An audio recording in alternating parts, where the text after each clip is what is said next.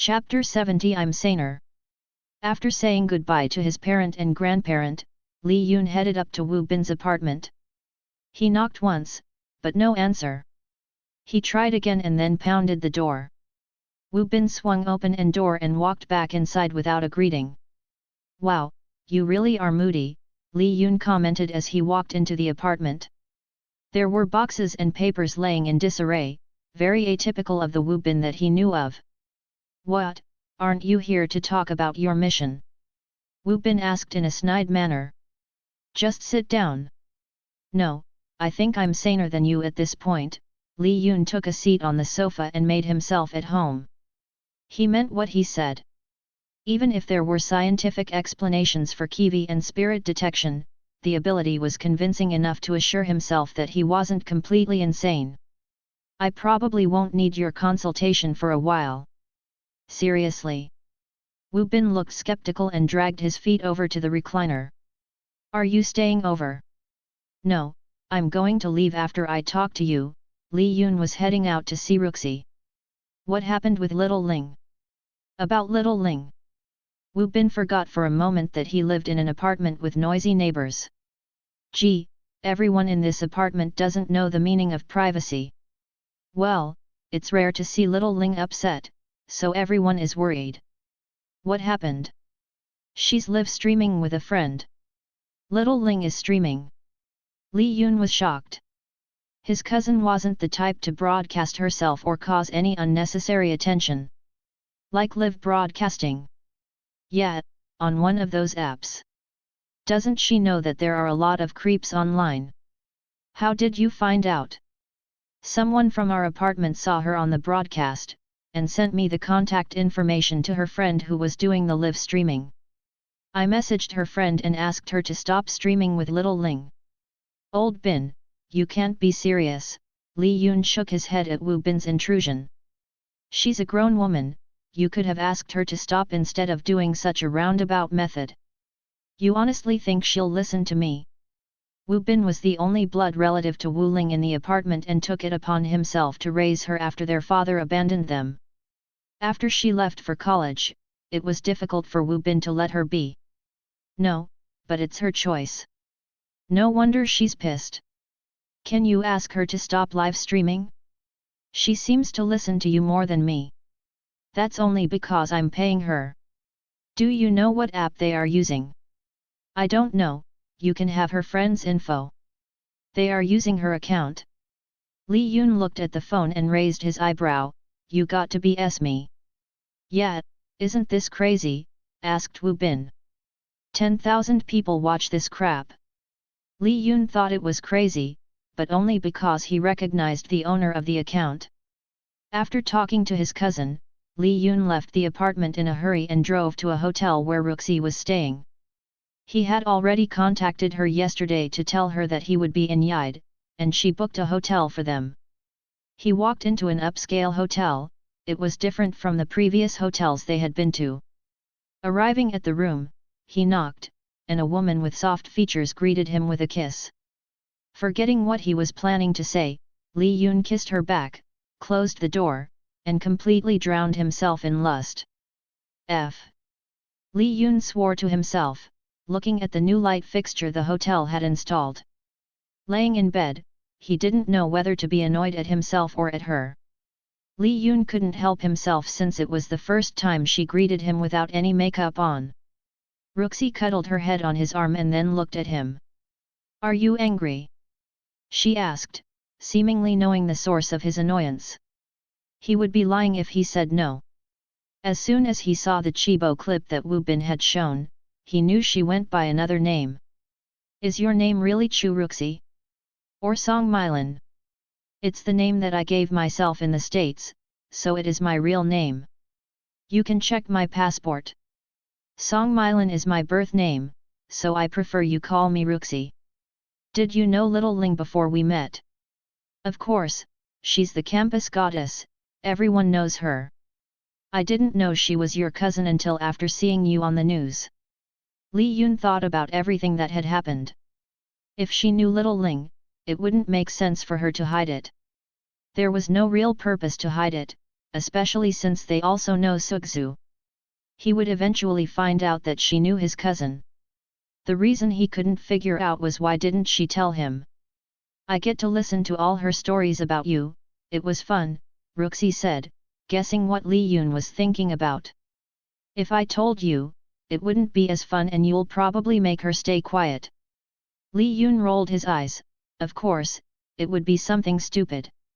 Sometimes the simplest reason, no matter how ridiculous, was the often truth. It was why the truth was harder to believe. Little Ling is upset with her brother, and why are you streaming? The reason for the broadcast is quite funny, I'll tell you later. But the point is, I only got Little Ling into streaming because of you.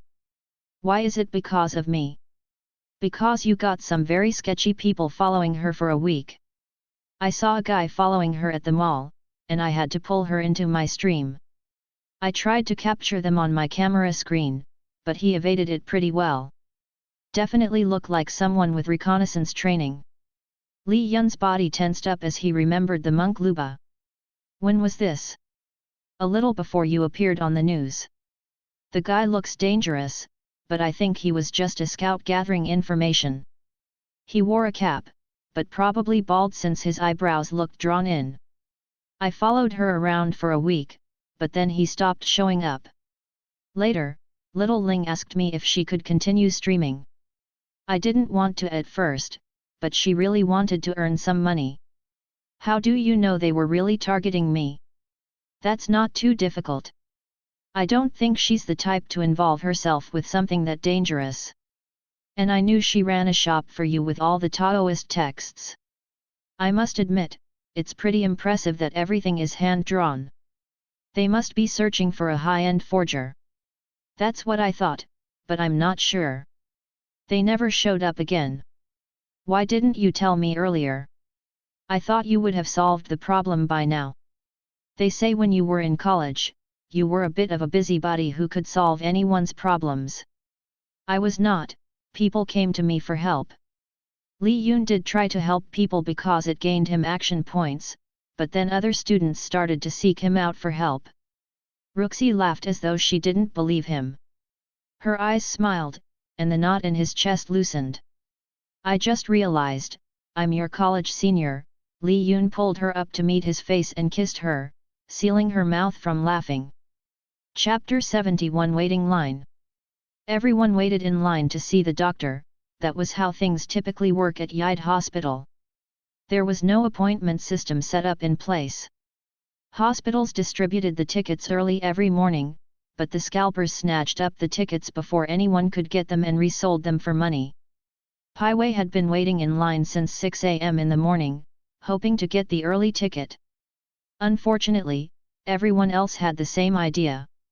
He looked at his phone, 2 p.m. The sudden realization of the time made his stomach growl. He had skipped lunch in order to stay in line as he was too poor to pay for the scalp ticket. Just 2 more people, he thought. There were 2 gentlemen waiting before the entrance to the doctor's office. He immediately called his wife to bring their mother inside. The elderly woman was too old to stand in the line, so she waited with his wife in the waiting room lobby. After his call, a woman suddenly rushed in front of him. You! Can't you see I was here first? Pai Wei cried out. Don't you understand the concept of ladies first? The woman cried back. I was in line, but I needed to go to the bathroom. You're a liar, I was standing in line all day and I didn't see you at all. The rest of the people waiting from behind were also upset and shouted at the woman. The security guards around the area ignored the scene and continued talking. It was just a typical day for them. They wouldn't get involved unless people start getting physical. Li Yun bypassed the waiting line and curiously looked at all the people waiting in line. There were 2 main systems in China to see a specialist. The first was a waiting line system where patients waited in line to get a ticket. After taking the ticket, the patient can consult with the doctor. The second and newer system was an appointment system where people would set up appointments on an app. One of the first directives Director Hong implemented when he took over Kinbei Hospital was to replace the wait line system with an appointment-based system to remove scalpers and the long lines. Li Yun thought most hospitals would start using the TB app to set up appointments, but it was not true for all hospitals. It seemed that there were special interests in Yide who preferred the antiquated way of seeing patients. Scalpers inflated pricing on tickets, but there was no way for them to get tickets unless they had insiders' help. The hospital and doctors were making under-the-table deals with the scalpers. As for Li Yun, he walked into the Yide hospital like he owned the place. It helped that he had his white coat on. If anyone asked, he was just a flying knife surgeon. He wore masks only in areas with cameras, which were usually at the entrances. After going inside, he could remove the mask in the hallway to look less suspicious but always put it back on near the checkpoints between the buildings. His purpose was there to see if he would be able to exorcise the spirits in the well by finding the doctor involved with the illegal organ harvesting case. Walking down the long corridor, he passed by a woman in a green dress escorting an elderly woman. Ah! A low but screeching scream from a man abruptly alerted everyone in the vicinity. Help! Another cry from a woman. From the open lobby area, Li Yun looked into a long corridor where there seems to be some disturbances. A woman in green abandoned the old woman and rushed ahead to the source of the scream. There was a mixture of people rushing in and out of the scene. A skinny doctor who looked frightened ran past the old lady, almost knocking her down if it wasn't for Li Yun reaching out to break her fall. Li Yun really wanted to knock the skinny doctor, but he made a beeline toward the exit. Li Yun's eyes sharply turned to a bulky man rushing toward him from the other side, or rather toward the exit. Li Yun could see traces of blood on a man's knife. He took out his white coat and swirled it around into a rope. As the running bulky man was within reaching distance, Li Yun wrapped the white rope around the man's arm and twisted. The knife fell to the ground. Ah! The man cried out, but before he could retaliate, his face was already smashed into the ground and his body secured down to the floor by a strong knee. Li Yun barked out commands to the security guards, who quickly piled on top of the man. Once the security guards cuffed the guy, Li Yun took back his white coat and ran toward the front. Several doctors had already arrived to look at the man, Pai Wei, who was stabbed once in the stomach and was bleeding heavily. The two doctors, a cardiologist and a general surgeon, checked the vitals and knife wound. They found it difficult to assess the abdominal trauma without any imaging. What happened? The cardiologist questioned the trembling nurse. A patient was meeting with Dr. Nan. He was upset that after waiting in line the doctor only spoke to him for 10 minutes, the nurse recited what had happened. Dr. Nan didn't have time and asked him to leave. The man refused, and he suddenly got irritated. I didn't know what to do. Calm down, the general surgeon said in placating tone. The nurse nodded and continued, he took out a knife, so Dr. Nan and I quickly left the room. The man followed, but instead of stabbing Dr. Nan, he missed and attacked this man. While she was explaining, the general surgeon applied pressure and made sure there was no more blood loss. Where's Dr. Nan? Asked the cardiologist. The nurse shook her head. The coward ran off without caring about his other staff. He had probably run off to the chief's office to hide out and complain about the patient. The nurse bitterly held back the remark, she knew better than to provoke the attending doctors. The gurney arrived within minutes after being rushed from the adjacent building. Are you a family member? The general surgeon asked the woman in a green dress. The woman was a bit shaken, but she nodded. We'll take him to the ER, you should come along. The woman nodded.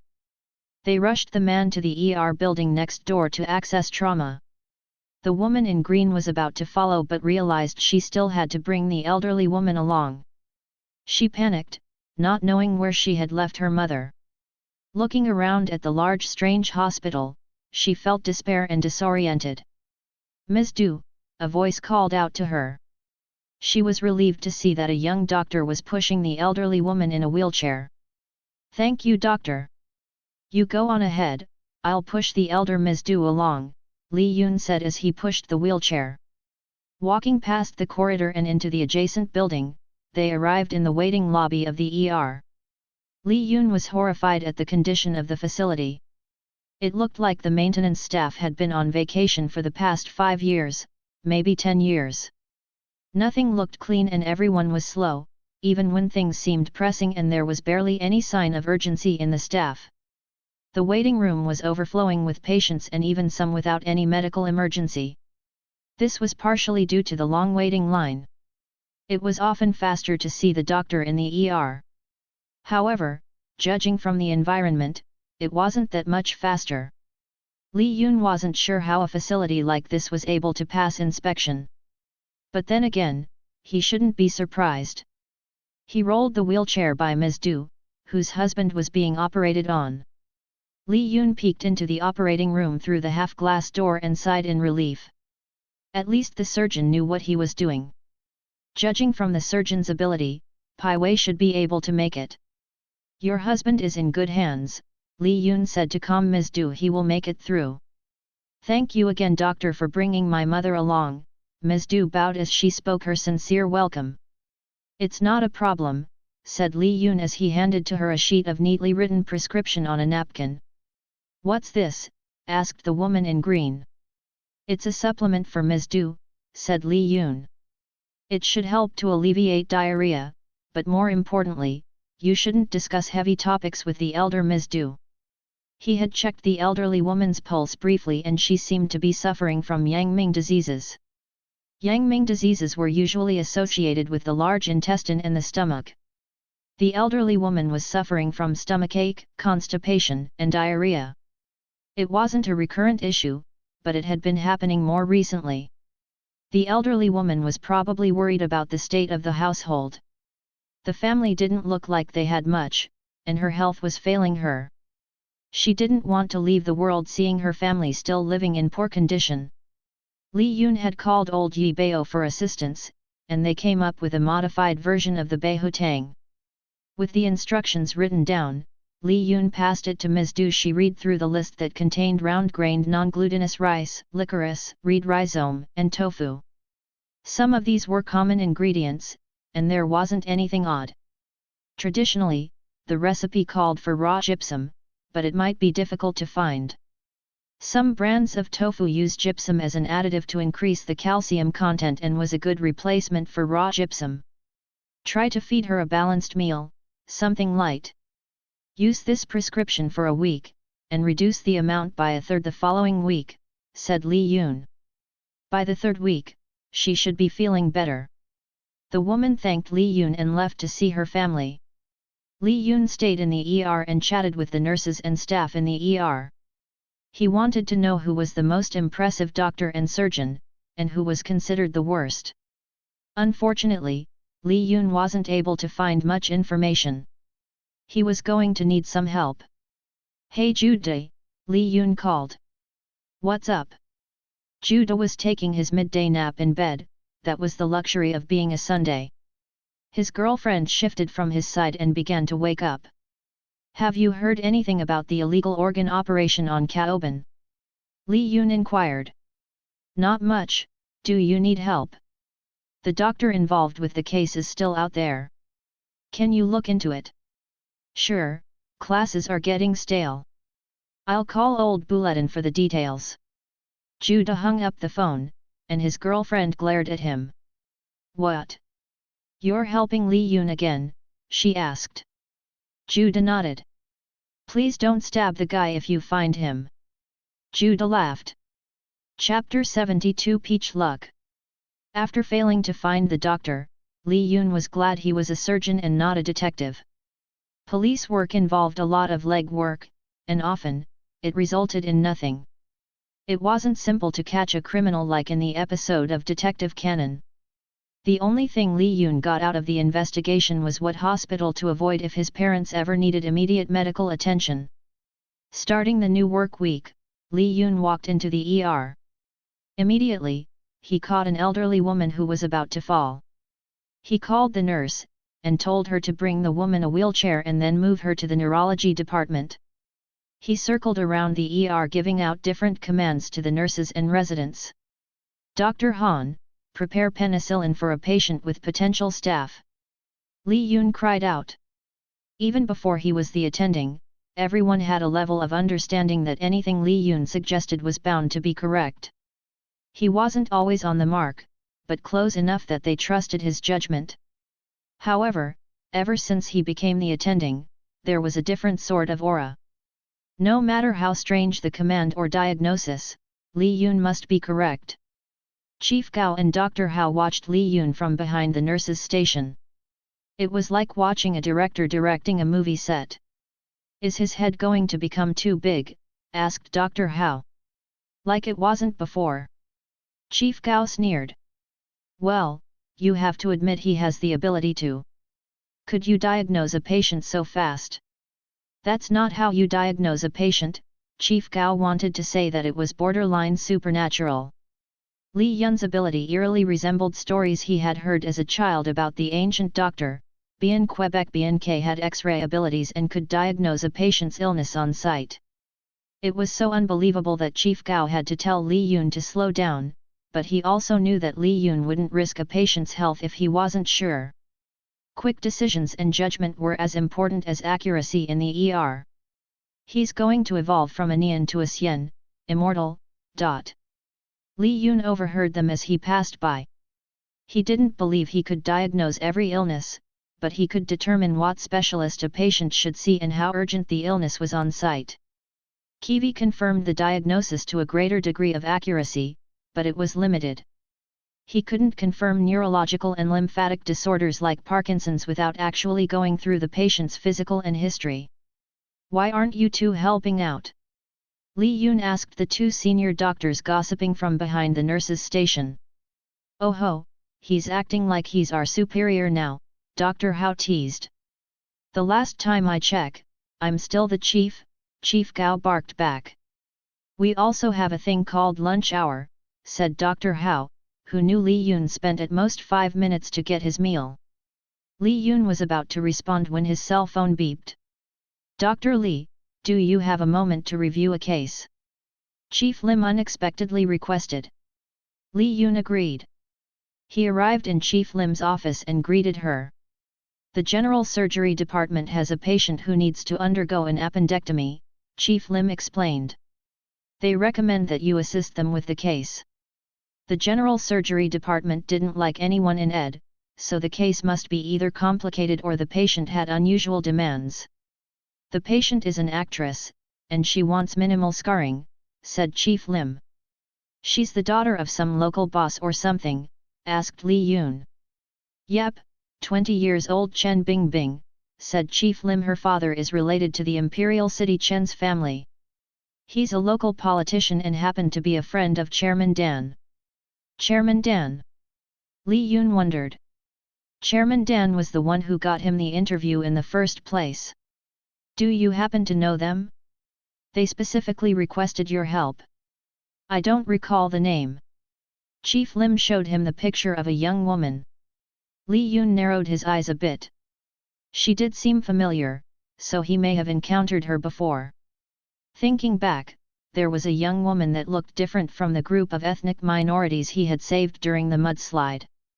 Everyone was drenched in rain and mud, so looking at a picture of an actress in full makeup didn't help him recognize her. He wasn't able to see her in the inpatient area at Binchu Hospital, so it was likely she was transferred to a different hospital. Her case is pretty simple, and all the doctors are fighting to handle her case, Chief Lim explained. However, Mr. Chen requested that you handle the case. He heard that you have an interesting ability and wondered if it was possible for you to operate using single-incision laparoscopic surgery, SILS. Li Yun thought it would be possible. Although he couldn't see the organs themselves, he could discern the location using the appendicular arteries. It was possible to insert a scissor and forceps into the belly button. He would not need a laparoscope with light and a camera, so the opening would be smaller. After Li Yun agreed, Dr. Lim set up the appointment time for Li Yun to see the patient the next morning. On the way, Li Yun dragged An Lu Chang along to the meeting. The reason? And Lu Chang was slightly good-looking. He was a good meat shield for any young and easily impressionable young lady. Why am I going? And Lu Chang asked as they walked to Dr. Lim's office. It's training, said Li Yun. You are to tell me what type of pulse she has and what type of person she is. But she's 20, how am I supposed to read someone who doesn't have wrinkles?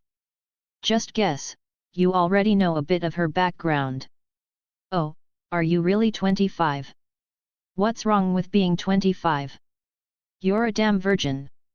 I don't believe in premarital sex. Is that just an excuse for not trying hard enough? Why do you sound like my mother? As much as the children would like to disagree, parents know a lot more about their children than the children know about themselves. Don't pretend to know more than your parents, it is one of the symptoms of 5th grade syndrome. And Lu Chang didn't respond and gave him a blank reaction.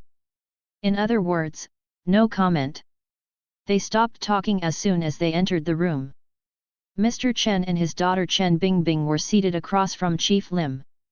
They all stood up when Li Yun entered. Li Yun wasn't used to the greeting, but he couldn't deny that his ego was a bit stoked. Dr. Li, it's great to finally get the chance to greet you, Mr. Chen greeted Li Yun with a strong handshake.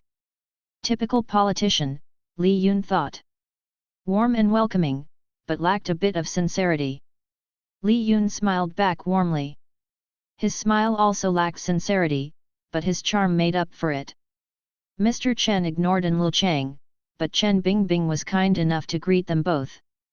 Li Yun could see why all the general surgeons were fighting to take her case. She was healthy, with only a minor inflammation in the appendix. In addition, saving her meant a potential favor from Mr. Chen. She was different from what he had originally thought. Although she was pretty, she didn't seem to be overly confident, seemed like a warm person, and had a natural supportive peach luck shen. He wondered if this was inborn, or if she had developed it after the mudslide. In Li Yun's group of friends, Bufu had what people called the seductive peach luck and Sugzu had a direct peach luck. His cousin Wu Ling had developed a sparkling peach luck. Dr. Li, we have met before last year, but I don't think you will remember me, she said. I remember, Li Yun responded. You were a volunteer. She nodded. I was helping at a local school. Li Yun wondered why a daughter of a politician would want to be an actress. Was it for influence? Celebrities could easily influence the masses. After explaining the procedure, everyone agreed and scheduled the operation for Friday morning. What do you think of her? Li Yun asked An Lu Chang as they walked back to the ER. Is her aura what they called peach luck? Asked An Lu Chang. Li Yun nodded. Usually people have some degree of peach luck, but there are people who radiate it from their very being that draws people to them, said Li Yun. It's a type of charm. Ah, I see, is that why you also have all 5 types of peach luck? Li Yun nodded, he wasn't born with it. He had accumulated them after a bit of understanding and training of Shen and its connection to face reading. People with supportive peach luck gave out a warm and caring aura. A doctor would benefit from this type of aura as it would help a patient heal faster. People with dreamy peach luck have a spiritual and sensitive aura. It was an aura suited for artists. People with seductive peach luck have a mysterious and sensual aura. Although the aura wasn't about sex appeal, the mysterious aura had the ability to attract a lot of people. People with direct peak luck are usually intense and strong-willed. A great aura for people in business. People with sparkling peach luck have a fun and playful aura. Everyone naturally wants to be around a bright and happy person. Can you guess what her peach luck is? I'm going to guess the supportive peach type. But it's unusual since she wants to be an actress. An Lu Chang suddenly thought of something.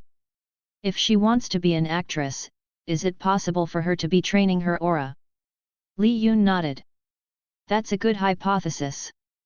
Actors and actresses who understand how to manipulate their shen are likely to be better at acting. It's possible that she has a very good acting coach. So you think she's acting? What do you think? And Lu Chang was lost in thought. He wasn't sure if Chen Bingbing was genuine or acting. Not that, do you think she's pretty or cute? And Lu Chang stared blankly at Li Yun. Why should I care? Chapter 73 House Hunting. Li Yun and Lu Chang performed the surgery on Chen Bingbing with Chief Lim on Friday. It was an easy procedure, but anyone who had watched the video would disagree. Li Yun inserted the endocutter and camera into the special single incision port already inserted on the belly button. He had practiced with just the endocutter, but he was not confident that he would be able to navigate into the abdominal cavity. It was like a temporary blind patient using the cane for the first time. It was possible, but not easy. With Kiwi and the camera view of his endocutter, he located the appendix with ease. He clamped onto the appendix, leaving only the tiniest vessel to track the location and to hold it into place. He clamped the endocutter onto the specimen, using it like a forceps, and pulled the specimen out of the belly button. It was the first time Chief Lim had an astonished look on her face, but it was hidden behind the mask. The kid was terrifying. The camera angle looking to the appendix was obstructed, but he looked unconcerned, and he wasn't even fazed at the potential of cutting the wrong anatomy. Typically, there would be 3 laparoscopes, one with the endocutter to cut and staple the specimen, a forceps to remove the specimen, and a camera to view the site. A 4th scope was often needed if the surgeon couldn't see where to make the proper cut. However, Li Yun only needed 2 tools, reducing the size of the incision. After the surgery, Chen Bingbing was cleared for discharge and was allowed to leave with her father. Mr. Chen wanted to give Li Yun and Lu Chang red envelopes, but they both naturally declined. Dr. Li, Dr. An, is it possible to invite you both for dinner? Chen Bingbing asked before leaving. It was not uncommon for patients to invite doctors out for dinner. And Lu Chang said no immediately. Li Yun wondered if Lu Chang was an idiot. I will have to decline the offer, I am driving back home for the weekend, Li Yun explained. My girlfriend and I are house hunting. Ah, I see, then I will try to invite you another time when you're free, Chen Bingbing said as she left with her father. You have a girlfriend, or did you just lie to avoid a dinner date? Asked Lu Chang. Why did you say no? Asked Li Yun. She could have taught you how to be more tactful. Lu Chang rolled his eyes. You were using me as a meat shield. And you are a poor one. I should have brought Lui Jing, or even Yang Kong. You have a girlfriend then, considering you're worried about having a beautiful woman interested in you. She's really not my type. Li Yun thought that Chen Bingbing was genuine, but he also thought she suffered from white knight syndrome. Once the novelty wore off, a relationship with no common ground would break apart. Whether he was in a relationship or not, he would never consider dating her. There was also a problem with her being a Chen. Even for a branch family, they still have powerful connections. Mr. Chen probably did Li Yun a favor after saving his daughter. However, they made no contact with him, so it meant he had little use for them back then. After he operated on Governor Ping's father with unusual methods, people were starting to see his potential uses. He didn't like the idea of being used. You didn't answer my question, Lu Chang remarked. Your avoidance suggests that you do have a girlfriend. Li Yun regretted teaching this guy face reading. He wanted to warn Lu Chang about mentioning, but he wasn't sure of Lu Chang's response. He stopped himself from saying anything. Lu Chang rarely said anything in the group chat.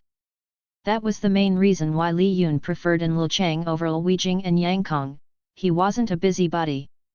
He was surprised Sugzu hadn't mentioned anything either, but he bet it was because Ruxi had asked her. I never said I didn't have a girlfriend, Li Yun rebutted. Are you really house hunting? Asked Lu Chang. No, just checking real estate pricing. Li Yun was going with Ruxi to look at different houses, but they were all haunted houses. You have a very perverse sense of taste, Ruxi said as she showed him the 3rd house in a rural area. Li Yun wondered if she meant his reason for dating her or the choice of houses, probably the houses. They had toured 2 houses already. In both instances, Li Yun had felt the chilling atmosphere, but the vibration was very weak and he wasn't able to gather any information from it. The 3rd house they visited belonged to a couple who was murdered by an intruder. It was another of one of the unsolved cases. The house had been abandoned for quite some time, and since it was in the rural area, no one was interested in buying it. Walking into the entrance, the eerie chill seeped into Li Yun's spine, causing him to shiver. He had chosen not to wear the leiting in order to better sense the yin spirits. Li Yun looked around the house. It wasn't a very large house, but it was the biggest one in the area. The dark curtains had blocked any light from entering, and the lights weren't working due to the power being cut off a long time ago. The darkness made the house seem bigger than it actually was. Li Yun pulled open one of the curtains, pouring light into the living space, which had white clothes and cobwebs covering all the furniture and corners of the room. The sound of tapping creatures scattered from the ceiling above as soon as light appeared, echoing throughout the room. A mouse with glowing eyes peered down from above the wooden stairs. Li Yun looked at Ruxi to see if she was okay. The woman looked like she was bored. "Is your next mission ghost hunting?" asked Ruxi. "Mission?" Li Yun thought. She was sharp, but he bet it was likely his cousin blabbing on about his childhood stories. Dating a relative's friend was a bad idea. "You can't sense the chill in the room?" Li Yun asked instead of answering her. "No, why?" Li Yun wondered if Ruxi was like the owner of the Caoban's herbal shop, Pao Lai, who didn't believe in ghosts and spirits. The dark vibration didn't have any effect on her. He looked up the stairs and activated spirit detection. There was a slight vibration from above. As they walked up the stairs, the chilling aura grew stronger with every step on the creaking treads. The chill felt stronger than the well. Was it because the people in the well knew that they might die and they felt less grudge? From the top landing, Li Yun paused and looked down the hallway. The 3rd furthest door entering the bedroom was the source of the dark vibe. Li Yun felt uncomfortable looking at the room. In the meanwhile, Ruxi continued walking down the hallway and peeked into the first room, a decent-size bathroom that worked well for the haunted house atmosphere. "This actually doesn't look bad with proper lighting and paint," Ruxi remarked. She continued to the next door, which led to a small linen closet. As she was about to open the door leading into the bedroom, Li Yun grabbed her and pulled her back. What's wrong?" Ruxi asked, seeing that Li Yun was more tense than usual. "I didn't get a close look at you today," Li Yun joked as he hugged her closer. She had a short bob and colorful clothing on, radiating a sparkling peach charm which was in stark contrast with the grey darkness of the hallway. Li Yun resisted the urge to kiss her. "How do you manipulate your aura?" "It's a natural talent." It was an extremely difficult talent to cultivate. Chen Bingbing had to volunteer in order to cultivate a supportive aura, but even then, it couldn't suppress her direct aura. Li Yun could suppress his aura, but he couldn't switch it by will unless he readied his mind to be in character. Much like a method actor, he needed to create a character and it took some time before his aura changed. Li Yun wanted to know if she had other talents but prevented himself from prying. He released her and walked in front to open the door to the bedroom. A strong vibration smashed against Li Yun's body, clunk. Clunk. Yun. Ruxi cried out, bending down to reach for Li Yun as he collapsed onto the floor. The hard crashing sound of his knees onto the floor frightened her. She had reached out just in time before his body collapsed, but he was much heavier than her. Ruxi lowered his body flat on the floor and felt his wrist. No pulse. Yun. Ruxi cried out again, nudging him to wake up. His face paled and his body perspired in a cold sweat. She placed her head to his chest, still no beat. "Calm down, think back to the swimming lesson." As she placed her hand on his chest, a hand wrapped over hers. She looked up to see that Li Yun was awake. "Ruxi, I'm fine." Li Yun slowly got up and looked at Ruxi, who was about to tear up. "So you do get scared?" She wanted to slap him, but considering he had just collapsed, she butted her head on his shoulder. "Sorry," Li Yun whispered into her ears and hugged her tightly. Ruxi felt his hands shivering on her back and waist. She knitted her eyebrows together. "Are you okay?" "Yeah, let's get out of here." Chapter 74 Memories.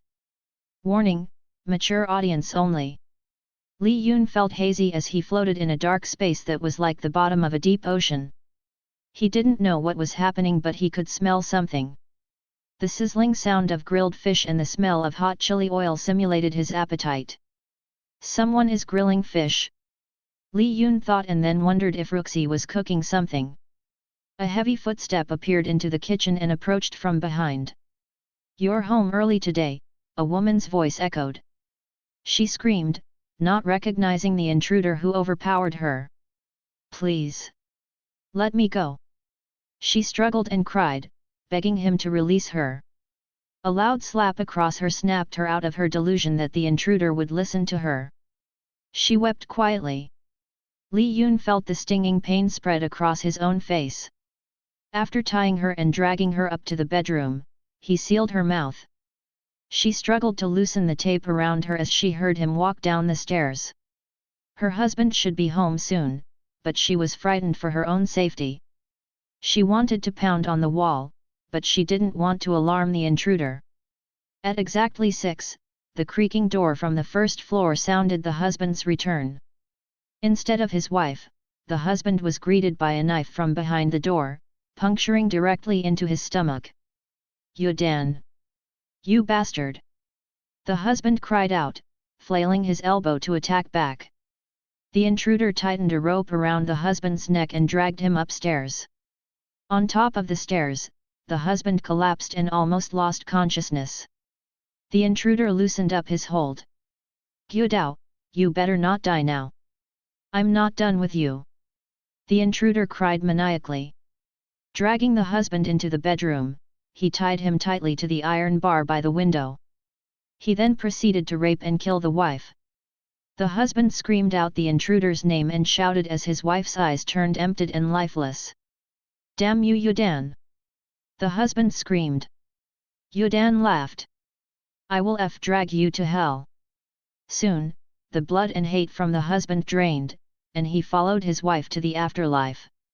The little baby inside the womb was the last to breathe, and at that moment, Li Yun's heart beat again.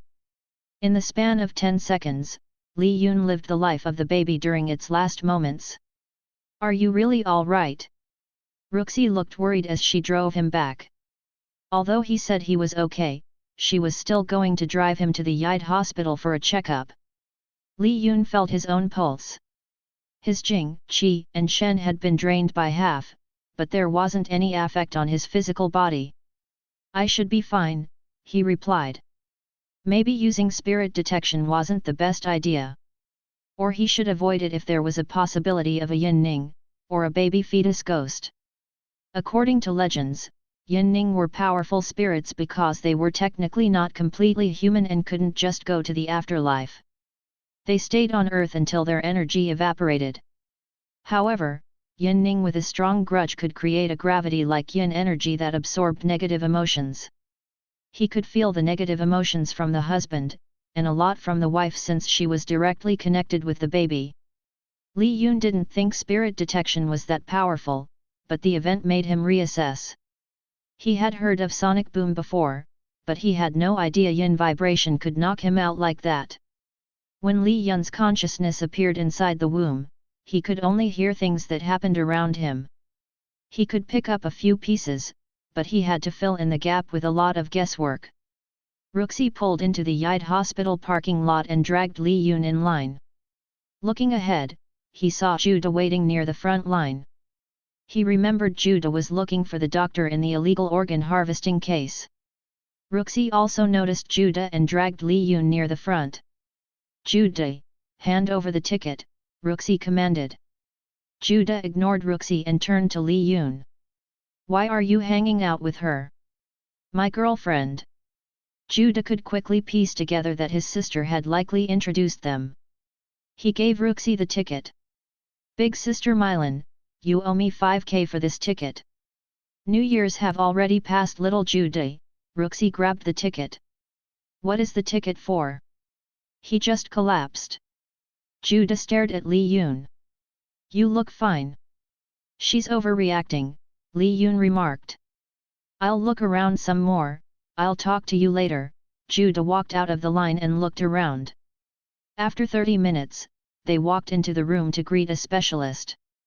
Dr. Ming examined Li Yun while asking some questions. Have we met? Dr. Ming asked. Li Yun remembered he was the cardiologist who helped the patient named Pai Wei last week. I don't think so, Li Yun responded. Everything looks fine so far. What were you doing when you collapsed? Asked Dr. Ming. Well, my girlfriend and I like to seek a bit of thrill, so we went to a haunted house, Li Yun replied. I got scared and that's how it is. Rooksy rolled her eyes and almost looked embarrassed to be in the same room as him. I see, Dr. Ming chuckled off the awkward atmosphere. The heart can't handle a lot of thrill. You're still young, so it's understandable. After 10 minutes, their time was up. I can't believe you told him that, I thought you would be less shameless, Rooksy said as they walked around the hospital. It's the truth, I don't lie to doctors. Really? Rooksy held onto his hand with hers and felt the warmth. It wasn't shaking like before and the sound of his pulse was calm. She smiled and rested her head on his arm. It's good that you're fine. He squeezed her hand to reassure her, and they walked a little further toward the lobby area. Do you know why Judah is here?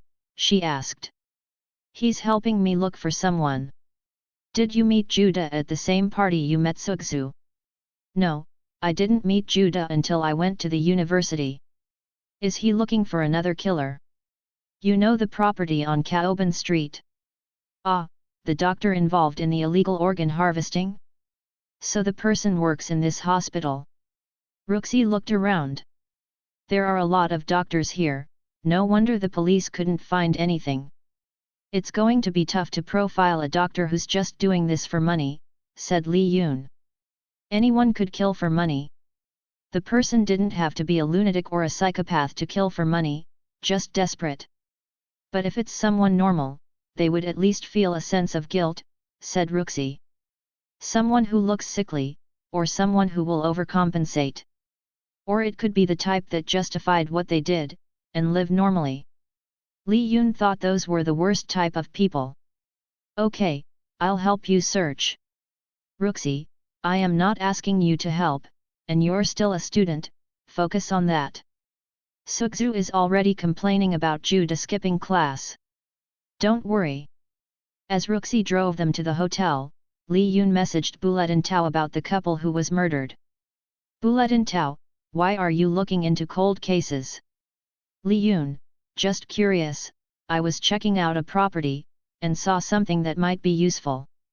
Bulletin Tao, it's a case from 8 years ago, so I don't know much about it either. Da Yun, can you find any connection between Mr. Jia and a man named Yu Dan? Li Yun heard the shouting from the husband numerous times that it was a name that was difficult to forget. Bulletin Tao, okay, I'll take a look. Chapter 75 Club. The ticket number lit up on the wall. Rooksy saw the number and dragged Li Yun into the room where the nurse performed a quick physical and took a blood sample. After another 30 minutes, they went into an office to greet a specialist. Dr. Ming examined Li Yun while asking some questions. Have we met? Dr. Ming asked. Li Yun remembered he was the cardiologist who helped the patient named Pai Wei last week. I don't think so, Li Yun responded. Everything looks fine so far, what were you doing when you collapsed? Asked Dr. Ming. Well, my girlfriend and I like to seek a bit of thrill, so we went to a haunted house, Li Yun replied. I got scared and that's how it is. Rooksy rolled her eyes and almost looked embarrassed to be in the same room as him. I see, Dr. Ming chuckled off the awkward atmosphere. The heart can't handle a lot of thrill. You're still young, so it's understandable. After 10 minutes, their time was up. I can't believe you told him that, I thought you would be less shameless, Ruxi said as they walked around the hospital. It's the truth, I don't lie to doctors. Really? Ruxi held onto his hand with hers and felt the warmth. It wasn't shaking like before and the sound of his pulse was calm. She smiled and rested her head on his arm. It's good that you're fine. He squeezed her hand to reassure her, and they walked a little further toward the lobby area. Do you know why Judah is here? She asked. He's helping me look for someone.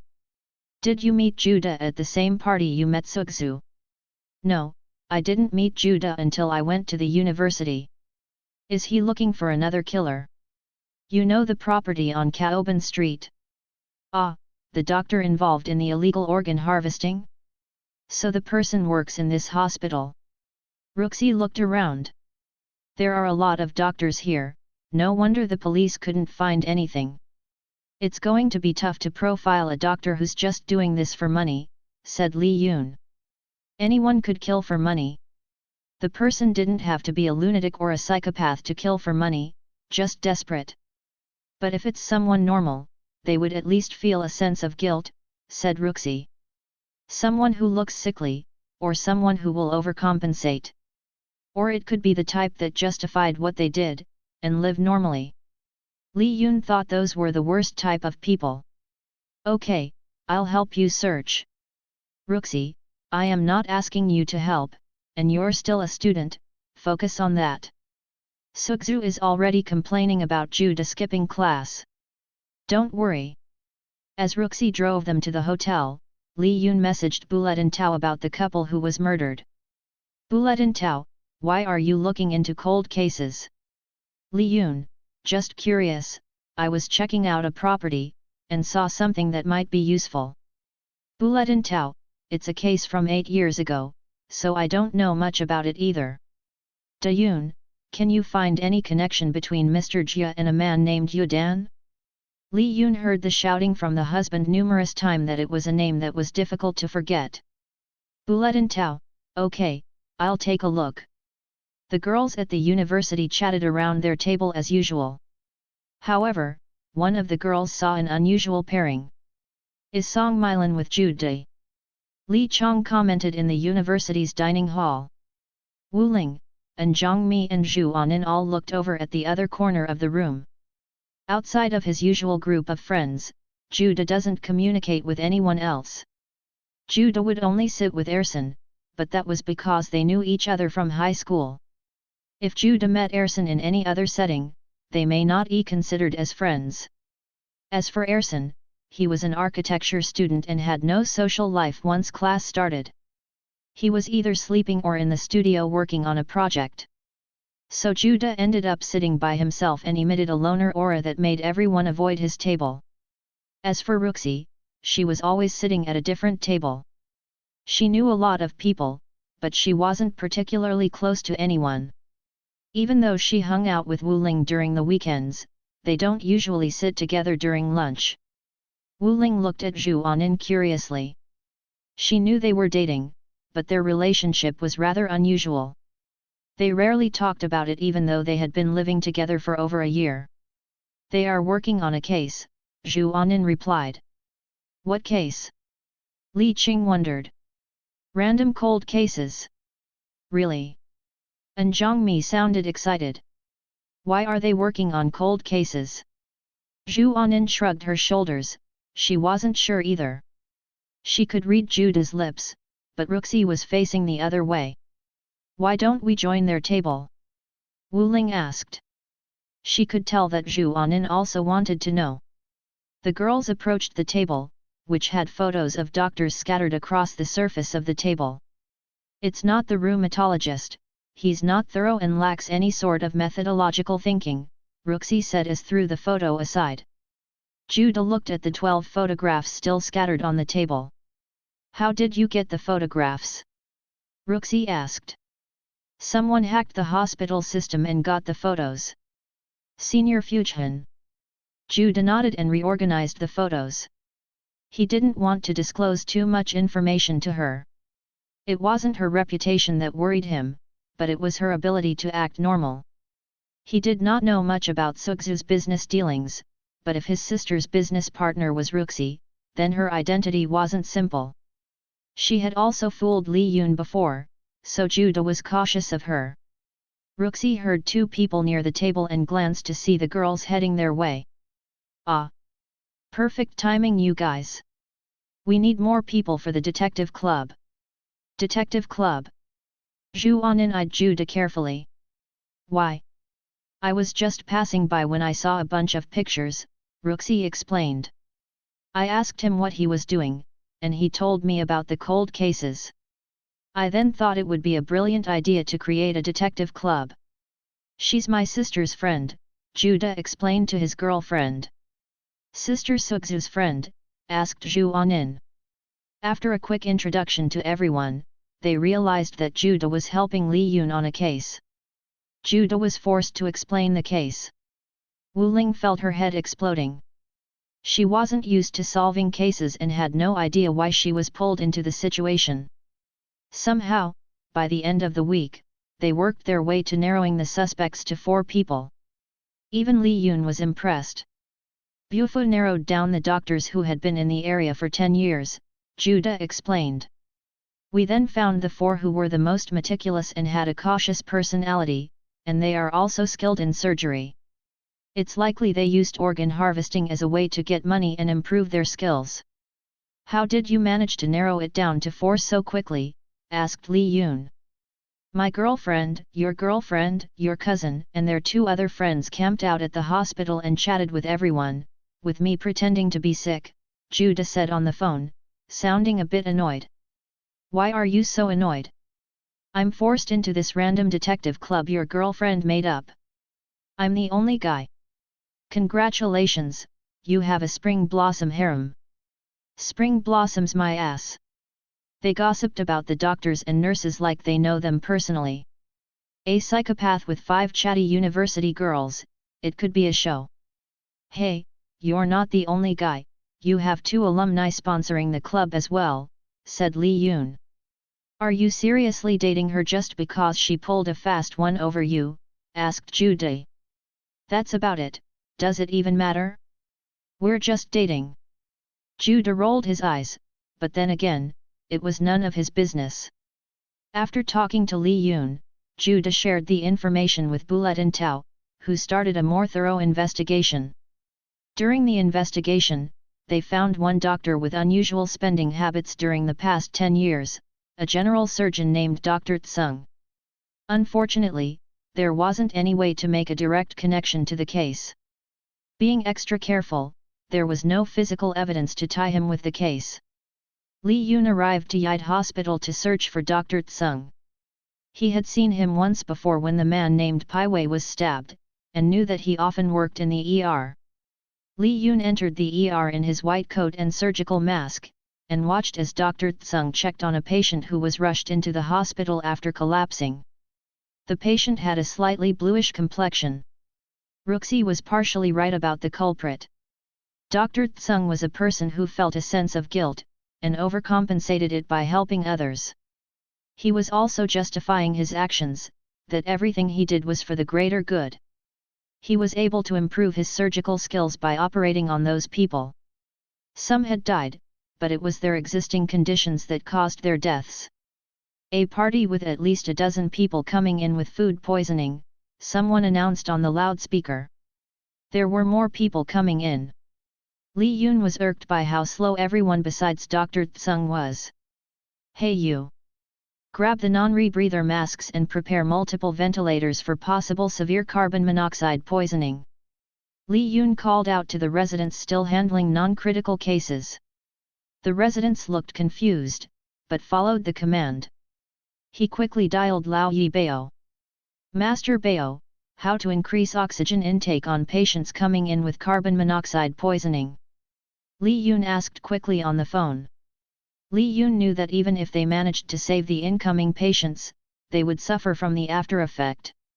A good portion of people who had suffered from acute carbon monoxide poisoning will have other types of problems in the next 10 years if not treated properly.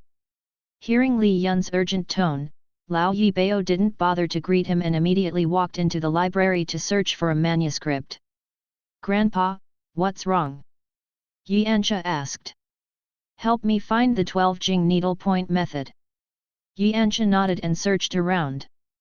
They found the document within minutes, and Lao Yibao explained to Li Yun the technique for every case they encountered. "It's going to involve some proper breathing if the patient is conscious," Lao Yibao explained. Li Yun inserted the first set of needles on a patient, and asked the nurse for more needles. Although the nurse had never seen him before, he wore a white coat and had an authoritative tone. She felt like she would be fired if she didn't listen and immediately went to get more acupuncture needles. Once Li Yun got more needles, he inserted them in as many patients as possible and told the patients to breathe in deeply with their nose and then breathe out slowly from their mouth. The patients followed the instructions as they breathed in and out of the oxygen mask. By allowing the body to receive more oxygen, it reduced the amount of carbon monoxide in the body. It was the basic treatment for carbon monoxide poisoning. However, with acupuncture treatment, hopefully it will reduce the problems the patients might encounter in the future. In the case of a condition of depletion and if the movement in the vessels is fine, the disease will be maintained for a long time. If the movement is massive and rough, it is a painful blockage illness. Ling Shu. Chapter 76 Guilt. Li Yun entered the ER in his white coat and surgical mask. He spotted Dr. Tseng checking on a patient who was rushed into the hospital after collapsing. Dr. Tseng tilted the patient head, which had a slightly bluish complexion. "A party with at least a dozen people coming in with food poisoning," someone announced on the loudspeaker. There were more people coming in. Dr. Tseng ran along the ER to check everyone with similar symptoms together. If Dr. Tseng was the so-called Dr. Jack, then Ruxi was partially right about the profile. Dr. Tseng was a person who felt a sense of guilt and overcompensated it by helping others. Nevertheless, he also justified his actions by convincing himself that everything he did was for the greater good. He was able to improve his surgical skills by operating on those people.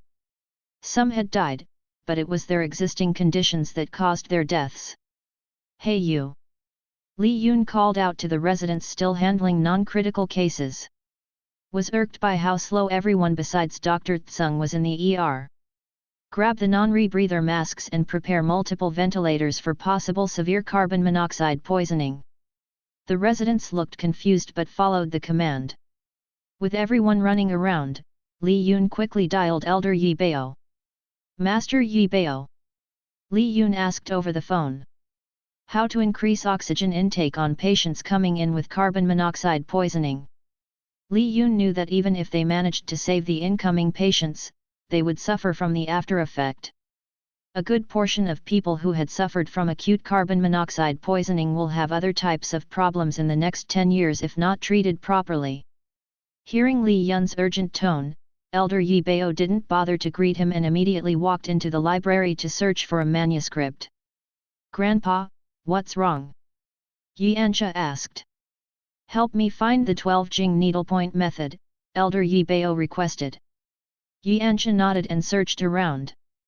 They found the document within minutes, and Elder Yibao explained to Li Yun the technique for every case they encountered. "It's going to involve some proper breathing if the patient is conscious," Elder Yibao explained. Li Yun inserted the first set of needles on a patient and asked the nurse for more needles. Although the nurse had never seen him before, he wore a white coat and had an authoritative tone. She felt like she would be fired if she didn't listen and immediately went to get more acupuncture needles.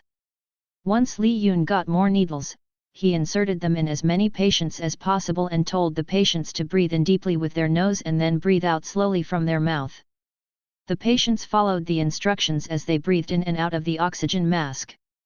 By allowing the body to receive more oxygen, it reduced the amount of carbon monoxide in the body. It was the basic treatment for carbon monoxide poisoning. However, Li Yun's acupuncture treatment should reduce the problems the patients might encounter in the future. In the case of a condition of depletion and if the movement in the vessels is fine, the disease will be maintained for a long time. If the movement is massive and rough, it is a painful blockage illness. Ling Shu. After a tireless evening of putting people in ventilators, Dr. Tsung asked the nurse about the strange doctor giving out commands in the ER and performing acupuncture. Do we have a new doctor starting today? I'm not sure, but the ER is running smoothly today, the nurse replied. Some of the residents called him Dr. Jack. Is he a doctor returning from out of the country? Dr. Tsang's face darkened behind his mask and looked toward the mysterious doctor who was already leaving the scene. He wanted to follow, but the nurse had already pulled him to see another patient. In the meanwhile, Li Yun walked toward Ruxi's car waiting in the parking garage. So, did you find out anything about Dr. Tsung? Asked Ruxi. There's a problem. Li Yun sat in the car and buckled his seatbelt. What problem? Ruxi examined his wretched and disheveled state. She wondered if he got himself involved in the emergency cases involving all the ambulances that were rushing in. Did you have your mask? Well, I have my mask, but I'm not that concerned about being sued. It's just not the best time to talk to Dr. Tsung at the moment. Ruxi nodded and drove them back to their hotel. You don't think Dr. Tsung intentionally harmed any of those people? Ruxi asked. That's why I'm having a tough time, Li Yun mumbled. The doctor was likely desperate for money when he first began. Although it was an illegal operation, all the victims knew the risks involved. They died and Dr. Tsung covered it up. If Dr. Tsung didn't feel a bit of remorse, Li Yun wouldn't feel so conflicted. Because of that experience, Dr. Tsung came out of it as a better doctor who was dedicated to saving people. A big portion of that was because of guilt and wanting to atone for his sins. Whether he worked himself to death or atoned in prison, Li Yun was more willing to let him work himself to death. Wu Ling just messaged me, Ruxi said. They talked to some of the victims' neighbors and believed that the victims' families had all received a suitcase of cash. The family never mentioned it, but they likely kept it a secret for tax purposes. Li Yun nodded. Well, you don't have to worry about it too much, it's not like anyone has enough evidence to put him in jail, Ruxi consoled.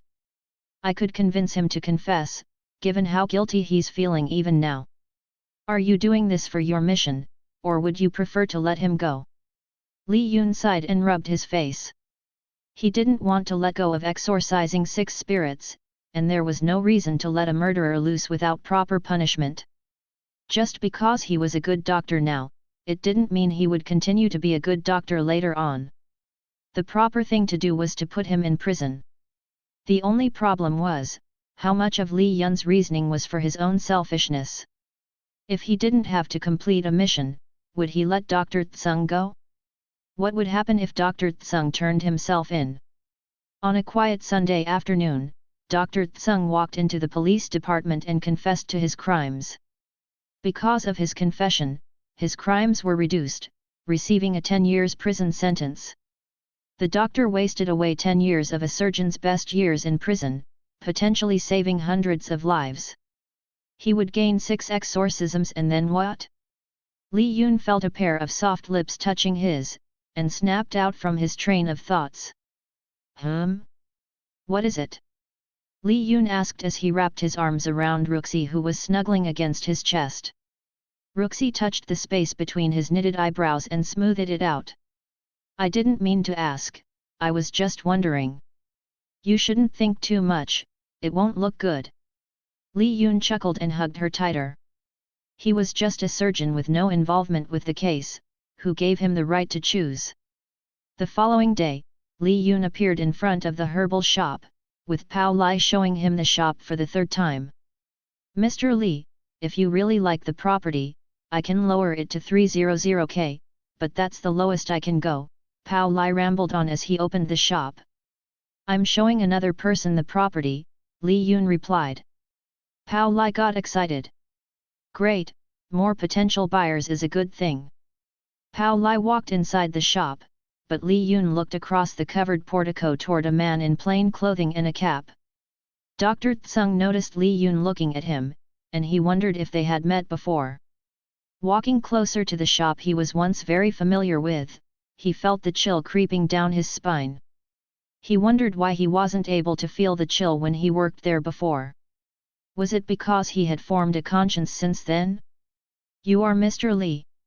Dr. Tsung asked as they were mere meters apart. "Dr. Tsung, you made it," Li Yun had messaged the doctor to meet at the herbal shop. "How did you know I would show up?" "Because it sucks being a good person," Li Yun walked inside the shop ahead of Dr. Tsung. Dr. Tsung snorted bitterly, wondering why he was stupid enough to follow. It could be a trap by the police. He watched Li Yun enter the herbal shop and followed. He walked past the main courtyard but paused looking at the inside of the back area where he had performed the operation. The operations were simple: remove the organs and suture. Unfortunately, the lack of proper equipment didn't allow for an easy operation. Some patients died. Dr. Tsung could only reason with himself that they were already in poor health and drug addicts. Dr. Tsung snapped out of his thoughts and continued following Li Yun to the rear courtyard.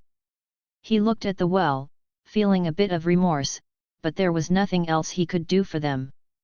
Their families had received the money that they would have received, why did he have to feel guilty anymore? "Well, it's good that you feel guilty, otherwise, you wouldn't be standing here," Li Yun mumbled, staring at the dark vibration coming from the well. He wondered how the spirits would react with the culprit standing in front of them. Surprisingly, the dark vibration didn't become chaotic. Rather, the vibration was slowly drawn toward Dr. Tsung, encircling him and entering his body. Li Yun quickly grabbed a hold of Dr. Tsang's pulse. His meridian was slowly becoming chaotic. Suddenly, Dr. Tsung dropped to his knees and cried, "Sorry." The yin energy continued to enter the doctor until nothing was left in the well. Standing next to Dr. Tsung, Li Yun lowered his hand and touched his forehead. The doctor's physical condition seemed fine, but Li Yun was curious to see what had happened to the Danshan. There was a chaotic sea of darkness inside the man. Li Yun had all sorts of theories, but nothing was conclusive. Next mission: exorcise 100 spirits. 23/100. +6.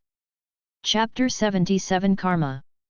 "Guiying, you have to be reasonable, there isn't a way to save little Yan unless we move him," Xia Hong pleaded, but he felt like he was wasting his breath. He had been arguing with his daughter for quite some time regarding the best treatment for his grandson. "I disagree, we have the best facility in Imperial City, there is no reason to fly to the States for the surgery." The young mistress Xia Guiying disagreed with the plan to move her son. "We can hire the best doctors and bring them here. We have already discussed this, no one is willing to operate on little Yan with his conditions." "Sister, listen to father, this is for the best," said another woman in the room. "Shut up, this isn't your son we are talking about, Xia Guiying only had one son, and she would do anything to save him." "Xia Guiying, don't talk to my wife like that," Xia Lihao barked back. The once quiet room quickly turned into a screaming match. Although they were both siblings, Xia Guiying was from the first marriage and Xia Lihao was from the second marriage. They grew up in separate villas and raised by their respective mothers, they were no better than strangers. "Quiet," a voice, neither loud nor hasty, emerged from the hallway, silencing everyone in the room. Xia Yang walked into the room with assistance from his personal secretary.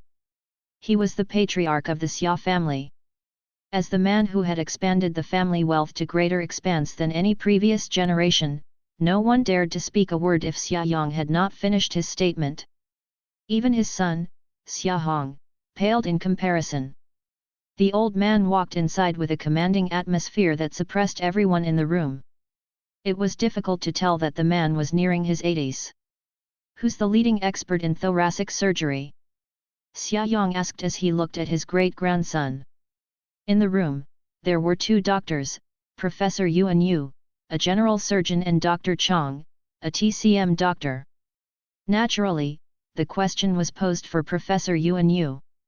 Professor Xiao Shan from Magic City and Professor Ma Zong from Imperial City, Professor Yuan Yu replied. "What is their response?" asked Xia Yang. They both believe a TAVR is only a temporary fix and there may be complications in the future, but they would like to see the patient first before making a final recommendation. Are they both coming here?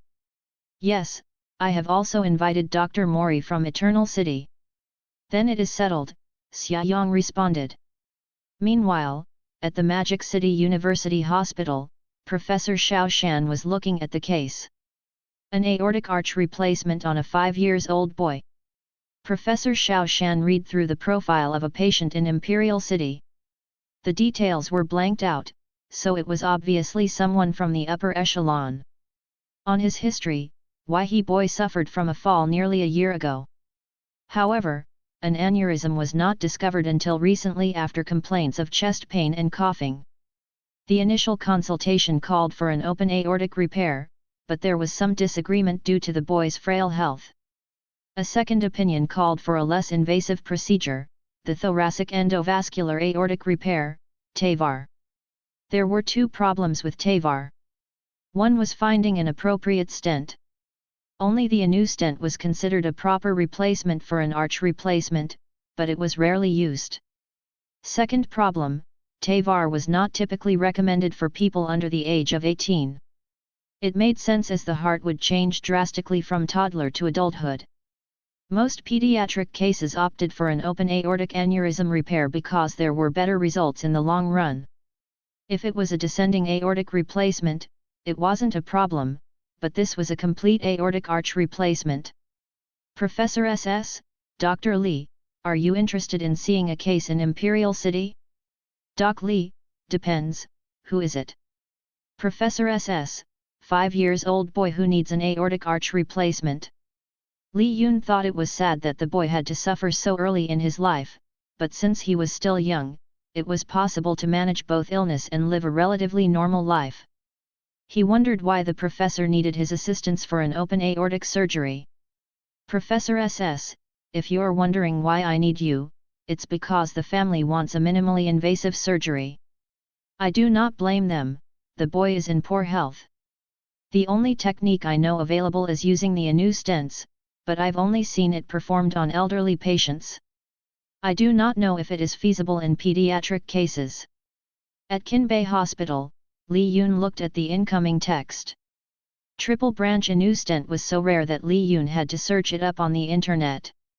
After reading the case, Li Yun agreed that Professor Xiao Shan was really in a bind. Even if Li Yun successfully installs it, there will be complications in the future. A regular aortic stent was not approved by the state's FDA for pediatric use, much less the more complex triple branch version. Credit, Tazaki, J, MD, ETL. Li Yun decided to check out the little boy the following week. It helped that Professor Xiao Shan was willing to pay for the trip and medical expenses. Although, it was probably the patient's family who was paying for the added expenses. At around noon, Bulletin Tao gave him a call. What happened with the organ harvesting case? Bulletin Tao wondered. It's pretty much settled, Li Yun replied. Meaning? I couldn't get him to confess, so that's it. Should I bring him in for interrogation? Sure, up to you, but I'm going to be pretty busy. I'm heading to Imperial City for a week. Aw damn it you punk, Bulletin Tao figured out from Li Yun's tone that he was letting go of the case. You're just going to let him go. I think he's going to suffer a bit more, but it's up to karma to decide. I thought Taoists don't believe in karma. It's a metaphor. Li Yun thought karma sounded better than yin spirits. When Li Yun left Caoban Street, he had asked Dr. Tsung about the informant who had died. He was missing a kidney and a part of his liver. The original contract only stated the kidney. It was the reason why the prosecutor started the investigation. The informant. Dr. Tsung thought back, it was one of the last people he had operated on. He had originally wanted to sell his liver, but we told him he couldn't because of the cancer cells. He had cancer. Li Yun thought most patients would sell their organs to the black market if they were dying. He was sick and knew he was dying. He didn't go to the hospital because he didn't want to pay for it. When I told him, he asked me to cut it off. Thinking back, I shouldn't have agreed. Dr. Tsung. Li Yun spoke as Dr. Tsung was about to leave. Dr. Tsung wondered if there were police already waiting for him. He had decided that if they weren't waiting for him at the entrance of Kaoban, he would turn himself in. He was tired. Your punishment is better served in the hospital, Li Yun said. You think so? Dr. Tsung placed both hands in his pocket. You're not here to address me. I represent the victims, not the police. It's not my call, but there are spirits who think having you in prison is a waste. Li Yun wasn't sure what the Yin spirits were thinking, but if they were exorcised, it meant that their souls were resting in a better place. Dr. Tsung nodded, and left. Since there was nothing left in the well, Li Yun also decided to leave. Oh hey, are you going to buy this place or not? Pao Lai asked. He was confused by their conversations, but it didn't matter to him. He just wanted to sell the place. 250k, if you agree, give me a call, Li Yun replied as he walked away. Chapter 78 Workaholic.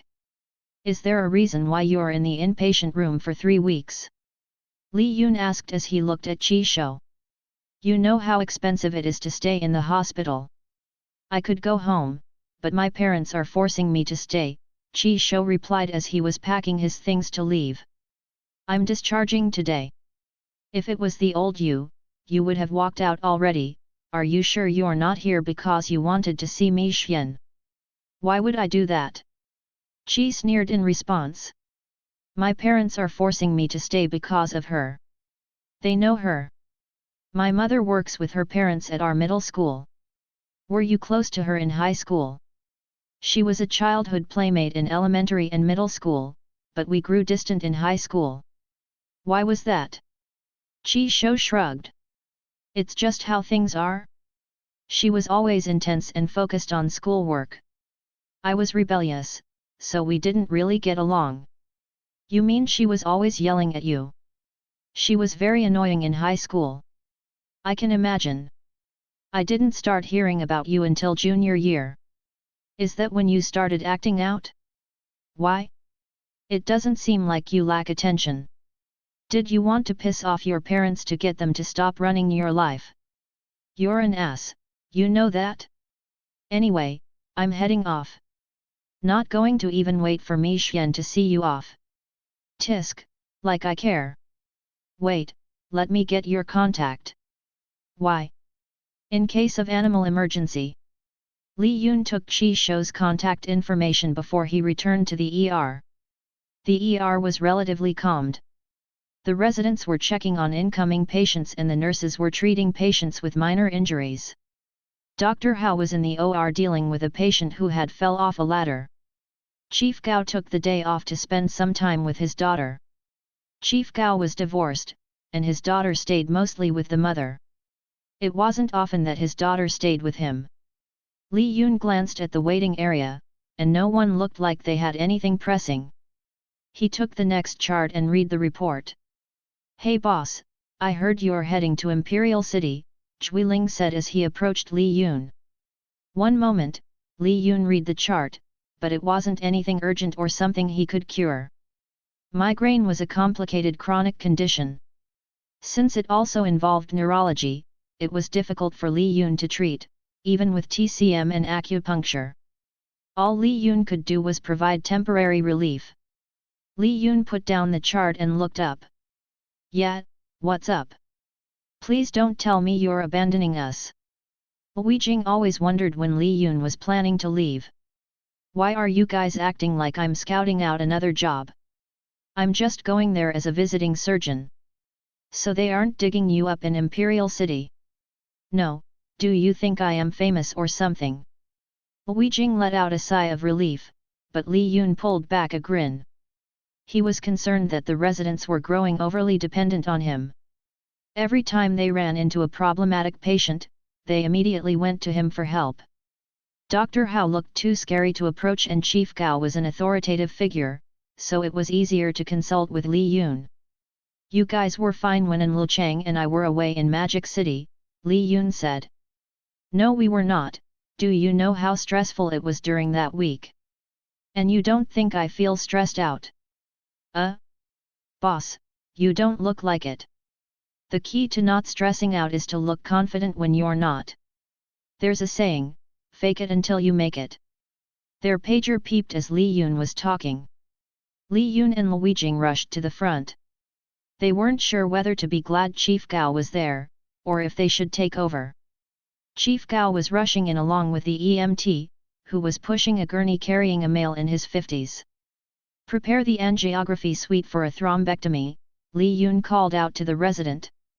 Lui Jing and a nurse rushed off to prepare the suite. Whoa, Chief Gao, never seen you in a t-shirt and jeans before. Li Yun joked. Li Yun noticed a teenager by Chief Gao's side whom he assumed was Gao Anna. Shut up, just look at the patient, Mr. Gao responded. Okay, I'll handle it, you can leave. Already ordering me to leave. You're not on duty, so technically you're just part of the public. Members of the public shouldn't be loitering in the ER. You're going to be tied up, so who's going to oversee the ER without you around? Chief Resident Han. Chief Gao rolled his eyes as Li Yun left to perform the thrombectomy. Before the hour was over, Li Yun returned to the ER. Chief Gao was looking over a patient while Anna was on her phone. Ah, are you Dr. Li? Anna asked as she put away her phone. Hi, you must be Chief Gao's daughter, Li Yun greeted her. How was your trip with your dad? It was typical. We went to the amusement park, and then someone collapsed. My dad, being the way he is, took it upon himself to bring him to the hospital. Are you on break? Li Yun asked. No, I am doing an analysis of medical malpractice. Ahem, Lui Jing cleared his throat by the side, and spoke up from the side. Hi, I'm Dr. Jing. Lui Jing was surprised that Chief Gao's daughter looked completely different from the father. She was slim and dainty. And, she was a college student. From the way Chief Gao often spoke of her, everyone thought she was in high school. Anna was already a freshman in college studying law like her mother. Anna greeted him back, but she seemed more interested in talking to Li Yun. Dr. Li, have you encountered any lawsuit during your time as an intern and resident?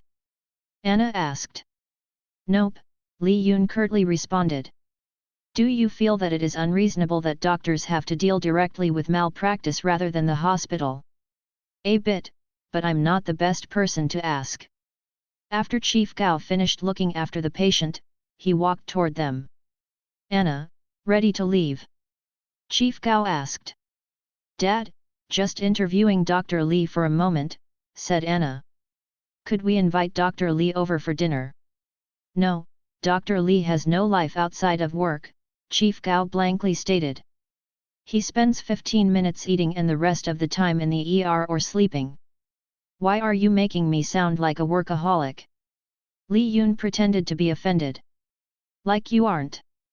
It takes one to know one, Li Yun didn't need another workaholic to put a label on him.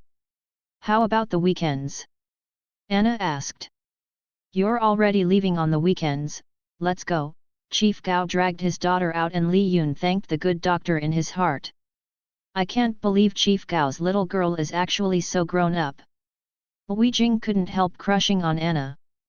But why didn't you agree to her interview? It's not like you're seeing anyone. Li Yun hated that Lui Jing was in the group chat. Can you imagine having Chief Gao as an in-law? No thank you. Lui Jing sighed. Must be tough getting hit on by women all the time. It's because you're a poor meat shield. Li Yun thought. Lui Jing was plain, but his problem was his overall aura. He had side character aura all around him. Sometimes, Li Yun missed having Bufu around.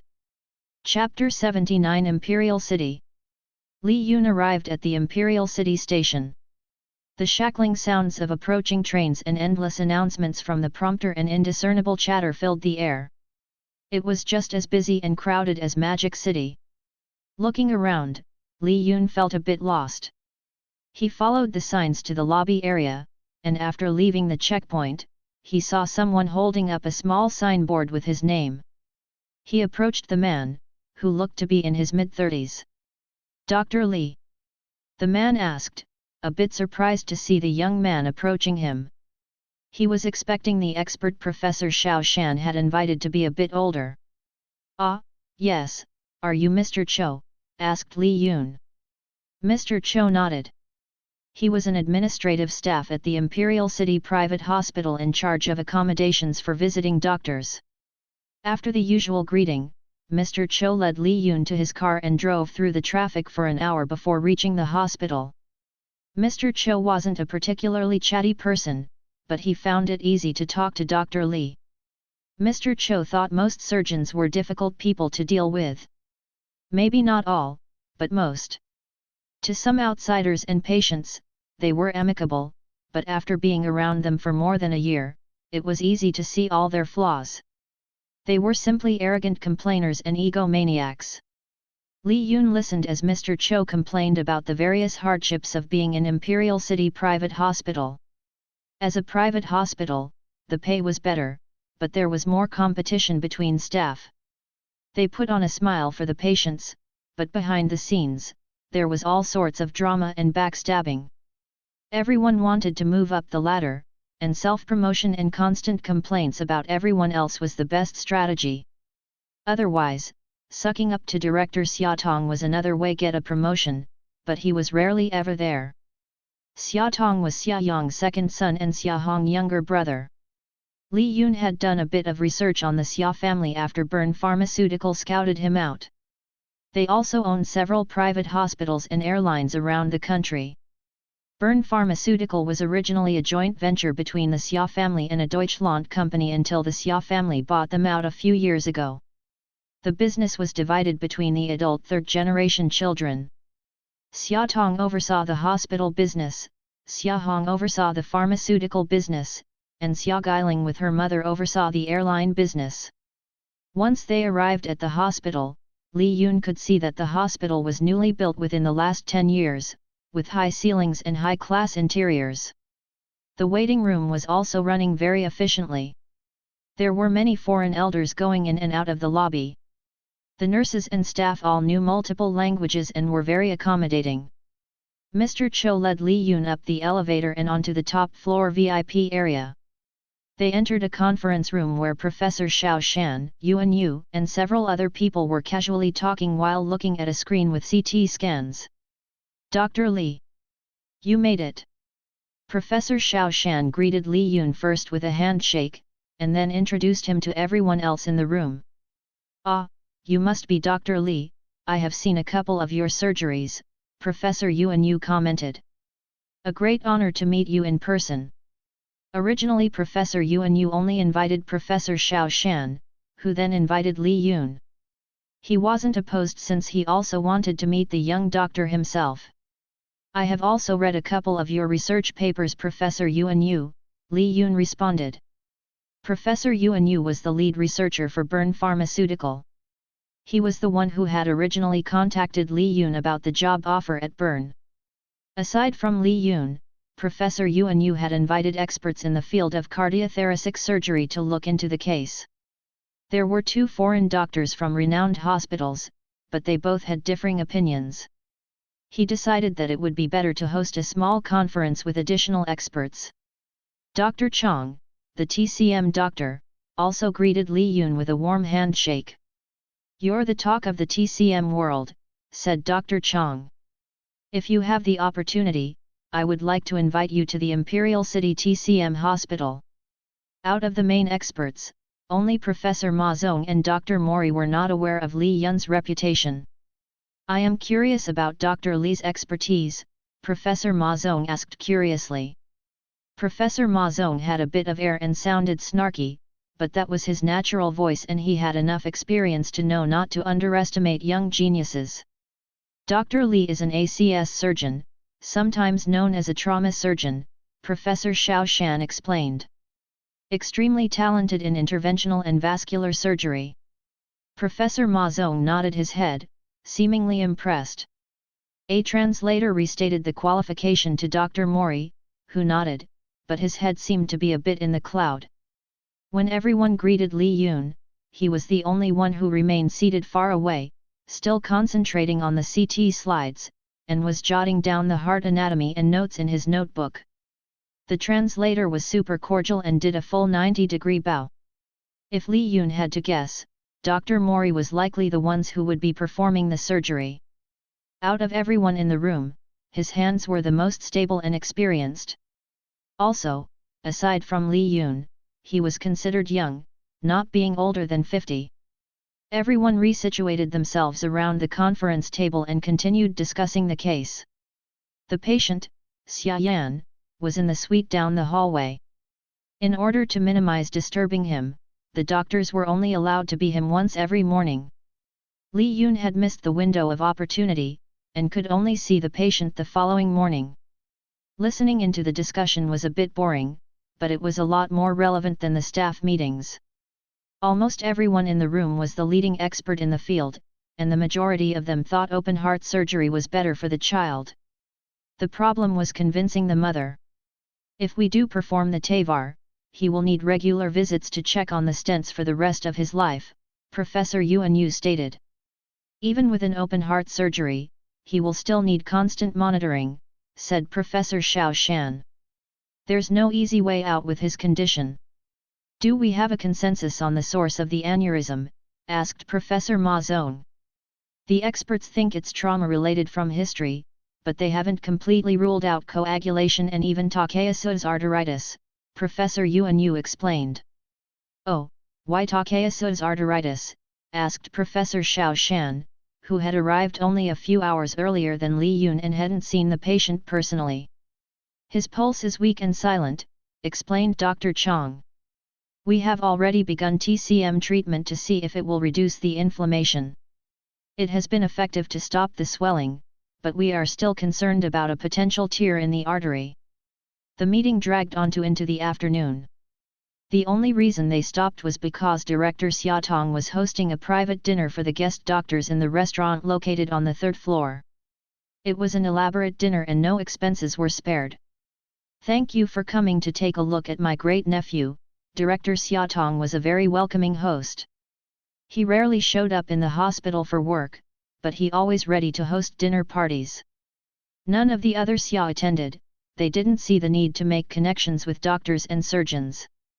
The doctors enjoyed their free time now that work was technically over. Aside from the leading experts, there were other doctors from the Imperial City Central Private Hospital in attendance. They weren't as interested in talking to the guests' doctors as much as getting a special audience with Director Xia Tong. Chapter 80 Restless Yang. Professor Xiao Shan noticed Li Yun going around to chat with everyone in the room. In an age where people were more used to seeing pixels than people, it was often intimidating to greet strangers, especially ones who were doctors. Li Yun's ease of socializing was an envious trait in addition to his medical skill. Dr. Li is quite interesting, Professor Yuan Yu commented as he approached Professor Xiao Shan by the appetizer table. Did you make him an offer through Bern? Professor Xiao Shan wondered. I did, but he turned us down. Something about preferring to stay near family. Professor Xiao Shan didn't know much about Li Yun's personal life, but that was likely just an excuse not to take the offer. Li Yun's ability and potential shouldn't be limited to just a pharmaceutical researcher. Did you see the surgery he did with acupuncture? Professor Yuan Yu turned serious. Is it really possible to replace anesthesia with just acupuncture needles? I asked myself that all the time even though I was there. I spoke with Dr. Su who had assisted with the needle placement and he knows no one in the TCM world who has that ability. Unfortunately, I was not able to get a hold of the video. There were rumors, but you know how TCM studies like to make bogus and exaggerated claims. Unfortunately, Professor Xiao Shan was all too aware. Some great TCM practitioners could cure many types of ailments but were unable to explain the process in ways that could be replicated by others. That was a fatal flaw. If a medical skill couldn't be replicated, it would not be accepted in the world of science. It didn't help that some TCM practitioners were too desperate for recognition that they make dubious claims. Like the news report that boasted the wonders of acupuncture needles being used as anesthesia in surgery. But an in-depth investigation would reveal that a strong localized anesthesia was also used.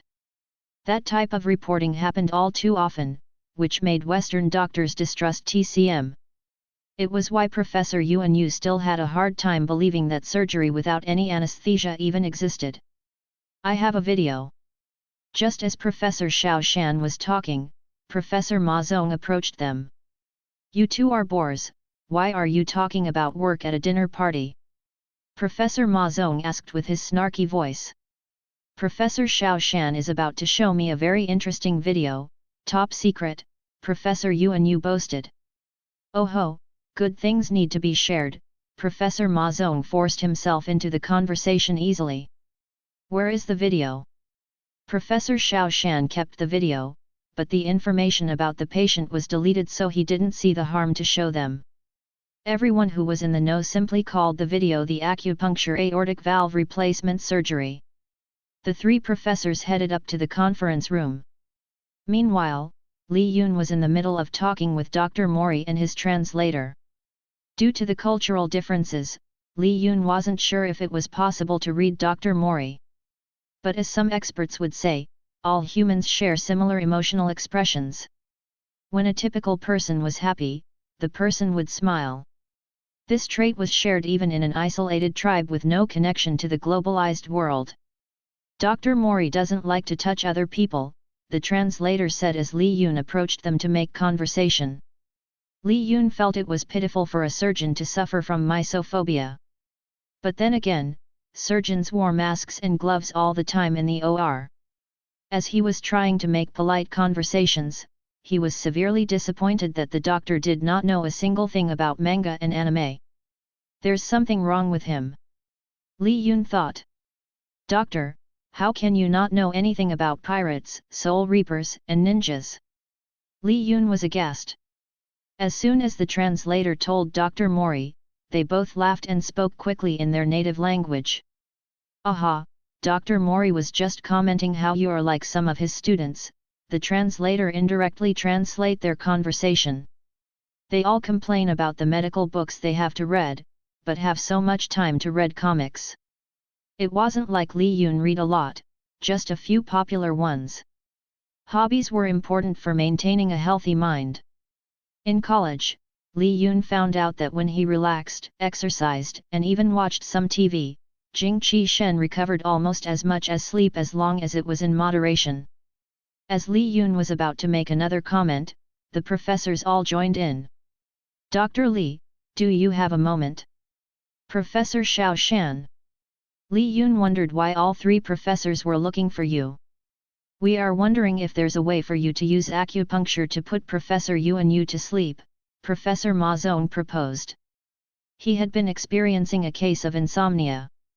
According to some studies, acupuncture could alleviate some insomnia by releasing melatonin. Li Yun looked at Professor Yuan Yu and smiled. "Professor, you suffer from insomnia, but it's quite normal for people who think about work a lot," Li Yun stated. "You should consider meditation and changing your lifestyle first." Professor Yuan Yu laughed. "Everyone tells me that, but I'm not good at sitting still for a long time." "Then you will likely have insomnia, it's only natural." Li Yun knew some people were aware of their issues and never change until it evolved into a more serious illness. "Have you tried acupuncture treatment before?" "I have for some time, but then I stopped my treatment." Li Yun nodded. Any type of treatment wasn't a cure-all if people continued with their unhealthy lifestyle. He knew that the professor's true intention was see Li Yun's ability rather than to cure Professor Yuan Yu of his insomnia. "All right, let's head to Professor Yuan Yu's room and we'll start a treatment," Li Yun proposed. Out of all the acupuncture techniques, curing insomnia was well documented and analyzed. Li Yun had performed a couple of treatments in the ER to put people to sleep. It was a better alternative than to use opioid. As the translator translated their conversation to Dr. Mori, he also wanted to see Li Yun perform acupuncture. He was an admirer of TCM, but did not know enough about the theory. All the doctors followed Li Yun into Professor Yun's room. Professor Yuan changed out to his sleeping slacks and rested his stomach on the bed. Li Yun placed the first needle in the GV20 Baihui and XHN1 Si Shenkong points at the crown of the head to balance the yin and yang. Yang energy was better in the day and yin energy was better at night. When the pattern became imbalanced, insomnia was the natural result. Li Yun then inserted the needles in the BL62 Shenmei I point located at the right foot and the Ki6 Zaya high point on the left foot. Professor Yuan's insomnia was caused by excess thoughts or yang in the Yang-Chiao channel. The restless yang was unable to convert into yin, therefore, the Shui-Yin channel should be reinforced, and the Tai-Yang channel should be reduced. There were regularities in the blood flow to the heart and spleen, so the BL15 Zinshu and BL20 Pisha points in the back should be nourished. Professor Yuan yawned unexpectedly. Li Yun placed another needle on the LV3 Tai Chong to strengthen the liver after he noticed the wine interacting with Professor Yuan's system. Wine wasn't necessarily a bad thing, but Li Yun wanted to maintain the liver function to process it properly. As soon as Li Yun placed the last needle on the HT7 Shenmen point on the wrist, Professor Yuan closed his eyes and entered a state of deep sleep. Li Yun removed the needles and tucked the professor in while everyone looked amazed. Everyone wanted to ask how it was possible, but Li Yun signaled everyone to remain quiet and they left the suite. This has got to be an elaborate scheme by everyone here. Professor Ma Zong was still not convinced. Try it on me. Li Yun eventually placed Professor Ma Zong, Dr. Mori, and his translator to sleep. He then turned to Professor Xiao Shan, expecting to do the same. I'm afraid I won't wake up. Professor Xiao Shan backed away for a moment. We have an appointment with Little Fian tomorrow at 7 a.m. I'll see you tomorrow morning. Professor Xiao Shan hurried off to his room. Chapter 81 Restless Yin. A little boy, Xia Yan, rested on his bed with adults surrounding him with watchful eyes. Various tubes and wires hooked up to the pitiful boy as it monitored his health through the machines. He didn't look frightened by the sight of all the adults and had gotten used to strangers. The mother, Xia Guiying, watched from the sofa on the other side. Her dark and puffy eyes contrasted with her pale face. She looked to have a severe case of insomnia, but her insomnia was caused by excess yin. Li Yun wondered if being born into such a wealthy family was a curse or blessing. If Xia Yan was a regular child, he may not have survived past the age of 10. But with his family money, he may be able to live a normal life, whatever normal may be for a family like the Xia. After the morning checkup, Dr. Chong asked Li Yun to take a look. Li Yun sat down on the adjacent stool next to the bed. Hey! Li Yun greeted Xia Yuan informally. Ever had pulse reading done? Xia Yan was confused but shook his head. Dr. Chong may be a TCM-trained doctor, but he relied on stethoscopes. Li Yun checked the little boy's pulse. Dr. Li, what do you think? Professor Yuan asked in an excited mood.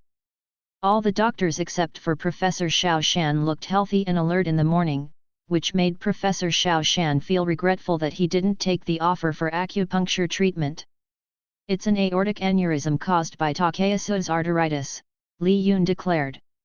All the doctors were not surprised. They had all suspected it. Ta typically occurred in female patients, but the symptoms were often worse in male patients. Considering the size, we should consider open surgery, said Professor Ma Zong. I'm not sure if that is a good option. Li Yun was still hesitant to make that recommendation. If they continue with TCM prescription, there might be a way, but it would be a very long process. At that moment, Pao Lai texted him the acceptance of the 250K offer for the Caoban Street shop and sent him the contract to sign. Li Yun thought the timing was good. Li Yun needed a place where he could practice making prescriptions. He had already sent in a business certificate and only needed a physical location to see patients. Practicing TCM with a Western medicine license was obviously easier than practicing Western medicine with a TCM license. I think there may be a way to cure little Yan without any form of surgery, Li Yun proposed. It's possible. All the doctors were wondering what sort of miracle Li Yun was about to perform. It's not going to be anytime soon, Li Yun said, trying not to give anyone too much hope. Dr. Chong, can you collaborate with Dr. Yi Bao to continue the TCM treatment? Dr. Chong nodded. Xiaogu Yiying overheard the discussion, and it was the first time someone said it was possible without surgery. Her hands were shaken with excitement, but she didn't want to put too much hope on the young doctor. Dr. Li, can you really cure my son? Xiaogu Yiying asked. The truthful answer is maybe, Li Yun responded. If I do not find a way in 6 months, then I also recommend open aortic surgery. But is it possible for him to hold out for 6 months? Professor Yuan Yu had seen the report, and the inflammation was getting worse. In 6 months, there might be a tear in the heart. I can perform an acupuncture treatment to delay it along with Dr. Chong TCM treatment. If Ms. Xia agrees, we can start in the afternoon. Li Yun asked to be excused to consult with Dr. Yi Bao. In the meanwhile, Xia Tong turned to Professor Yuan Yu to ask him about the young doctor. I thought he was a trauma surgeon, Xia Tong commented. He is a trauma surgeon, but his acupuncture techniques are unparalleled, Professor Yuan Yu explained. We all experienced it yesterday. It doesn't matter what sort of doctor he is, as long as he can heal little Yan, Xia Hong remarked. Everyone agreed to let Li Yun perform the acupuncture. Li Yun asked the nurse to hold onto his phone to broadcast the process to Elder Yi Bao. Every time Li Yun inserted a needle, he reported back to Elder Yi Bao the changes to the purse. Elder Yi Bao would then describe to Li Yun what points and steps to take. Elder Yi Bao was still frightened by the precision and accuracy of Li Yun's descriptions. When a TCM doctor punctures an A-cup ointment, they have to wait for the qi to be released before removing the needle or pressing at the point. Li Yun knew the exact timing as though he could see the movement of qi. The timing was something that TCM practitioners had to practice for years in order to understand, but Li Yun could simply visualize it. After an hour of acupuncture therapy, the other doctors reassessed little Yan's condition. His pulse and vitals looked a bit better than before. They weren't able to perform an X-ray, but if they did, they would notice a slight shrinkage at the inflammation. With his vitals better, I think we can hold out for 6 months, Professor Yuan Yu said after checking the heart with his stethoscope. In 6 months, Dr. Mori should take the lead for the open surgery, Li Yun said. In the meantime, I'll need 2 vials of little Yan's blood for experiments. If there are any breakthroughs, I'll send everyone a message. Li Yun looked at the boy. Hey kid, we've been here this whole time and you haven't said a word. Want to go outside? The boy smiled and nodded. Can we unhook him from the machines? Li Yun looked at the nurse nearby. You should reduce the time the doctors see him to weekly. His heart is stable enough to last for a while, but the atmosphere isn't conducive for his body. Take him outside once in a while. The nurse looked to Xiaogu Yiying for guidance. Xiaogu Yiying nodded her head in agreement and the nurse made preparations to unhook little Yan from the monitoring machine. After putting on his coat, Li Yun grabbed a hold of the boy's hand, and they walked outside and into the courtyard. One of the reasons the boy was in poor health was because he blamed himself for causing everyone to worry. Sometimes, he thought it would be better if he didn't exist. Li Yun didn't think that his mentality happened recently, but a lot earlier. It was likely that he was in an accident. Li Yun didn't see a father in the room. Even in fetus form, a baby could tell whether they were wanted or not. Do you have a friend to talk to? Li Yun asked. Little Yan nodded and pointed to the empty space next to him. Li Yun smiled in response. I see, can I be your friend as well? Little Yan thought for a while and looked to the side as though looking at someone. Afterward, he nodded. You know, you can make your own decisions without your friend. What happens if your friend goes away? Little Yan looked a bit sad. You know, your mother is quite sick, Li Yun stated as they walked along the barren courtyard. Little Yan nodded in agreement. Xia Guiying was also suffering from insomnia, but hers were caused by her excessive worrying about little Yan. There's only one way to cure her, Li Yun suggested. There is. It was the first time little Yan spoke to anyone other than his mother, nurse, and imaginary friend. It's quite simple, but it only works if you do it. How? Ask your nurse to buy you a bunch of fresh lavender. Every day, you should give it to your mother. The next time I see you, your mother should also be feeling better. Little Yan thought it was simple. His nurse could get him anything. Li Yun chatted with the little boy until the boy restored a bit of yang energy. They returned inside, and Li Yun discussed a few details with the professors before deciding that it was useless to stay in Imperial City. He returned to Qinbei the following morning. Little Yan, being the wealthy scion to the Xia family, filled his mother's room with fresh lavender every day. Chapter 82 The Dining Hall. I heard your roommate is Song Milan, what is she like? A group of girls chatted. Her live stream was just featured on the local news. Jinglin shrugged, she didn't like to talk about her roommate. Jinglin barely knew Song Milan as she stayed out late and returned only to sleep. On the weekend, she disappeared completely. Her content is getting really good lately, the other girls commented. She's doing cooking and makeup tutorials. I love the ones where she makes homemade perfumes from herbs, the other girl chimed in. She has been going around the Caoban street to interview the different shop owners. I want to visit there during the weekend. Jinglin sighed. She was annoyed that her friends were talking about her roommate. It didn't help that her boyfriend also started to watch the broadcast and asked her about it. Song Milan was considered a local celebrity after her live broadcasting was getting more attention. Wu Ling was a popular weekly guest on her broadcast. Ah, Jinglin, can you ask for us where she gets her herbs from? One of the girls asked. Can you guys shut up? Jinglin was already irritated by the thought of her boyfriend. Song Milan is a total W, she's a complete fake. The girls wondered what Jinglin was talking about and egged her to spill some of the more juicy gossips. Jinglin didn't know much, but looking at their expectant eyes, she rehashed some gossip she had read online. She rarely comes back to the dorm, and when she does it is usually after midnight. There are rumors that she slept with our archaeology professor to get her grades. No way.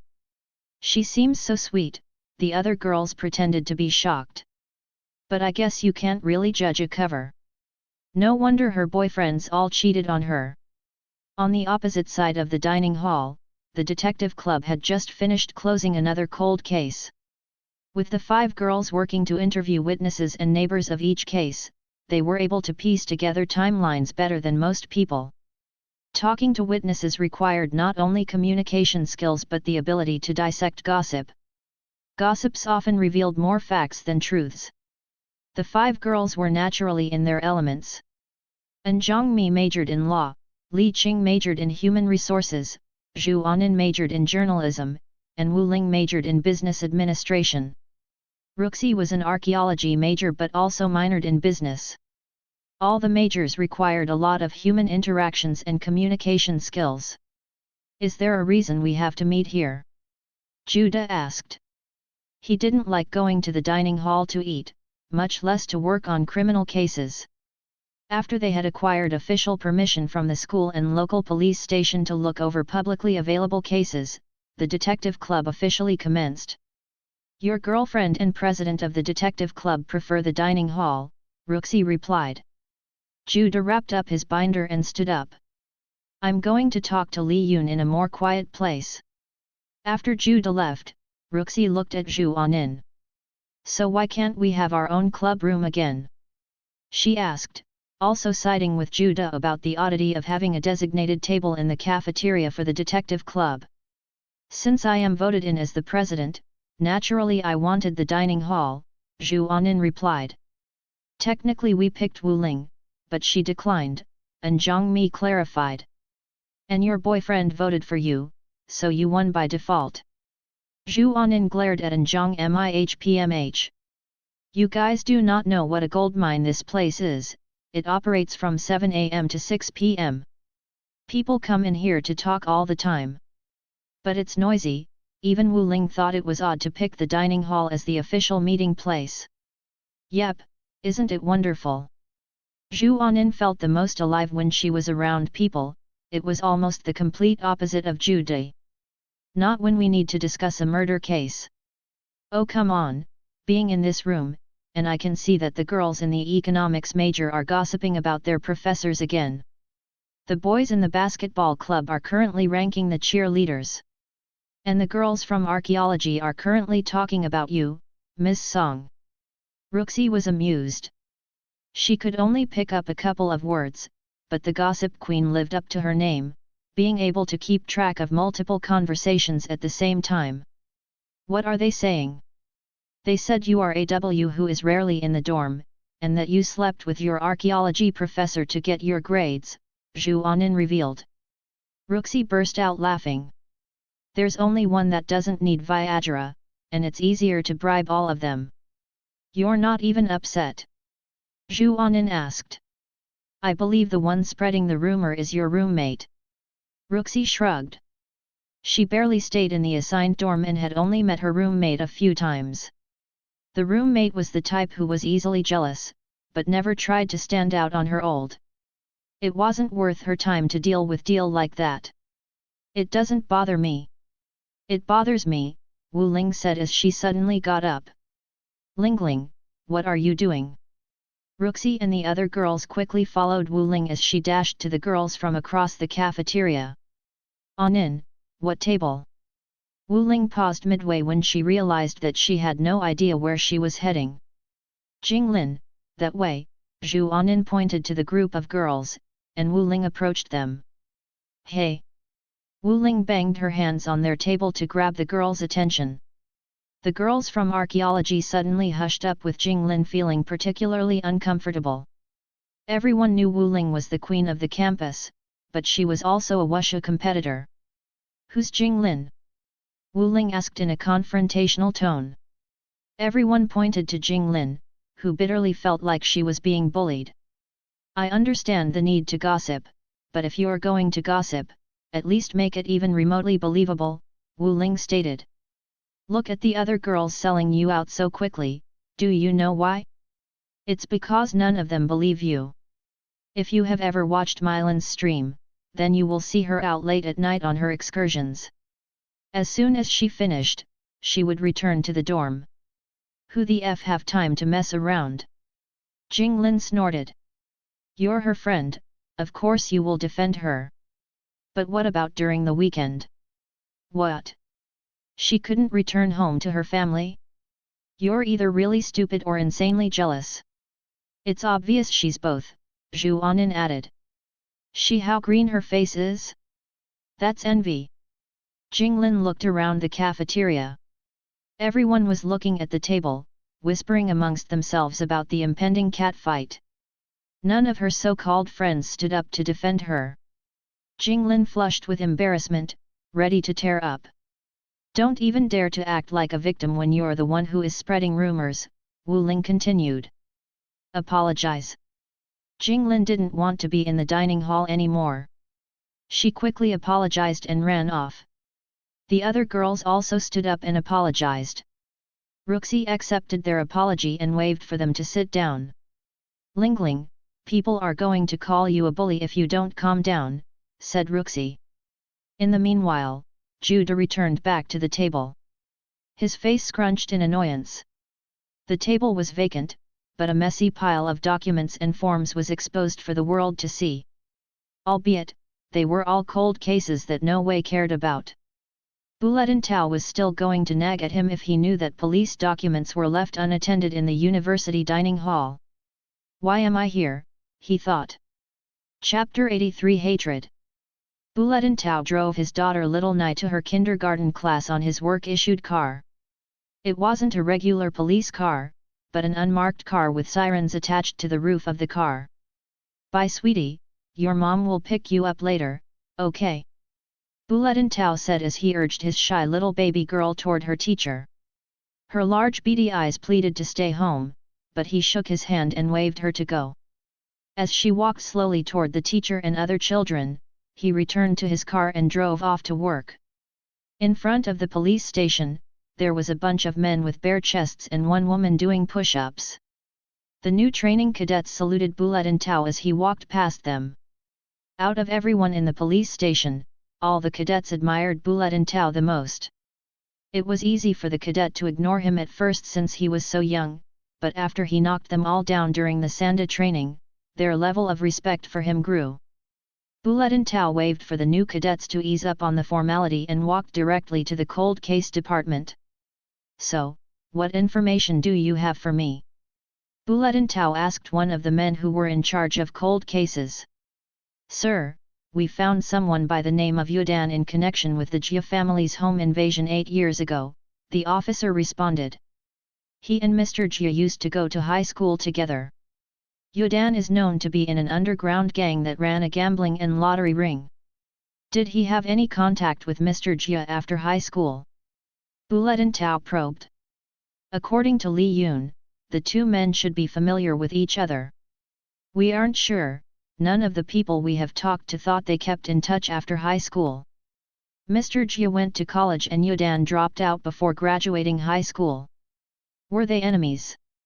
Everyone said they were friends who hung out together. Where is he now? He's already in prison for robbery and assault. He's going to be released in a year." Yudan also had rape and racketeering charges, but none of the victims were willing to testify in court. The more Bulletin Tao learned about the guy, the more enraged he felt. He was sure something happened between Yudan and Mr. Jia. Did someone investigate Mr. Jia? Mr. Jia does have strange spikes in his bank account, but the investigators back then assumed it was his hedge fund company. Is there any way to connect Yudan with the case? Bulletin Tao thought it was likely that Mr. Jia had underground connections. That's going to be difficult. Most of the testimonies are from 8 years ago and after the redistricting, many people have moved out of the area. The old rural police station didn't have the resources to properly store the DNA evidence either. There wasn't much to work with, but Bulletin Tao assumed something must have happened that caused Yudan to seek out the Jia family, perhaps revenge? Bulletin Tao sent Li Yun the information about the case. From the hospital, Li Yun read his phone message during his short break. His expression tensed looking at the pictures of Yudan and the victims in their last moments. He quickly closed out of the files on his phone and called Bulletin Tao.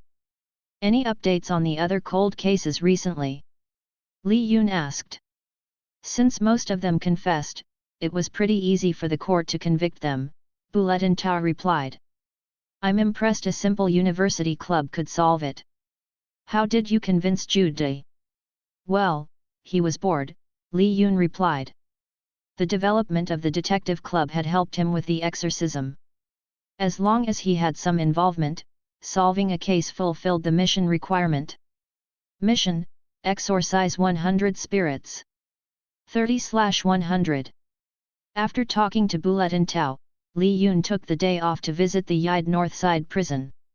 Li Yun was used to holding cells, but it was his first time visiting a prison.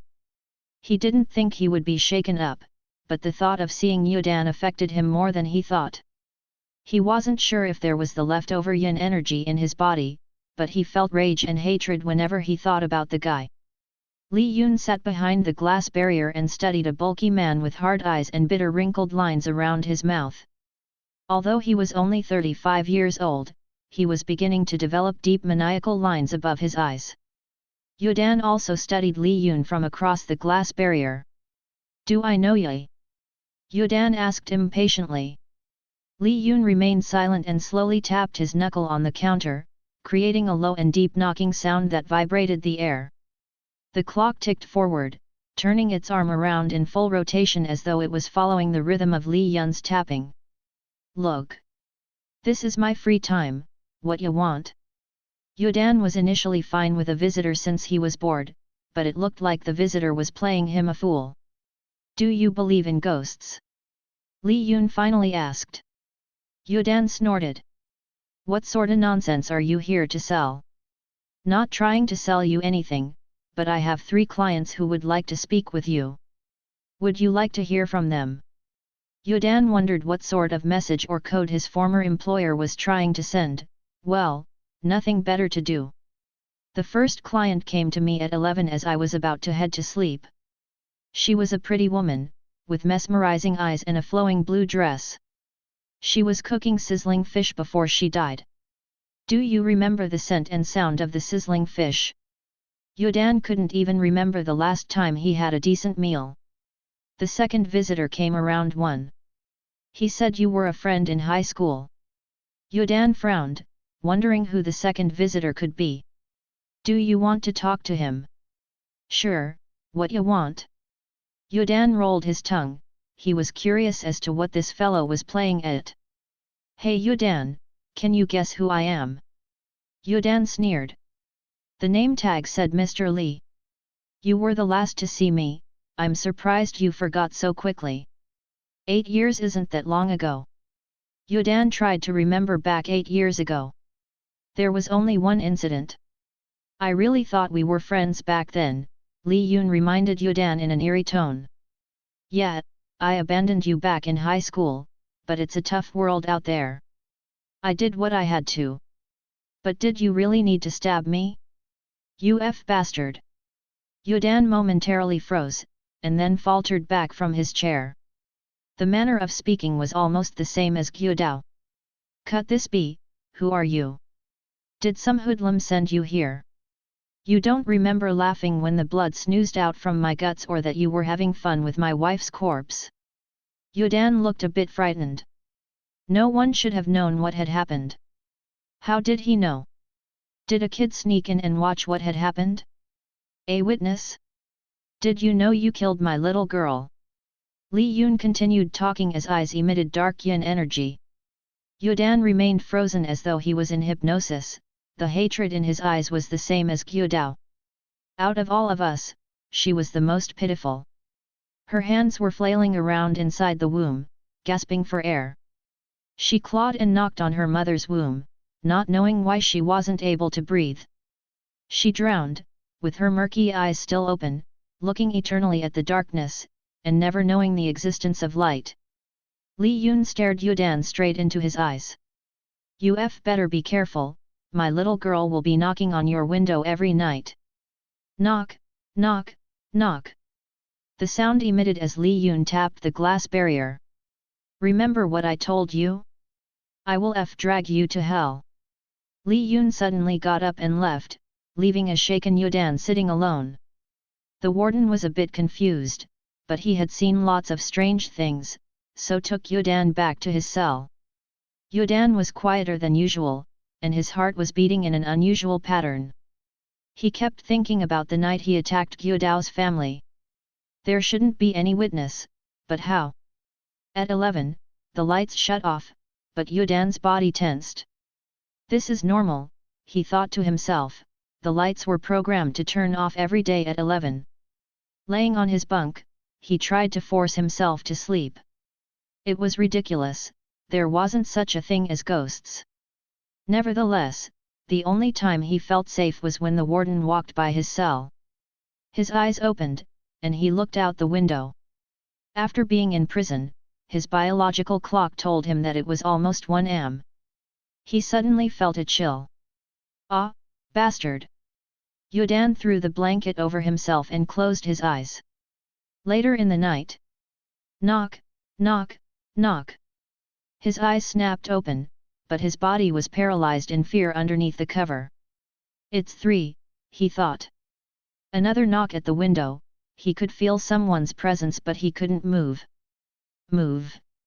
Damn it! He cried to himself, but his body wouldn't listen. Underneath the cover, all he could hear was the knocking sound echoing in his ears. He shivered and mustered all of his energy to close his eyes, but the low knocking sound intensified from his window like the beating of his heart. Chapter 84 Dongxian Clinic. Wow! Boss, this place looks 10 times better than when I sold it to you. Pao Lai cried out as he looked inside the new herbal shop. Everything was brighter and cleaner than before. The soft warm light from the new fixtures enhanced the wood tone of the trims and panelings of the medicine cabinets. The medicine cabinets were stripped of the ugly chipped brown paint and restained to bring out its natural color. Li Yun had originally wanted to hire Ersan to redesign the space, but Ersan was going crazy working on his thesis. Li Yun knew Ruxi had a good eye for colors and had asked her to help with the design. He hired a contractor to fix some things and did most of the finish carpentry work himself during the weekend. Ruxi chose the color finishes and selected the furnishing. Most of the furniture was for the second floor, which he didn't even look at when he checked out the place originally. The space was unused even by the previous owner, but it was easy to convert it into a bedroom space and small workroom. Hanging above the small covered porch was a new wooden sign carved with the word, Dongxian Clinic. The hours of operation were written on a framed sign attached to the door, stating Saturday and Sunday. Li Yun had wanted to open up on the first day of spring, but couldn't complete everything until the following week. He didn't expect his first guest to be Pao Lai, the former owner. As Pao Lai continued checking up the new decor, he noticed a familiar-looking woman behind the counter. Li Yun was nearby, but busy on the phone sounding very upset about something. "Ah, Mimi." Pao Lai finally recognized the woman. "Are you working here?" She nodded and assumed he had recognized her from her live stream. She then turned her attention back to Li Yun, who was still on the phone with the wholesaler. Li Yun had ordered medicinal products from a wholesaler to stock up his store. He also wanted to test the medicinal on his own and understand their properties. The best way to test them was to consume the products himself. That way, he was able to analyze the molecular structure. It was better than looking at it under a microscope. The problem was, some of the products he had ordered weren't the correct products and some were slightly toxic. Luckily, his bodies had an amazing ability to neutralize the toxin. Usually, by the following day, he would be sweating it out or emptying it out via his rectum. But it also meant he couldn't use his body to analyze the effect on a normal person. After going through all the products, he called up the wholesaler and threatened them with a lawsuit. "Look, Mr. Li," the wholesaler said on the phone. "It's purely accidental. We handle hundreds of orders a day. Just a simple mistake doesn't warrant a lawsuit." "That's B and you know it," Li Yun called out on their excuses over the phone. "I ordered from your site because I know you're a local company. It doesn't take too much to have people go over there and investigate your warehouse. Mr. Li, I know you're upset, I could reimburse you on a stragglers route. While you're at it, you better reimburse me for the licorice, it has been improperly stored and is pretty much worthless. The chrysanthemum times morifolium you sold me is actually chrysanthemum indicum. Don't get me started on the Lycium barbarum, it's Berberis vulgaris, which is completely unsafe if not used correctly. Mr. Li, did you test all our products?" "Of course I did. After one of my customers got sick, if they sue me, you better hope your warehouse is emptied before I call my lawyer over there." Li Yun screamed into the phone. "I understand, Mr. Li, I'll reimburse your complete order." The man on the line was sweating a bit. After seeing the refund come through on his phone, Li Yun hung up the phone with his mood suddenly back to normal. Ruxi started laughing from behind the counter. "You don't even have a real customer," Ruxi commented. "Me, myself. I'm the sick customer. Besides, almost half the products they sent over are crap." Li Yun had thrown out a good portion of herbs that weren't up to his standards, he wouldn't resell them for human consumption. With everything settled, he turned to look at Pao Lai but wasn't sure why the former owner was still there. He was sure all the paperwork for the real estate transfer was set. "Mr. Pao, why are you here?" "I just bought another property nearby, so I stopped by to say hello," Mr. Pao stated. "Oh, are you still planning to open a restaurant?" "Yep, it should probably open in a month or two," Pao Lai continued to explain all sorts of plans he had for his restaurant. Unlike real estate, he seemed to really like food. He had just signed a deal with the contractor when he noticed that the herbal shop was restored. He wondered how Li Yun was able to fix the shop and make it look so nice. Every time he had hired contractors to renovate the space, They all fell ill. If you're wondering why I'm not sick, it's because I had a contractor install a radon mitigation system, Li Yun replied. When they removed the bodies from the well, some of the equipment damaged the foundation, and radon gas was emitted. It's probably why people were getting sick. Ah, no wonder, no wonder. Pao Lai never thought that it would be an issue. He knew it wasn't those dirty things the old ladies on the streets were gossiping about. The radon gas was emitted at the same time the bodies were discovered. However, radon wasn't enough to make people sick unless they were overly sensitive. Li Yun wondered if that was the law of cause and effect in Tao, where everything worked through a series of coincidences. I see the sign said this is a clinic. Pao Lai wondered if Li Yun was even licensed. Li Yun pointed to a copy of his license on the wall, next to the business certificate. You're a doctor? Pao Lai was a bit surprised. Li Yun nodded. Ah, I see, you're working full-time, and that's why you only open up on the weekend. Pao Li could put two and two together. Mr. Pao, since you're here, would you like to be my first customer? Li Yun asked. There had been a few people peeking in to ask about the shop, but no one requested any service yet. Li Yun wasn't in a hurry to see patients. He was still researching different herbs and prescriptions while consulting with Elder Yi Bao. What's the cost? Pao Li didn't believe in TCM, but Li Yun was a licensed doctor. It's dependent on my mood, but I'll treat you for free, Li Yun stated. He did get a very deep discount on the property. So what sort of service do you provide? Pao Lai was skeptical of anything that was free. Just basic health consultation and herbal remedy, Li Yun replied. Give me your wrist. Normally I would take you to the back, but do you care about privacy? Pao Lai shrugged. I don't care if Mimi does a live stream on this. Mr. Pao, I'm not going to film you even if you ask. My viewers don't care about this sort of thing, she mentioned casually. You watch her live stream? Li Yun asked, always a bit amazed that people had so much time on their hands. Pao Lai nodded. Mimi is a brilliant food critic. Any restaurant she goes to gets a boost for the next few months. Really? Li Yun never tried watching her broadcast since he thought it would be some mindless chibo and it was weird watching your girlfriend on screen. Please don't start, focus on your patient, Ruxi commanded. Chapter 85 ZZ Live. From the counter, Li Yun placed his hand over Pao Lai's wrist. It was more theatrical than practical as he didn't need to examine the pulse to see into the CV system. Inside Li Yun's inner thoughts, he followed the air as it entered Pao's nasal cavity, moving through the different sinuses. There was slight inflammation from dust allergy, causing excess mucus in the maxillary sinus. He had sensed it before when he had first met Pao Lai. Mr. Pao, have you been suffering from sinusitis for a long time? Asked Li Yun. Yeah, ever since I was in high school, Pao Lai replied. I went to doctors, TCM practitioners, Taoist masters, quacks, but none of them work. You sure have tried a lot, Li Yun sarcastically remarked. Being grouped together with quacks wasn't encouraging. I've been suffering for 20 years and I feel like it's getting worse. Do you have anything that works, doc? You have been using antihistamines and decongestants during those times. Yet. Then they are losing its effectiveness over the years.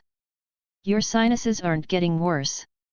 Your body is simply building immunity against the medicine, but that isn't the main problem. Considering you're in the restaurant business, you probably eat a lot of food. Your personal eating habits aren't better. You have a bit of a sweet tooth and eat when you're stressed. There's no medicine to cure an unhealthy lifestyle. Come on doc, they all say the same thing. Because it's true. I might have a prescription, but it's only a temporary relief. Do you want it? What do you mean by temporary? As soon as you sense the onset of symptoms, take a spoonful of the medicine, Li Yun instructed. Your sinus should go away. However, as soon as you eat something with artificial sugar, the medicine will stop working. Really?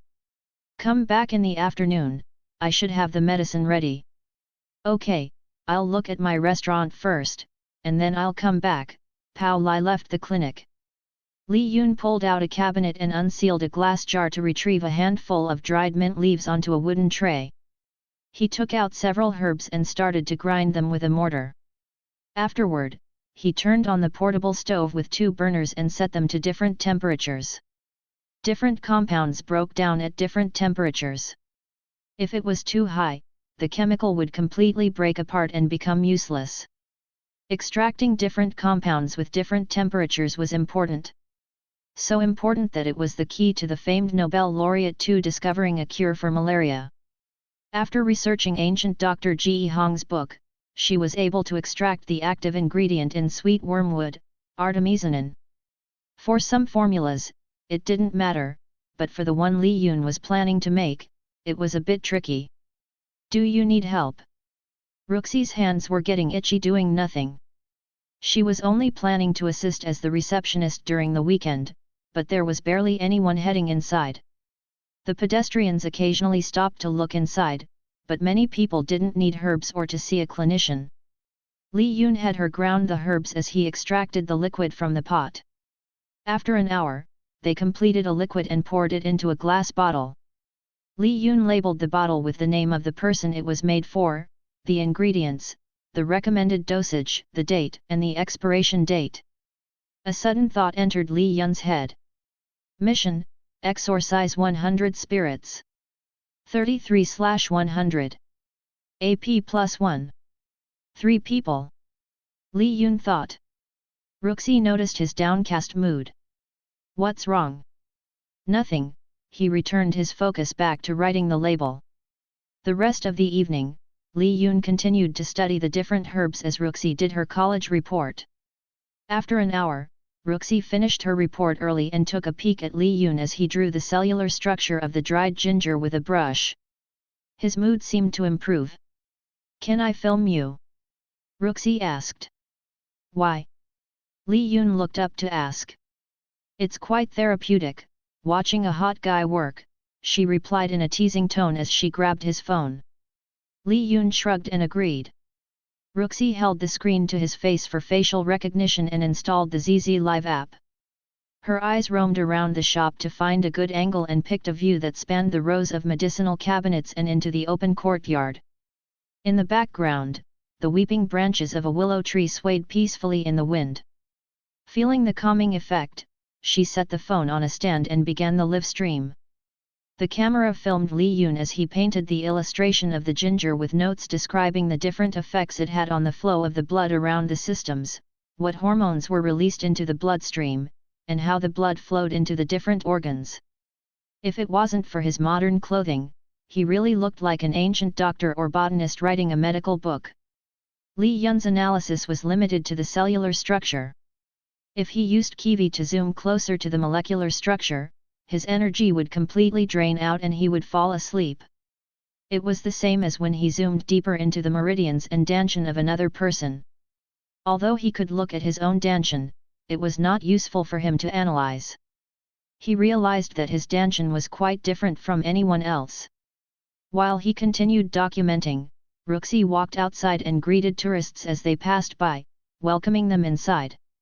We have all the ingredients properly analyzed and stored in glass containers, she stated as she opened one of the medicine cabinets to show a couple. The couple looked inside the cabinet. It seems very professional to have the medicinal stored inside glass jars. Most of these are just common ingredients that aren't just useful as medicinal remedies, but in a lot of soup recipes and even desserts, Ruxi continued to explain. Only the ones with slightly elevated levels of toxins are stored in the higher cabinets. She pointed to the top area. The ceiling was 12 high, and the cabinets covered the entire wall. She wasn't a botanist or herbalist, but she knew her spices. Ah, I see, some of these smell really good, said the young lady, smelling a sample of dried lavender. The couple ordered some medicinal products as a gift to their parents, so Ruxi put them into individual bags and put them in a paper container. Thank you for your order, Ruxi boxed and gave them the box. Oh wow, this is cute packaging." The customer happily took their order and left. Sensing it was getting late, Ruxi stopped the video. There were dozens of people who came into the broadcast room to watch, and 4 of them stayed the entire time. Although she had been live streaming for a while, it was weird how some people spent their time. She guessed the type of people who watched Li Yun's broadcast were all retired seniors. After turning off the phone, she set it next to Li Yun and went into the back room. Li Yun continued to draw and watch the shop, occasionally greeting the tourists who stopped in to check the herbs. No one was interested in health consultation, but Li Yun made sure to greet them and pass them a business card. Around closing time, Pao Lai returned and picked up his medicine. He thought it was very professional that everything was labeled on the bottle. "Oh wow, you have pretty neat handwriting for a doctor," Pao Lai commented. "Where do you work?" "At Kinbei Hospital," Li Yun replied. "Oh, that's not too far away. Well, thanks for the medicine. Come back next week, I need to see if there's any change in your body." Sure," Pao Lai took his free medicine and left. Chapter 86 Frail. Li Yun closed the clinic early as the cooled spring night deterred people from walking Caoban Street during the afternoon. It was the perk of being his own boss. After closing the door and flipping the front sign from open to close, he headed to the back room. As soon as he opened the double wooden door, the scent of Sichuan-style broiled fish permeated the air with savoring notes of peppercorn, garlic, and ginger. In the kitchen, he saw Ruxi ladling the fish and broth onto a large bowl. It reminded him of the time he was a baby inside the womb. He frowned.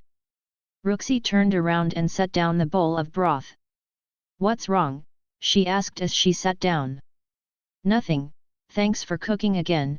Li Yun took out a pair of bowls and chopsticks and set up the table. "Rather me than you, your cutting technique is atrocious. I thought surgeons have better knife skills." When Ruxi first came over, they had decided to take turns cooking. Li Yun rarely cooked at home, but one would never learn if one didn't try. There were instructions on the web and all he had to do was follow the instructions. On their first evening together, he thought it would be a brilliant idea to cook whole steamed fish with onion and ginger. Ruxi, however, was horrified. After watching Li Yun stab an onion rather than slicing it, she decided to never let him cook again. Not to mention the fish wasn't even scaled. Cutting an onion is completely different from cutting the skin and flesh. Scaling? Ha! Humans don't have scales. Li Yun admittedly was not a good cook, but he never needed to cook when he was living in the apartment complex. He had his grandparents, parents, and the people in the apartments who were constantly cooking and sharing food. Ruxi was surprisingly really good at cooking. He knew she was a foodie and Chibo streamer, but that didn't always equate to being a good cook. "Did you go out with little Ling yesterday?" Li Yun asked. "Yep, we went to this fancy Italian restaurant," Ruxi replied. "They have really good pizza and lasagna. I wouldn't call it authentic, but the chef is married to someone with Italian heritage, so he went to Italy for a summer to learn. Lingling can't handle dairy well, so she gave them a pretty low review. That brat has always been picky." After a bit of time, Wu Bin had finally allowed Wu Ling to stream again. The only caveat was that Wu Bin would start watching them. Li Yun made fun of him for being a siskin, but Wu Bin pretended not to understand the term. "You never told me why you were streaming," Li Yun finally asked. "Old man Song wanted to see me," Ruxi replied. "And you couldn't just chat him?" "I don't want to talk to him." "Oh, so you stream yourself to the world just so he could see you, but you wouldn't have to talk to him?" "Yep, that's about it. Wonderful idea, isn't it?" It was not exactly what Li Yun had in mind, but he figured her family was a bit complicated. For the few months they had been dating, they rarely talked about their family. But Ruxi knew a lot more about him from Wu Ling. "Is old man Song your adopted father?" Li Yun asked. "On paper, he's technically my adopted grandfather," she replied. "I see, Li Yun knew that her maternal family was the Chu, a family of grifters. Her mother passed away when she was young and she lived with her aunt and uncle in the States. After they landed themselves in prison, she was adopted by the Song family. There was a good chance she was related to the Song through from her paternal side. After dinner, Li Yun washed the dishes and Ruxi dried the dishes. Midway through, he received a call from Bulletin Tao. "What did you do?" Bulletin Tao's voice questioned in a demanding tone. There wasn't any greeting, just a simple question. "What do you mean?" Li Yun asked. "The Yudan guy, he committed suicide earlier today. They called me because they knew I was working a case on him." "Oh," Li Yun replied, despite already knowing the possibility when the number count went up by 3. He casually patted his hands dry on the towel and sat down by the dinner table. "I guess he was mentally unstable to begin with." "Mentally unstable? F." He took the chopsticks and stabbed himself in the ears. The video feed from the prison's cafeteria was disturbing. It started with a suddenly agitated Yudan screaming in pain. Before the guards could check up on him, Yudan had already grabbed his chopsticks and stabbed himself in the ears. The prison ward sounded the alarm and rushed Yudan to the hospital. Once in the hospital, he jumped out from the window and died on the spot. From the report, the warden stated that Yudan's eyes were bloodshot and he had been tense days before the incident. The only change in his routine was a visitor from a week before. "Damn it, Li Yun! I have watched the footage of you when you visited the prison. What did you say to him?" Li Yun thought it was fortunate the camera there didn't have audio. "I wanted him to confess." "Don't lie to me, I have known you for a long time. What do you want me to say?" Bulletin Tao growled from behind his cell phone. "Look, little Yun, I know you're good with getting in people's heads. Good enough to scare me more than Jude. Weren't you the one who said rotting in prison is better than death for these lowlives?" Li Yun wanted to say he wasn't that good. He couldn't convince everyone to confess. There were people who felt that everything they did, no matter how cruel, was justified. Yudan felt no shred of guilt, only fear from vengeance. "You think too highly of me." Bulletin Tao angrily hung up. Li Yun turned off his phone and threw it on the table. Why should he feel responsible for someone else's death? Was a boyfriend responsible for a girlfriend's suicide if he broke up with her? Was the parent responsible for driving their kid to commit suicide after berating them for an A- on their report card? When did humans become so frail? So frail that they would go against basic survival instinct and commit suicide? Did people not have the ability to think for themselves? Did they not have free will? Li Yun took a deep breath. Free will did not exist. People liked to think that they were responsible for their own future and free will, but it was just an illusion. Humans were programmed for self-destruction, and it was only a matter of time. It was as simple as turning on the switch. "Yun," Ruxi called out to him. Li Yun turned around and looked at her. "Did you know I intentionally drugged you so you wouldn't forget me?" she asked as she slyly pulled him up from his chair and toward her.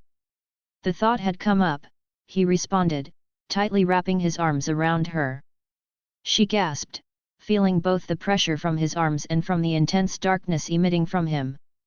Ruxi wrapped her arms around his neck as he carried her up the stairs and toward the bedroom. "Did you think I was manipulating you?" she asked. He didn't respond as he laid her down on the bed. "Or did you feel like it was your choice?" He remained silent and removed his shirt over his head. "Yun, you may know what choices people will make, but it is ultimately them that makes the decision." He lowered his head, allowing his lips to press onto hers. Chapter 87 Neighbors. During lunch break, Ziwiba hurried out of the shop, leaving her son to look over the incense store. The heavy-set woman walked down the street, wishing good afternoons to the regulars and people she met on the way. She walked further down Kaoban Street until she arrived at a vendor cart selling trinkets. The owner of the trinket cart was her gossip partner, Bazai. As she got closer, she saw Bazai in the midst of selling a little trinket to a tourist. "Look miss, this is the most famous booth in Kaoban," said Bazai, a woman with large ears. "And this trinket is only sold by me on this street. It looks like the ones online, but only mine comes with its original packaging." The tourist still looked hesitant. She had only stopped by the corner to take a quick look. Anyone looking at her would realize that she wasn't used to going out much. "Oh my! Is that the last one?" Ziwiba intervened as she walked closer. "I have wanted to give my mother something for her birthday, young lady, if you're not interested, I'll take it from your hand." Not wanting to let a product go, the tourist naturally decided to buy the silver trinket with red ribbons, one that could be found on every corner of the street. "Wonder choice miss," said Bazai, accepting the payment via TB app. As the tourist walked away, the two friends gave each other a sly look. "You two causing trouble again?" asked Datu, the tea shop owner right behind Bazai's stand. "No. Why would we?" Ziwiba responded with an exaggerated tone. The famed Kaoban street was only 2 kilometers long, so many of the shop owners and vendors knew each other for a long time. Bazai and Ziwiba both ordered some tea from Datu, and gossiped about everything that happened on the street. They were naturally curious about the clinic shop that was down the street a couple of shops down. There was a new sign above the door and the front looked welcoming, but they hadn't seen the clinic during opening hours. The newly opened clinic had only been open for 3 weeks, and only on the weekends, so some of the neighbors were still unfamiliar with it. "Hey Datu, have you been to the clinic?" asked Bazai. Although she only worked on the weekdays, she knew that Datu worked on the weekend.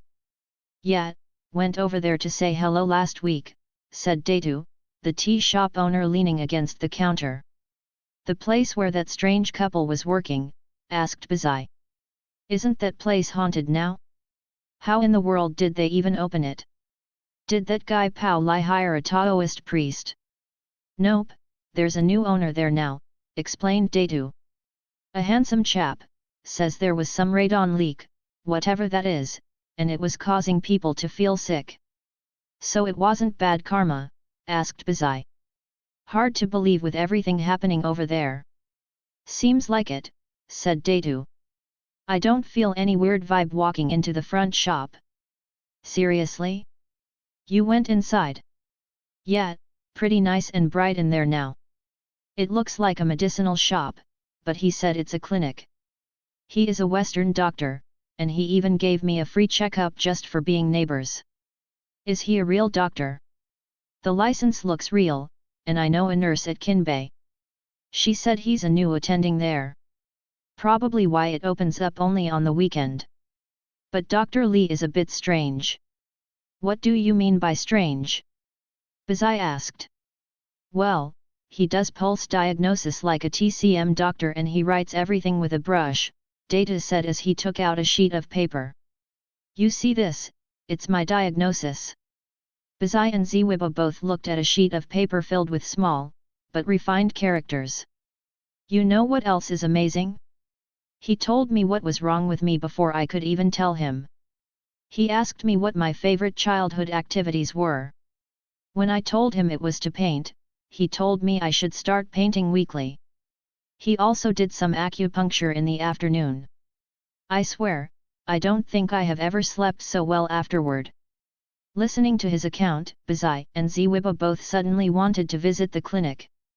Most of the hospitals in Yide had a queuing system, so seeing a doctor was sometimes expensive and an all-day event. If the doctor in the clinic could provide checkups, then they also wanted to get one.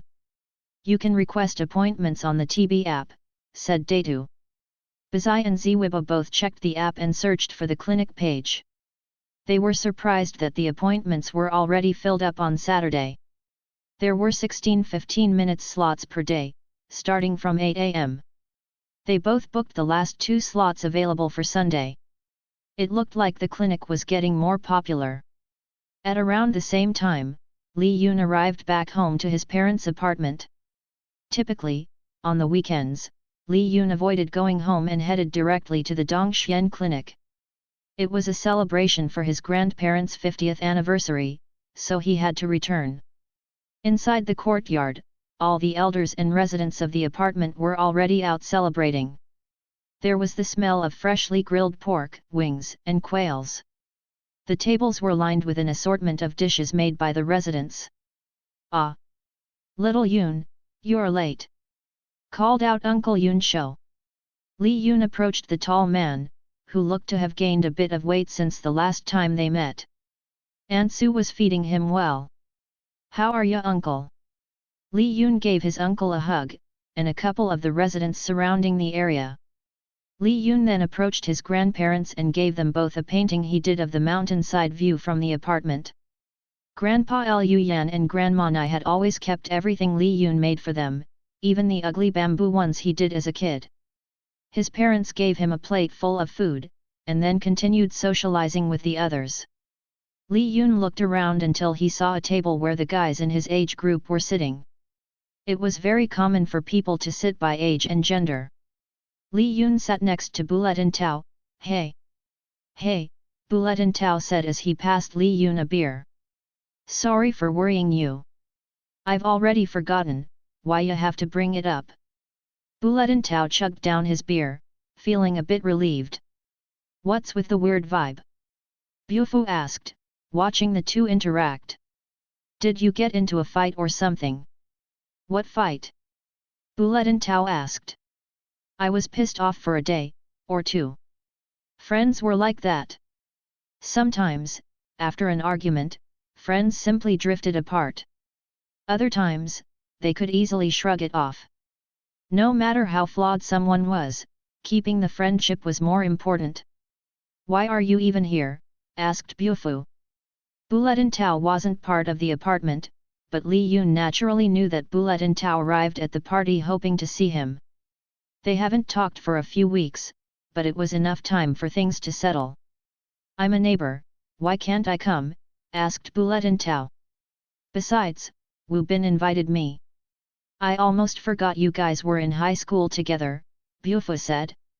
"It's because someone kept kicking me out of the group chat." Wu Bin glared at Li Yun. "Family should not be a part of the group chat," Li Yun responded.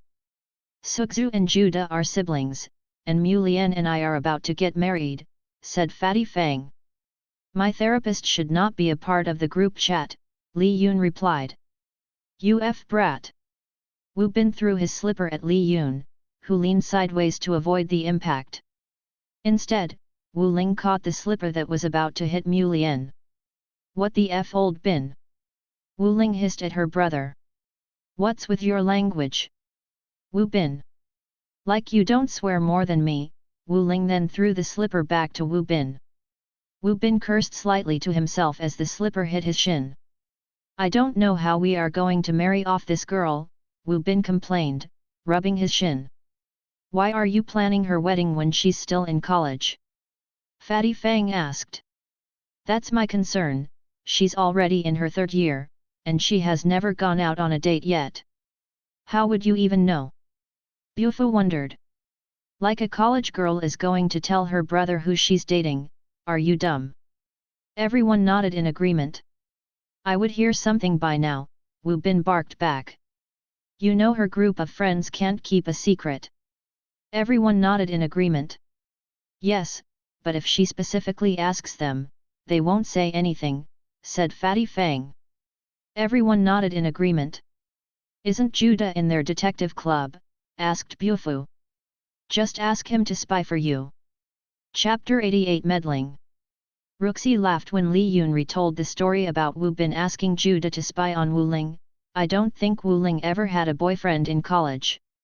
"I figured she didn't, but we were just teasing Wu Bin," Li Yun responded from the kitchen. After putting the dishes back into the cabinet, he walked back to the dining room and put on the white lab coat. "Did you know her as a freshman?"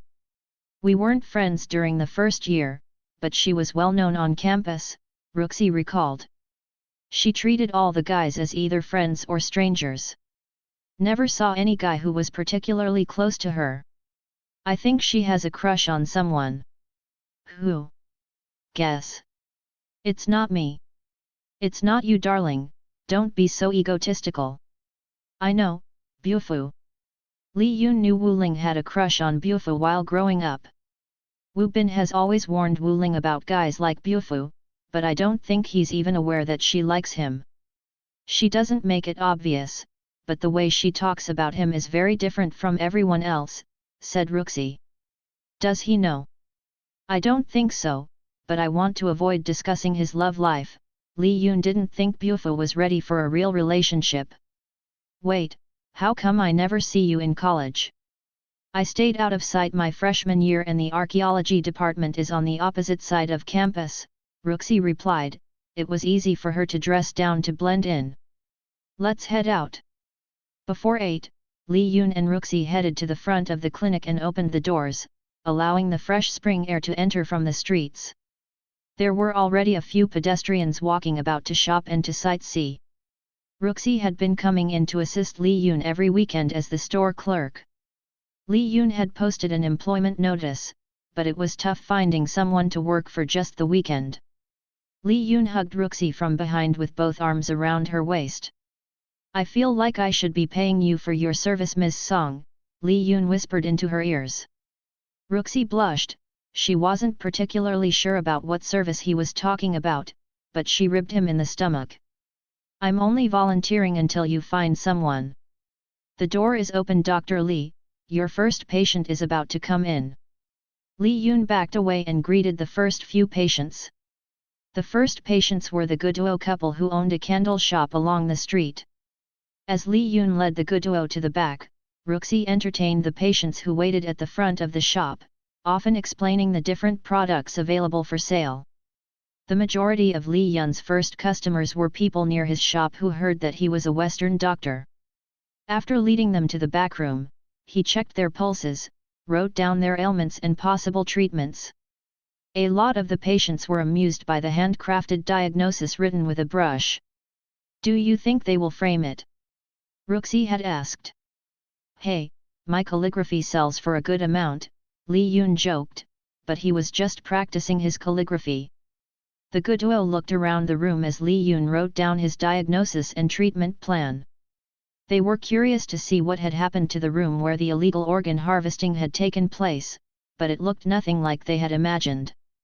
The room was cleaned, warmly lit with lanterns, decorated with ancient-style furniture, and accented by a blue vase and ink paintings. The main area had a round table in the middle, with a seating area near the doorway.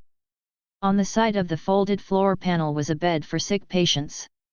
Li Yun finished writing the sheet of paper and handed the paper over to the Guduo. Uncle, your health is fine, but you shouldn't smoke and drink too much at your age, said Li Yun.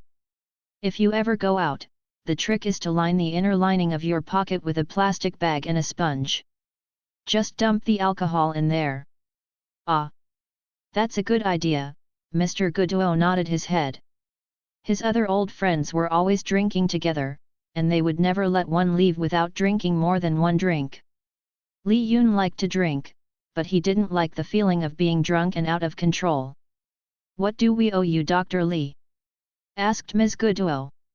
It's fine, we are neighbors. For the neighbors on Kaoban, he would only charge them for the cost of the medicinal if they needed it.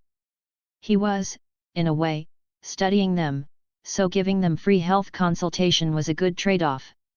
The Guduo gave him some candles they made from their shop before departing. After lunch, Li Yun studied the different medicinal as Ruxi filmed him. As usual, there were less than a dozen people who stopped by to watch the broadcast. Sunday was a repeat of Saturday, except there were Bazai and Ziwiba. Pao Lai had told him about the two biggest gossipers in Kaoban Street. They usually only appear on the weekdays, but they made a special appearance just to see the new doctor. Ah! You must be the new doctor! Bazai cried out with extreme enthusiasm. The two ladies gathered around Li Yun as though he was a fat baby waiting to be pinched.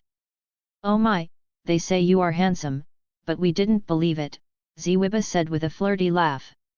Ah, you must be Ms. Bazai and Ms. Ziwiba, Li Yun greeted the two women with a bow. Would you like to go to the back for a consultation? Ah, no, we are fine here, said Ziwiba. She then looked at Ruxi and her eyes opened up. Ah! Mimi! Is that you? Ruxi responded with a curt little nod. I'm at work, so please call me Ms. Song. Oh wow! You look so different! Ziwiba exclaimed. Still beautiful, but different. Ruxi toned down a bit to look more like a sales clerk. She wasn't wearing a complete makeup kit like she usually does. I didn't know you work on the weekend. It must be tough being a student and working at the same time. It's a great learning experience, Ruxi responded. Ziwiba, you know this miss? Bazai asked. Remember I told you about a local streamer who's very knowledgeable about history, food, and makeup? This is her. Oh wow, I've never met a celebrity, no wonder you look so beautiful. But why are you a clerk? This is my friend's relative, Ruxi responded. I'm just volunteering. You should have your consultation, or we'll lose some time. Li Yun was actually relieved that Ruxi took away their attention. He could tell immediately the two women were meddling matchmakers type people. After a quick chatter, he checked Bazai's first. The woman had a bit of clotting in her arteries. If she didn't change her eating habits, she would suffer from chest pain. There were remedies he could prescribe, but maybe more fruits and vegetables would suffice. Li Yun thought that was a good idea, and wrote down his diagnosis. Ms. Bazai, this is for you, Li Yun handed her the sheet. You should add more greens to your diet. I am sure other doctors have told you that. Your diabetes isn't serious, but try to take your medicine daily. Ah, I see doctor, Bazai nodded her head. She was always forgetting to take her medicine. After Bazai, Li Yun checked Ziwiba. Upon feeling her pulse, he sensed that something was off. He thought it could be cancer. He zoomed in further to look at the cellular level. There were a lot of macrophages in the breast area. Macrophages were white blood cells that had been transformed to support tumors rather than to destroy them. Li Yun wrote down his diagnosis quickly and then gave Ziwiba the sheet. Ms. Ziwiba, you should find an oncologist as soon as possible, Li Yun suggested. What's an oncologist? Ziwiba asked. She looked at the neatly written paper. Stage 1B breast cancer. It's still very small and very treatable, you don't have to be concerned, Li Yun consoled her. Are you sure, doc? Ziwiba felt like crying. She wasn't very knowledgeable on a lot of things, but the word cancer scared her. Like I have said, don't worry about it. 99% of the time, it's treatable, just go to the doctor and have it checked, okay? Ziwiba nodded. Ziwiba and Bazai left quickly after the disheartening diagnosis. For the rest of the day, no one else had any serious ailment. Chapter 89 Matchmaking. Liu Suyan and the other apartment residents sat around a large work table en Wang Li's and stitched together purple-colored silk fabric. The decorations were all for Wang Li's son Fatty Feng and Mu Lian's wedding, scheduled for the summer. Rather than buying the items online, the residents of the apartment thought it was more fun to create all the decorations. The events were always an elaborate excuse to chat and gossip. Are you concerned about Wu Bin? Liu Suyan asked her older sister Liu Su as they sewed the seat covers. Yeah, you know he's already 30, but he still hasn't found anyone else after Julia disappeared, Liu Su responded. I told him to go on dates, but he hasn't been able to connect with anyone. It must be tough though, losing someone that way, it would be hard to find someone else afterward, said Wang Li. Mom, what happened to Sister Leah? Wu Ling asked. Oh, right, you were pretty young at that time, said Liu Su. When your brother was in college, he was engaged to his girlfriend. They were both psychology majors, so they spent a lot of time together even during their freshman year. However, a few days before graduation, she disappeared. Did they ever find out what happened?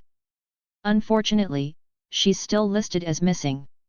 Why are you retelling her such a sad story when we are getting ready for a marriage? It's bad luck, Lu Suyan scolded the mother and daughter. Rather than looking back, why not have little Ling help out your son? She probably knows a lot of young and beautiful college-age girls, right little Ling?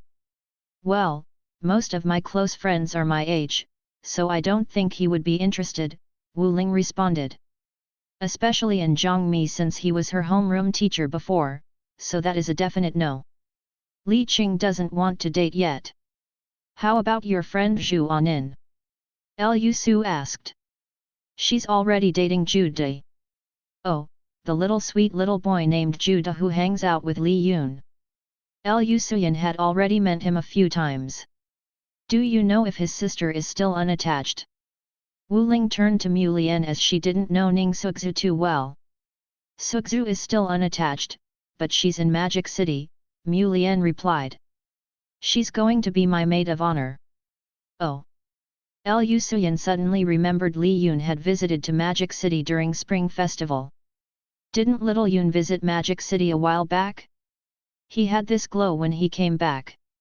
Mu Lian looked a bit amused that Lu Suyan thought something was going on between Suxu and Li Yun. Suxu always dated older guys and Li Yun always dated someone from out of town. Suxu's relationship always frizzled and Li Yun's girlfriends always had higher aspirations outside of their small city. Suxu was envied when Li Yun went to Magic City, Mu Lian clarified. Ah, that's too bad, Lu Suyan responded with a bit of disappointment. Her son was still young, but he had an uncanny ability to read people. Such ability often scares people away. Although she knew her son dated, she never thought he was particularly serious about anyone. How about Song Milan? Don't you go out to eat with her often? Asked Mu Lian. Wu Ling thought about it. Now that you mentioned it, brother did say she looks cute. I think he became a fan and started to watch her broadcast. Lu Su's eyes suddenly lit up. Is that the friend you normally go out to eat with? Yeah, she's coming by to pick me up today, said Wu Ling, but still, she's probably too young for him and a bit too devious. Everyone quickly told Wu Ling to invite her friend up when she arrived. Lu Suyan also thought that even if she was too young for Wu Bin, she was a good age for Li Yun. At that moment, Ruxi was talking to a customer as Li Yun studied the goji, a type of fern root used for cold damp knee pain. Ruxi felt her phone vibrant, but waited until after she finished checking out the customer. As the customer walked away, she looked at her phone. Ruxi wondered why Wu Ling suddenly asked her to come up to the apartment. She normally just waited by the car. Is there something going on in your apartment? Ruxi asked. Li Yun looked up, but paused when he saw that his cell phone was still recording a live stream. Although it was just 8 random people, Li Yun didn't want to talk about his family in front of strangers. Ruxi approached the phone and turned it off. I think they are gathering to prepare decorations for Fatty Fang and Mu Lian's wedding, Li Yun replied. Fatty didn't think it was necessary, but everyone wanted to chip in. Lian also thought it was a good way for her to become familiar with everyone. Fatty Fang's family is huge, they are practically half of the apartment. Why? Lingling just asked me to pick her up from there. Li Yun thought his mother was also there, but it should be fine to introduce her as Wu Ling's friend. Later that day, Ruxi arrived to Ms. Fang's apartment. The door was already open, so she didn't have to knock. Walking inside, it looked like some sort of wedding factory. There were purple and yellow decorations everywhere. Milan, you're here, Wu Ling got up and approached her. My family wanted to meet you, so I thought I'd introduce you to them. Hello everyone, I might not remember everyone, but it's nice to meet everyone, Ruxi greeted with a bow. You probably met Sister Lian before, asked Wu Ling. I've seen Sister Lian around, but I don't think we have met, Ruxi replied as she gave a polite bow to her seniors. Ah, Miss Song, are you seeing anyone right now? Lu Su directly asked. I am already dating someone, Ruxi responded. You are? When did that happen? Wu Ling suspiciously asked, she wondered if Ruxi was lying to avoid matchmaking. A little over 3 months. That's too bad, another good one already taken, Lu Su said, but she wasn't too disappointed. She thought Ruxi was a bit too young anyway. After dinner, Wu Ling explained to Ruxi that her mother wanted to introduce her to Wu Bin. Ruxi had a good laugh. If Li Yun found out, he would probably think it was funny. Are you really dating someone? Asked Wu Ling in a skeptical tone. This better not be boyfriend number 5. Of course not. I don't think he has any exes who is out to get him, Ruxi responded. I think most of his exes dumped him for being a workaholic, in a way. So he's like your first serious boyfriend? Is that why you haven't said anything? Maybe. How do you label him on your phone? He's just person number 8. You labeled your boyfriend, person number 8.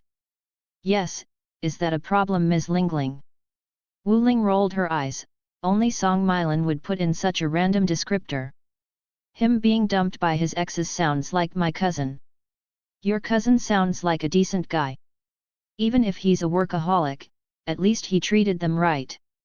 You don't know my cousin, so you don't know how scary he is. Sometimes I think he has ESP. He even knows my cell phone's password. Ms. Lingling, your password is probably either your brother's birthday or your mom's birthday. It's not that difficult to figure out. You. Well, I'll use my dad's birthday next then. Wu Ling was partially joking, and it was likely she would use her grandparents' birthday next. It wasn't like she had anything to hide. Anyway, I think there is something else I want to look at for the detective club. Oh, there's a case you want to look at? Yes, but I don't know if Bulletin Tao has authorization to look into missing person cases at Sheng University. Chapter 90 Materia Medica. Ruxi assisted some of the tourists coming in to take a look around. Every once in a while, she checked the phone to see if there were any interesting comments on the ZZ app. In the meanwhile, Li Yun flipped through a book as he wrote down his analysis of the medicinal in a notebook. He had been documenting the different effects on his body. The order of the notes wasn't random, but based on the groupings from the Divine Farmer's Materia Medica Sheneng Ben Cao Jing. In the book, it listed 119 superior class medicinal, 120 middle class medicinal, 122 inferior class medicinal. The grading depended on the effects on the human body. Superior class was non-toxic and provided nourishment. The middle class altered the body temperament and may be toxic. The inferior class was toxic, and only used for targeted treatment of certain illnesses. The medicinal were classified by types, such as jades, stones, herbs, woods, animals, fruits, vegetables, and grains. Li Yun had bought as many medicinal as he could with his limited funding. There were some rare products that couldn't be obtained, but Li Yun didn't think it was necessary to test everything at once. If someone's life was at stake, maybe getting a rhino horn might outweigh the ecological impact, but Li Yun didn't think there were items that couldn't be substituted with other different combinations. During Shen Nong's time, the Divine Farmer tested whatever was available to him.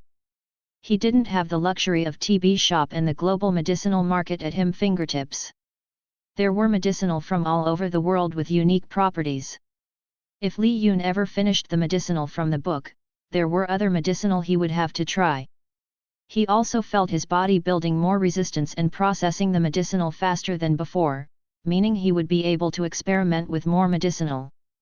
Medicinal were classified by appearances, parts, and how they were processed. If the medicine was dried in the sun, it would have yang qi. If it was dried in the shade, it would have yin qi.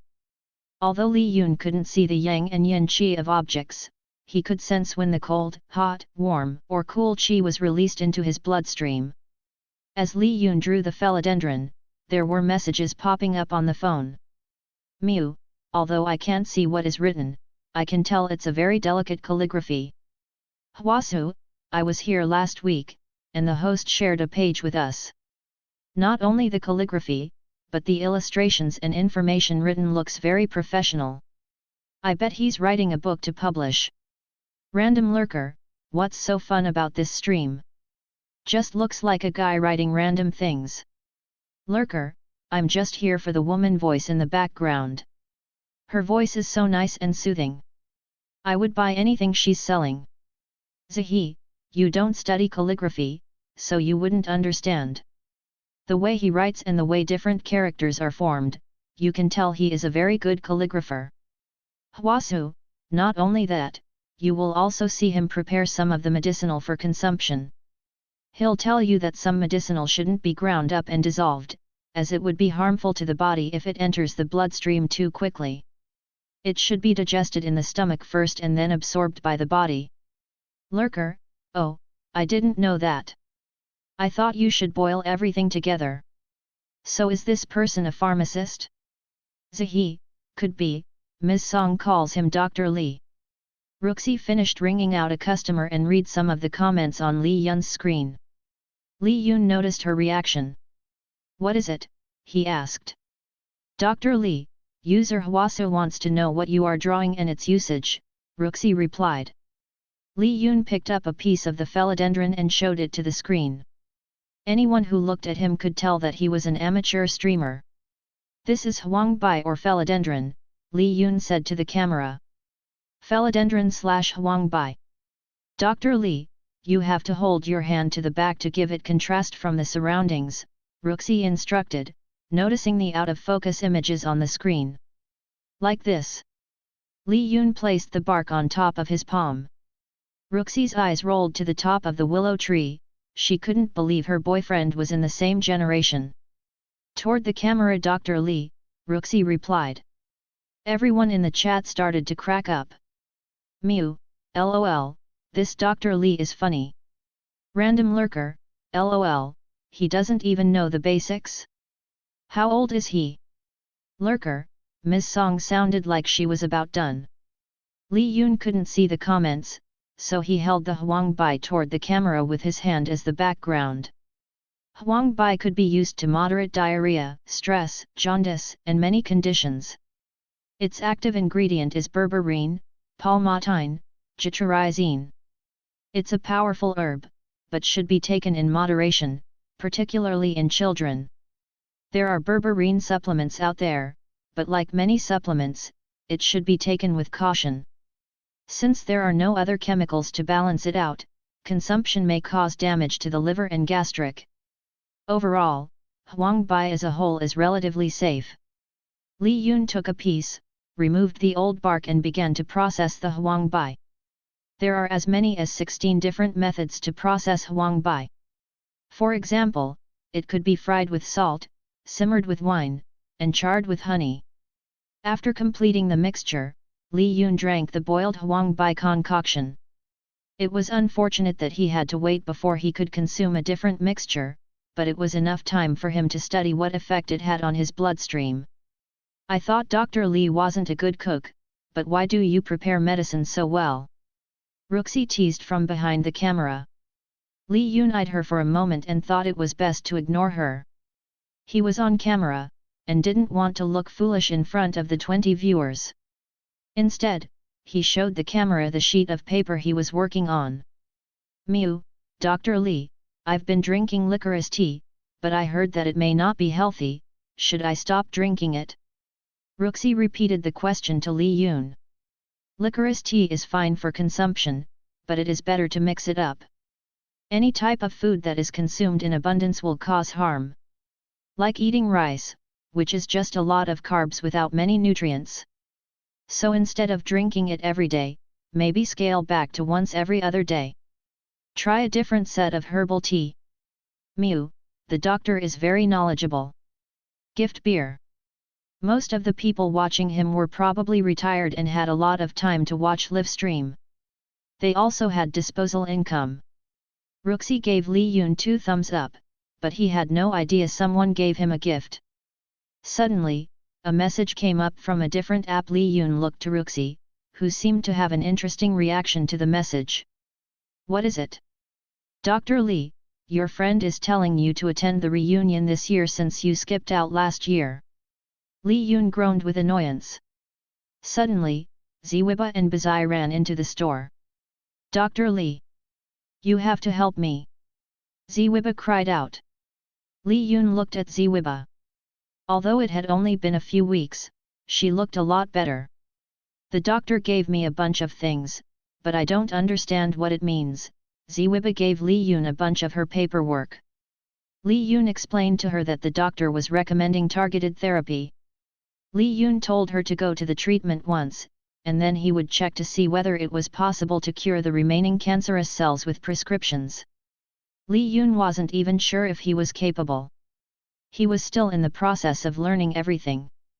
Seeing how Ziwiba had begged, he agreed. What he didn't expect was for the two women to start volunteering to clean and watch over the shop. Don't you two ladies have a family to go home to? Li Yun asked. We see them every day at work, so really no need to see them on the weekend, Bazai replied. Besides, it smells nice here, didn't you say you still need a worker? It's perfect timing. Ruxi announced. I am going home for Labor Day break. Chapter 91 A Favor. Mr. Ki-sun is a vet, you're a doctor, it's a good match, Mi Xian's father said over the phone. You're already 26, what are you going to do once you're an attending? You'll be too old to start dating. It will be better if you start now. I'm not old. Of course you're not, but you're a doctor, so you should know better than anyone else that this is the best time for a woman to start a family. Every year you hold off on marriage for your so-called career will make pregnancy much more difficult.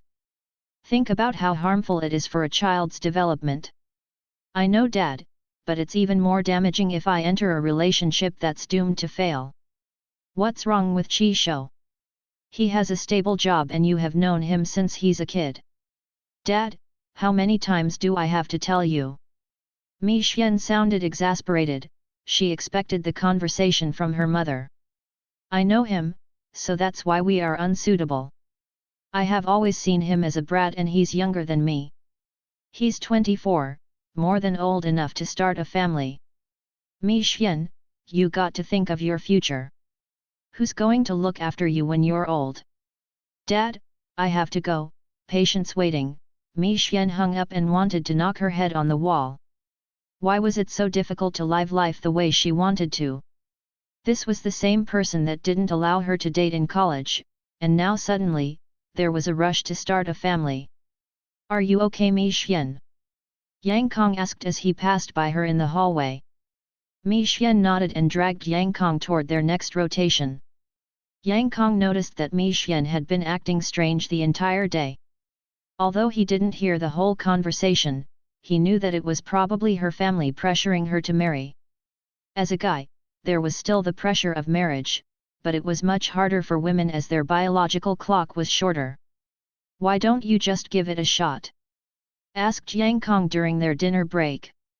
It would get them off your back for a while, and if it doesn't work out, just break it off.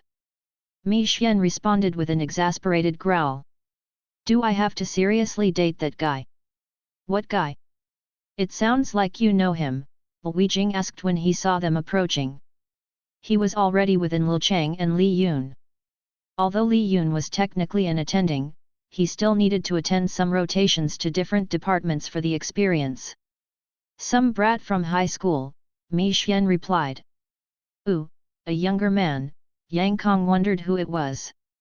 Mi Xian shook her head in annoyance. Doctors and nurses were a chatty bunch, especially when they were waiting for the attending to arrive. Hey, why don't you tell your parents you're already dating? Asked Lu Chang. Seriously, are you watching too many dramas? Asked Yang Kong. Yang Kong moved his mouth around as he thought about the feasibility of the idea. It would help to delay a bit, but you're going to have trouble convincing your parents that since it is too coincidental. They will figure it out. You should help her out, Wei Jing looked to Yang Kong. Her parents already know me, said Yang Kong.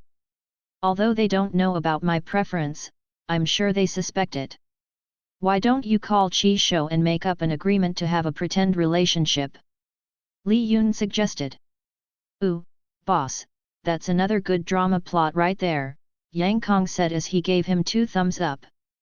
Mi Xian tapped the chair for a moment to consider the idea. If they have an agreement beforehand, it wouldn't be as awkward. She already had his number, so it was easy for her to propose the idea. It's worth a try, Mi Xian shrugged and decided to type out the message to Qi Shou. Li Yun wasn't a relationship expert, but he could tell that Qi Shou had a crush on Mi Xian. As for Mi Xian, she genuinely did not like the idea of being with Qi Shou, but it seemed like it was a different sort of issue stemming from age and familiarity. But she cared for him to some extent to look after him after his accident. It could be that she had never been in a relationship before, and it was awkward for her to begin one. After the rotation, Li Yun's phone rang, and looked at his schedule for the following week. He clicked his tongue in annoyance and headed to Chief Lim's office. "Why am I assigned to be an interviewer?" Li Yun asked Chief Lim as he entered the office. According to the email, he was assigned to the second day of the interview. Not even a hello. Chief Lim stopped midway through drafting an email and looked at the intruder. Li Yun quickly placed his feet together and saluted her. "Ma'am, I'm busy in 2 weeks. Please don't tell me I'm a replacement for Chief Gao." "Don't worry, Chief Gao couldn't escape this even if he wanted to. The vice director decided to take a vacation that week, so Chief Zhang wanted to have your input on the new batch of residents for next year." Li Yun's head raised toward the ceiling, feeling tired of anything that wasn't related to surgery or patient care. Bufu had already dragged him into RSVPing their high school reunion. "Why are you forming Dr. Hao's habit?" Chief Lim had to drag Dr. Hao into staff meetings and constantly berated him for missing paperwork. "Why doesn't Dr. Hao get assigned these things?" Li Yun asked. "Because I have seniority," Dr. Hao responded as he walked by the office. "You're the replacement for day 1 buddy, no seniority there," Chief Lim responded. "I don't know what you're talking about," Dr. Hao's eyes looked around innocently. "Just because you don't check your email, doesn't mean you can get out of this one. You've been verbally assigned Dr. Hao." Dr. Hao gritted his teeth. Li Yun checked his watch, it was still early before the second shift. "Why are you here so early?" he asked Dr. Hao. "I need a favor from you," Dr. Hao said. It was rare for Dr. Hao to request a favor, so Li Yun wondered what it was. After their failed attempt to get out of the interviewing assignment, Li Yun walked to the ER with Dr. Hao.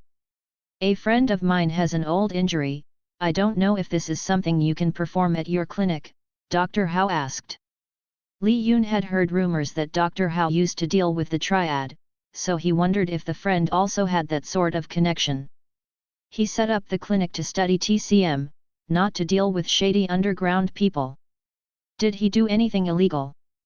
"I wouldn't recommend anyone to you who's too dangerous. He's long retired. He really dislikes hospitals. He's in town to visit, and he looks pretty bad. I asked him to come in and let me perform some checkup, but he still refuses. He only got to TCM clinics for his illness. Are you sure he's not avoiding some sort of authority? Give it a break, he's harmless. He was just someone who took care of bookkeeping for those people. Nothing too dangerous, okay? Bookkeeper? I don't like the sound of that.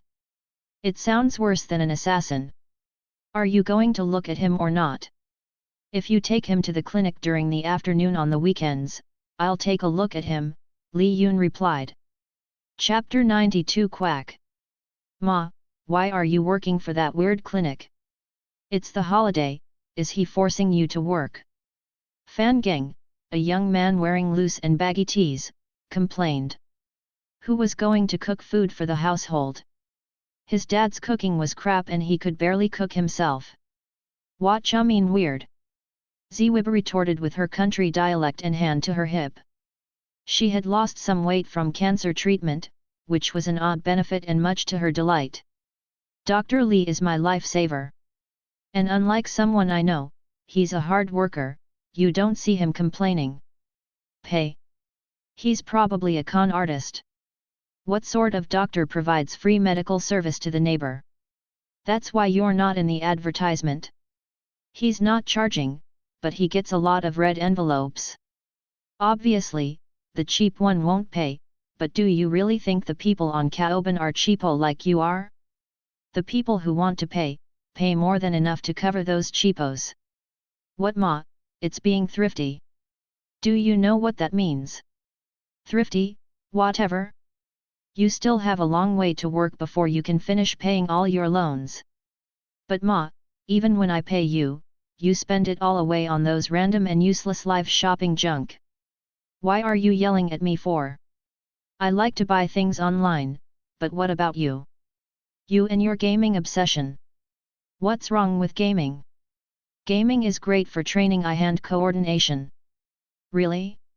You even try out for that e-sport thing, how is that working?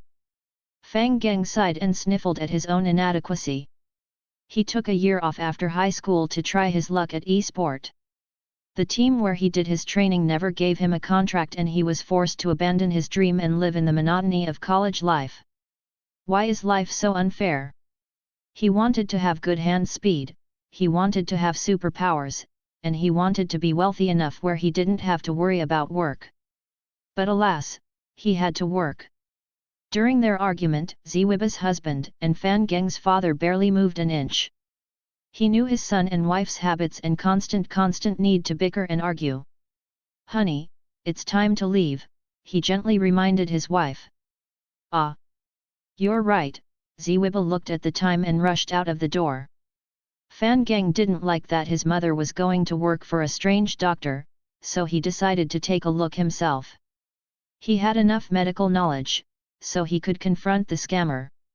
He left the house an hour after Ziwiba to scope out the front of the Dongxian clinic. In front, he could only see his mom and her friend in the front. The doctor was nowhere to be seen. His mom told him that the doctor was as good looking as a movie star. Fan Geng sneered in his heart, like he was going to believe a word from that woman. He slipped to the back area, attempting to look casual with his dark clothing, shades, and face masker. He looked around for something to help him scale the stone wall. Seeing a nearby waste bin, he climbed on top and into a small courtyard. Nothing looked unusual so far, just a small well. Fan Geng looked at the well in distaste, remembering what had happened in the shop. He wondered if the new owner had any hidden secrets. The door to the back room was opened, so he stealthily walked to the edge of the door, peeking inside. Seeing that everything was clear, Fan Geng noticed there was a stair leading up to the second floor. Sneaking his way up, he reached the top hallway. The first room was a workroom with microscopes, notes, and books everywhere. His only hope was the other room. He entered the bedroom and let out a disappointed sigh. It was a nicely decorated bedroom, but it was very normal, no skeletons anywhere, not even in the toilet room. After the disappointment, he heard a sound coming from the front courtyard and dropped to the floor. It sounded like there were people heading to the back room downstairs. He crawled to the stair again and looked down. Finally, he saw the doctor bringing in a pretty patient. "Oh, Dr. Li. They say you're still single, are you seeing anyone right now?" The female patient asked. "Tisk, he's not that good looking," Fan Geng thought. He even had a scar, he must be some shady doctor from the triad. "Miss, are you here for a health consultation?" Li Yun ignored her question and sat across from the woman. "You're not from the neighborhood, so it's 500 yuan. Seriously? This scammer," Fan Geng thought. Even the most famous private hospital would charge 200 yuan for a consultation. "Oh, 500 yuan is fine," the woman replied, giving Li Yun her hand. Li Yun touched her wrist briefly. She didn't have a serious illness, so Li Yun wrote a simple regime of exercise and diet. "Doctor, I have a lot of headaches at work, what do you think is a good way to cure it?" she asked. "Do you work in an office as a clerk?" asked Li Yun.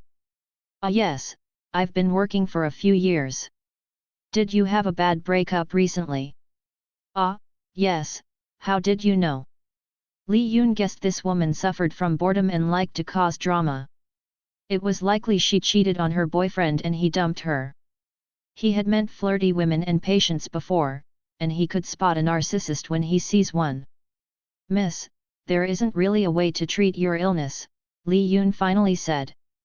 "It's only something you can treat yourself, but I don't think you will be able to do it in a while. You can't just use acupuncture." "No. But what about my headache? Are you feeling any right now?" She shook her head. "Then you're fine," Li Yun said, looking at the time. "Miss, my next appointment is up. But you haven't cured anything. Miss, you really don't have any physical illness to begin with. You can go to a hospital for a checkup and they will tell you the same thing." It didn't look like the woman wanted to leave. "I'm not leaving until you properly check me." "Miss, you can leave via the back door or the front. If I see that you are still here when the next patient arrives, I'm going to contact your workplace and ask them whether they know you cheated on your boyfriend." The woman's face fell as though it was melting. "You?" She didn't understand how he knew about her personal life. Li Yun didn't know for sure, he had simply guessed. It was her reaction that confirmed it. Women like her contracted illnesses they made up in her head. It was possible she was suffering from headaches, but it stemmed from her wanting attention from others. It was a mild case of Munchausen syndrome and narcissism. There was truly no cure for it. It was dependent on the person. Maybe when she encountered a truly life-threatening illness will she be able to be cured. It wasn't something Li Yun could cure, and he didn't care for people who didn't want to be cured. "Miss, I suggest you pay your fees on the app as you leave," Li Yun repeated one last time. Li Yun didn't let her respond and walked toward the front of the shop. The woman looked angry, but she didn't want the people at work to know what she did to her boyfriend. Everyone thought she was just a cute and lovely girl. Fan Geng's face looked confused. Not only was the doctor a quack, but he was also evil. He saw the woman rushing out the back door and he took the opportunity to leave the premise. Back at home, and he looked up Li Yun on the internet. There was an incident with a bomber and a very weird video at the Magic City station. "No way this is real." Fan Geng saw the other comments. Many people also thought the video was fake. It was impossible to perform an atherectomy without any sort of imaging. He had to warn his mother about this quack. Chapter 93 Symbiosis. Li Yun had spent over 2 months researching a treatment plan for little Yan's Takayasu's arteritis, but he still had a long way to go before he could find a cure. He had finished testing the individual medicinals' properties, and was about to start mixing 2 medicinals together. Like everything on Earth, everything was relative to each other, with their interactions and relationships. In TCM, there were 7 interactions, but easily explained using 7 different symbioses, such as neutral, mutualism, commensalism, predation, parasitism, adversity, and antagonism. The reason for understanding the relationships was simple. In TCM, doctors wanted to mix herbs that support each other's good qualities and suppress their bad qualities. Licorice, for example, was often used, but there were also chemicals that were harmful to the body.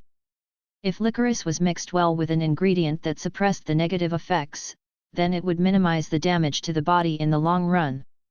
Modern TCM researchers were very much like a chemist, researching individual compositions of herbal plants and fungi. In between his research, he was still performing surgeries at Kinbei Hospital on the weekdays and seeing patients at the clinic on the weekend. Early Sunday morning, the clinic was already noisy with clatters. "Look Bazai, you can't possibly talk to the customer like that," Ziwiba scolded Bazai for the way she was talking to a customer. Ziwiba and Bazai's relationship was mutualism where each person benefited. Bazai was much rougher around the edges, often using a hustling style of tactic to sell items. Although Li Yun had told her it wasn't necessary to sell anything, it was her old habit to immediately start hustling the customers. Oh, why not? It wasn't like she was planning to buy anything. Might as well convince her to buy my trinket. Although Bazai was working for the clinic, she was also selling from her cart parked in front of the shop. Ziwiba shook her head, speechless by her friend's audacity. Inside the courtyard, Li Yun wore a headphone as he prepared a simple supplement for Zumba. Li Yun liked Ziwiba and Bazai, but they were too loud. Bazai's normal speaking voices was loud, honed by her constant shouting to gather customers. Ziwiba was much more reasonable in her tactics, but she tended to be overdramatic and emotional. It was constantly noisy in the shop, so he bought another table to set up in the courtyard. It was also a good place to make remedies as he didn't need to worry about ventilation. The mobile setup was mainly for making herbal remedies. They weren't complex medicine that needed a controlled environment. He looked through a formula that Elder Yi Bao had sent him and began to process a pill. There were different forms of medicine, such as pill, powder, paste, and liquid. Liquid was quick, but often not the best if there were harmful chemicals, as it could leak into the bloodstream. Paste or salve was often for external application. Powder was usually the same as liquid, but usually in the form for better storage life. Pill didn't react quickly, but it had a long-lasting effect. After creating the pill, Li Yun took a small bit and applied it to the blood sample he had gotten from Ziwiba. He then looked through the microscope. It seemed to be working. Li Yun completed a dozen pills and placed it in a small bottle. He walked back inside the shop and handed the bottle to Ziwiba. "Ah! Thank you, Dr. Li." Ziwiba hugged the little bottle. "Don't thank me so quickly, you have to take the pill every morning," said Li Yun. It contained a different mixture of mints and garlic. In TCM, if the disease originated from the stomach, take medicine after the meal. If it originated from the heart, take medicine before the meal. If in the limbs or blood vessels, take medicine on an empty stomach in the morning. If in the bones and marrow, take medicine on a full stomach in the evening. After a morning of dealing with patients, Ziwiba called everyone to the back room for lunch. He ate lunch with them as they talked about the neighbors. It had only been 2 weeks, but he knew all the neighbors simply by talking to the two women. "Dr. Li, you have to tell us the truth, how did you get rid of the dirty stuff here?" Bazai asked. She had walked around the street before, but she always felt strange looking at the shop. She was surprised even after working here that rather than feeling sick, she was feeling healthier. "I have Lei Ting charms hidden everywhere," Li Yun joked around. The ladies gasped. "Really, do you have more?" Ziwiba asked. Li Yun knew that a lot of the elderly strongly believed in supernaturals, but it was still amusing to see the fervent reaction from the two ladies. He had been too busy to make some, but he still had some leftover materials. After lunch, the two women watched the store as Li Yun continued his experimentation in the courtyard. Li Yun felt strange not having a camera on him as he drew the star fruit. Ruxi normally arrived on Friday afternoon after class to see him, but she went to Imperial City for the Labor Day holiday to visit her step-parent. She wasn't going to return until next week. Li Yun knew she was adopted and that she didn't like to stay with them, but that was the extent of his knowledge. He wondered how she was managing in Imperial City. They had a brief conversation before she left. But thinking back, he regretted not asking her more questions. "Your step-parents adopted you after your aunt and uncle went to prison, but did you know them before?" Li Yun asked before she left. "I didn't know them until after my aunt got caught," Ruxi responded. "She heard horrible stories about child social service, so she told me they would adopt me." "So who's the old man that you're avoiding?" "He's my step-parents' father, but he's a control freak, so I avoid him whenever I can." Li Yun felt bitterness whenever she spoke of the old man. Although it was usually spoken in a nonchalant manner, he was beginning to realize that she truly didn't like the old man. There were more things he wanted to ask, but he held back, afraid of breaking a relationship they had already established. It was a simple relationship, one that needed no words to express. Their relation was based on attraction and novelty, and once it wore off, they would go their separate ways. He enjoyed her company, but he was afraid it wasn't going to last. To him, she was a mystery, someone he couldn't figure out. But after getting to know her, would he grow tired of her? Maybe the less he knew, the longer they could maintain the relationship. Sometimes it was better not to know everything. "All right, see you in 2 weeks," was the last he said to her when she left. It was only a week, but he missed her already.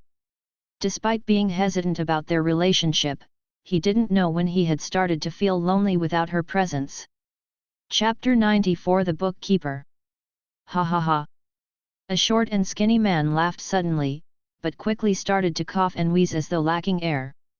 After catching his breath, he continued to speak, "I thought you were joking when you said you know a TCM doctor." Ha ha ha. Midway through talking, his laugh quickly turned into another round of cough. "Come on Hwodo, stop talking so much if you're going to cough." Dr. Hao cried out to his friend. Dr. Hao and his friend, Hwodo, stopped in front of the Dongxian clinic. Hoping that they had arrived at the right location, they walked inside. In the front room, there were walls lined with cabinets, and 2 women sitting behind the counter. "Wow, this looks better than I thought," Dr. Hao said as his eyes roamed around the room. "Your little doctor friend works here?" Hwodo asked in a rhetorical tone, still wondering why a surgeon was moonlighting on the side as a TCM doctor. "Oh hey there. Here to shop?" Bazai asked as she got up to greet the new customers. "Or here for the doc?" There were only appointments in the morning. The afternoons were reserved for patients who needed acupuncture treatment or were picking up their medicine. Li Yun allowed walk-ins if it was urgent. "I'm Dr. Hao, is this Dr. Li's clinic?" Dr. Hao asked. "You're Dr. Hao from Kinbei." Ziwiba's face lit up with excitement. "How do you do? Dr. Li is waiting for you. Also, do you mind if I talk to you about something afterward?" Sure," he responded. Just then, he saw Li Yun walking inside. "Oh, there you are. Nice place you have here." "Yeah, thanks," Li Yun responded, but his attention was on Hwodo's face. "Why don't we head to the back?" Li Yun led them to the back. During the swat, Hwodo chatted a mile a minute, still wheezing and coughing in between sentences. Dr. Hao was a bit boisterous, but Hwodo was rowdy. He talked about a lot of things, but he always sounded like he was in an argument. He wasn't angry, but it was how he spoke naturally. Li Yun was amazed by how much was said from their short walk from the front and into the back room.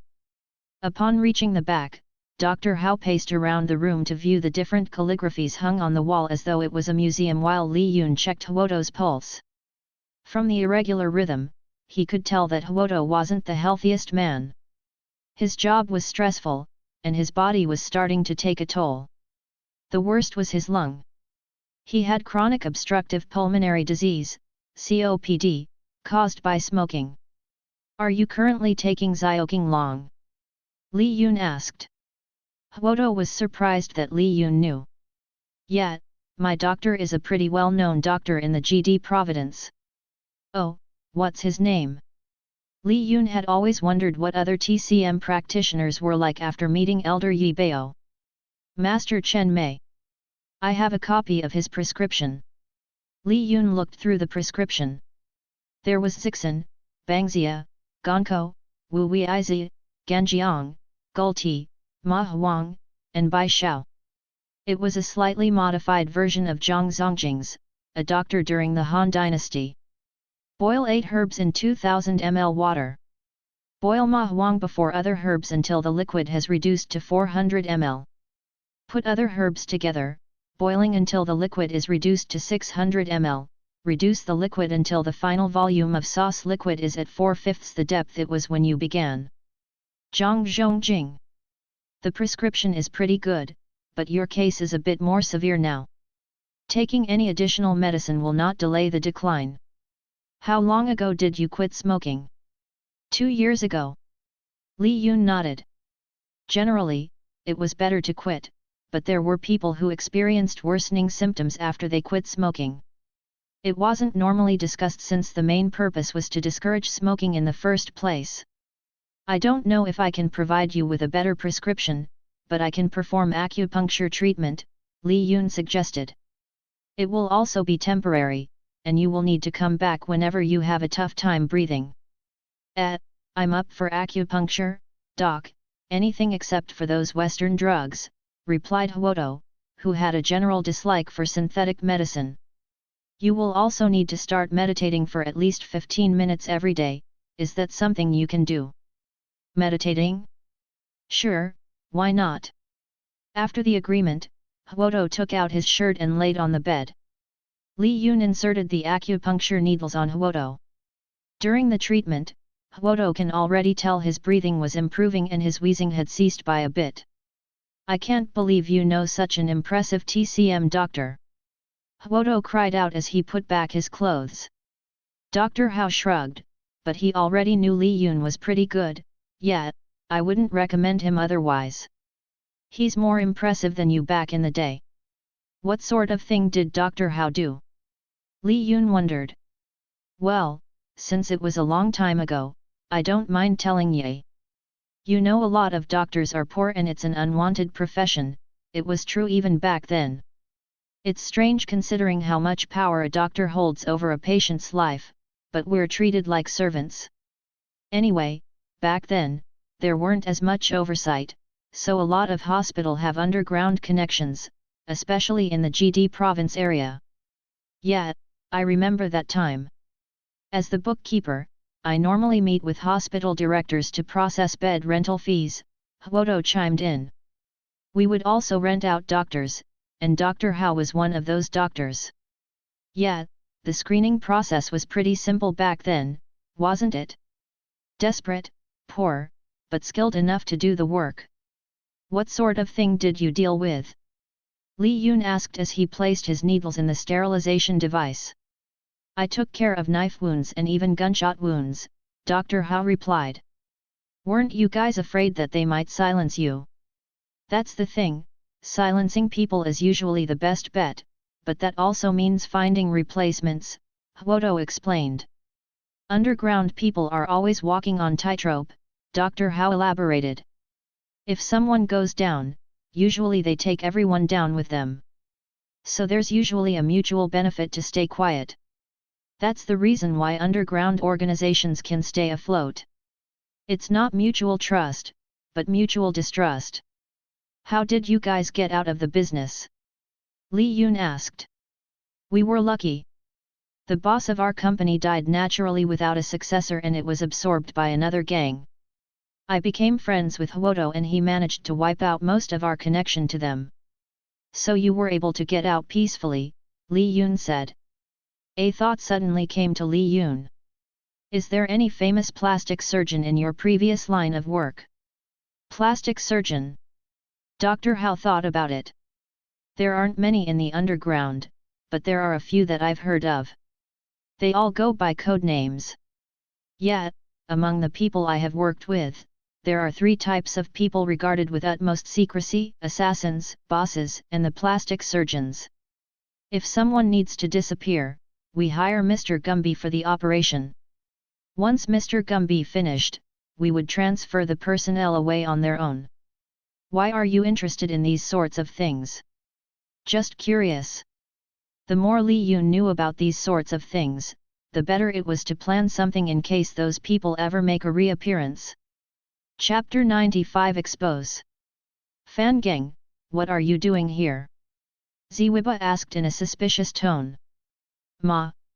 I have a plan to expose this quack doctor. Fan Gang responded with certainty. Oh no you don't you little brat. Ma, he's giving you weird medicine.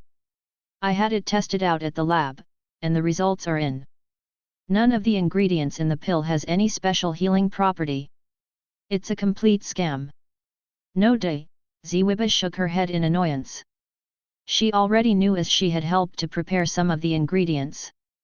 I only pay the cost of what it would cost out in the street. Not to mention it is especially verified by Dr. Li, so everything is legitimate. Legitimate? Do you see this lab report?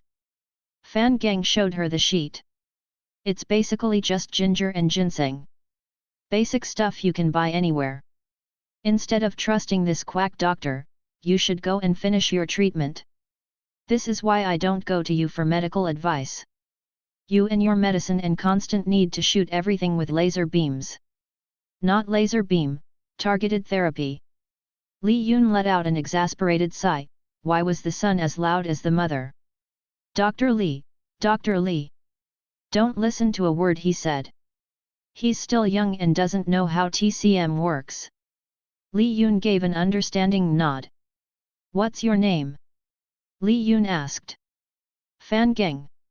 Do you have a problem with your mother working here, or do you have a problem with her taking the pills? Both. Take your mother to the doctor next week and have an evaluation. If the cancer isn't cleared, have her finish the chemotherapy. As for working here, you can take her back. Ms. Bazai can work. Dr. Li. Please don't abandon me. Zwiba pleaded. It's so boring at home. Ma. What's wrong with watching your usual shopping shows online? You're the one who's always complaining that I spend too much money on them. Fan Gang was about to go insane because of his mother's craziness. Fine. I'll stay here to watch. I guess everything is settled with me. Li Yun left to let the duo fight. Later in the evening, Bulletin Tao called him. Hey, I found something that may be related to the forgery scam, Bulletin Tao said over the phone. Yeah, anything happened? Li Yun recalled the monk Luba who had contacted him. Well, you're not going to believe this, but I heard there was a monk who was murdered in a nearby district. But I don't think it's the same one you saw based on the CCTV you gave me. When Ruxi first mentioned to him about the monk who was following Wu Ling, he thought there was a possibility that it was a different monk. It was possible that the operation was a lot bigger than he thought. Did they find out who did it? Li Yun asked. They are still searching. Aside from being a monk, how do you know it's a forgery scam? There is a calligraphy scroll of Zhao Menfo hidden in his boots, but the problem is, we have no idea if it's real or not. Seriously? A verified calligraphy from Zhao Menfo is worth 250 million yuan. Did they contact an appraiser? If it's a forgery, then it's a damn good one. Over half of the experts they had contacted said it may be real. The police had to send the scrolls in to get it tested, but some of them were against it as it would damage the piece. It's either a really good reproduction or it could be real. Yeah, they said that it was possible that the scroll and even the ink was authentic. If they were able to find someone who could reproduce the calligraphy, then it would be almost impossible to determine whenever it was fake or real. After chatting with Bulletin Tao, Li Yun hung up. An organization that had that ability to forge calligraphy wasn't easy to handle. Anyone who dealt with high-value artwork would also have connections to auction houses and wealthy clients. Li Yun felt it was better to keep his distance. Even if he wanted to do something, what could he do? It wasn't like Kiwi and Spirit Detection could fight an underground organization with deep pockets. Inside the dining area, Li Yun poked at the lettuce head wedge with tomatoes, braised pork belly, and eggs in front of him. Ruxi said it was simple to make, that even he couldn't mess it up. But why did his salad taste bland? He ordered the pork belly, so it tasted fine, but the eggs were overboiled, hard, and smelly. It wasn't like Li Yun was a horrendous cook, but he didn't care much about the presentation or even taste. It was important to eat healthily and mix different types of food, but everything else wasn't important. Toss a bunch of things together and eat it, everything looked the same at the end anyway, down the toilet. If the system had made it simpler to gain action points by cooking, he wondered if he would be a great chef. However, the path of the chef was extremely difficult. The simplest threshold wasn't something even a regular chef could achieve. It also got him thinking, was the system catered to a person's talent? If he had the talent to be a great chef, would the system lower the threshold? Instead of making a person cry, would it only require the person to be happy? While deep in thought, he felt the warm presence of someone covering his eyes. "Guess who?" asked a sweet voice. Li Yun removed her hands from his eyes and placed them over his neck as he turned around and kissed her, not giving her a moment to respond. "Yun, we're in the kitchen," Ruxi spoke out as she gasped for air and held onto his hands from moving further up. After leaving a trail of kisses along her neck, Li Yun pulled back. "You're back early. Of course, I don't like being in Imperial City in the first place. Did you miss me?" "Yes. Did you miss me or the food I was feeding you?" "I can't say both." He hugged her as she sat on his lap, wanting to kiss her again, but brushed his lips over her earlobe. "I miss you a lot more."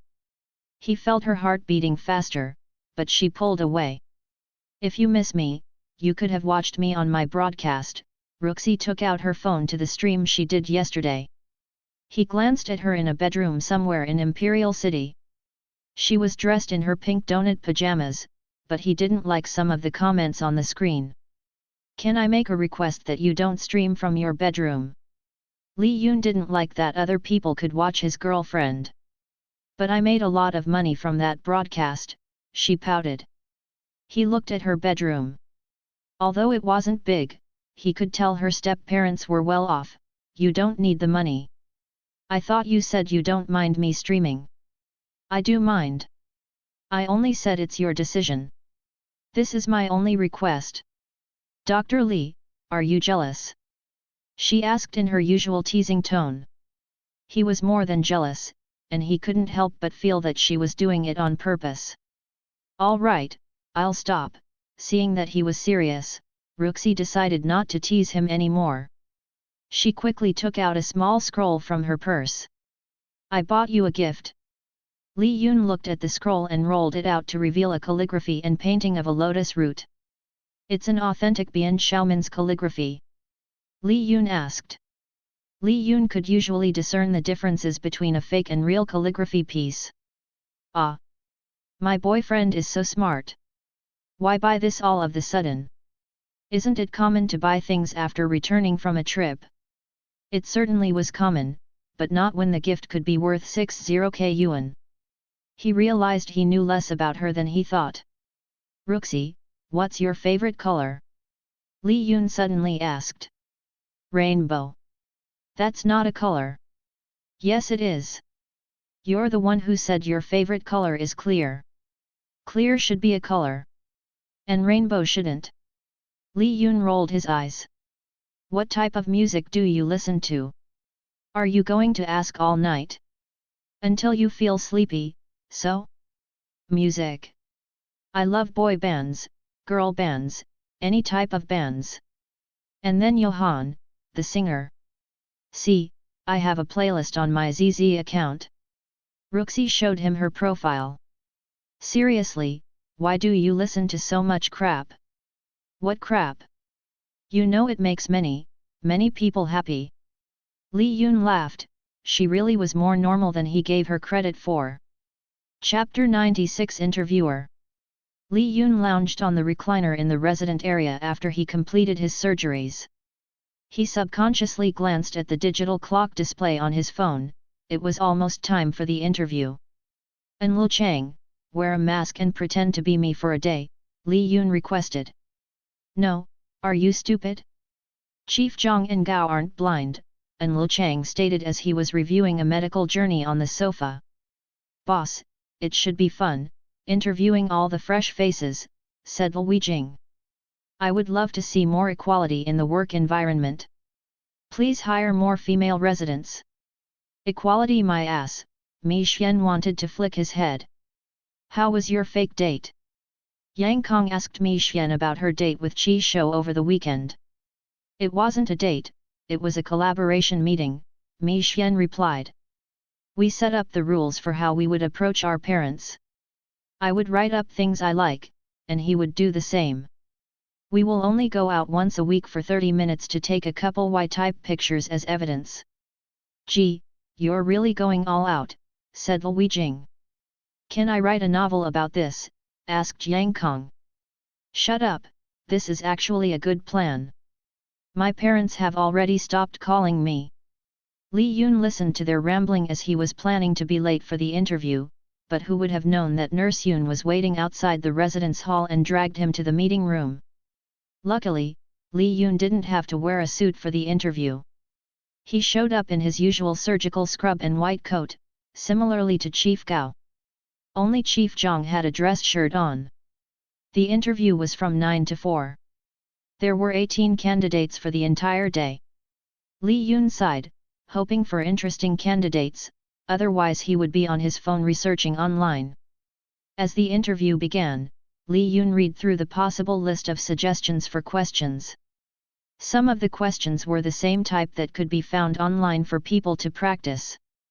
There were random questions that were meant to throw off candidates and to see how they would respond.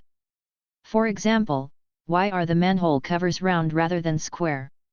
According to Chief Zhang, the 18 candidates' CVS were mostly remarkable, except for one, who was recommended by another doctor. Chief Zhang wasn't opposed to interviewing them. Li Yun figured it was how he got his residency in the first place, so he reserved his judgment. Most of the candidates were boring.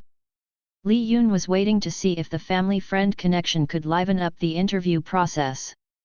As the candidates walked in, they were all nervous, especially the family-friend connection when he saw Li Yun sitting behind the interviewer's table.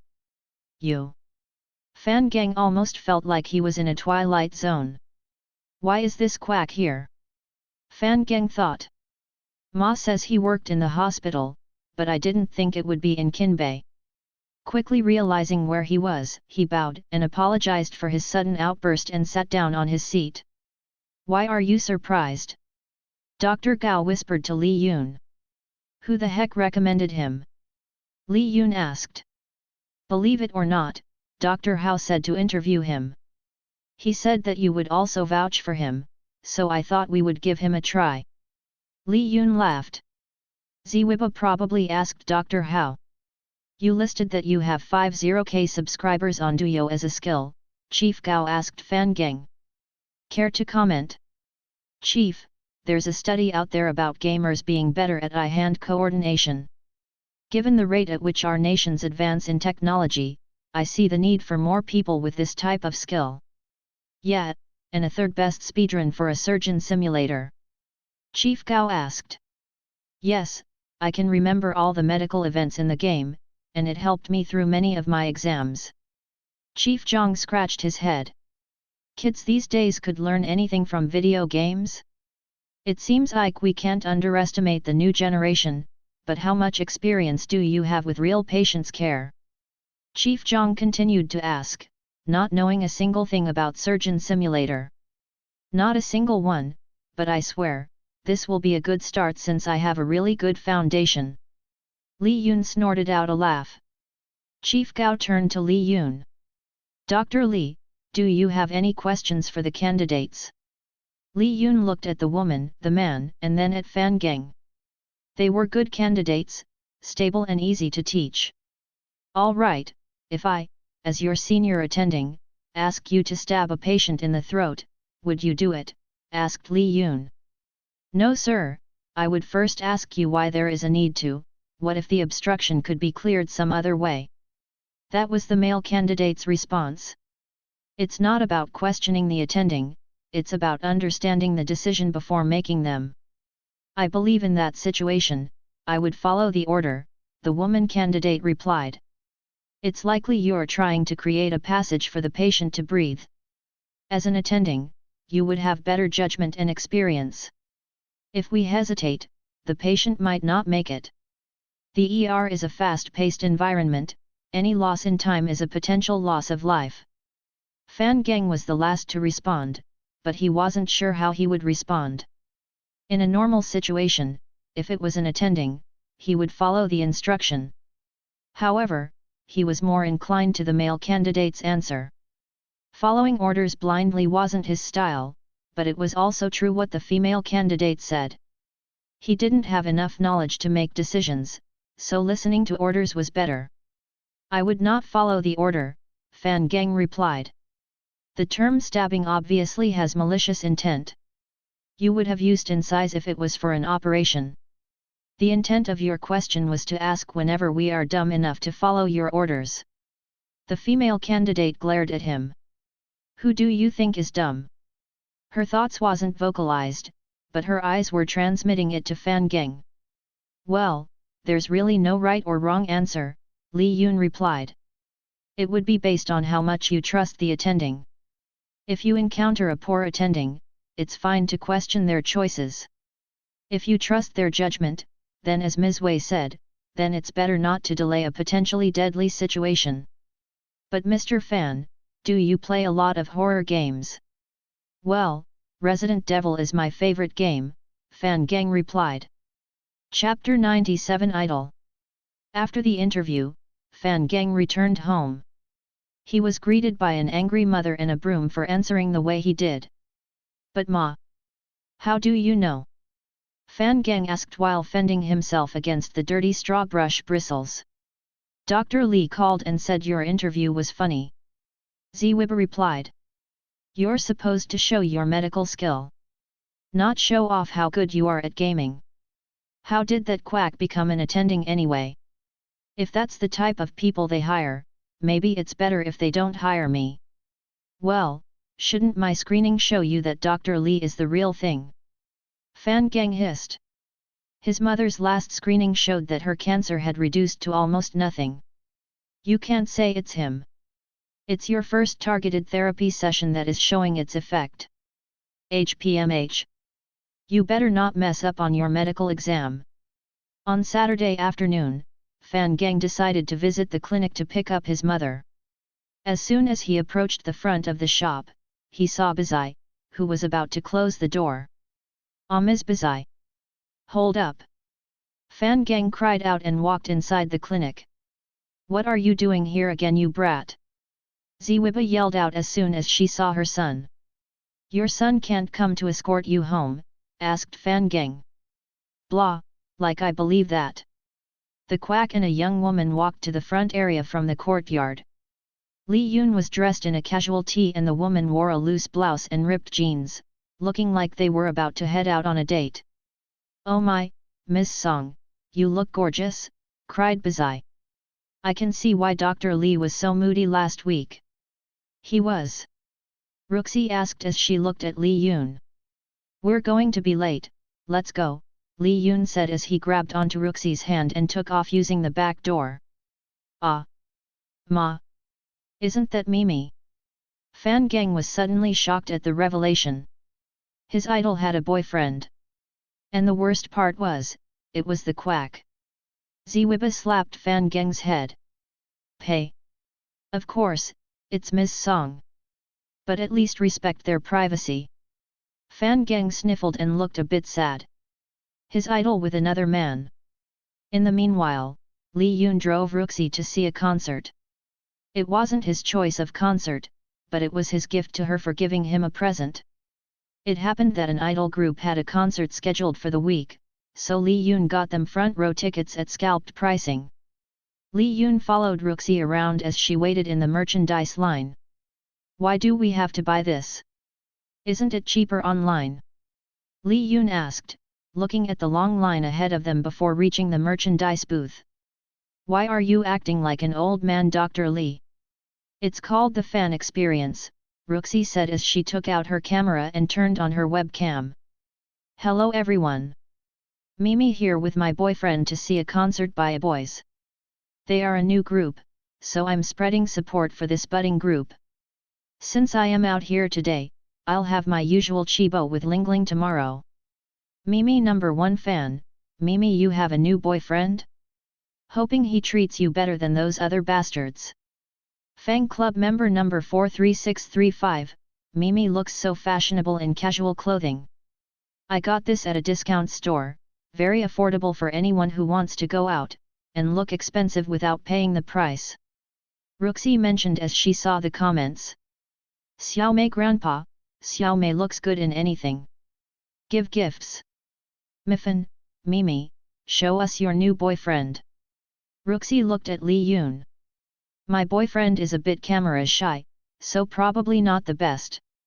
Oh, how about I interview some of the YBOY's fans who are auntie and uncle fans? Ruxi asked Li Yun to wait in line as she moved around to talk to the other fans. Li Yun looked around.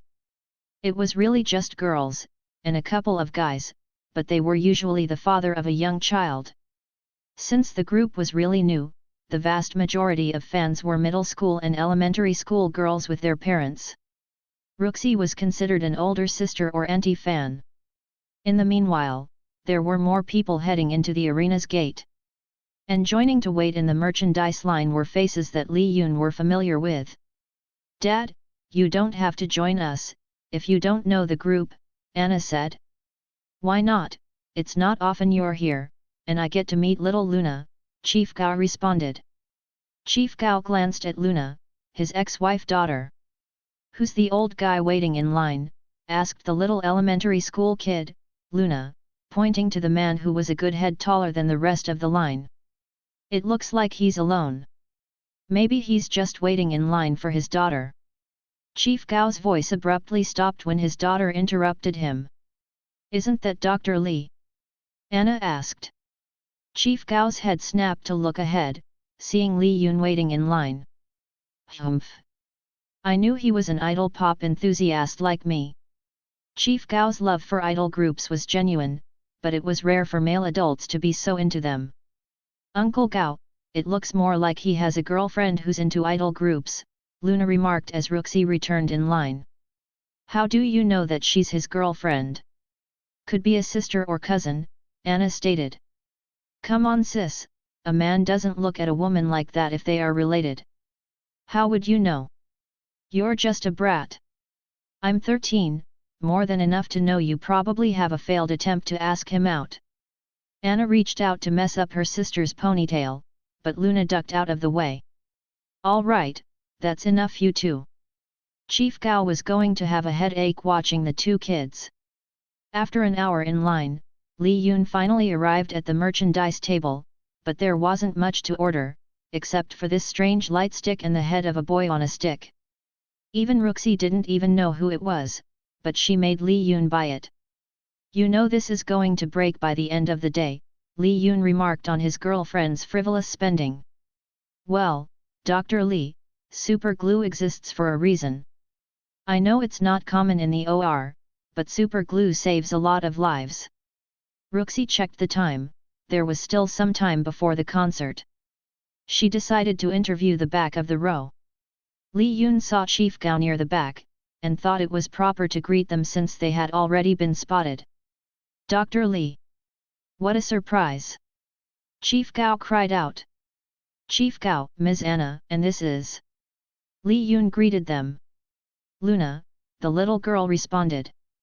"Hello," Li Yun greeted the little girl. "This is Mylan." "Hello. Are you guys all fans?" asked Ruxi. "We are idol group fans," Luna replied. After chatting a bit, they headed inside the concert. The father and two girls sat a bit further in the back, so they split up. Chapter 98 Concert. The beginning of the concert was painfully loud, good thing Ruxi came prepared with earplugs for the two of them. He could tell she was a regular idol concert goer.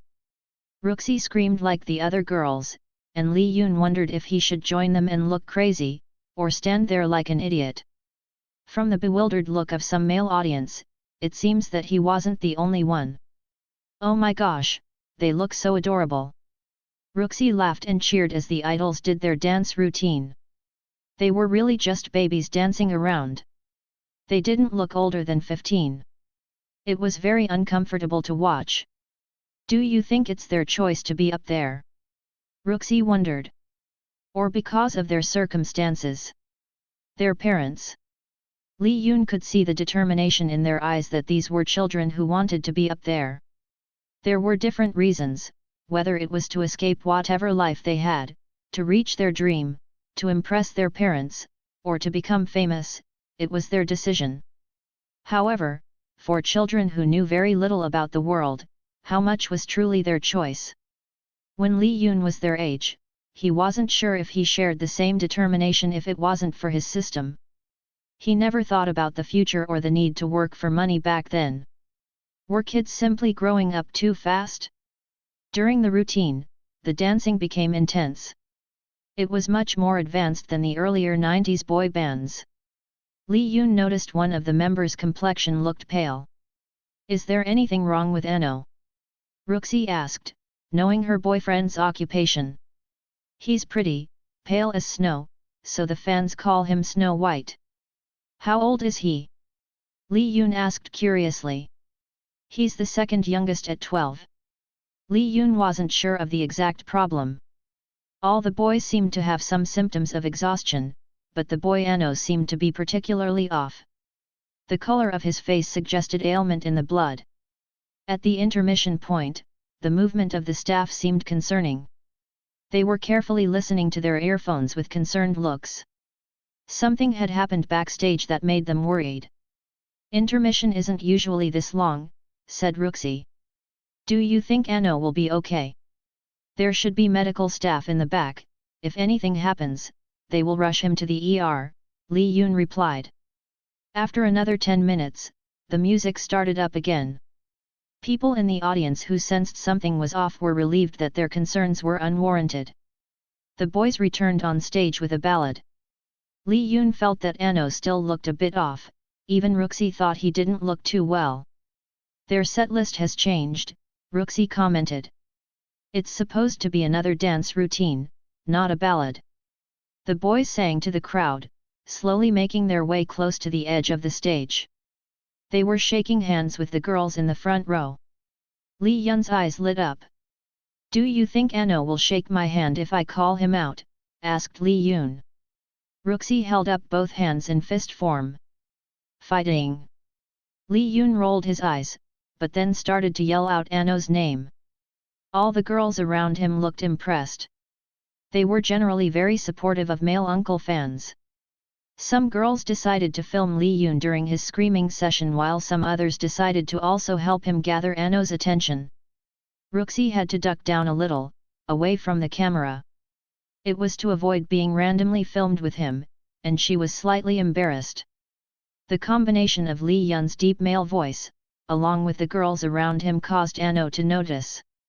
Touched that he had a male fan, he approached Lee Yun's side of the stage and shook his hand. Ano then moved away to shake another fan's hand. Ruxi, the kid is in pretty bad shape, he should be rushed to the hospital now, Lee Yoon confirmed after he shook Ano's hand. Even without any ability, Lee Yoon could tell that it was a high fever. Lee Yoon didn't know how he was still standing there and smiling to the audience like it was nothing. There's a solo song by Minghyo coming up, so Ano should be backstage after 2 more songs, Ruxi suggested. We should head backstage. Lee Yoon grabbed Ruxi's hand and moved toward a guard blocking the backstage entrance. I'm a doctor, I heard about the situation with Ano, Lee Yoon told the guard and flashed his work ID. I need to speak with the medical personnel. The security guard had an earbud on, and already knew the situation in the back. Outsiders shouldn't have known what was going on, so the guard naturally assumed that the in-house doctor, Shui, had called someone. Lee Yoon and Ruxi rushed to the back, and scammed another security guard to lead the way. They approached the medical station. Who's in charge of monitoring Ano's health? Lee Yoon called out. Who are you? Asked the thin male. I'm Dr. Shui, I'm in charge here. How do you know about Ano's condition? Are you crazy to let a kid out there with a fever? Lee Yoon cried out. Rather than answering, it was better to pressure people by pointing out an obvious flaw. We have already advised him to stop, Dr. Shui replied in a defensive tone. But he's determined to finish the concert. There are only around 30 minutes left. He will leave before the encore. Now, who are you before I call security? Just with the statement, Lee Yoon could tell that the doctor wasn't aware of Ano's illness. If anyone in the company knew, they would drop him out of the group. I'm a personal doctor of the family from his hometown, Lee Yoon responded, showing him his work badge. His parents called me after watching the live broadcast. They are worried that he has a fever. I would like to speak with Ano when he comes back. Ruxi had filled Lee Yun's in on Ano's background, and it looked like the family was from a poor rural area up north. The medical doctor hesitated, but it wasn't a bad idea to watch over the stranger. Li Yun quickly wrote something on a piece of paper as they waited for Ano to return backstage. During the solo song, Ano was assisted by 2 managers to the medical rest area. He was also made aware that his parents sent him a doctor. Ano knew his mother was always concerned about his choice of profession, but he didn't know how she was able to send a doctor out to see him. He arrived in the room, and looked curiously at the strange man in front of him. "Uncle, my parents sent you?" Ano asked with his pale face, but his eyes were beaming at the thought that his parents were still looking out for him. "When did I suddenly become an uncle?" Li Yun thought as he felt like crying in his heart. He wasn't that much older. He slipped Ano the piece of paper he had written. "Read this carefully and nod if you understand." Chapter 99 Blood. What happened to the Y-boys? Typed a user on the Mibo social site. "I don't know, is there anything unusual?" asked another user.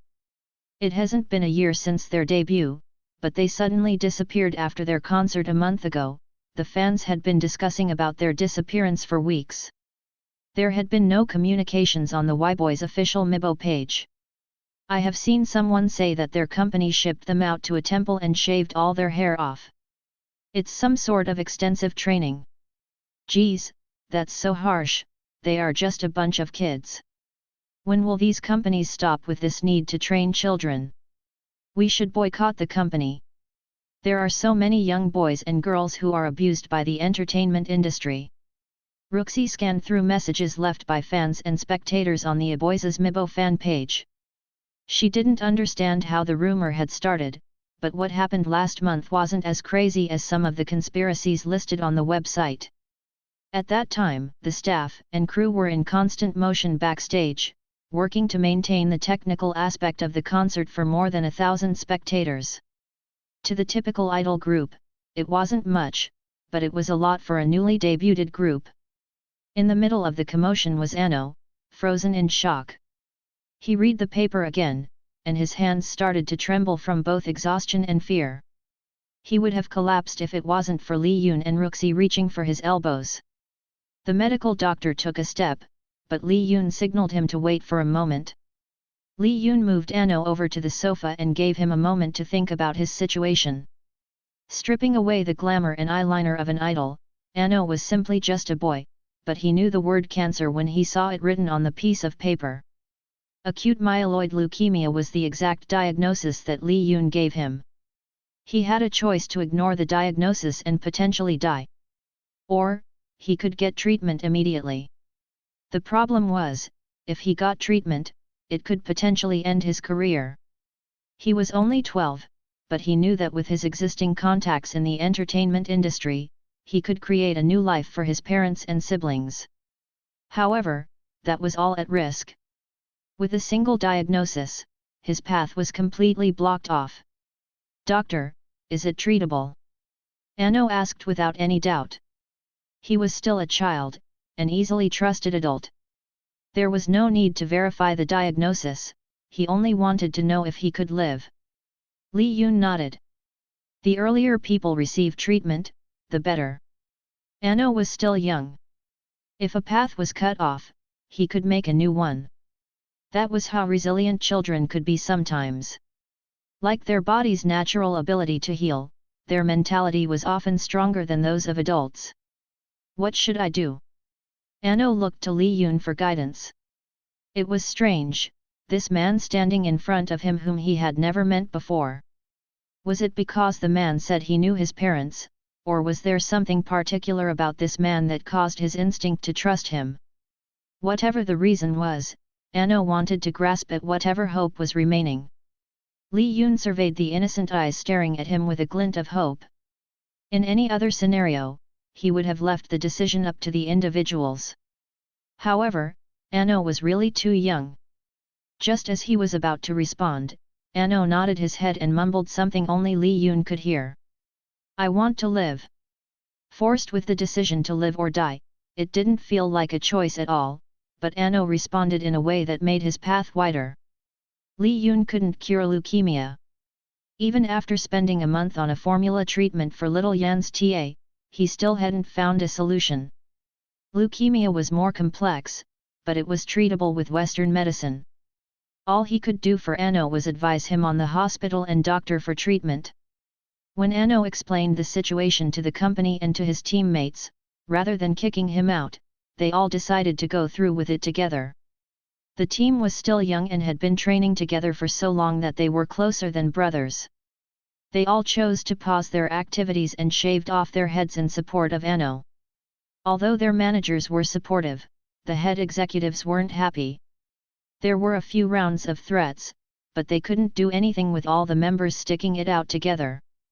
After a month, rumors circulated about a possible disbandment of the Y-Boys.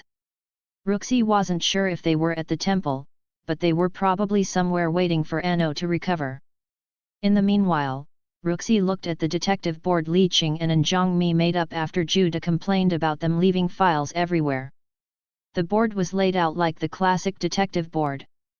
The only difference was that it was in a digital format and viewed from their cell phone. "Did you guys rearrange the board for aesthetic purposes?" Wu Ling asked as her hand moved over the phone's screen to zoom into the board. They were gathering information on her brother's fiancée, Julia. "What's with the red strings and post-on notes?" "It's pretty," said Zhongmi. "But is it necessary?" asked Wu Ling. "Visual elements are important for quickly picking up information," Li Qing added. "You see here, there are 2 disappearances at Sheng University. One from 8 years ago, Julia, and one from 6 years ago, Dan Shi. The surrounding names are from universities within 50 kilometers in the past 15 years. And we haven't included a missing person list either, just those from the university," said Zhang. The police report from 10 years ago also did a similar analysis, but they didn't find any connection. "Did you find out anything unusual about Julia?" asked Ruxi. "Well-liked, personable, and pretty active in volunteer work," said Li Qing. "Lingling, how much do you remember about her?" "Not much, she was around during break, but only on the weekends," said Wu Ling. "She was pretty kind and chatty with my mom. I interviewed my mom, and she didn't think she was involved in anything dangerous. If it's just a random kidnapping, then it would be difficult to find," said Ruxi. "Sorry Wu Ling, I know you want to solve this case for your brother, but it might be beyond our capability." Wu Ling sighed with a bit of disappointment. There were cases that couldn't be resolved, and Julia's case may be one of them. "It's fine, I just wanted to see if we are able to uncover anything new." Chapter 100 Invest in a good suit. "Why am I here again?" Li Yun asked himself as he arrived at the lobby of a fancy hotel. "I don't have a date, so you have to come as my only other friend who's still single," Bufu replied. "I can't come here with Fatty bringing Mu Lian along. Should I tell Bufu about Ruxi?" Li Yun thought to himself. "Nah, I want to see the ass reaction when he finds out later." "Fu," Bufu remarked after seeing no response from Li Yun. "Every time you stay silent, you're cursing me in your head. But couldn't you dress in something more fitting?" Li Yun was dressed in his only suit, the same suit he wore for his interview. He wasn't being cheap, he was being practical. He didn't normally wear a suit, so what was the point of wasting time on buying more than one? The suit was a bit loose since he had lost some weight running around in the ER and his clinic. "I don't have money like you do," Li Yun replied. "What do you mean? It's not like I can cash in any of my stocks. A good suit is one of the best investments you can make. People are shallow, you should know that by now." Out of everyone, Bufu knew the most about computers, but it somehow translated into wealth with the explosion of cryptocurrency. Bufu had been mining Bitcoin since high school. Since then, he had already accumulated 1,800, or almost 13 million yuan. "Should I also invest in Guk's dress and makeup?" Li Yun asked sarcastically. "Oh man, that would have been better, why didn't you dress up?" "You bastard, you could have brought any random girl," Li Yun sneered as they started to walk toward the hallway where the arrow for Kaishi High School reunion was pointing to. Inside the large banquet hall, everything was decorated with blue and white lanterns, the school colors. Bufu and Li Yun found their seats and sat down.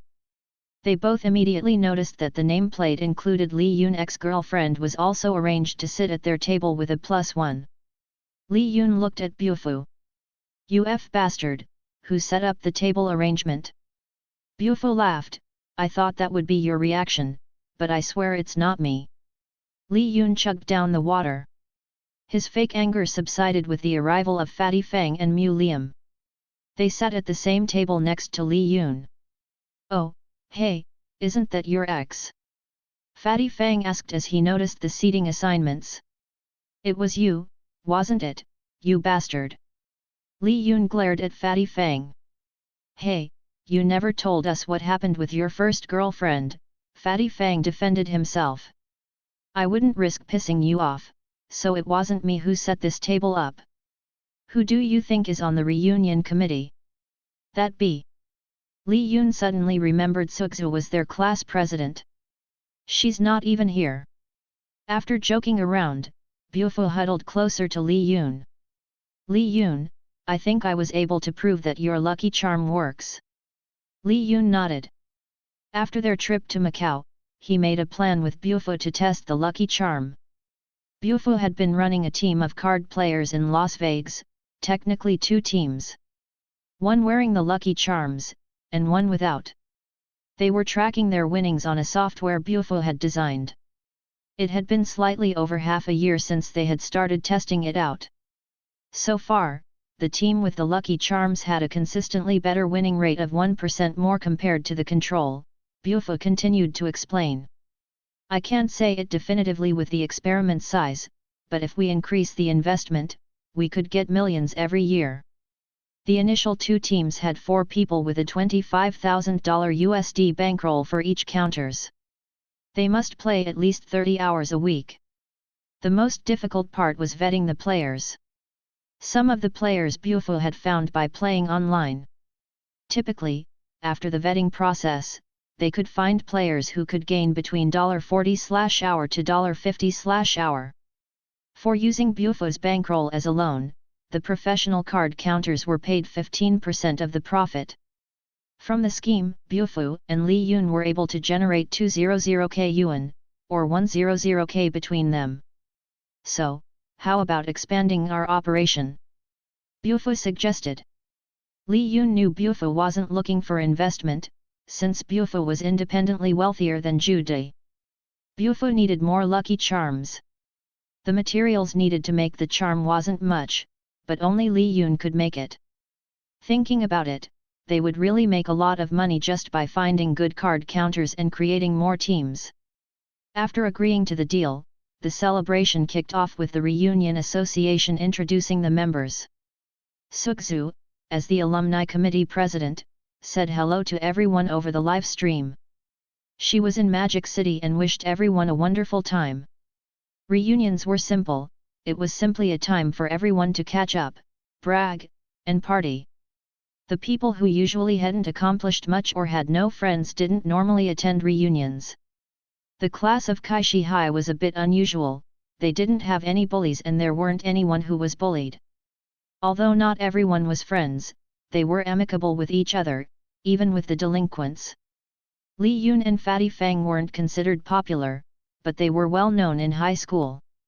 Only Bufu could be considered popular, but mostly with the female population. Bufu said that Li Yun could have been more popular if it wasn't for the scar and the threatening aura he kept on projecting in high school. Li Yun toned most of it down in college, but more to blend in and not to cause a scene. "Hi everyone," a pretty young woman with a sturdy man approached the table. The man sat next to Bufu and the woman sat beside him. "Oh, Minlai, you look as beautiful as ever." Bufu greeted the incoming woman. "And your boyfriend Tao Ji?" Bufu had seen them last year at the 5-year reunion. Off-year reunions were usually smaller, and usually only attended by the local alumni. "Now fiancé," Minlai replied with a smile. Li Yun could tell she felt a bit uncomfortable being at the same table. When Li Yun was 15, it was Minlai who asked him out first. It was flattering back then since he had just slimmed down around that time. He never had any sort of female attention until Minlai. Usually, the girls would be interested in Buffa first. However, Minlai liked Li Yun. Li Yun hadn't perfected Min Xiang, but he was knowledgeable enough to know that she was truly interested in him and not using him. Li Yun showered her with gifts and flowers whenever he could.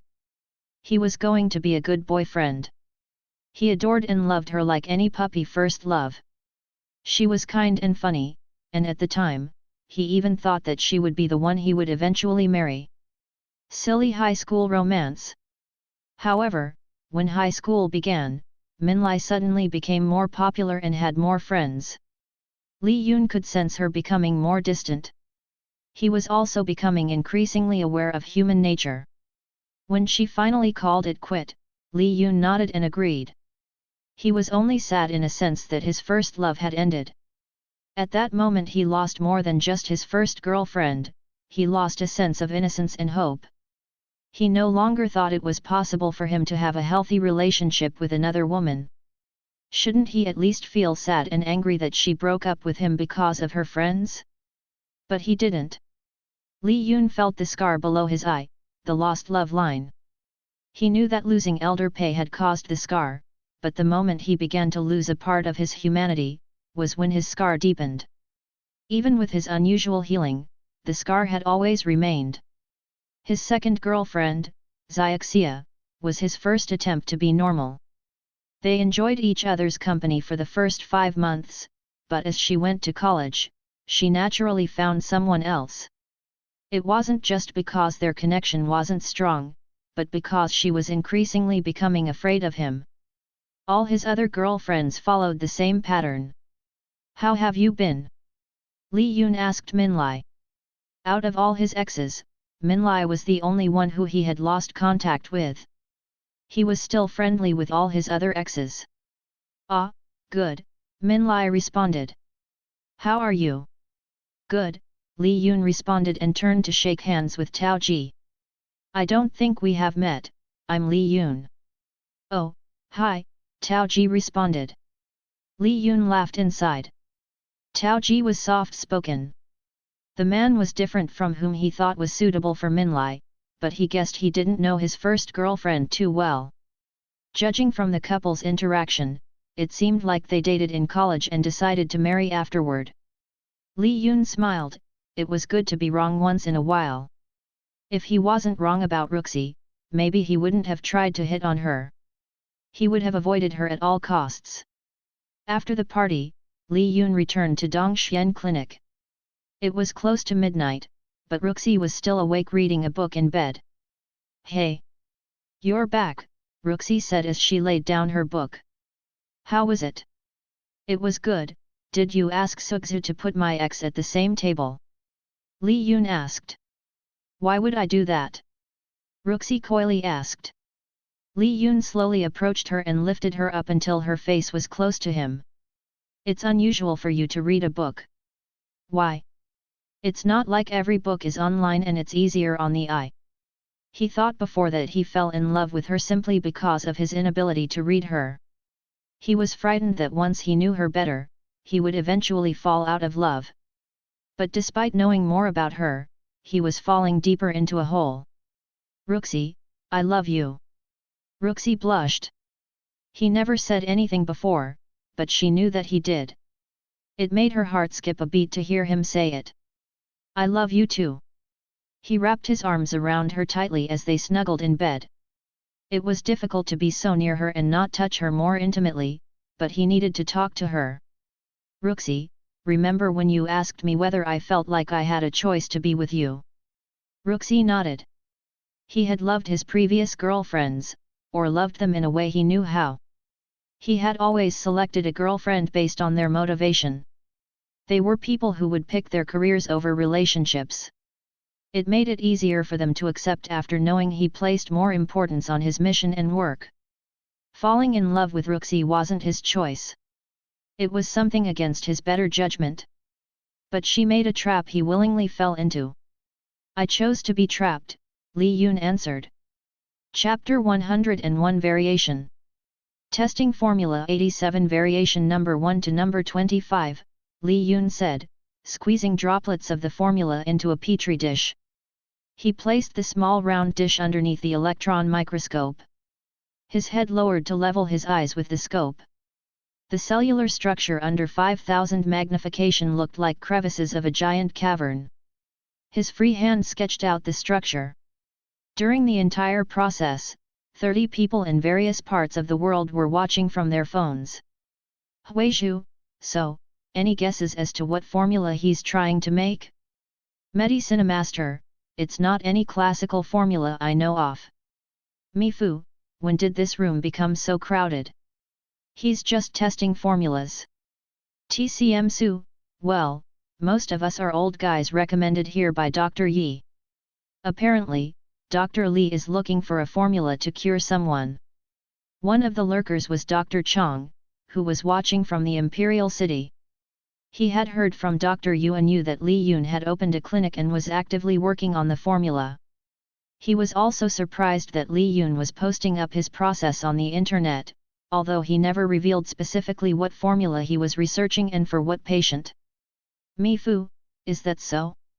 There does seem to be a lot of doctors and medical people in the chat lately. Huizhu, I'm just waiting to see what he is writing.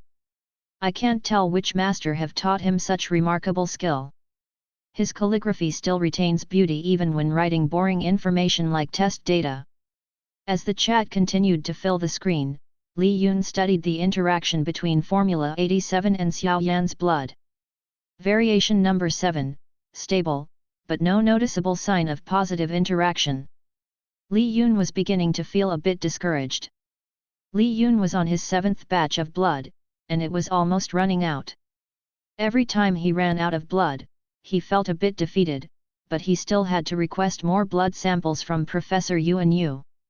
According to his research, Takayasu arteritis was caused by endowment deficiency. He used the formula recommended by Elder Yi Bao as a starting point for his test. The formula included 11 different herbs. But after consuming the formula for a year, it was beginning to reduce its effectiveness in Little Yan. Li Yun had to modify the formula in a way that would produce a more lasting effect. Based on his experience and seeing how each medicinal had affected his body, he changed the preparation method and the amount of each medicinal. There were different variations and medicinal he had produced. However, after 87 formula changes and variation in dosage, he still had not been able to produce anything stronger than the base formula Lao Yi Bao had provided. Li Yun continued testing the different variations. In the meanwhile, Ruxi noticed that Li Yun had been gaining more subscribers. It still averaged around 100, but it wasn't bad for someone who only streamed on the weekends. Yun, I'm going to link your ZZ Live with your TB account. Ruxi's statement sounded more like a question. Li Yun nodded. Huizhu, oh, there's a shop associated with this account? Zahi, he's the person that wrote all the Taoist texts? It really looked like he really drew it all by hand. It was so beautiful I thought it was digitally copied. Calligraphy master, ma frickin' goddess, these texts are so expensive. Mifu, considering there are hundreds of pages in the texts, if those are really handwritten, I could see why it's so expensive. Li Yun was not aware that some of the items were being sold in the TB shop so quickly. Somewhere in an apartment unit, Wu Ling was screaming in glee. He was more focused on variation number 8 from under the microscope. The formula seemed to reinforce the blood. Did he succeed? Suddenly, a thought came to him. Secret mission to achieve 3 grottos and the almanac to small perfection. Reward, title of Divine Farmer Sheneng. Wu Xing status. Fire, 36. Water, 36. Earth, 36. Metal, 36. Wood, 35. Li Yun froze for a moment. This was the first time the system rewarded a title, the Divine Farmer. What is the purpose of the title? Li Yun thought. Inside his mind, the knowledge he had accumulated from reading and analyzing the medicinal reorganized itself. He could see how to produce the medicinal, process it, and create the strongest effect on the body. This was quite amazing. Li Yun wasn't someone who could memorize everything easily. However, with the title, he was able to recall exact details at the tip of his tongue. There was also information that he had learned from Lao Yi Bao that was reorganized by his system. Looking through the list of action points, Li Yun noticed that the requirement in the agriculture and botany section was reduced. Li Yun wondered if this was the sign for changing profession from a surgeon to a farmer. Probably not anytime soon, but he had a lot of vacation days he could start using up to begin experimentation with planting herbal medicine. Not only that, the clinic was gaining more reputation within the area, and his schedule was booked for 2 months. Li Yun planned to take 5 weeks off to focus on creating the formula for Xiao Yan. He could also have Bazai watch over his shop along with her stall during the weekdays. The customers were always complaining that about his hours. Although he didn't take appointments on the weekdays, the customers wanted more store hours. Many of his clients preferred to buy herbs from his shop, citing quality and effectiveness. With the plan settled, there was only one issue remaining: Ruxi. They had been dating for 6 months, and it was probably time to let everyone know. Ruxi also agreed. She wasn't intentionally keeping it a secret from everyone, but she wasn't the type to reveal her own private life. Li Yun stopped the ZZ app on the cell phone to have a private conversation. Ruxi, after class ends, are you staying in Yide? Li Yun asked her. She typically returned to her step-parents. She wondered if Li Yun was asking her to stay with him. He was only in Yide on the weekend and basically lived in the hospital on the weekdays. She wondered if he was going to use his vacation. Dr. Li, are you asking if I should stay with you? Yes. Dr. Li? Can't you be a bit more romantic? Li Yun rolled his eyes, but suddenly lifted Ruxi up and placed her on top of his workbench so that his eyes were leveled with hers. Miss Song, stay with me. Ruxi wanted to nod, but she needed a good reason to convince her family to let her stay. She heard Bazai's loud laughing voice, still trying to sell cheap trinkets to customers, and quickly formulated a plan. She nodded. Chapter 102: Taking a Vacation. The department chiefs were in shock when they saw Li Yun's paperwork. He's taking time off. Chief Gao cried out. He thought 5 weeks was a joke. What the heck is he doing for 5 weeks? He said he's looking after his clinic, Chief Lim replied. Chief Gao nodded. Now that makes more sense. Once a workaholic, always a workaholic. Have you been to his clinic? Han said that it's becoming quite famous in that area. I knew that kid was skilled at TCM, but I didn't think he would open a clinic. With his ability, I wouldn't be surprised. He has been working on a case with some famous doctors in Magic City and Imperial City. Chief Gao sounded impressed, but there was a sense of disappointment in his tone. What's the matter? Chief Lin raised her eyebrow. Are you concerned that he would quit? He's at the point in his career where he could make a name for himself anywhere in the country. The world is too big for someone of his caliber to remain in Kinbei forever. Chief Lim nodded. She also felt an impending separation. Some residents were finishing up their 3rd year of residency and making their future plans. The ER and ACS planned to hire 5 from the pool, but the others must look for offers from other hospitals. People come and go, it was the natural progression of life. The separation anxiety was especially strong around graduation, where friends separated and dispersed, either to see each other once a year, in 20 years, or most of the time, it was the final parting. Connecting through the internet was not always easy, friends easily lost touch if their only commonality was the close proximity. While the chief was talking, Li Yun was in his office overseeing Lu Chang's surgery with Wei Jing as assistant. When the patient came in, Li Yun took a step back and supervised the residents.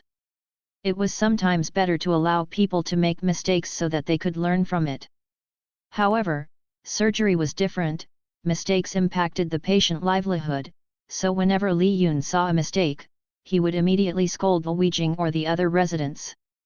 And Lu Chang and Mi Xian rarely made mistakes. +1 AP. As Li Yun taught the residents, he was also gaining action points. The AP for teaching weren't a lot, 1 AP equals teach 10 students a skill.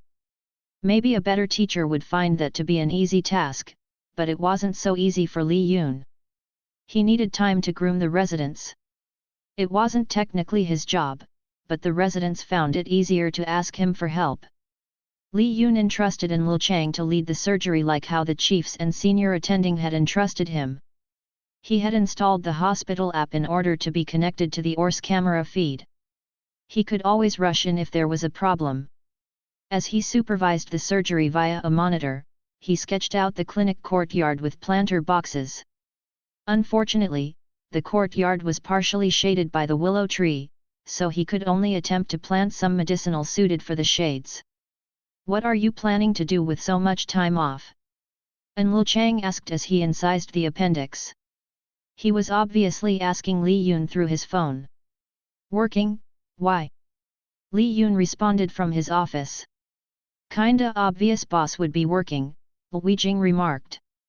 "How your girlfriend has managed to put up with you is beyond my knowledge," and Lu Chang remarked. Lu Weijing was a bit shocked that Li Yun even had a girlfriend. "Boss?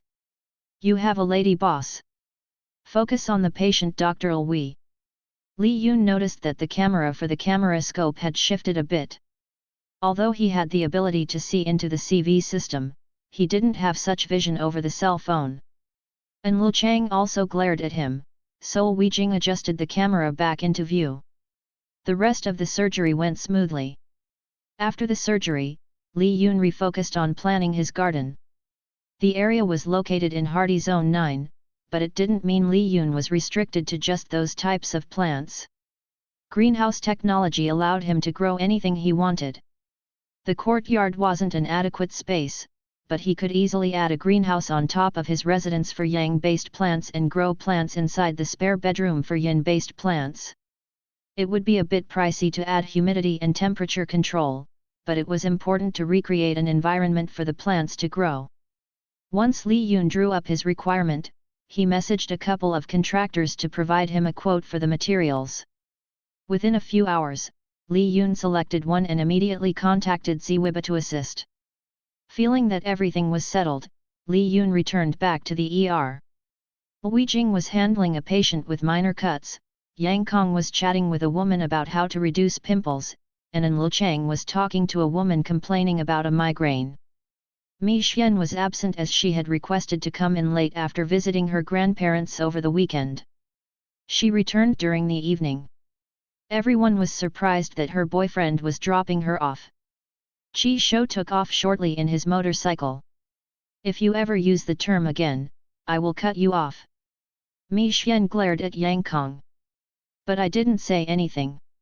Yang Kong felt offended. "You thought of it, which is completely untrue," Mi Xian explained.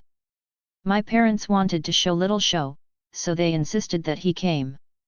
Since he lived nearby, it was only reasonable for him to drop me off." "Gee, aren't you guys taking this a bit too far?" asked Lu Weijing. "Has it been 2 months already? Just date the guy." "No.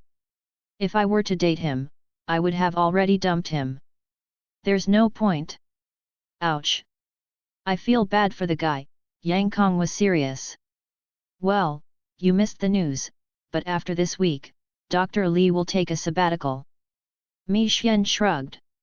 She liked Li Yun, but she didn't worship him like some of the other residents. More opportunity to perform surgery was her first thought. Li Yun shook his head seeing her reaction. He also felt bad for Qi Shou. But then again, Mi Xian's ambition was rooted in her desire to prove herself to her parents. If she was born as a male, she wouldn't be facing such pressure. At the end of the week, he treated everyone to dinner. He wasn't going to see them in a while. Although they were always connected via the group chat, physical connections created a different type of bond. Chapter 103 Who's Dr. Lee? Erson stretched out his hands and yelled out loudly, after 5 years of my life, I'm finally free. Not really, don't you have a few more years of internship? Asked Jude. Erson gave out an exasperated groan and then chugged down the remaining beer before calling the restaurant owner to bring out more. He needed to drown out the thought that he still needed hundreds of hours of working experience before he could even take an exam. Testing for an architecture license was often more stringent than a medical license. The reason? A surgical mistake may cause one death, but an architectural mistake may cause hundreds and thousands of deaths. Way to ruin my mood, Erson glared at Jude. Old bulletin and bye bro coming. Mention CAO, and he will arrive. Buffa gave Bulletin Tao a beer as he approached their seat. Yeah, hey you two, congratulations, Bulletin Tao gave Erson and Jude their red envelopes before sitting down. Thank you old Bulletin. This will go to paying off the debts to my parents, Erson thanked with a ceremonial warrior bow. You guys are skipping the graduation ceremony? Bulletin Tao asked. I'm going to Bai's graduation, so I'm skipping mine, Erson responded. Graduations are for show-offs, Jude sneered. That's the point, showing off to your parents, Buffa remarked. Li Yun arrived last and sat on the remaining seat between Erson and Bulletin Tao. Hey! The table rowdily greeted Li Yun whom they haven't seen in a while. Erson was already hugging and squeezing Li Yun's neck. Why are you guys acting like I'm never on our chat? Li Yun shoved Erson away, who faltered back a bit on his chair. We miss your face up close, Buffa sarcastically commented. What have you been up to lately? I bought a shop, so I've been busy managing it on the weekend, Li Yun replied. And why are you asking about me? Isn't this a dinner party for Erson and Jude? Yeah, where are our envelopes? Erson asked. Li Yun gave them each a red box. They opened the lid to see a carved stone lating and red envelope. Ooh, this looks different from the talisman, what is it for?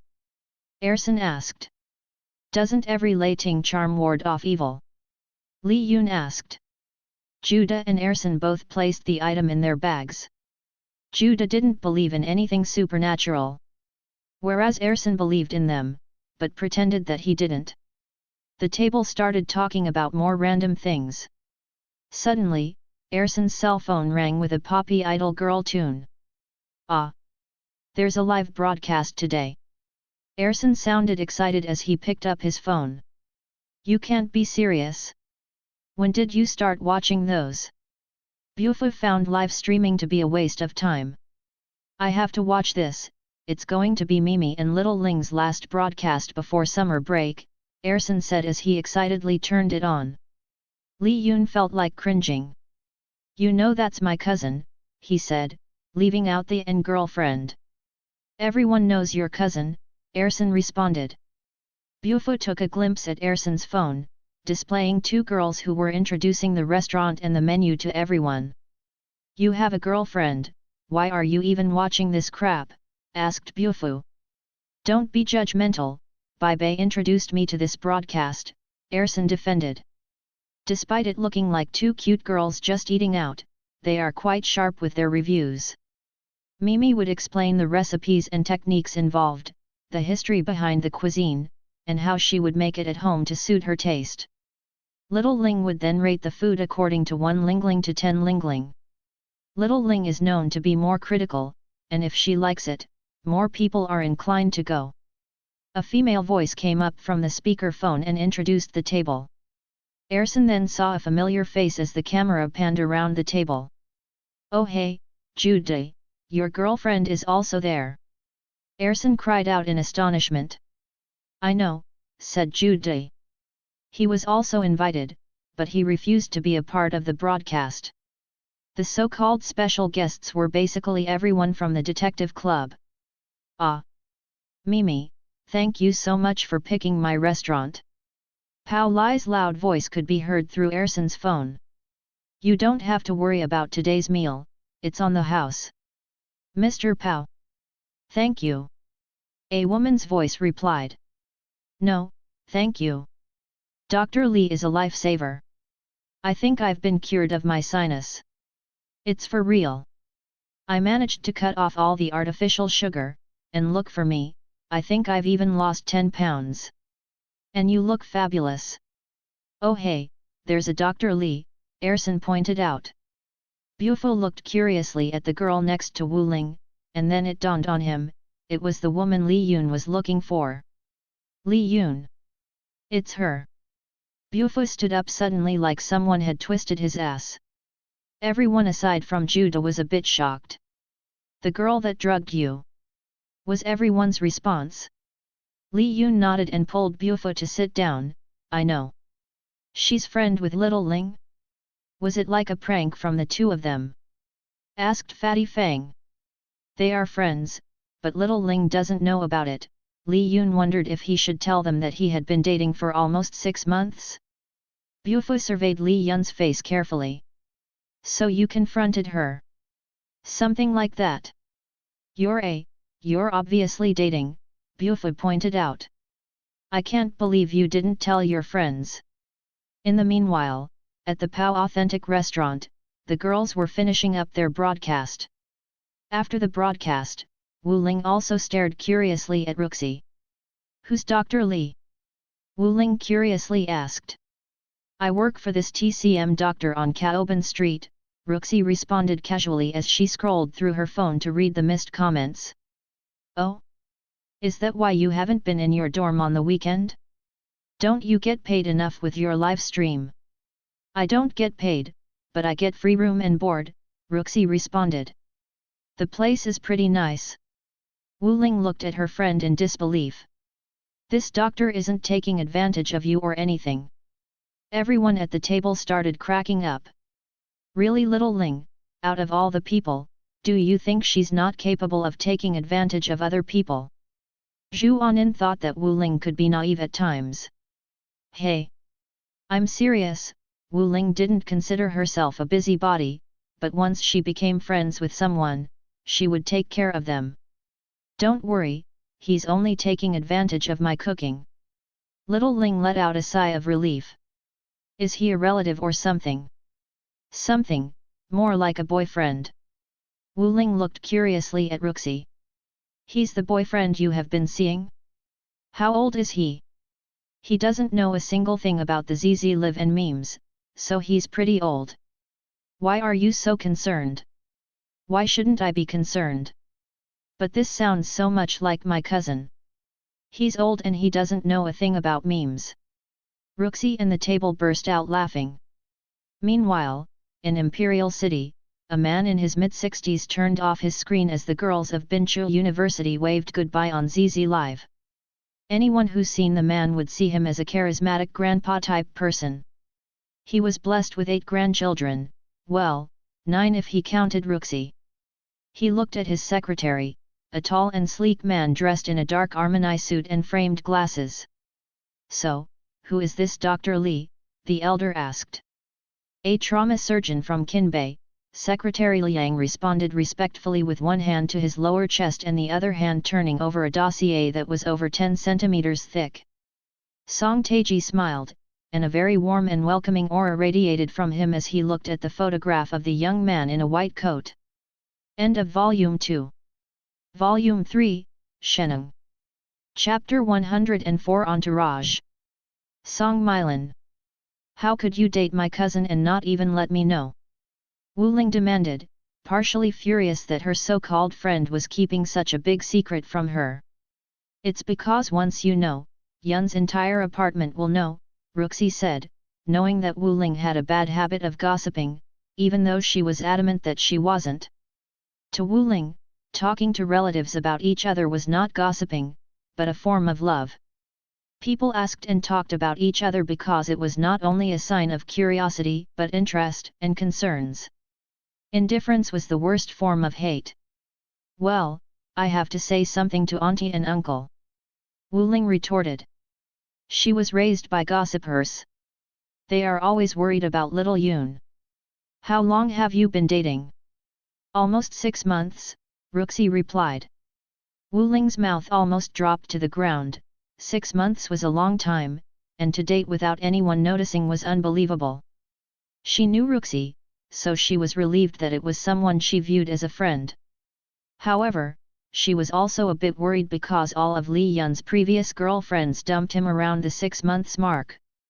You don't find him scary? Ruxi laughed. He's not that scary. I know someone who's worse. Oh, Wu Ling didn't know how to respond. Are you guys really serious? Ruxi nodded. The girls were all a bit shocked.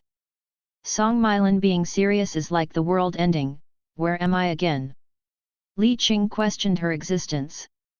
How could you not know? Zhu Anin asked sarcastically. I thought it was obvious. Why didn't you mention it then? Zhang Mi. After the girls finished their meal, Ruxi took them to the Dongxian clinic. They didn't expect to see Li Yun's friends, who were checking out the shop for the first time. Wow, I didn't expect an entourage of beauties. Bufa called out as he saw them enter the clinic. The girls brightened up at being some of their seniors. With everyone in the front area, it felt a bit crowded, so Li Yun moved everyone to the courtyard and it suddenly became an informal party. Ersan, who was a huge fan Ruxi's ZZ Live, requested to take pictures with Ruxi and Wu Ling. I can't believe you dated for so long, and none of us knew, Bulletin Tao said. He thought something was a bit off, but he didn't know what it was. It's just you, I knew for a while, Judah commented. You knew and you never told us. Fatty Fang grabbed Judah by the column of his neck. What sort of villainy is this? I was told to keep everything a secret. And besides, sister was the one that set them up, so she knew before we all did. That which set them up? Bufa wondered. Well, if you think about it, she also set Judah and Fatty up, said Bulletin Tao. She might have a good career as a matchmaker online. Please don't give her that idea, Judah pleaded. As the moon towered over the wall and into the courtyard, Li Yun kicked out everyone early, citing work early in the morning. Everyone made jabs that it was obvious there were other things other than work. Li Yun locked up the back door as everyone left. His friends knew him better than he thought, but unfortunately, Ruxi wanted to do some shopping. Are you sure you want to meet my parents? Li Yun asked again. He had been questioning whether it was really a good decision. He was a bit nervous to show Ruxi to his parents. For one, they would start monopolizing more time with her, which meant little time with him. She was already ignoring him to scroll through all the possible gift items available on TB. Once in a while, she asked him whether it was an appropriate gift for this person and that person. She was planning to make a good first impression by buying gifts for everyone, from his parents, grandparents, all his relatives and even neighbors. When she started looking through presents for the nosy neighbors near the apartment, his hands tickled her side to distract her. She returned him an angry glare, but then decided it was time for bed. Li Yun woke up early the following morning to build the planters and loaded them up with different types of medium. From dirt to lava rocks, everything influenced the type of energy created in the plants. In the courtyard, Li Yun had created 8 planters with 3 vertical stacks.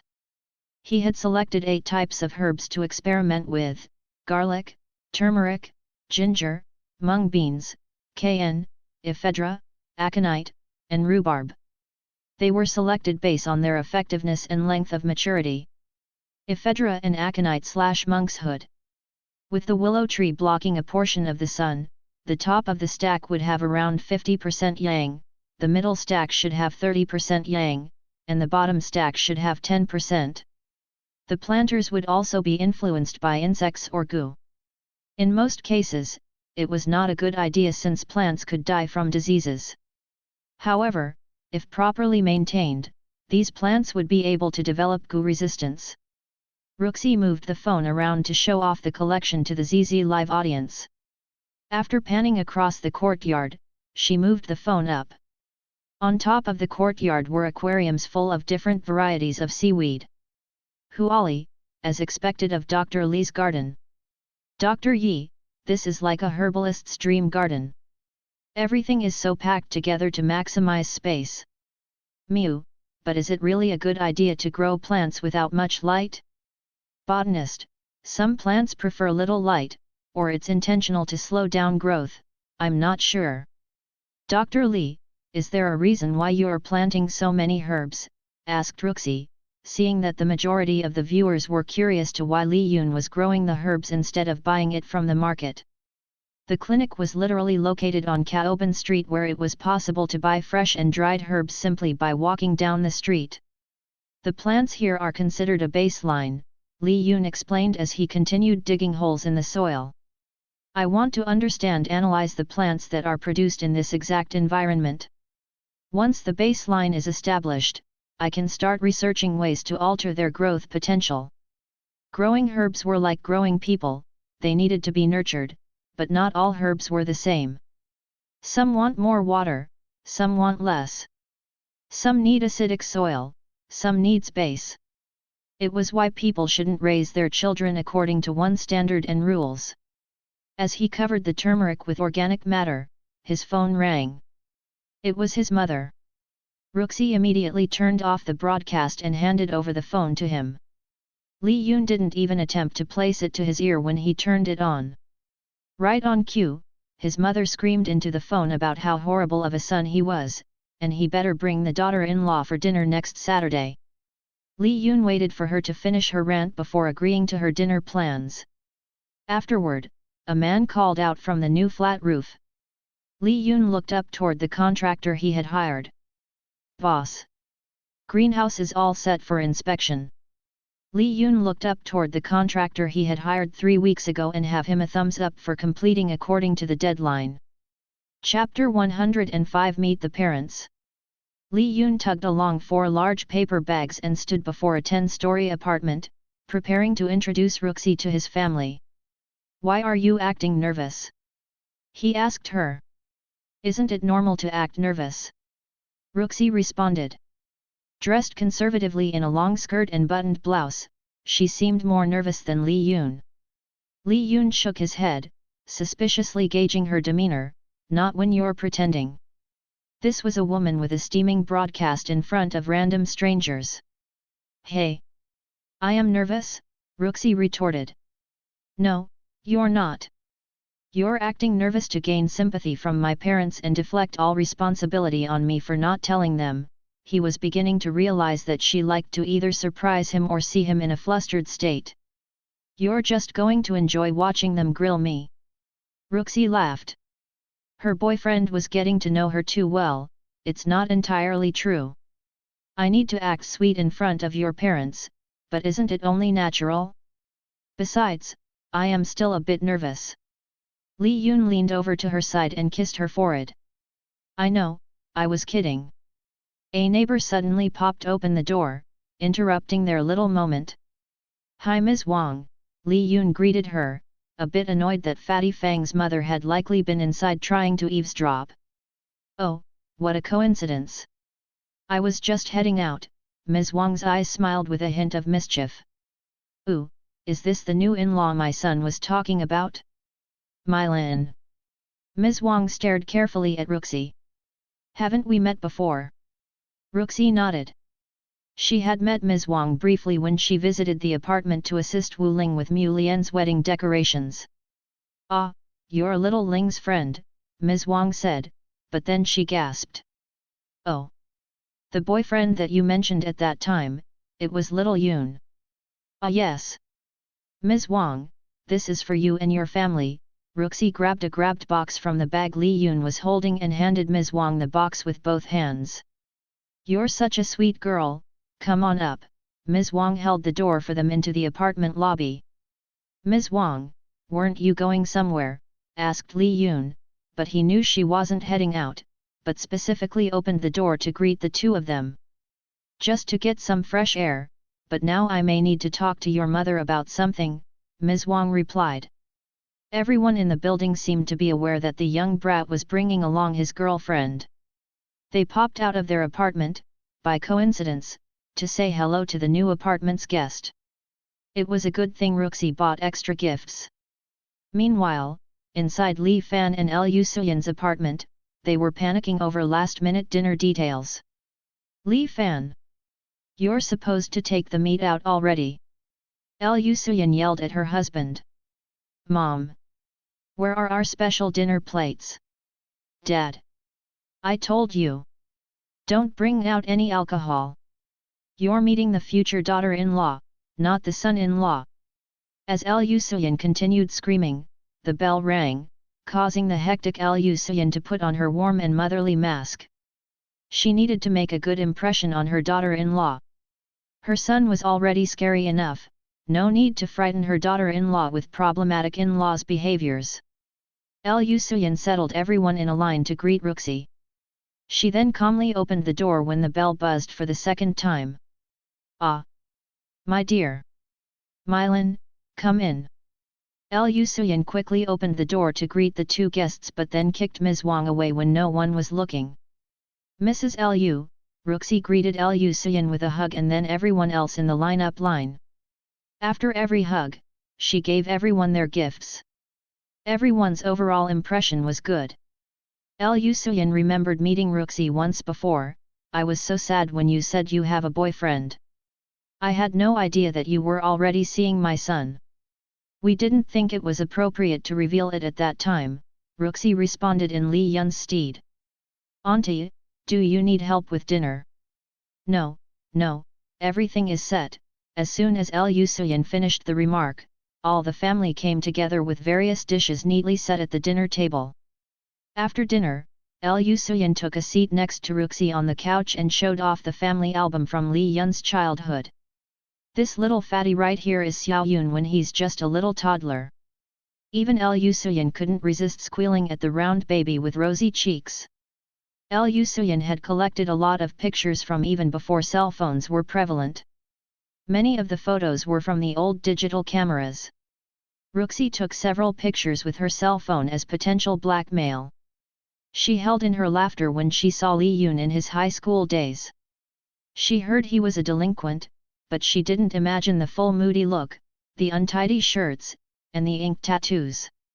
He was sitting at an outdoor food stall with his other friends. Ma! How did you get this picture? Li Yun had never seen the particular picture before. I bribed one of your friends. Lu Suyan proudly announced. So much for friendship. Since Bufo was the only one not in the picture, it was obvious who had stabbed him in the back. I was not a delinquent, Li Yun was adamant that he wasn't. He skipped school because he would rather people watch. His tattoos were mainly experiments for the different inscriptions and he was basically by the side while Fatty Fang beat up the delinquents that were bullying the other kids. Sure you weren't, Lu Suyan sarcastically responded. Wu Bin, Wu Ling and their parents also stopped by. They were all gathering around Ruxi to take pictures, except Wu Ling apparently, they were all fans of the broadcast. While they were taking pictures, Wu Ling was more excited to talk to Li Yun. Cousin Yun. You would have never guessed. What? Li Yun wondered if she made money somehow. Almost all of the items in the TB shop are sold out. Wu Ling couldn't contain her excitement. I know you have more hidden somewhere in your clinic, can we please sell them? No, Li Yun wasn't going to sell the copies that the system had deemed as perfect. Wu Ling pouted. Shouldn't you be stocking up on the items? Li Yun's calligraphy wasn't like a machine in mass production. Every piece he had made consumed thought and a bit of his energy. He could scribble some words, but it wasn't the same. Why don't you start scanning the calligraphy of the medicinal? Asked Ruxi. Although it's not original, it has illustrations and important information on each plant. Once more people see it, they will understand the value of your work, and the original will be higher if people start acknowledging your skills. Everyone thought it was a good idea, and Wu Ling could scan and organize the sheets to create a medicinal book. From the living room, Lu Suyan overheard something from their discussion. Li Yun. You have a clinic and you never told your mother. Lu Suyan questioned him in a screeching tone. Mom. Let me explain, it's only on weekends, Li Yun explained quickly, but glared at Wu Ling for being a big mouth. This gossipmonger, he knew he shouldn't have told her. Li Yun sighed, well, he hid it from his mother so that she didn't know he was in town. It sounded like he was a horrible son, but he really needed time to himself. He had to explain to his parents that the clinic was on sale and he wanted to practice medicine without the constraints of hospital politics. After the interruptions, Li Yun returned to Dongxian to study the plants.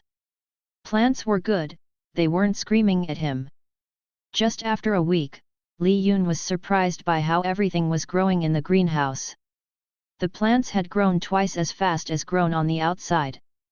Aside from the temperature, humidity, and light, Li Yun added soil and worms he had ordered from South Asia, Yunnan region. The soil recreated the conditions best suited for growing the plants, and the worms were used to release natural waste that would feed the plants, and to provide goo energy. Li Yun pinched a little leaf from the mung bean plant inside the greenhouse and tasted it. From his observation, the taste was similar to the variety from South Asia, slightly different from the ones grown in the courtyard. The age of the small plant was also the same as the one outside in the courtyard, even though it was planted a week after. Mung bean. His method of discerning the age and location was similar to that of a wine sommelier, but rather than taste and smell, he used cellular structure. Merlot was a variety of grape, but the most famous was produced in the Bordeaux region of France. Experienced sommeliers could discern the region, year, method, and winemaker, simply by tasting the flavors and notes of the wine. Li Yun's Sheneng title gained him the ability that was similar. As long as he ingested a familiar substance, he was able to quickly categorize the information based on the cellular structure. When Li Yun ate the jujube fruit snack, he was able to distinguish the age based on the structure, the particular region if there was a specific cellular marker, and processing method of the fruit based on the shape. The particular jujube fruit he ate was ripe, but it wasn't ripened naturally. It had artificial preservatives and was dried in the sun based on the imbalance of yin and yang. Jujube. The ability seemed impressive, but there were limitations. First, his internal library depended on whether he had encountered and studied the substance before. If it was an unknown fruit he had not studied or ingested before, it would remain blank. As he ingested and studied more substance, his internal library filled up. Although it was a limitation, Li Yun also gained 1 action point for every 10 substances he studied. The rate was faster than helping people out in the ER. He wondered if his system really wanted him to change career. His other limitation was mixed substance. As he tried out variation number 8, he was able to perceive the 12 different medicinal that was mixed in the formula. However, it was extremely difficult to separate the individual components. Chapter 106 Fan. Dad. Why are we going to the middle of nowhere to see a doctor? A TCM doctor, no less, a young woman, dressed in a business suit, sharply asked. She was annoyed that she had to spend 6 hours in a train to a city she had never heard of. Her father insisted on going alone, but she had her concerns. He was an elder man in his late 60s and had a slight limp. Aside from that, she had no faith on the old ways. Julia, you said I shouldn't be going to the TCM doctors all the time, so I have decided to give Dr. Li a visit. He's also a licensed doctor, her father responded. Julie frowned. What sort of Western doctor open a TCM clinic? Are you sure you're not being scammed? Julie had looked up and investigated Dr. Li's Dongxian clinic prior to booking the trip. Her search didn't give her a definitive answer. Although there were generally favorable reviews, she was very skeptical after reading the negative comments. She was the type that always read the negative comments first. Common complaints were overpriced, unfair, and prejudiced. -400 plus 2, I was there before, and the doctor charged me 10k for just one exam. Unfair and prejudiced. I would sue his ass if there wasn't a lawyer fee. Anon. 1 If Dr. Li charged you 10k, it means you have a rotten personality. I would have charged you 20k. Use your real name if you have nothing to hide. You're afraid, aren't you? Huizhu. 2 blob negative, brew. 3 I bet it was one of those rude cheapos. Mifu. Julie rolled her eyes. Mifu was her father's ZZ Live account name, whose real name was Fushao. The father and daughter stood by the front of the store, looking at the Qing-style front entryway and overhanging eaves. Li Yun broadcast was always in the courtyard, so they were uncertain if they were in the correct location. They saw a young trinket seller in front, and asked if the clinic was where Dr. Li worked. The trinket seller nodded. She had a cloth warped around her head like the old country vegetable stall seller. She looked honest and had a reliable demeanor. Elder Fushai thought she sounded familiar. Miss, do you know if this clinic is reliable? Julie asked the trinket seller. Reliable? Depends, the trinket seller replied and then smiled. The hours are sporadic, but Dr. Li has busy hours. Is there consultation available for today? Julie asked. Dr. Li doesn't open the clinic on weekdays, she replied. Li Yun only provided consultations for urgent cases. The clinic isn't open. Julie scrunched in a confused look. 10 a.m. was still part of typical clinic hours. It wasn't even noon when some shop owners closed up for their midday nap. What sort of clinic doesn't have regular store hours? It is specifically mentioned on the TB app. What sort of business is he running? It's like he doesn't even want to have customers. Miss Song? This is Mifu. The elder Fushao finally recalled the voice from the broadcast. Ruxi nodded. She was working the trinket stall for Bazai, who worked mainly from the clinic counter to assist the customers. Ziwiba had her own incense store to manage on the weekdays, and only stopped by around noon. In the meanwhile, Ruxi took over watching the trinket cart, which she had mixed in with a couple of authentic trinkets she had collected from 1,000 yuan to 5,000 yuan. She had told her step-parents that she was going to start selling off some artifacts she had gathered over the years. They knew about her company, but they were still curious as to why it was just a random trinket store. Ruxi told them it was going to be her thesis, the antiquity trade market. Since it was like a summer job, they didn't press her to return. Ah, Elder Fushao, it's you, come on in. Ruxi was naturally aware that Fushao had made a special consultation request in the ZZ Live. She was only trying to give Julie a hard time for the way she was acting. Please have a seat inside, Ruxi said and then turned to Bazai. She pointed to her wrist, indicating it was scheduled. Bazai nodded and pointed to the chairs near the entrance. The father and daughter sat in the waiting chairs. Since there wasn't anyone in the shop, Bazai chatted with the two. Where are you from? Bazai continued asking. I used to be in Chinda back in the days, but my parents thought I wasn't suited to be a farmer, so we moved here. Fushao replied that they were from Beidou. Wow! You have traveled from very far away. Dr. Li's reputation must be spreading. I'm actually a huge fan of Dr. Li's calligraphy and garden, Fushao replied. Ah, you are. I knew Dr. Li had fans, but you're probably the first to visit. Li Yun appeared by the door. Elder Fushao? Come on in. Li Yun escorted the elder into the courtyard. Fushao was amazed by how well the garden was growing after a few weeks.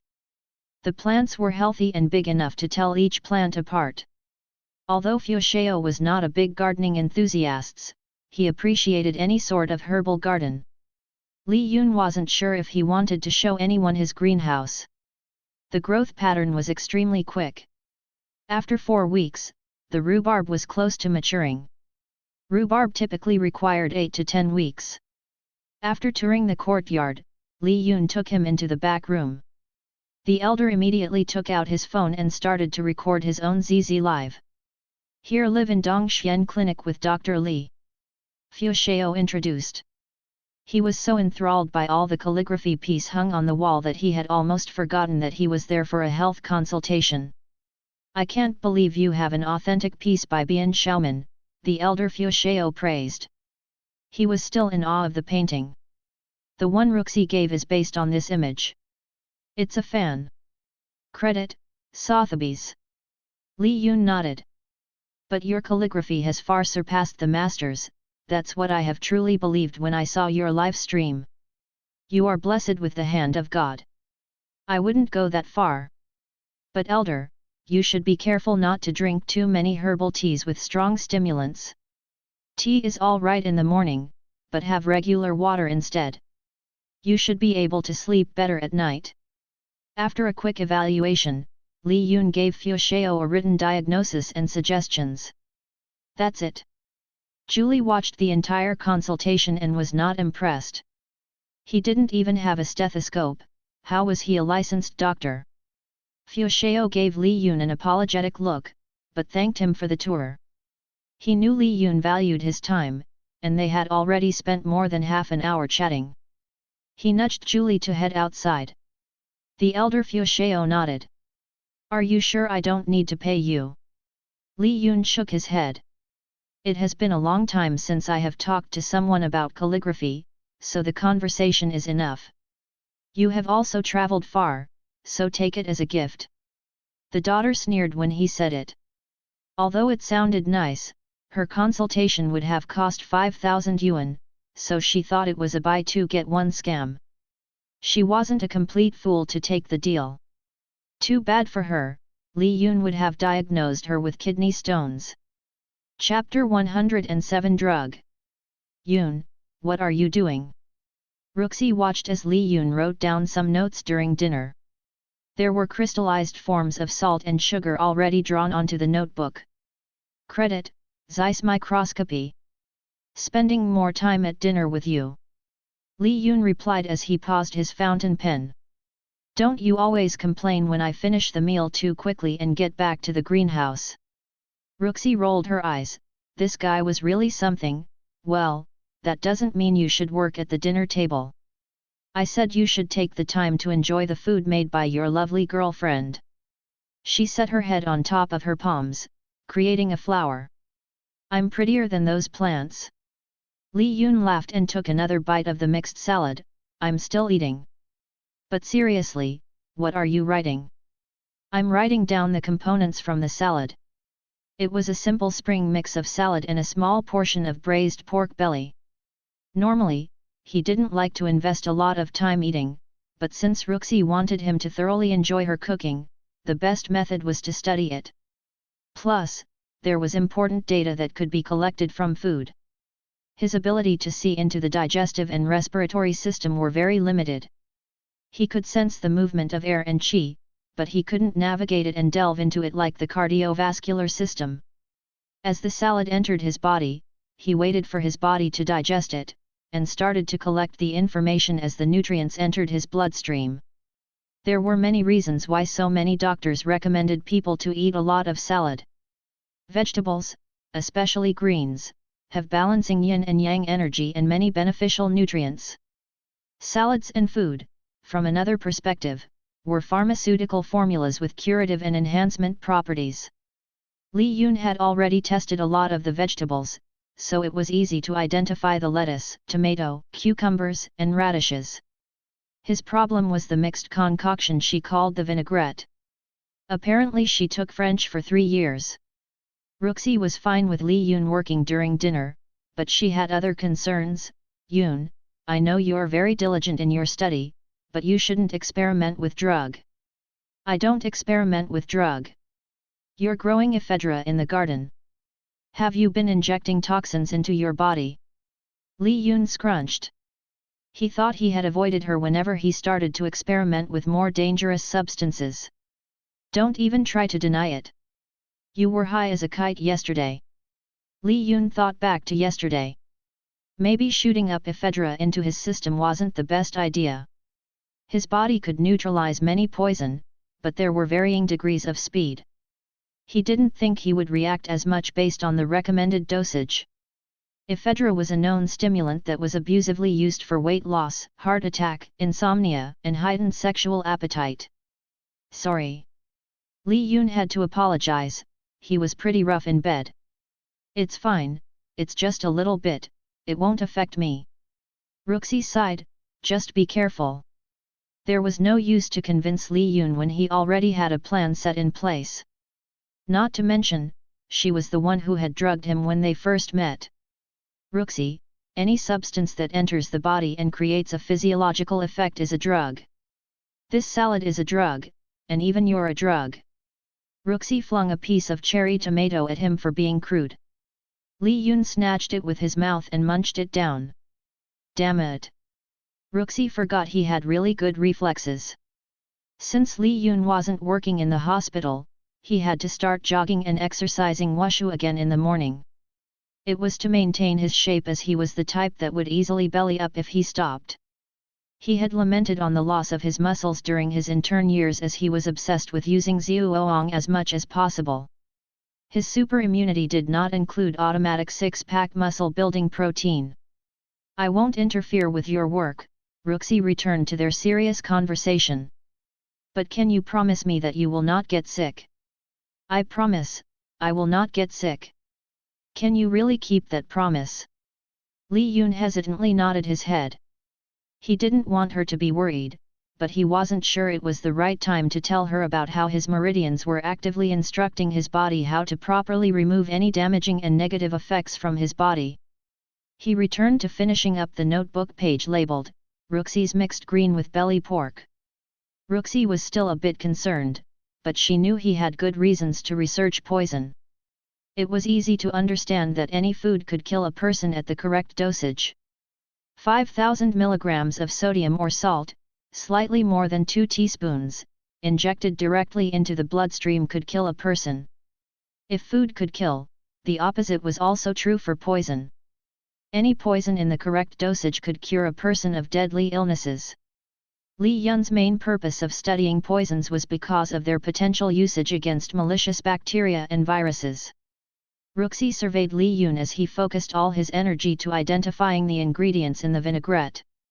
It was taking him forever, even though she only used white wine vinegar, salt, sugar, pepper, and olive oil.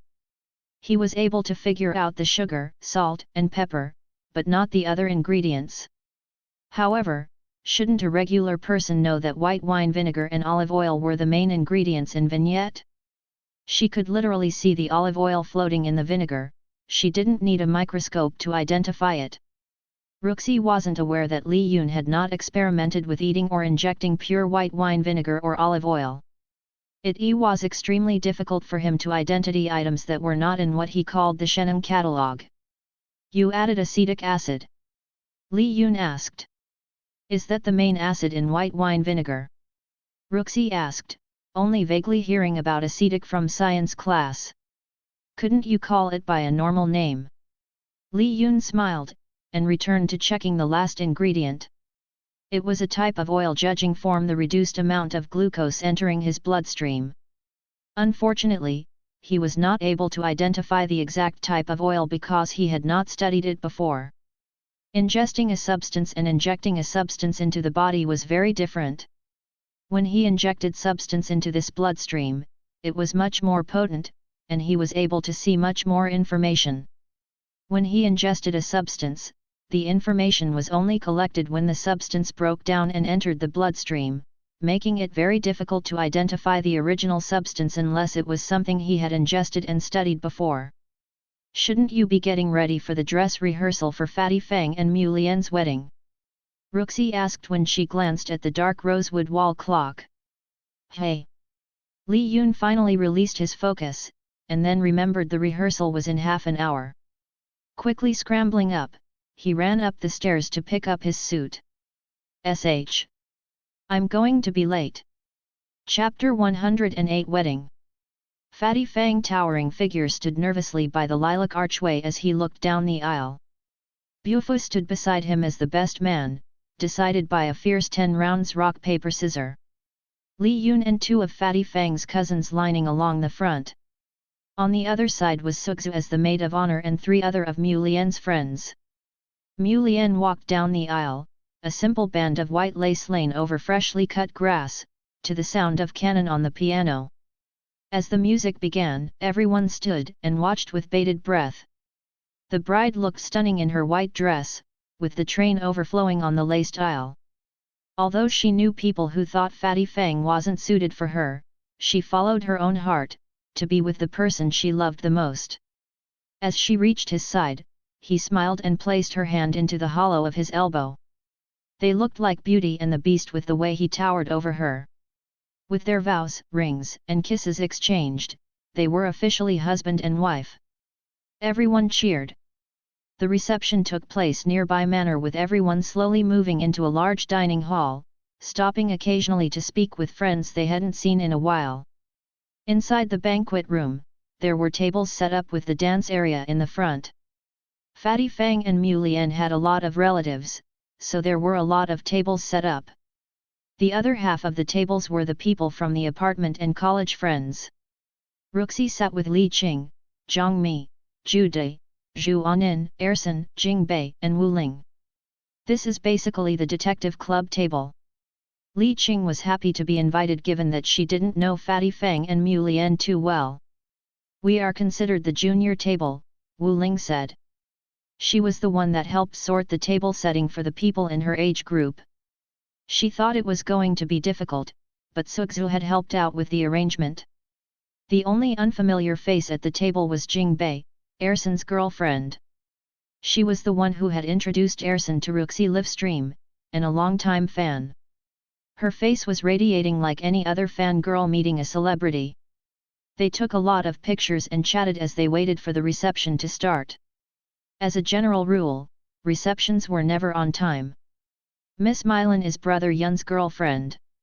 Jing Bei had heard it from Ersin, so she was naturally curious. Yes, Ruxi replied with a nod, but she was much more interested in other topics. Sister Jing Bei just graduated. Are you moving to Magic City with Ersin? Ersin's new firm also has an interior design department, so we'll work together. Jing Bei had a tacit understanding that Ruxi likely knew about her cousin, Wen Naxi. It would be rude to bring up the topic. Oh hey, how's your cousin doing? Ersin asked. Jing Bei glared at Ersin, was he dumb? Nalai is doing fine. When Nalai? Isn't that cousin's ex? Wu Ling asked. The table all rolled their eyes. Wu Ling had the least amount of tact when it came to relationships.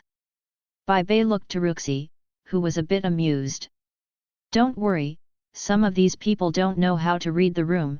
Ruxi reassured Bai Bei that she didn't mind talking about Li Yun's exes, she was rather curious. Aside from Li Yun's first girlfriend, Ruxi didn't think Li Yun had any real relationship afterward. From what Sugzu had speculated, they were more girlfriends Li Yun had dated to appear normal. If Wen Nalai didn't end the relationship, it was likely that Li Yun would ask for marriage to appease his parents. So how is your cousin? Jing Bei sighed in relief that Ruxi didn't appear like the jealous type. Nalai recently passed her probation period, and she's starting to pursue associate status at the university. That's great to hear, Ruxi replied. She's pretty happy there, and she's dating a colleague. As they continued chatting, more guests were coming in after taking pictures with Fatty Fang and Mu Lian, who had changed into a red kipao. People took their seats and noticed a crowd around a particular table. There were people who recognized Ruxi and came over to their table to request a picture. Oh wow, I didn't know you were that famous, Li Qing commented after the latest exchange of pictures and our chat numbers. Well, there's a reason why my fan club posted a do not disturb Ms. Song Mylan and Wu Ling message and pinned it on the university forum, Ruxi said. An hour after the scheduled reception time, it officially began. The MC, standing near the front stage, introduced the relatives first, and then the parents, signaling that the main characters were about to enter. The music changed, and the MC loudly declared the arrival of each pair of bridesmaids and groomsmen. The couples danced their way out to the stage, making complete fools of themselves with mime dances. Finally, it was the newly wedded couple's turn. As the laughter settled, everyone had their chance to make their speeches and thanked the attendees. With the formality completed, everyone sat down and chatted with distant friends while waiting for the 10-course meal to begin. The first serving of seafood soups arrived at the newlyweds' table. Everyone at the table quickly sipped the soup before the table greeting portion of the ceremony. The first table they greeted was Fatty Fang and Mu Lian's parents, grandparents, and great-grandparents. Naturally, everyone was well behaved and received another round of red envelopes. The following table offered the newlywed a shot of whiskey. Fatty Fang and Mu Lian smarta took a sip and passed it on to Bufu and Sukzu respectively. You really have a sponge in your vest. Sukzu noticed Bufu had an absorbent sponge in his hidden vest pocket. I don't like whiskey, Bufu replied. You're such a lightweight, Sukzu commented as she quickly finished Mu Lian's glass. I hope your hangover lasts for 3 days, Bufu sniped back but in a calm tone. Their exchange seemed pleasant from the perspective of the other guests. It wasn't odd that the guests were talking about Bufu and Sukzu since it was rare to see them together. They were amicable for the most part, being the best man and maid of honor. Anyone who didn't know them thought they were a couple. As for their friends, they all knew that it was impossible for them to be together.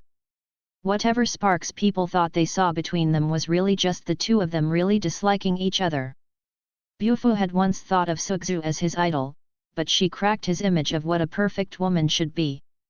He had developed a bit of distrust for women. It didn't help that as he grew more handsome and wealthier, he also developed a bit of an ego. Handsome and wealthy men often felt empowered and had the tendency to look down on others. Luckily, he had friends who kept him in check. Frenemy was a better term between them. Ruxi saw Wu Ling playing with her dinner plate. It was really easy to read the girl. A lot of girls were in the Fuzhang Fang Club, including Li Qing and Zhongmi, so it wasn't strange for women to have a crush on him. But Wu Ling didn't idolize him and often disparaged him almost on the same level as Sukzu. There wasn't a familiar annoyance she had for her brother and cousin, but more of a warning tone like she's trying to convince herself that it was a bad idea to like him. You have been awfully moody lately, Ruxi commented. Hey! Wu Ling wondered why everyone was looking at her. It's because of that case. What case? An Zhongmi asked. Ms. Gui and her son Bobo, Wu Ling replied, suddenly thinking about the two people. Everyone also looked a bit sad. Bufu and Li Yun walked by their table and wondered why they looked like they were attending a funeral. Oh, we didn't tell them about the case yet, Ruxi quickly remembered. You guys still working on cases in the summer? Bufu only helped them whenever they needed information from the web, otherwise, he was in the dark about most of the cases. Zhongmi sent everyone an updated detective board they recently finished. It was a detective board regarding different missing children over the past 20 years. A year ago, the Tuanyuan system was put into place to alert the public of missing children. The number of incidents had decreased. However, cases before were often cold. There were also cases when the adult male realized that his parents had actually adopted him through illegal means. Before the system was set in place, around 70k went missing every year, but the majority were kids who ran away from home. A very small percentage involved kidnapping, murder, and human trafficking. The list, which the detective club compiled, consisted of children that they suspected were kidnapped. There was no reason to believe that they suffered any form of abuse or had an inkling of rebelliousness. There were 6 cases from 1996 to 2016, ranging from 10 years old to 14 years of age. Human traffickers preferred younger boys because they wouldn't be able to remember, so they had partially ruled it out. Since the incident happened in different parts of town and a few years apart, it was difficult to connect the perpetrator. All of the missing cases involve boys with some sort of mental disability, Judah explained. One victim managed to escape, but he was incapable of describing the event. All he could remember was that the man had a large mole on his left cheek. Whenever Wu Ling and her friends investigate a case, they avoid direct contact with the victims and family. The reason was simple: the police had already investigated it, and they didn't want to open old wounds for the family and victims. However, this was a case where the victim's mother Ms. Gui and Bobo sought them out.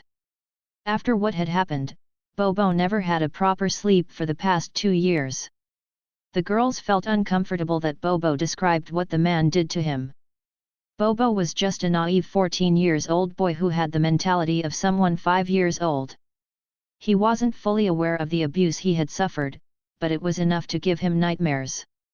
I already told them to set up an appointment to see Yoon, Ruxi stated. But I think we really need to solve this case first before the boy can sleep peacefully. This was one of the many cold cases they had put aboard together.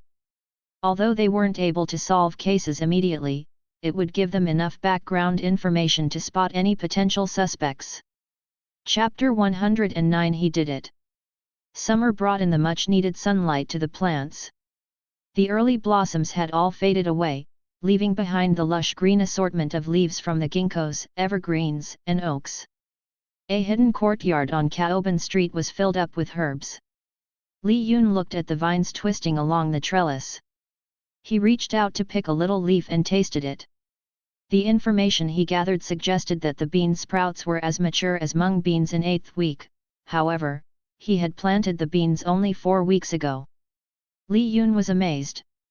He had suspected that the title, Sheneng, was amazing, but not to that extent. In the beginning, there weren't many differences. He waited for the sprout to develop enough leaves to test and consume. After consuming the leaf, he could discern whether the plant was infected by the disease or whether it was missing a key nutrient. He could find ways to heal the plant or add specific nutrients. He wasn't sure if that was the main reason why the plants had grown at such a speed or if there was a boost based on his title. Li Yun took out the turmeric and garlic for Formula 91. Although it was not fully grown, the garlic and turmeric had more yin and yang energy than the normal variety. In normal circumstances, he wasn't able to detect yin and yang unless he used spirit detection, which he had not used since that time. However, after attaining the title, he could sense it after consuming the item. The yin and yang suppress and balance out the dangerous toxic in the other plants. Rather than allowing the chemicals to be digested, the energy suppressed it. Within a few days, the toxins were neutralized. With the new ability, it was easier for Li Yun to assess the different formulas he was creating for Little Yan. After creating Formula 91 with 11 variations and different amounts of medicinal, Li Yun repeated the experiments for the 12th variation. Formula 91, variation number 12, Li Yun said as he squeezed a drop of the formula into the petri dish with Little Yan's blood. There was no initial reaction, but that was normal. Some formulas required some time to react. After Li Yun wrote down the initial interaction, he took another look under the microscope. To his surprise, the blood seemed to become stronger. Li Yun was optimistic, but he wanted to wait another day before confirming. The following day, there were still no negative results, but rather, the blood seemed to become stronger. He smiled. The little smile was caught on the live stream broadcast and didn't go unnoticed. Mifu, is that the first time Dr. Li smiled while working? Does that mean he did? Medicinemaster, it could mean it's effective to some extent, but if he's testing it on the person, the outcome might be different. Huizhu, well. It seems like a development. TCM Su, this could be interesting. Lurking Doctor, it's amazing to actually see the process of a doctor experimenting with TCM medicine in such a methodological way. Impressed. Brew, blob neutral. As soon as he completed the formula, Professor Xiao Shan and many doctors who knew about the case prepared their flight to Imperial City. Ruxi, I need to head out to Imperial City again, how about coming with me? Li Yun asked after he turned off his broadcast. Ruxi paused for a moment. She was wondering if he wanted to meet her family. You really don't need someone to tend the garden? Ruxi asked him. Ruxi, he said patiently. He wondered if she wanted to avoid heading back there with him. Everything is wired to my phone, why would I need someone to tend after the plants? Li Yun had an app to monitor and manage every plant in his greenhouse. There was only a simple irrigation system for the ones in the courtyard that Li Yun used as the control. At a press of a button, the irrigation system would release water to the plants. Ruxi had underestimated his ability. We can meet my step-parents, but I don't want to let the old man know. The old man, as in the adopted grandfather she didn't seem to like. Is there a reason why you're so afraid of him? Asked Li Yun. Do you know Song Taiji? Li Yun's jaw almost dropped when he heard the name. Song Taiji was one of the 8 standing committee members of the CCP in the 90s. Although he had long retired, his influence could still be seen. He knew Ruxi's background wasn't simple, but he didn't know it would be so complex. There were reasons to believe that the father she never spoke of was a Song, and even possibly the stepfather who had adopted her. From what he knew, Song Taiji had 3 sons. His eldest son was running a real estate business while his second son was currently the mayor of Imperial City. His third son was someone the public knew very little about. You are Song Jayad's daughter, inquired Li Yun. Stepdaughter, Ruxi clarified. When do you plan on leaving? I'll set up something. Li Yun wondered. Based on what he knew, it was possible that her mother targeted the Song family. However, it may have failed, and it wasn't until later on that they had decided to adopt Ruxi back into the family. Ruxi shifted away and started looking up rail tickets. From her avoidance, it seemed that she didn't want to discuss it at that moment. Li Yun shifted closer, unwilling to leave her side, and wrapped his arms around her. Can we go by the end of this week?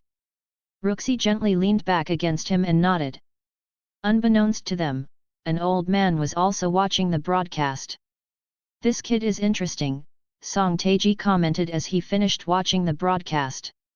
Secretary Liang, did Mylan book a trip for 2 people to Imperial City? The tall man in a black suit and dark-rimmed glasses nodded. Yes sir, she booked it just moments ago. Song Taiji had already finished reading the dossier. It seemed like a standard dossier of a surgeon who was average in school, but had shown amazing medical abilities. Despite that, Song Taiji wasn't impressed. A man like that doesn't have the eyes of a surgeon. Knowing his boss habit, Secretary Liang asked him why. Song Taiji laughed. Secretary Liang, you still have a long way to go. Song Taiji looked at one of the scrolls that had just been delivered. It was a simple scroll that wished health and happiness. An untrained eye could not see the value of such calligraphy. If the medium and media were altered, an expert might assume that this was written by a great master during the Tang dynasty. Song Taiji looked through other scrolls. Dr. Li's ability to imitate any style from any era was truly more impressive to Song Taiji than his medical abilities. As a man steeped in antiquities and art trades, he also had the ability to see the quality and potential of a person, a trait that Song Mylan shared.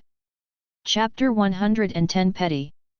A few weeks after their discussion, Li Yun and Ruxi arrived at the Imperial City Rail Station.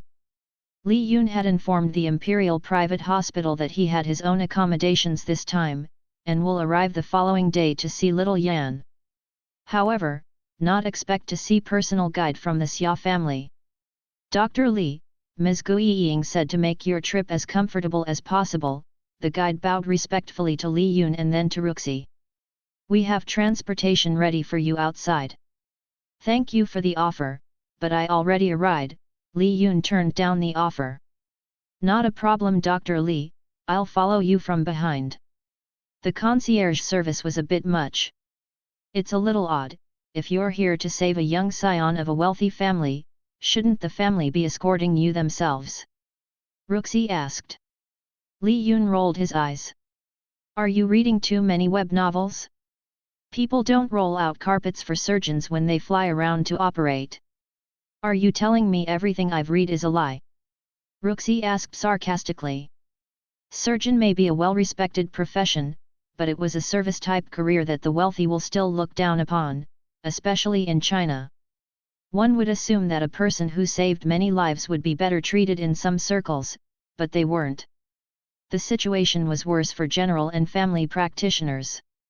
The guide was a bit lost in between their conversation, but maintained a patient look. He looked at the person next to Li Yun, whom he assumed was the girlfriend. Since they were turning down the offer, there was nothing he could do. Let's take them on their offer, Ruxi suggested. She didn't feel like driving. They followed the guide to a large luxury SUV, and he took them to their accommodation by the hospital. Li Yun greeted the other doctors who had also arrived. Only Dr. Mori was absent due to his surgery schedule. Professor Yuan Yu, Professor Xiao Shan, Professor Ma Zong, and Dr. Chang. Ruxi greeted them. "Ah, you must be Ms. Song." All the doctors followed Li Yun's ZZ Live, and were familiar with the voice behind the camera. They knew she worked part-time at the clinic, but it was also easy to assume that they were dating. The group chatted about little Yan's conditions and potential impact of the TCM medicine. If the medicine could reduce the swelling and promote healing, it could potentially improve little quality of life. Unfortunately, there were many things that needed to be discussed. There were 12 different ingredients in the medicine, but hundreds of different compounds. During the weeks after Li Yun had formulated the medicine, the Xia family had researchers comb through the potential side effects before offering it to little Yan. Luckily, TCM prescription didn't need to undergo a clinical testing process and the Xia family was experienced in the pharmaceutical field. Midway through, Ruxi slipped out of the room to set up a scheduled broadcast for her show. When Li Yun returned to the room, she was at the tail end of the broadcast. He could tell because her makeup tutorial to look like one of the big-name celebrities was completed.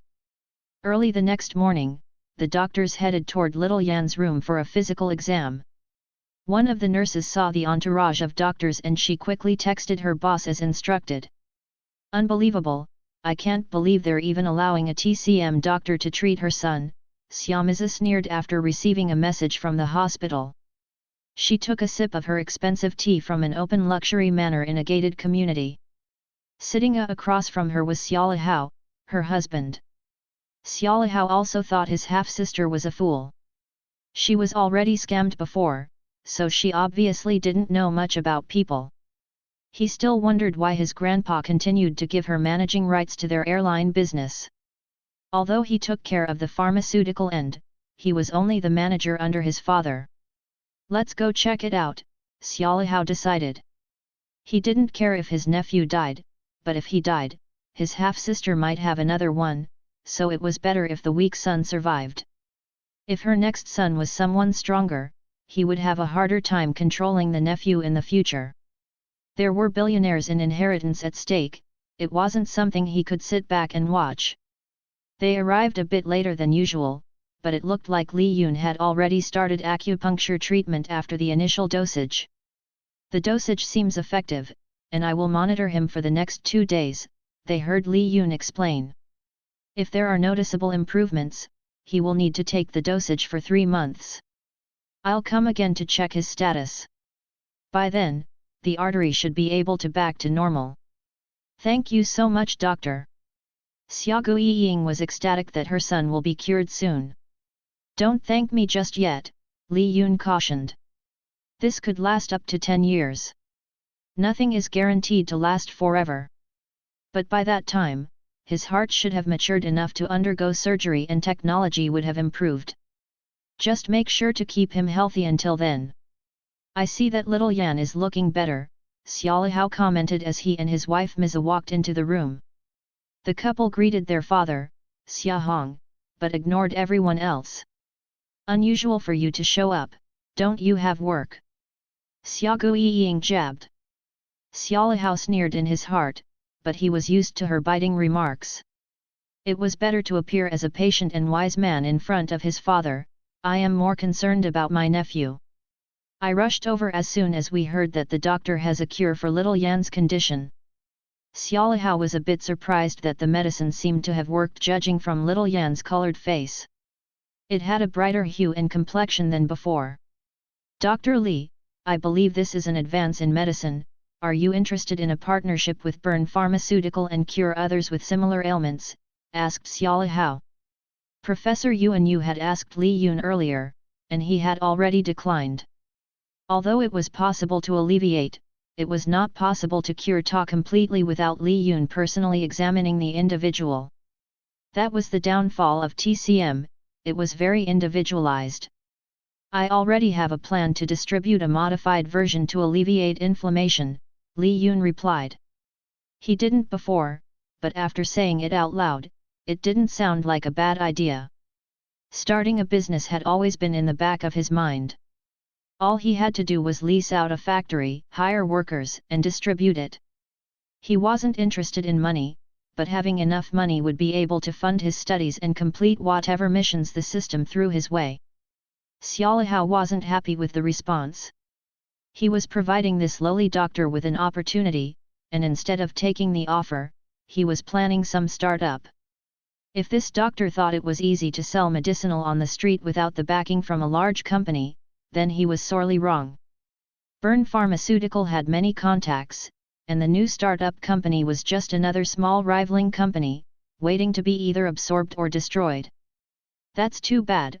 I hope Dr. Li will make it through the tough hurdle, Xiaolihao replied with a light-hearted laugh. It's not an easy business. What bastard, I wasn't even being rude, Li Yun thought, looking at Xiaolihao's fake expression. Are rich people always so touchy? The Xiaolihao couple left shortly after. Li Yun remained with the doctors to explain to them the different ingredients and active chemical components, and how he was able to use each of their toxins to cancel each other, leaving certain compounds to fight off the inflammation, and promote the body to heal the affected area. The doctors were all impressed. It would be difficult to replicate the formula and introduce it to another patient, but the method was impressive. Some of them had seen the process unfold via ZZ Live. It was not something they had the patience to achieve, spending almost 4 months on a formula that could only cure one person.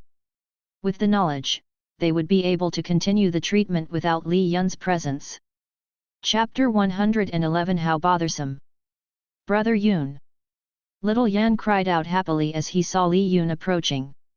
The little boy had seen him earlier, but in a stupor state. It was the 5th and final day of the treatment, and little Yan felt like he could run and jump around like a normal kid. Hey, you seem better now, Li Yun patted the boy's messy head. Does that mean you're leaving? Little Yan was sad to leave a friend leave. Probably, why? Don't you have a close friend? Asked Li Yun. My friend stopped visiting me lately, so I am a bit sad, Little Yan replied. Little Yan didn't play much with his cousins and he had been too sickly to attend school and make friends. It was likely that it was an imaginary friend. It's probably because you're feeling better now, Li Yun explained. Soon, you will have other friends to play with. He also wants to make new friends to play with, so he has to go away. You don't want him to think you don't have any friends when he comes back. Little Yan shook his head, can you be my friend? Aren't we already friends? Little Yan smiled, how about a daddy? The nurse and Xiaogu Yiying felt a bit awkward about the question. Little Yan, isn't mother enough? Xiaogu Yiying asked. The only way I'll be your father is if you end up marrying my daughter, Li Yun chimed in. Xiao Yan brightened up.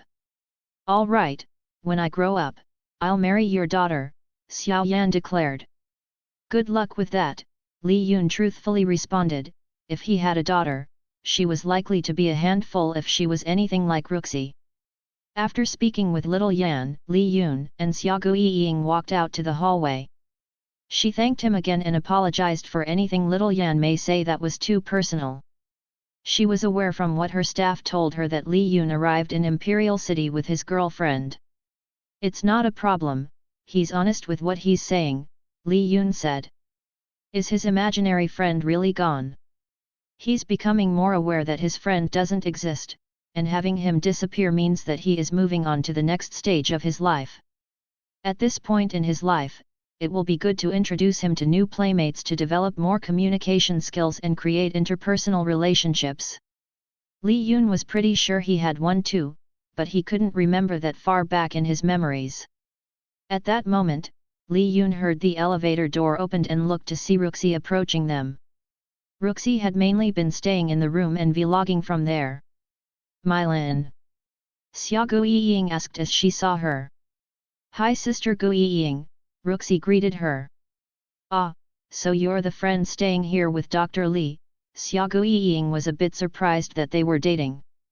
Little Yan said he saw a little fairy by Dr. Li. Ruxi frowned, she wasn't that short, I shouldn't have given him cookies.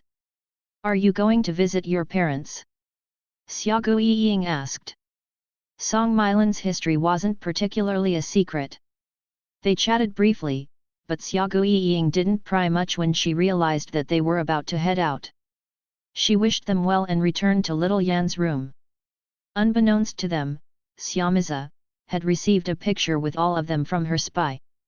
She was shocked to see Ruxi back in Imperial City and quickly messaged her spy to take a closer picture of Li Yun and Song Milan together. Within a few pictures, Xiaomiza updated everyone on her hour chat. Xiaomiza, young miss of Song family dating a surgeon, thought she would have better taste. Post picture. Tangri. Song Yu, she always has terrible taste from what I have heard, this is actually a step up. Chen Aro, your cousin definitely get around. Long Huali, she gets around, but wasn't brother Zhang after her at one point? Tangri, I still don't understand why my brother even likes her.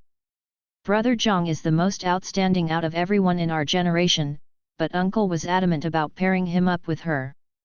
It would be a waste. Xiaomi Xa, ahem.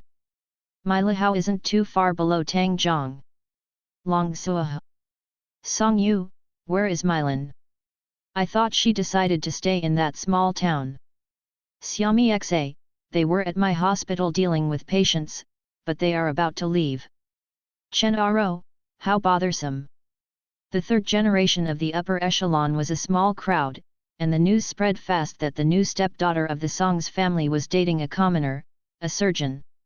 It wasn't discussed in public, but everyone assumed that Song Milan was Song Jayad's daughter with a woman he had a relationship with in high school.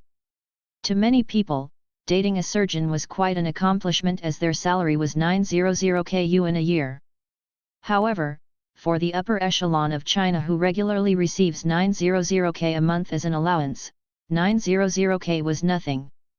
They were wealthy simply by being sons and daughters of wealthy clans. Meanwhile, Li Yun and Ruxi walked through an open flea market filled with antiques. The last time Li Yun was in Imperial City, it was mainly for work. He didn't know anyone, so he returned immediately after completing his work. But since Ruxi was here, he was planning to tour the city with her. Ruxi came to the city at 16.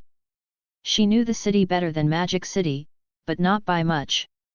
Despite getting lost a couple of times, she was able to retell stories of the ancient cities, the rise and fall of different civilizations. She didn't say much when they were in Magic City, most likely to prevent him from making a connection that she was still studying at the university and knew his cousin. How much did little Ling talk to you about me? Li Yun asked. Just a bit, about how you often played with Bufu and Fatty in the courtyard, and how her brother used to be your babysitter, she replied. Do you know, I think she likes Bufu. Li Yun shrugged. He's my friend, but not the best in a relationship. Ruxi nodded. Have you ever seen them together? Li Yun wondered.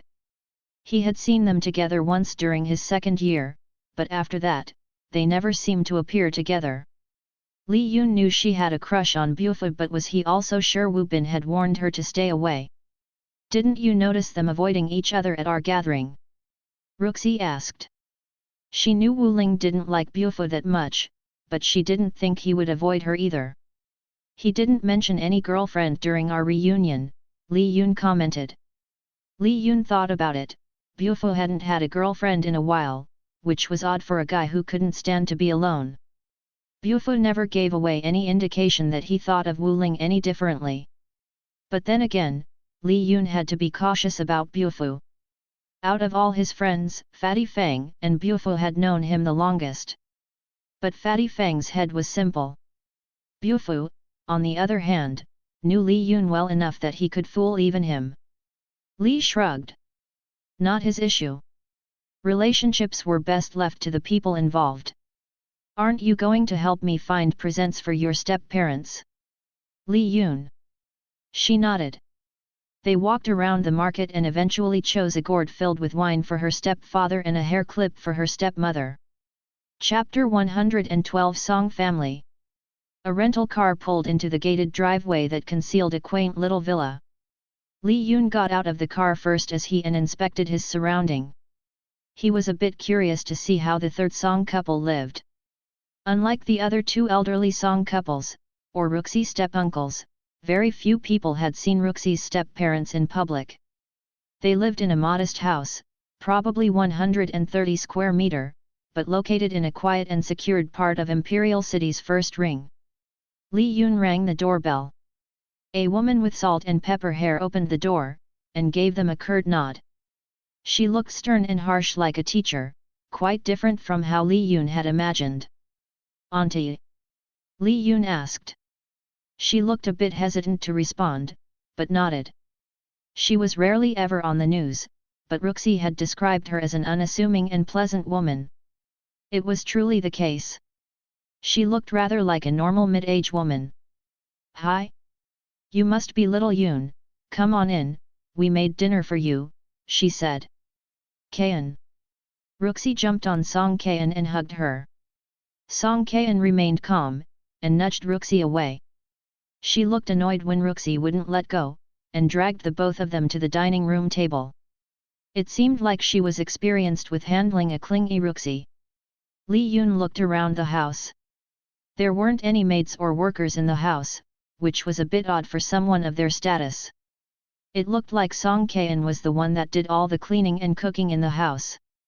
As they walked through the short corridor, Li Yun saw several antique paintings and artifacts lining the walls. In the front of the dining room was a rather large bronze gong.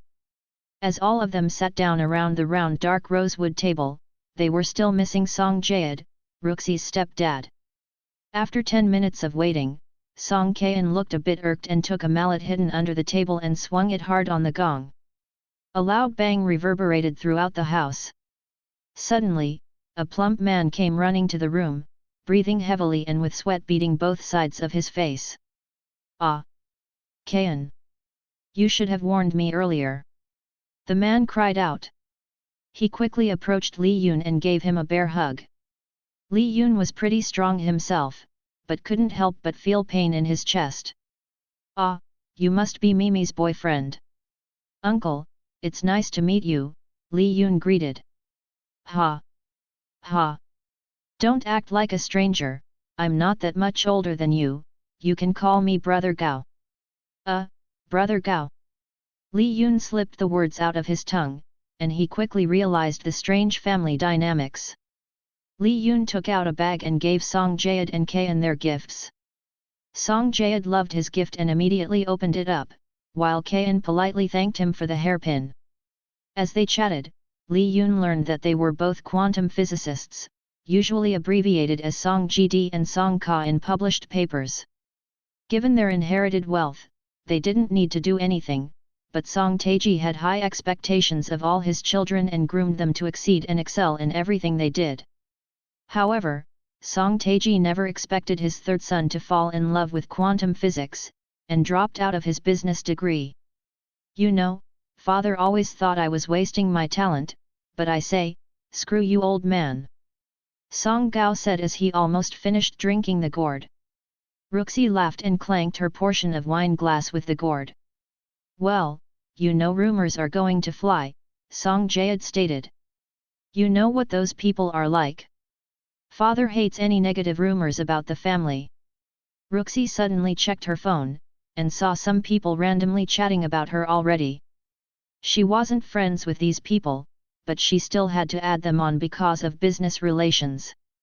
"It's like these people don't understand the concept of dating," Ruxi said as she continued reading the comments. Li Yun shrugged. Rumors didn't affect him that much. Ruxi suddenly stopped scrolling, but Li Yun had already caught some of the messages. "That's it again? Another boy toy. She's like her mother? Isn't she? At least she can pick out a looker." Ruxi could shrug off rumors, she was used to it, but she wasn't sure how Li Yun would react. She never mentioned her mother to him, but he probably knew by now that her mother was a hostess. He didn't have to dig up her past to learn. There were some rumors that he would have come across that were difficult to ignore. Li Yun took her hand and placed it in between his. "So little Yun, how far did you get with Mimi?" Song Gao asked, suddenly breaking up the mood. "Yun, don't you dare reply!" Ruxi warned Li Yun and then turned to Song Gao. "None of your business." Song Gao seemed to get the gist of everything. "Oh ho, it looks like you really plan to marry. You know father has a rule that any marriage requires a name change. It was a family tradition that any marriage to the Song family required the bride or groom to change their last names. The only exception was if the family was wealthier than the Song, but there were very few that qualified. "We are just dating," Ruxi reminded them after getting over the initial embarrassment. Li Yun turned to look at her and gauge her reaction. They never discussed marriage before, so there was never a discussion about name changes. Ruxi appeared more casual about their relationship than he was. After dinner with the Song, they returned to their accommodations by the hospital.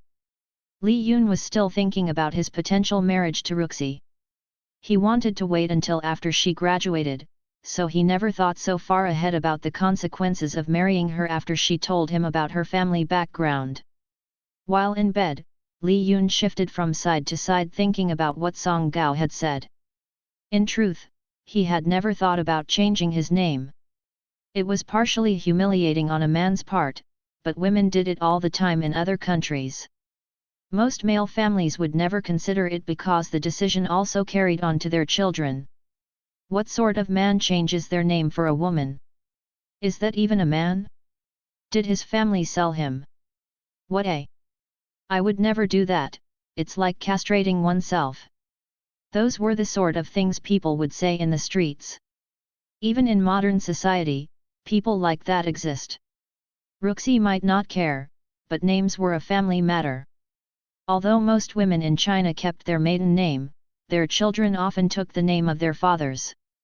Would their sons or daughters retain the Li or Song family name? Unions between the elites and commoners were difficult and complex because of this reasoning. "I have thought about it," Li Yun suddenly said as Ruxi was about to doze off. "We will make our own last name? La Song or Song Li? What do you think?" Ruxi's eyes fluttered open and smiled. "Why are you making up random names? I never said I'll marry you. If you don't marry me, what are you going to do, Ms. Song?" Li Yun pulled her closer by his side. She didn't reply but instead kissed him on his cheek. Chapter 113 Money Can't Buy Loyalty. Tang Zhang scrolled through the messages in his Mibo account. The subject of Song Milan had popped up every once in a while since she was adopted into the Song family. There were always rumors about her being Song Jayad's illegitimate daughter, but the adoption wasn't known to the public. There was an unwritten rule in the media circuit: do not write about the second and third generation from the wealthy family. No media outlet possessed the nerve to write about them for fear of retaliation. The only type of reporting allowed was either business-related or pertaining to politics. In Tang Jiang's chat, there was an ongoing discussion about Song Milan's latest boyfriend, his occupation, his looks, and his salary. They were typical things that measured the worth of a person. The particular topic about her latest boyfriend caught his interest. Aside from her parentage, many third-generation elites liked to gossip about her latest boyfriend. Everyone had a good laugh with Song Milan's poor choices of boyfriends in the past. When she started her ZZ Live and showed off her boyfriends, everyone thought Tang Zhang would let go of his pursuit. They never expected that Tang Zhang would move his main office to Imperial City. As one of her suitors, Tang Zhang was aware that it was also a tactic to ward off suitors and cause problems for Song Taiji. "There are other B out there, I don't get why you and grandfather need to align yourself with the Song family," Tang Hushan remarked as he drank an expensive imported whiskey. Tang Zhang shrugged it off, looking over the city from his penthouse near the center of Imperial City. Few people knew of Song Milan's company because she had used her state's name Chu Ruxi to start Rosu Group with Ning Sugzu. Although they started the company 2 years ago, they were able to buy many properties around the world and started a high-end fashion line. The elites had looked down on her for starting the ZZ Live, but the numbers and increase of fans valuing her opinions were something people often overlooked. Influencers could sell millions of products simply by using something they like. The shrewd ones had caught on and started their own show, but they were behind the curve and had less real content. His younger brother, Tang Hushan, had no head for business, so there was no need to talk to him about anything important related to the Tang industry, which had real estate all around the world and manufacturing plants of raw materials. Tang Hushan was in charge of managing a dozen factories, but it was only in name. He barely knew what was going on and didn't even know what was manufactured in each of the plants. He was more interested in seeking pleasure and enjoying whatever wealth his family provided. Working was for commoners and the poor, he would constantly complain. Tang Hushan scrolled through the gossip in the chat. He thought the guy next to Song Milan looked familiar, but he couldn't recall where he had seen the guy. If he wasn't drunk at the time, he would have recognized Li Yun as one of the poker players in Macau. "He's a surgeon from Qinbei," said Tang Jiang's secretary. "A surgeon?" Tang Jiang's interest suddenly piqued. It was certainly not the same type of guy Song Milan used to date, so he wondered if it was serious. Did Song Taiji make a move? There is a report that Secretary Liang drove Dr. Li to see Song Taiji before he returned to Yide City. Tang Jiang was suddenly deep in thought. "Investigate the surgeon and send me his files," Tang Jiang instructed. The secretary nodded, bowed, and walked out of the penthouse.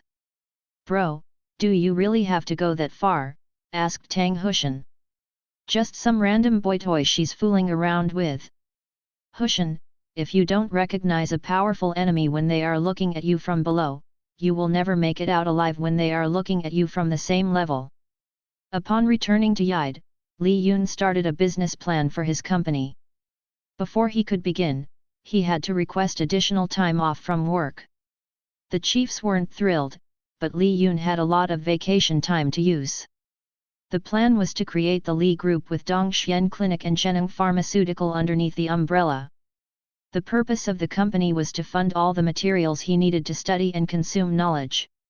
His surgeon salary wasn't going to be enough to cover a pharmaceutical laboratory or all his research needs. With a name and goal in place, he needed land. The clinic wasn't enough for a pharmaceutical laboratory. Ruxi offered to find a property with an existing factory and greenhouses. In order to create a proper company, he also needed people to run it for him. Luckily, Judah was looking for a job. "Seriously, you know I'm just an accountant major," Judah replied when Li Yun first asked him to be the CFO of the Li Group and CEO of the Zheneng Pharmaceutical. If Li Yun was honest, he would rather hire Wu Ling. Judah may be brilliant at understanding people's motivation, but his business sense wasn't like his sister Sugzu, or even as ambitious as Wu Ling. "I'll demote you to executive director when Wu Ling graduates," said Li Yun. "Gee, thanks for the vote of confidence," Judah shrugged. He would have done the same. "It's not like you have any other plans." It was true, Judah was currently doing nothing after graduation, just living off his parents. Even Erson had started his internship in Magic City.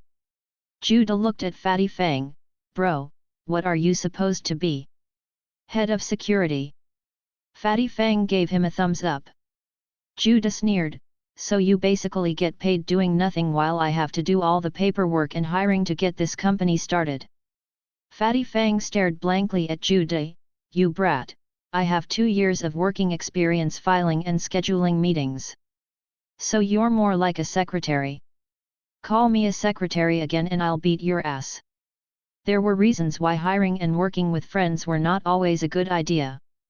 However, other times, there were too many advantages that it was common to see it happen at every level of business and politics. There were reasons why nepotism existed despite it being frowned upon. The one thing that money cannot buy: loyalty. Li Yun hired them because he could trust and rely on them. As for skills, it was something that could be acquired. Everyone had certain abilities, it was a matter of proper training and motivation. It was the job of the manager to understand their strengths and weaknesses. Judah was talented, but if it was not something interesting, his work performance was no better than the guy reading web novel all day. As for Fatty Wong, he was the standard worker. He worked on getting tasks done and it would be between 80 to 90% quality, no more and no less. If he wasn't assigned a task, he would not take it upon himself to continue working. Li Yun regularly gave him a long list to work assignments, which he could typically finish. However, too much workload would irritate and demoralize him, so it was best to have a list of no more than 2 pages long. These were things supervisors and managers needed to understand, but too many of them were workers themselves, either with no power or motivation to improve other than to watch and complain about their workers.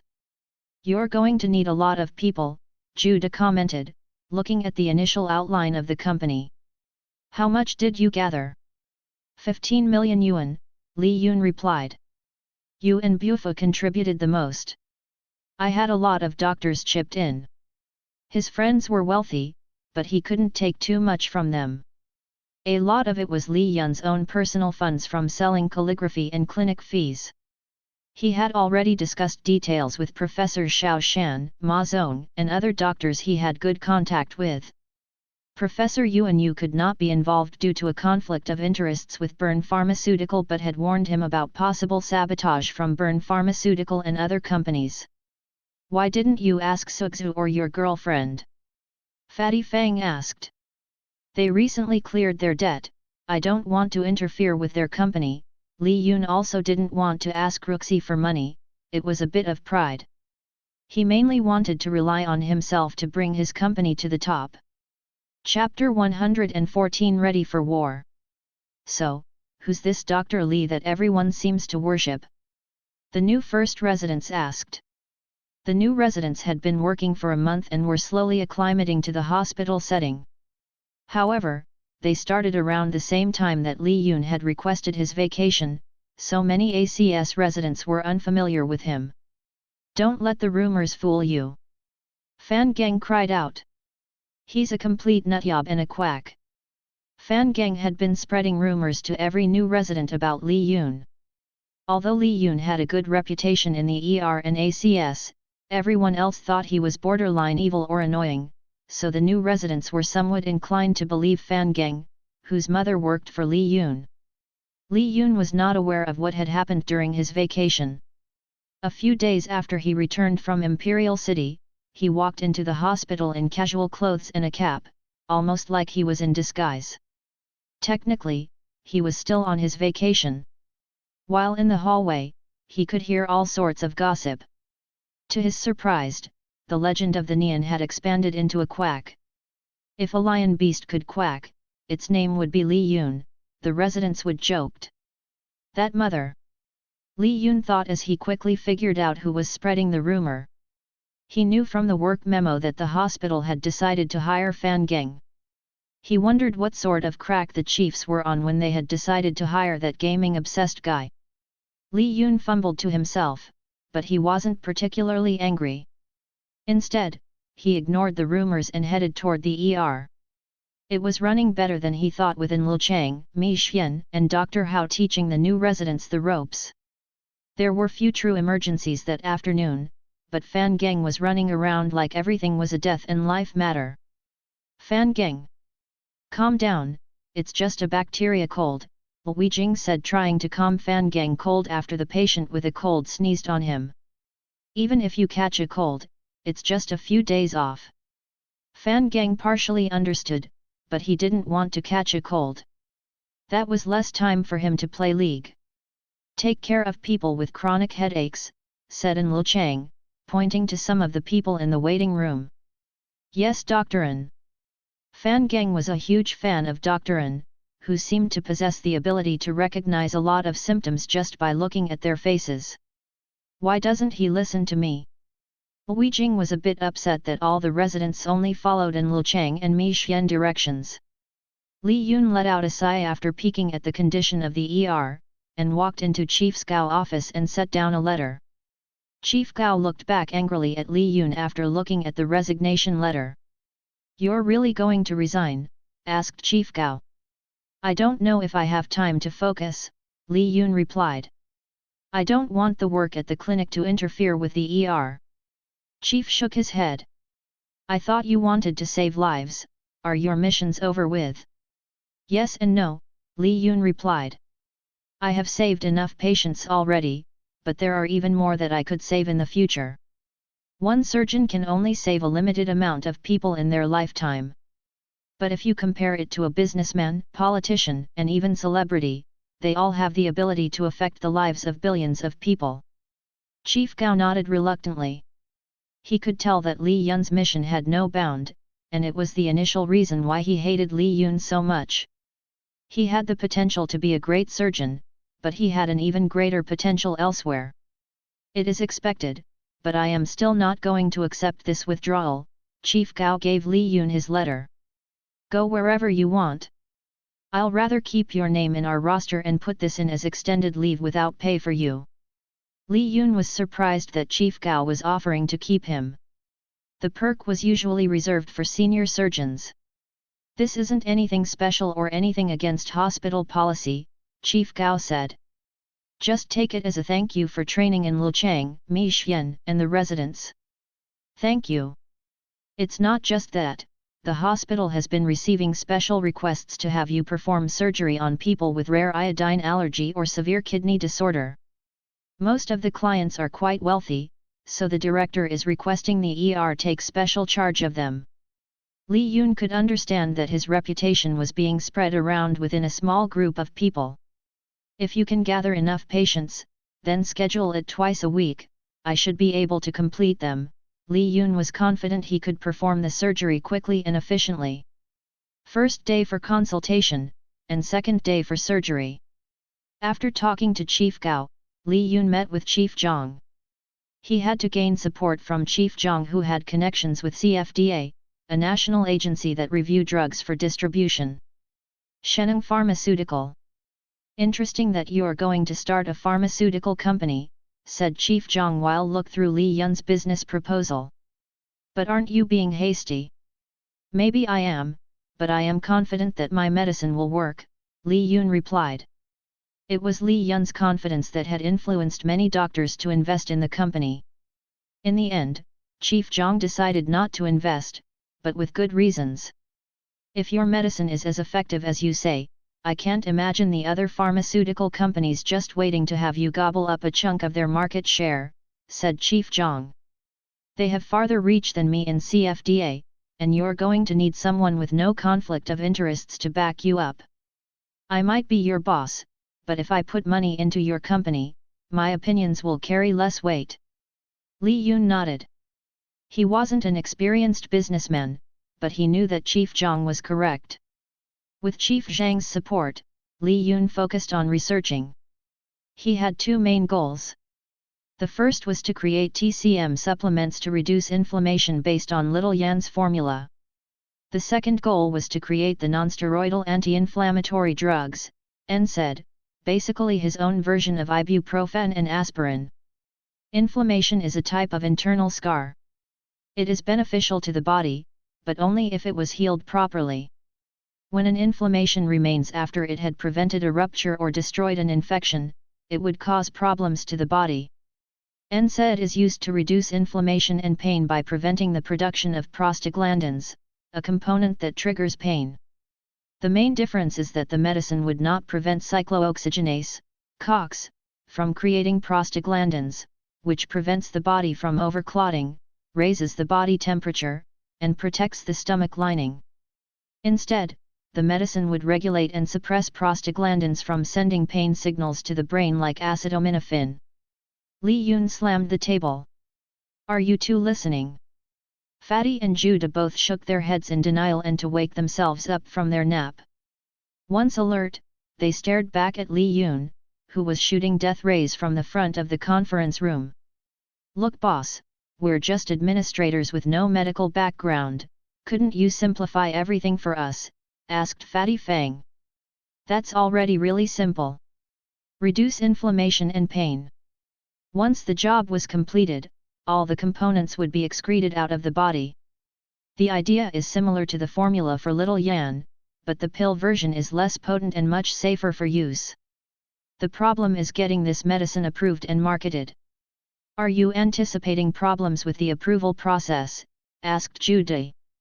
There were 5,000 small pharmaceutical companies aiming for the top, and the government was more in favor of consolidating companies to outperform other countries.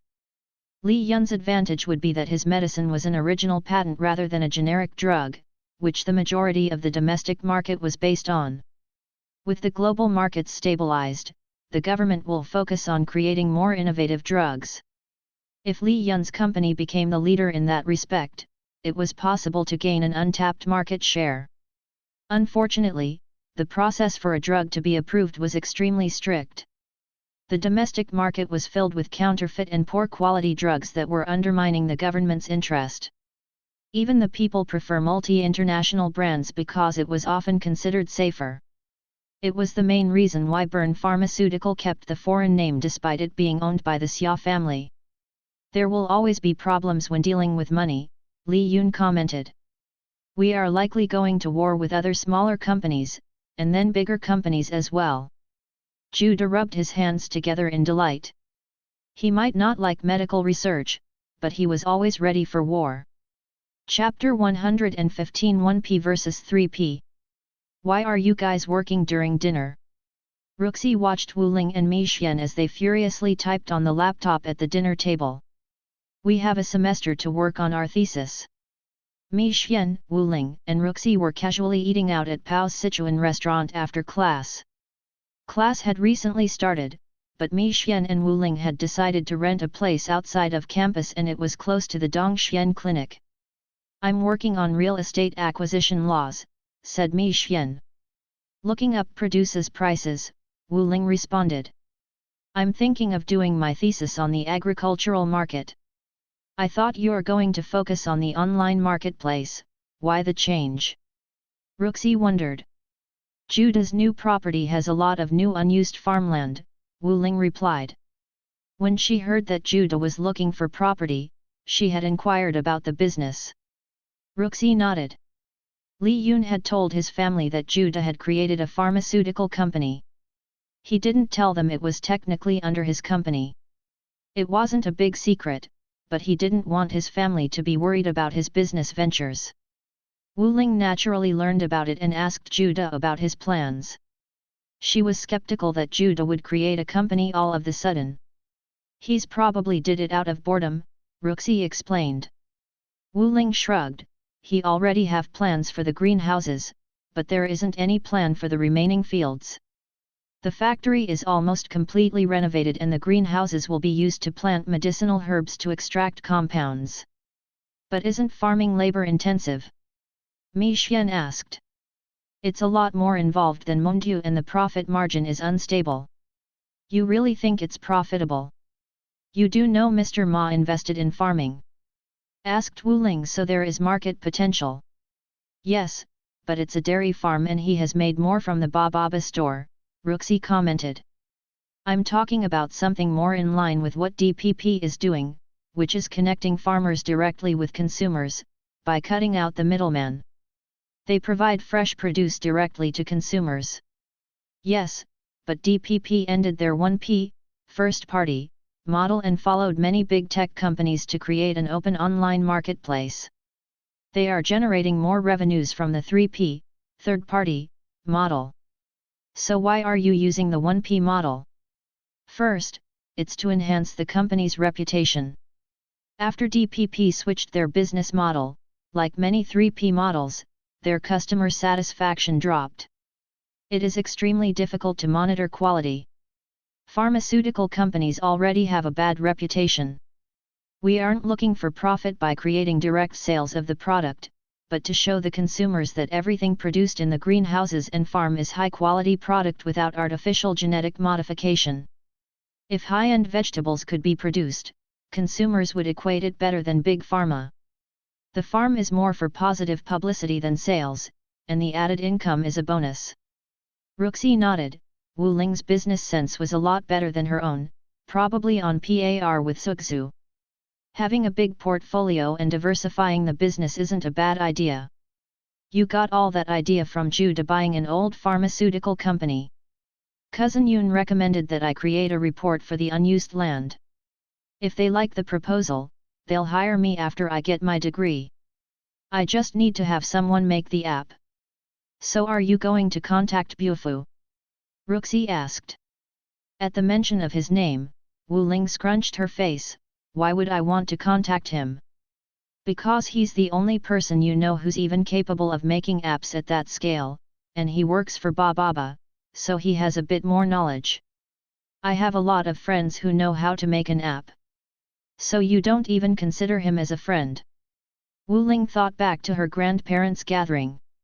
She had been staying at the dorm, so she only returned to the apartment on the weekends.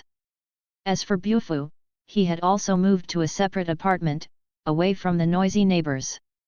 He rarely ever appeared in the apartment. It was strange seeing him again. They were close before as childhood playmates, but people drifted apart after growing up. Wu Ling didn't like how Bufu turned out. He was a disappointment for a boy she used to have a crush on. She disliked him in the way he disliked Ning Sukza for ruining his perception of women. It wasn't like he treated any of his girlfriends poorly, but he had commitment issues. I kissed him at my grandparents' anniversary, Wu Ling confessed. I didn't see that coming, Ruxi sarcastically replied. Mi Xian, however, was shocked and stopped typing to listen in. Are you being sarcastic? Wu Ling asked. Ignore her, Mi Xian said. Why did you kiss him and what happened afterward? I blame 5 shots of Beiju. Afterward, it felt a bit awkward, nothing happened afterward. Ruxi narrowed her eyes slightly as she wasn't sure she trusted Wu Ling's statement. A few moments later, Li Yun walked into the restaurant. He had just finished working late at the factory. After acquiring a bankrupt pharmaceutical company at the edge of Yide, Li Yun had been busy renovating the space. Needless to say, it was a lot of work. The bone and structure of the factory were relatively good, but the company that had originally built the factory ran out of money, so everything else was of poor quality. For a complex that was built less than 10 years ago, he had to gut out the majority of the walls. Li Yun wanted to create a sanitized working environment and create high-quality products. There were too many companies already cutting corners, and bankruptcy was often the end result. The architectural and engineering firm Li Yun had hired specialized in laboratory and pharmaceutical equipment. There was an existing laboratory, but it wasn't adequate for experimentation. The factory was quite large, so cleaning and rebuilding additional walls were time-consuming. Labor was relatively cheap, but the time it took to get it exactly like how Li Yun wanted the space to function was turning it into a 2-month renovation project. To speed up construction, Li Yun regularly took the time to work on the construction portion as part of his exercise. Dr. Li, are you sure you're allowed to frame the wall? Asked the construction supervisor. The construction crew was hired by the company, and they all naturally assumed Judah was in charge. Don't worry about it, Li Yun worked until he tired out and returned to Dongxian Clinic to research afterward. The crew was hesitant at first about Li Yun, but there weren't any complaints and they were paid the same as they were promised. Eventually, he worked there often enough that some of the crew thought he was just a regular construction worker like them. During those 2 months, he was close to completing the modified TCM formulas. As he finished, he drove back to Kaoban Street for dinner. Hey, Li Yun hugged Ruxi lightly from behind, not wanting to get his sweat on her. You two are the bane to single people, Wu Ling sneered at the couple. No one invited you, Li Yun said as he sat down at the table. The waiter arrived and he ordered a simple meal. Since Ruxi was back to school, she didn't have time to cook on the weekdays, so they went out to eat instead. Pao Lai's restaurant was nearby and he had a really good chef, albeit a bit strange in Li Yun's opinion. He's here. Pao Lai's head chef, Kai, cried out from the large kitchen area. He had special senses when it came to Li Yun's arrival. What did he order? This is what the greenhouse looks like. X4. Chapter 116 Food for Thought. The waiter stared at Chef Kai like he was a freak. Did they have security cameras in the back? How did the chef even know that the next order was Li Yun? He ordered dandan noodles this time, the waiter replied. Chef Kai snapped his fingers. I am right, Day. Li is going through the list of all the items on the menu. He had expected that the person who regularly ate with internet celebrity like Mimi and Wu Ling would not turn out to be normal. Since they had been coming in to eat, Chef Kai had been carefully observing Li Yun. The first time Chef Kai saw Li Yun, he was stunned that his dish had been consumed so quickly and unceremoniously. As the second runner-up on the China Great Chef, Kai had a reputation to uphold. He knew that there were people who did not like his food, but those people tended to dislike Sichuan-style meals in general. However, he never saw someone who ate his meals so recklessly and without thought. Who in the world finishes their meals within 10 minutes? That was Kai's first impression. It was not something Kai could tolerate. Like a true wine sommelier, wine was not meant to be drunk directly down the throat. That was archaic and uncultured. Wine was supposed to be sipped and swirled around in the mouth. Once the tongue had figured out all the tones and undertones, that was when the true essence of the wine could be enjoyed and appreciated. After Li Yun finished his meal, he started to write in his notebook. It was then that Chef realized he had misunderstood Li Yun. He must be some sort of food critic. Chef Kai thought. From then on, he had always kept tabs of Li Yun. Inside the kitchen, Kai raised his hand to his face, wiggled his fingers, and refocused all his energy to create the best dandan noodle he could ever create.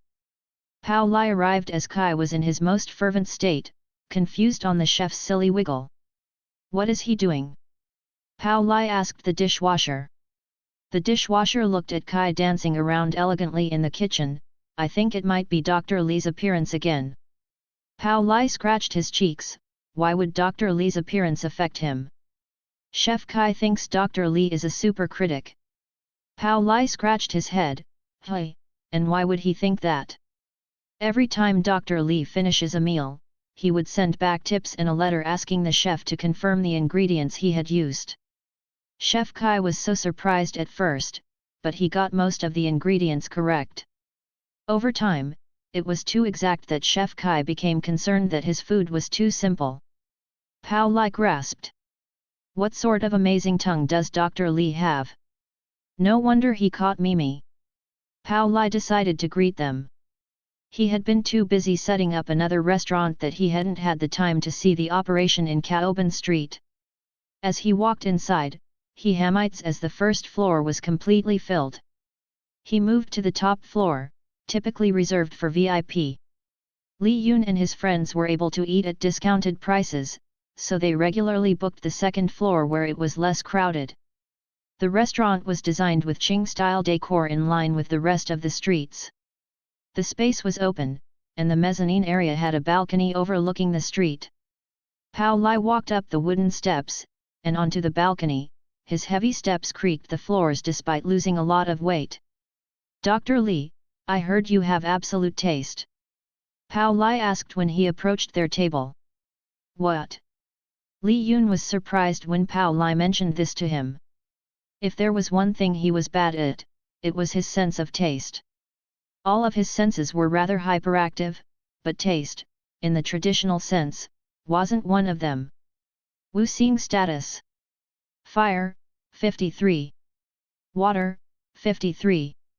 Earth, 53. Metal, 53.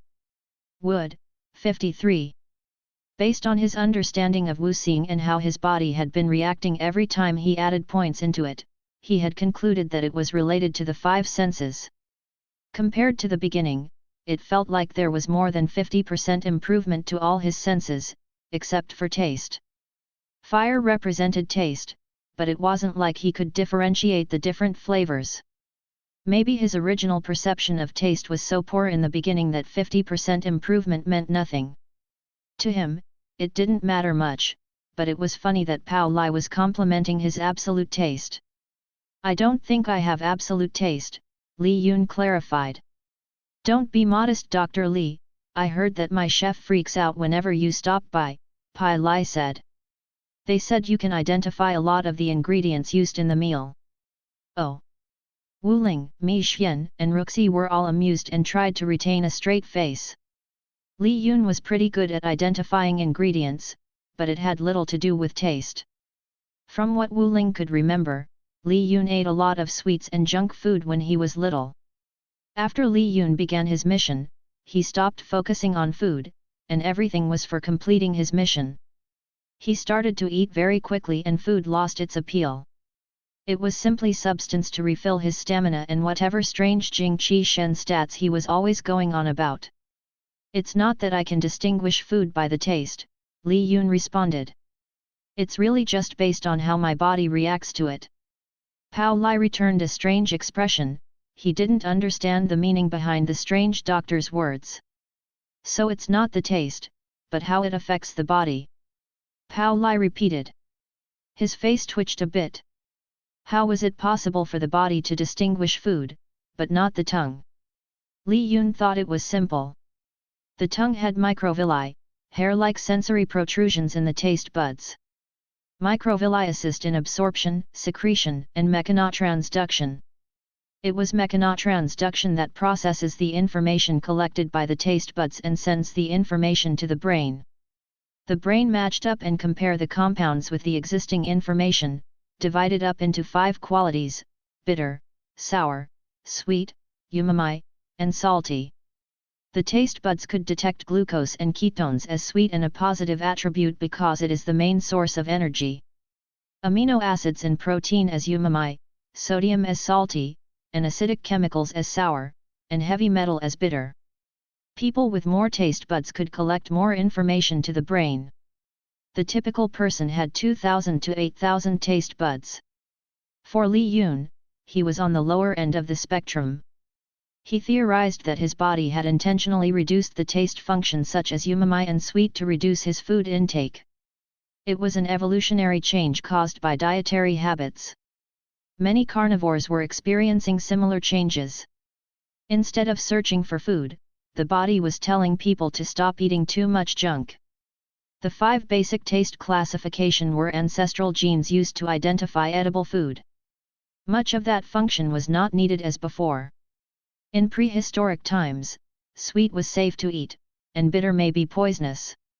In modern society, it was ironic that the original ancestral code was causing obesity, and it was the bitter medicine that could cure it.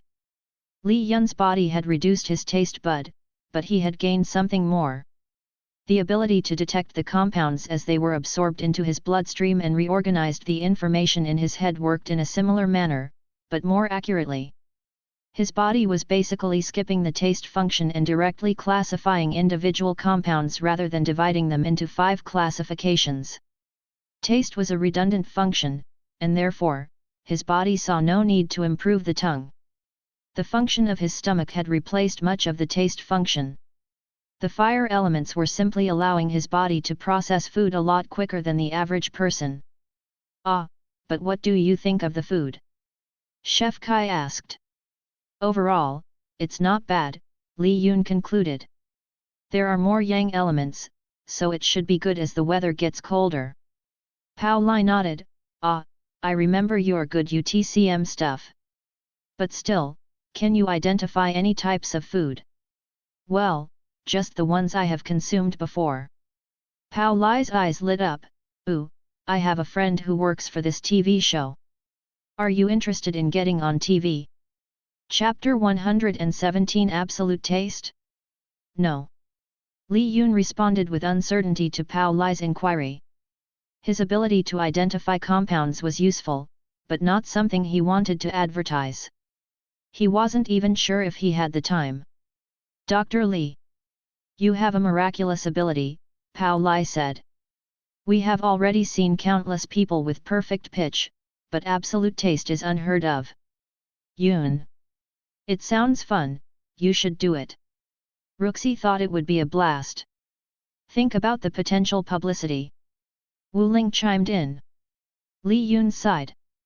Well, it would be interesting to go on a TV show and if he could disguise his ability as something as vague as absolute taste. After a bit of convincing from the table, Li Yun agreed as long as it wasn't something long-term. He had heard from a patient that television recordings were a pain and the long hours were as bad as doctors. With Li Yun's approval, Pao Lai immediately took out his phone and contacted his cousin, Nicholas. "How have you been?" Pao Lai's greeting over the phone was warm as though talking to a close brother, but the man named Nicholas didn't look happy to see the name appear on his phone. Pao Lai was his second cousin, but the guy was constantly calling him up and begging to get him on a show. "What is it, cousin Lai?" Nicholas asked. "I have a doctor friend with me, and I think he will be a great guest critic for one of your shows," Pao Lai directly stated his request, knowing his cousin's usual irritated mood. "A doctor? Why would I need a doctor on a food show?" Nicholas asked. "Just wait until you see him in action, I can agree he's different than the others." "Let me turn on my phone's camera." Pao Lai turned on his camera, and started to introduce the table to Nicholas over his phone. At that moment, Chef Kai skirted out of the kitchen, loudly announcing the arrival of what he believed was the best dandan noodle he had ever made.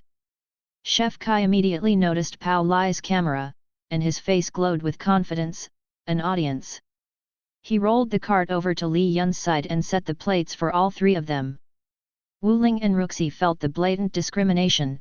Why did Li Yun's plate seem to glow and theirs doesn't? Not only that, it was just dandan noodles, one of the classic street foods that vendors often sold because soup-based noodles were a pain to make on the street. Li Yun looked at the dandan noodles and chowed it down. "So, what do you think?" Pao Lai asked while looking at Li Yun. If your friend wants to join a food eating contest, I guess there is a show we are creating called Big Eaters," Nicholas replied, not knowing that the question was meant for Li Yun. From an aesthetic point of view, the person in question and the surrounding group of girls were quite easy on the eye. More than easy on the eye, he thought the girls were suited for television more so than Dr. Li. "I mean, Dr. Li, what do you think is in the chili sauce?" Pao Lai clarified. Dandan noodles were typically made from three parts: the noodle base, the minced pork topping, and the chili sauce. The noodles were obviously plain rice noodles and the minced pork had pork and soy sauce. What made every dandan unique was the chili sauce poured into the bottom of the bowl. The chili sauce could be seen as a very potent classical formula, made from star anise, cinnamon, bay leaves, and Sichuan peppercorns. It was good to eat once in a while, but eating too much will result in diarrhea and an upset stomach from too much yang buildup. Illicium verum, Cinnamomum cassia, Laurus nobilis folium, Xanthoxylum bungianum, Langkangiat seoko. Li Yun listed out the components as information flowed into his head. It was easy since he had already tasted the ingredients before. "Do you have any idea what any of that is?" asked Nicholas. Nicholas worked as a food show producer and a foodie himself, but he wasn't too familiar with the scientific names of the ingredients. "No idea." Pao Lai looked confused as well. Ruxi looked at Li Yun's notes. "It's just star anise, cinnamon, fresh bay leaves, Sichuan peppercorns, and black cardamom." Nicholas's interest peaked. "Fresh bay leaves? Well, you know I hate using dried bay leaves when I can have fresh ones shipped regularly," Chef Kai explained proudly. "I'm so amazed that Dr. Li could pick up the wonderful floral note of the fresh bay leaves." "Hey, I don't think that's it," Ruxi and Wu Ling both thought. They all watched as Li Yun picked up another ingredient and jotted it into his notebook. Cookbooks. Wu Ling quickly thought about more ways to make money in her head. Cookbooks will sell a lot better than medical and botany books. "Fresh Sichuan chili peppers," Ruxi read from the note, to which Chef Kai nodded. "Extra light olive oil." Ruxi read the note again but thought it was an unusual choice of oil used for chili sauce. It wasn't traditional at all. Was this Chef Kai's secret ingredient? Ruxi looked at Chef Kai, who looked mortified when Ruxi said extra light olive oil. It was the only ingredient Li Yun got wrong the last time he was there. Chef Kai dramatically fainted on the ground, with Pao Lai shaking his head in annoyance by his antics. Ruxi, why is he freaking out? Wu Ling asked, a bit confused by the reaction. Traditionally, chili sauce is made from neutral flavored oil, such as vegetable, canola, and peanut, Ruxi explained. However, Chef Kai likes to give a modern and updated touch to classical dishes. He has switched out the traditional oil with extra light olive oil, which is more neutral than regular olive oil and gives the dish a better aftertaste. It is very unusual, and probably one of his secret ingredients. But I thought it's bad to use olive oil for cooking, Wu Ling responded, vaguely remembering being sent to the hospital as a child for food poisoning. Ruxi noted. It's a common misconception. A beginner's mistake and often dangerous one is using cheap olive oil for fried dishes. Since many imported olive oils are mixed with other oils of low quality, it has a low temperature heat point. The oil quickly breaks down in high heat and becomes poisonous. Li Yun had seen a few people rushed into the ER for food poisoning due to using poor quality olive oil. Chef Kai, how are you able to control the heat? Ruxi asked. Although you can use extra light olive oil, it is still very difficult to use it as a chili base. Ms. Song is correct, I can only make these in small batches. It is extremely difficult to mass produce this same recipe. I remember now, Wu Ling slapped her hand on the table. Cousin Yun tried to be fancy and made spaghetti one time and got all of us sick. Seriously, you're going to bring that up? Li Yun glared at her. It was more than 10 years ago. It was the incident that made his family ban him from ever cooking for them again. Ruxi laughed, but Chef Kai was still in awe and dared not to look down on Li Yun in the least. A gourmet who could discern food was invaluable to chefs who wanted to improve their cooking. Cooking skills were not important. Chef Kai put his hand together in a traditional martial-style fist and saluted Li Yun. A true master of food, I admit my defeat. Chef Kai may be a prideful chef, but he knew when defeat was inevitable. Well, you used this oil in another dish previously, and I wasn't able to decipher it until recently, said Li Yun. Olive oil isn't commonly used here. It didn't matter what Li Yun said, but Nicholas was rather impressed. Anyone could figure out the ingredients in dandan by looking up the ingredients on the internet, but to figure out the exact type of oil and even whether the ingredient was dried or fresh, was extremely difficult. This doctor truly has absolute taste. Nicholas confirmed. Chapter 118 Flavor. Nicholas, you're really flying out to a random city to meet a doctor? Asked Long Suoho.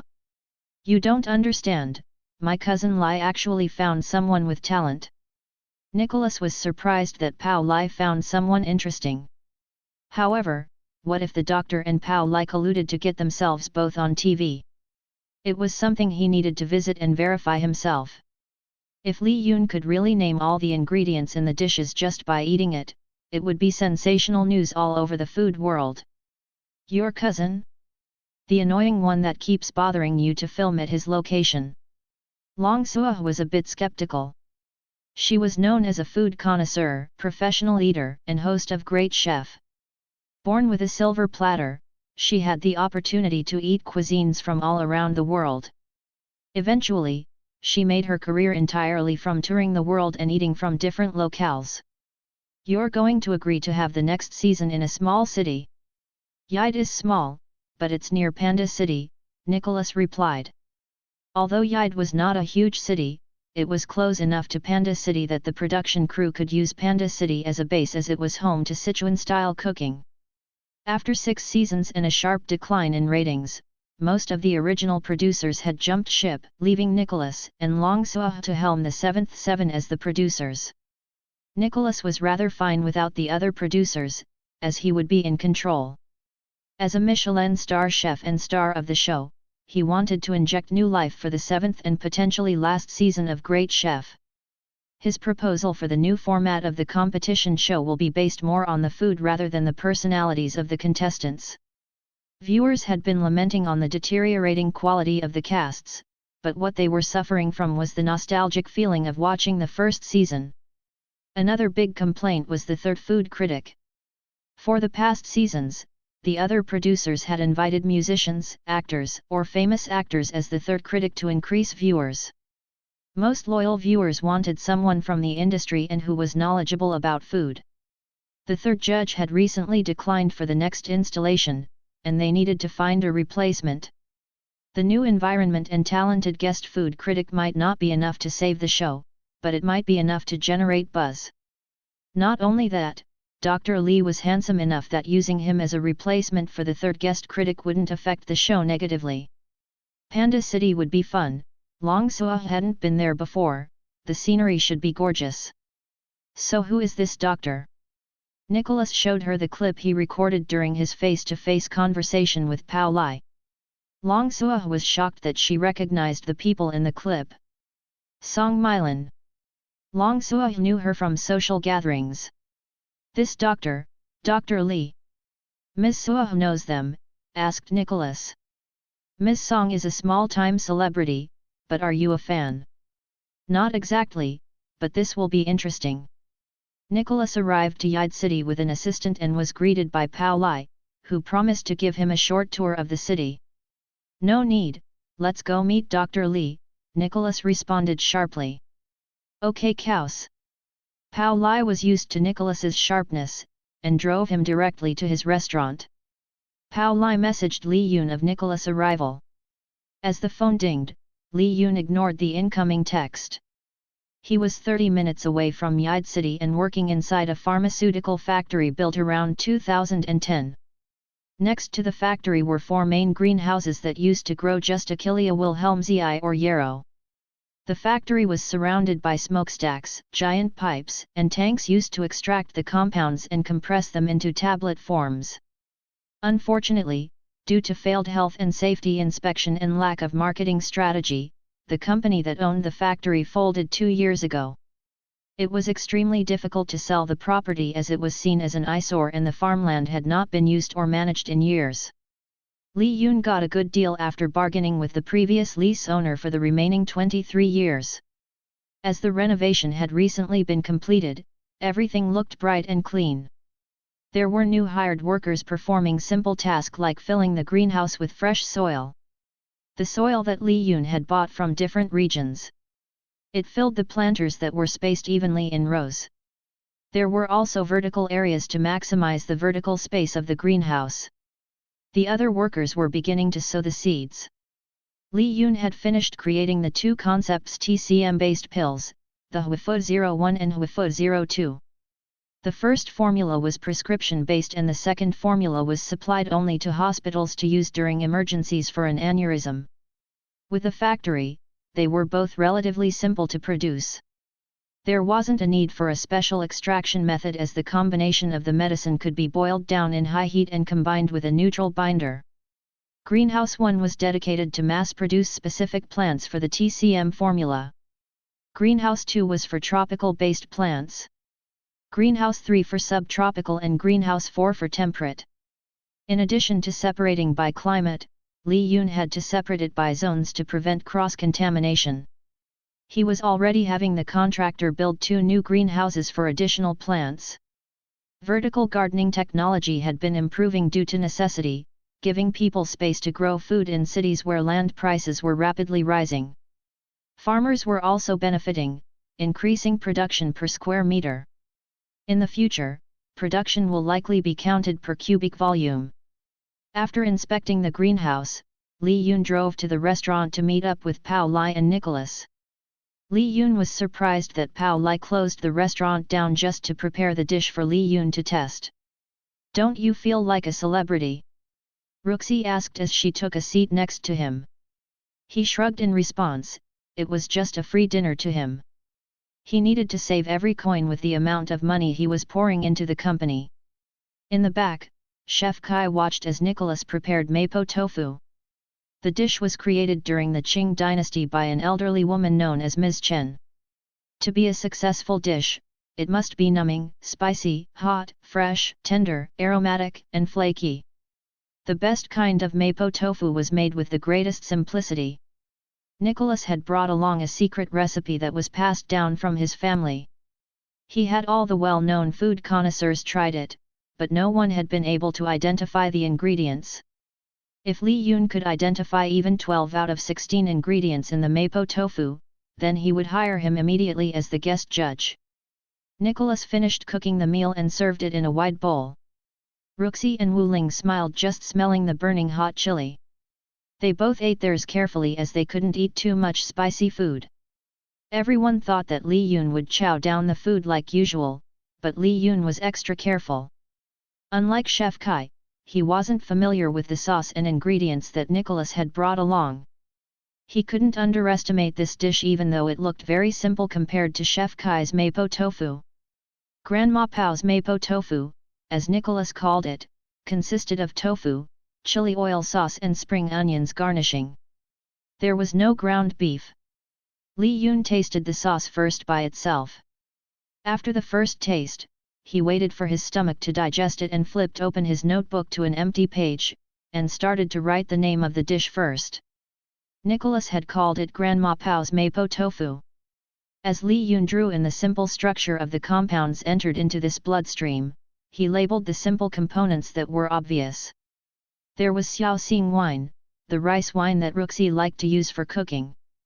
There were also fresh Sichuan peppers, heaven-facing peppers, and canola oils. Li Yun saw the usual combination of Sichuan chili pepper, board bean, salt, and flour. Ruxi had made mapo tofu before using a similar soybean paste, but hers were store-bought. The one Nicholas had used contained no preservatives. From what he could remember from Ruxi's commentary, this particular reddish-brown fermented paste was known as Dao Banjiang. Fermented in the Pixian region for more than 3 years, there were layered unami textures and flavors that could not be imitated anywhere in the world. If the board bean wasn't from the Pixian region, then the exact profile of the chemical compounds could not be seen. As for Li Yun, what gave it away was the amount of amino acid entering his bloodstream. Dao Banjiang's complex flavor profile came from the amino acids, such as glutamine, glutamic acid, aspartic acid, and asparagin's, giving it the savory body, lower sour taste, and hint of bitterness. The flavor profile is bolder than a regular Dao Banjiang, Ruxi commented. The Dao Banjiang is fermented for 10 years. Li Yun asked. Chapter 119 Critic. Nicholas was impressed. Every time he made the meal, people had always wondered what secret ingredient Nicholas had added to create the distinct flavor. The answer was simple: time. Aspergillus oryzae was a fungus used in the fermentation process of many foods, such as soy sauce, white wine, and fish sauce. Dao Banjiang required at least 10 months for the Aspergillus oryzae to break down the protein to the amino acids, the key to creating the distinct flavors. However, the amount of amino acids from Grandma Pao's was a lot more concentrated than the typical Dao Banjiang. It was extremely difficult to keep Dao Banjiang for 10 years without over-fermenting, but Nicholas's grandmother had figured out a way to extend the fermentation process and to enhance the flavors without it completely breaking down and spoiling. It was a secret only passed down to one child in every generation. You're really amazing, Dr. Li.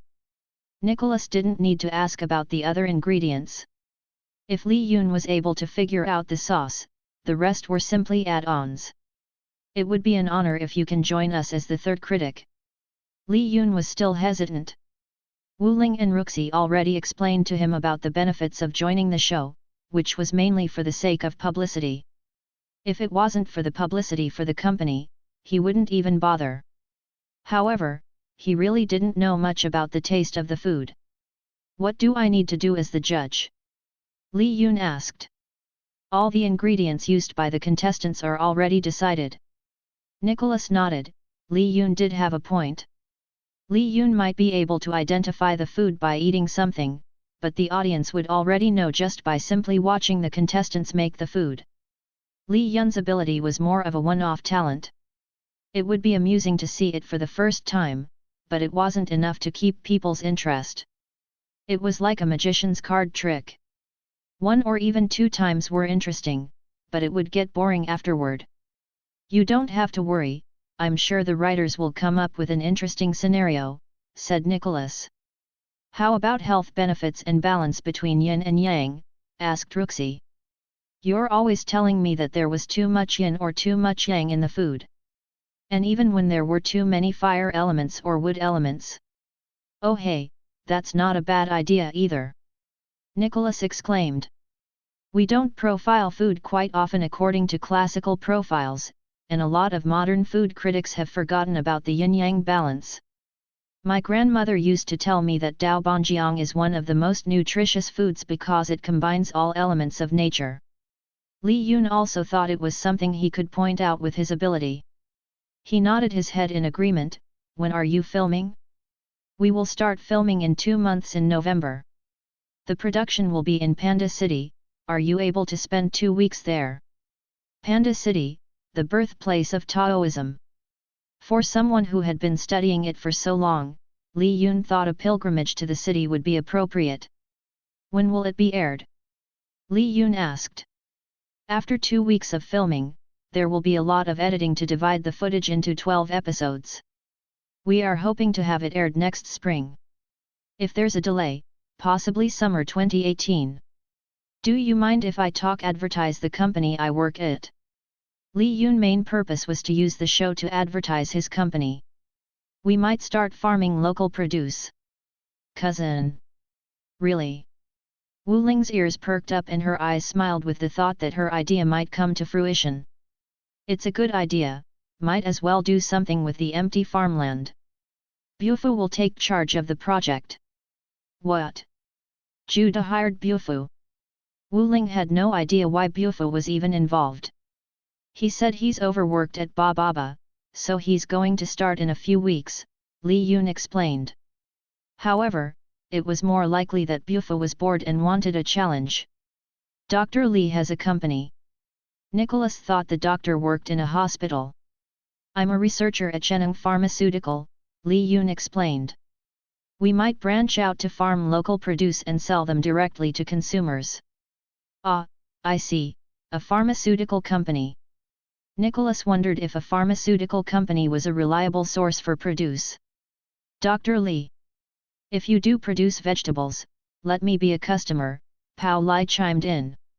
And Cousin Nick, wouldn't it be wonderful to come to Yide for an episode? We'll come to Yide for a day's competition.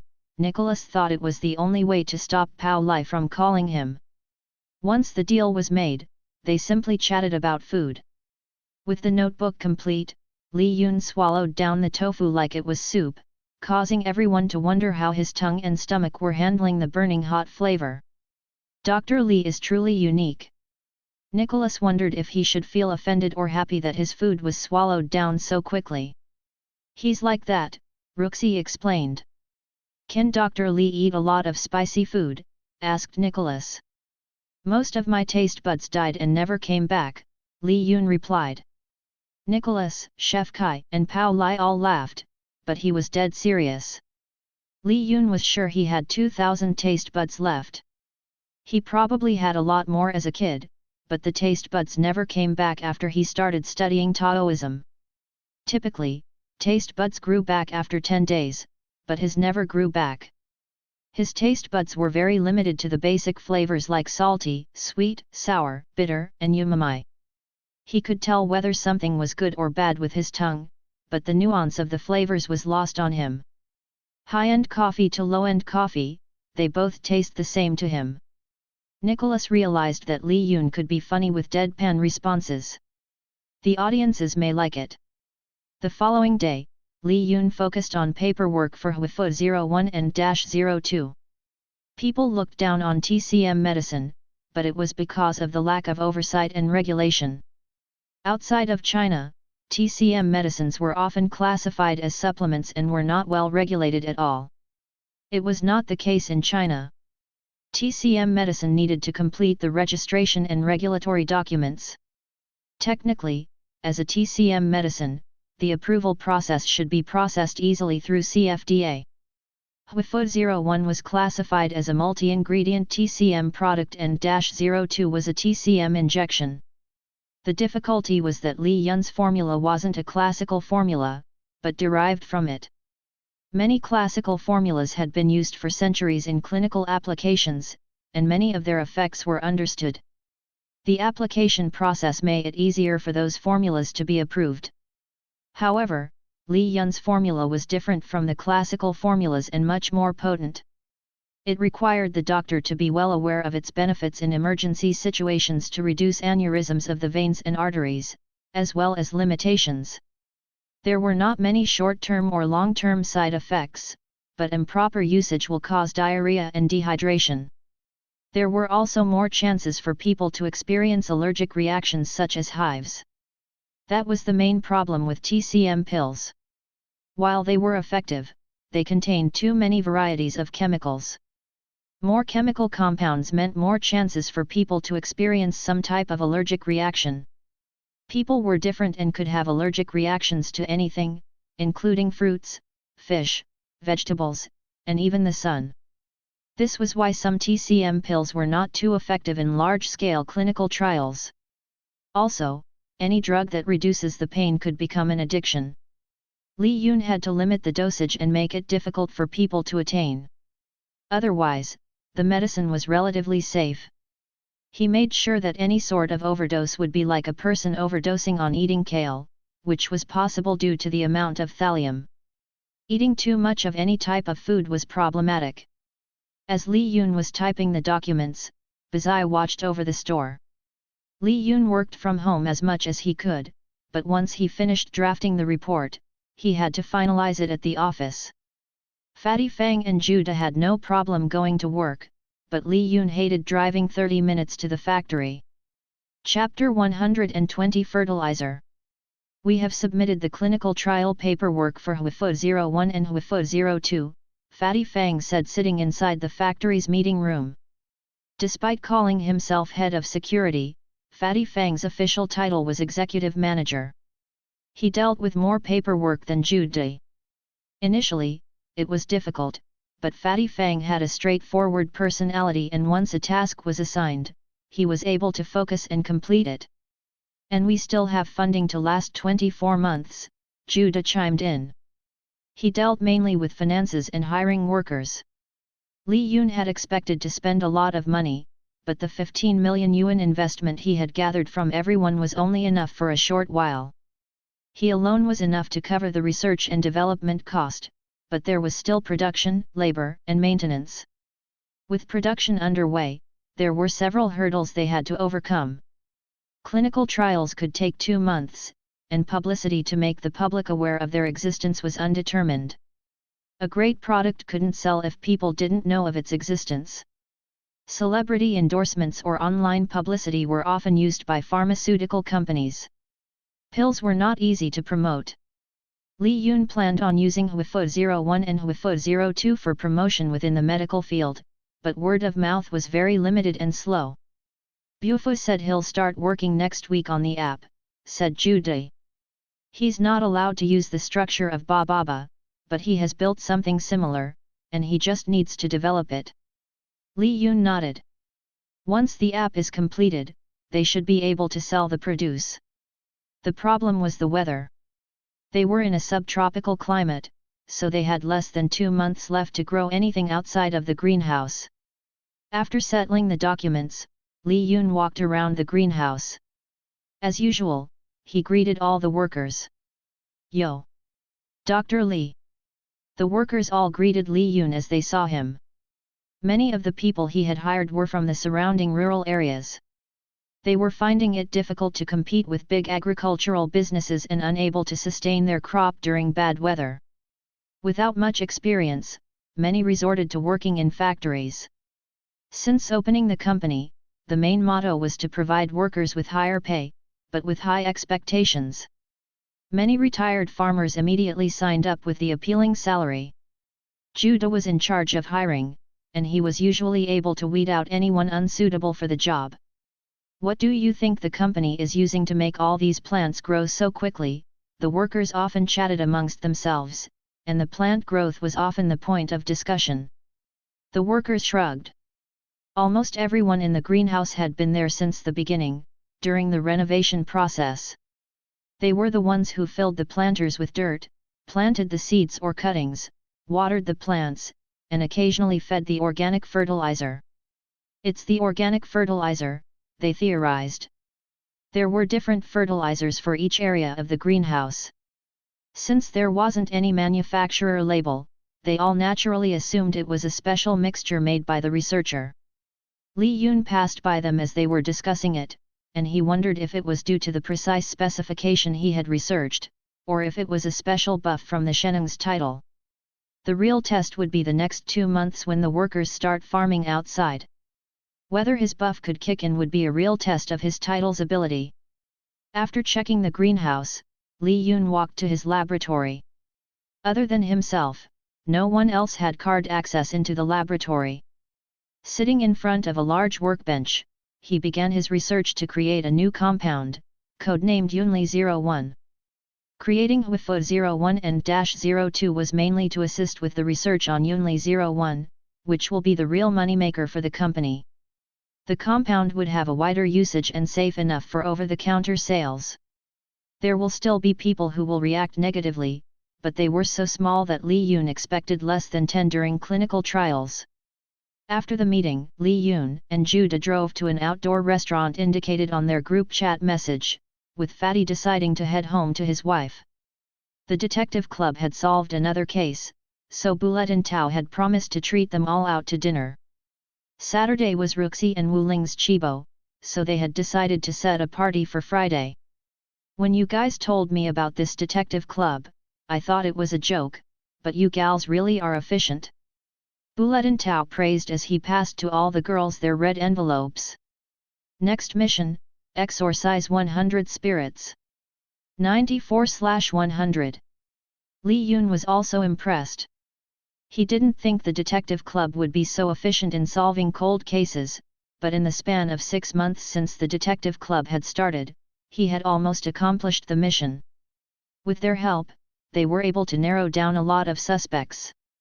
Once Bulletin Tao arrested them, Li Yun was able to crack them into confessing. Ahem. Judah was offended he didn't get a red envelope. You're not even in the club anymore. Bulletin Tao sneered. Not to mention, he didn't even need the money. And what the heck? We didn't get any red envelopes when you set up the company. Everyone laughed. Outside of Fatty, Judah, Ruxi, and Bufu, no one knew that Li Yun had created a parent company. Although he liked to joke about how chatty they were actually good with keeping secrets. It wasn't a secret that couldn't be leaked, but it was too much to explain, and Li Yun didn't feel like explaining. Bulletin Tao left early as per usual to tuck in his daughter, and Judah left with Zhu Anin, so it was only Li Yun with the 4 other girls. At around that time, a group of rowdy men entered the restaurant. They were already drunk, so a lot of the customers naturally avoided them. They took over the table near the middle, and started to order more food, and of course, more beer. They were beginning to make a lot of noises. Some of the guys were eyeing the girls, which was making them uncomfortable. Should we leave? Asked An Zhongmi. Why? Asked Wu Ling. Why does Mr. Bulletin have to leave so soon? Li Qing asked. He could arrest these guys for public disturbance. Just ignore them, said Wu Ling. The girls could ignore them, but Li Yun wasn't liking the way one of the guys was looking at Ruxi.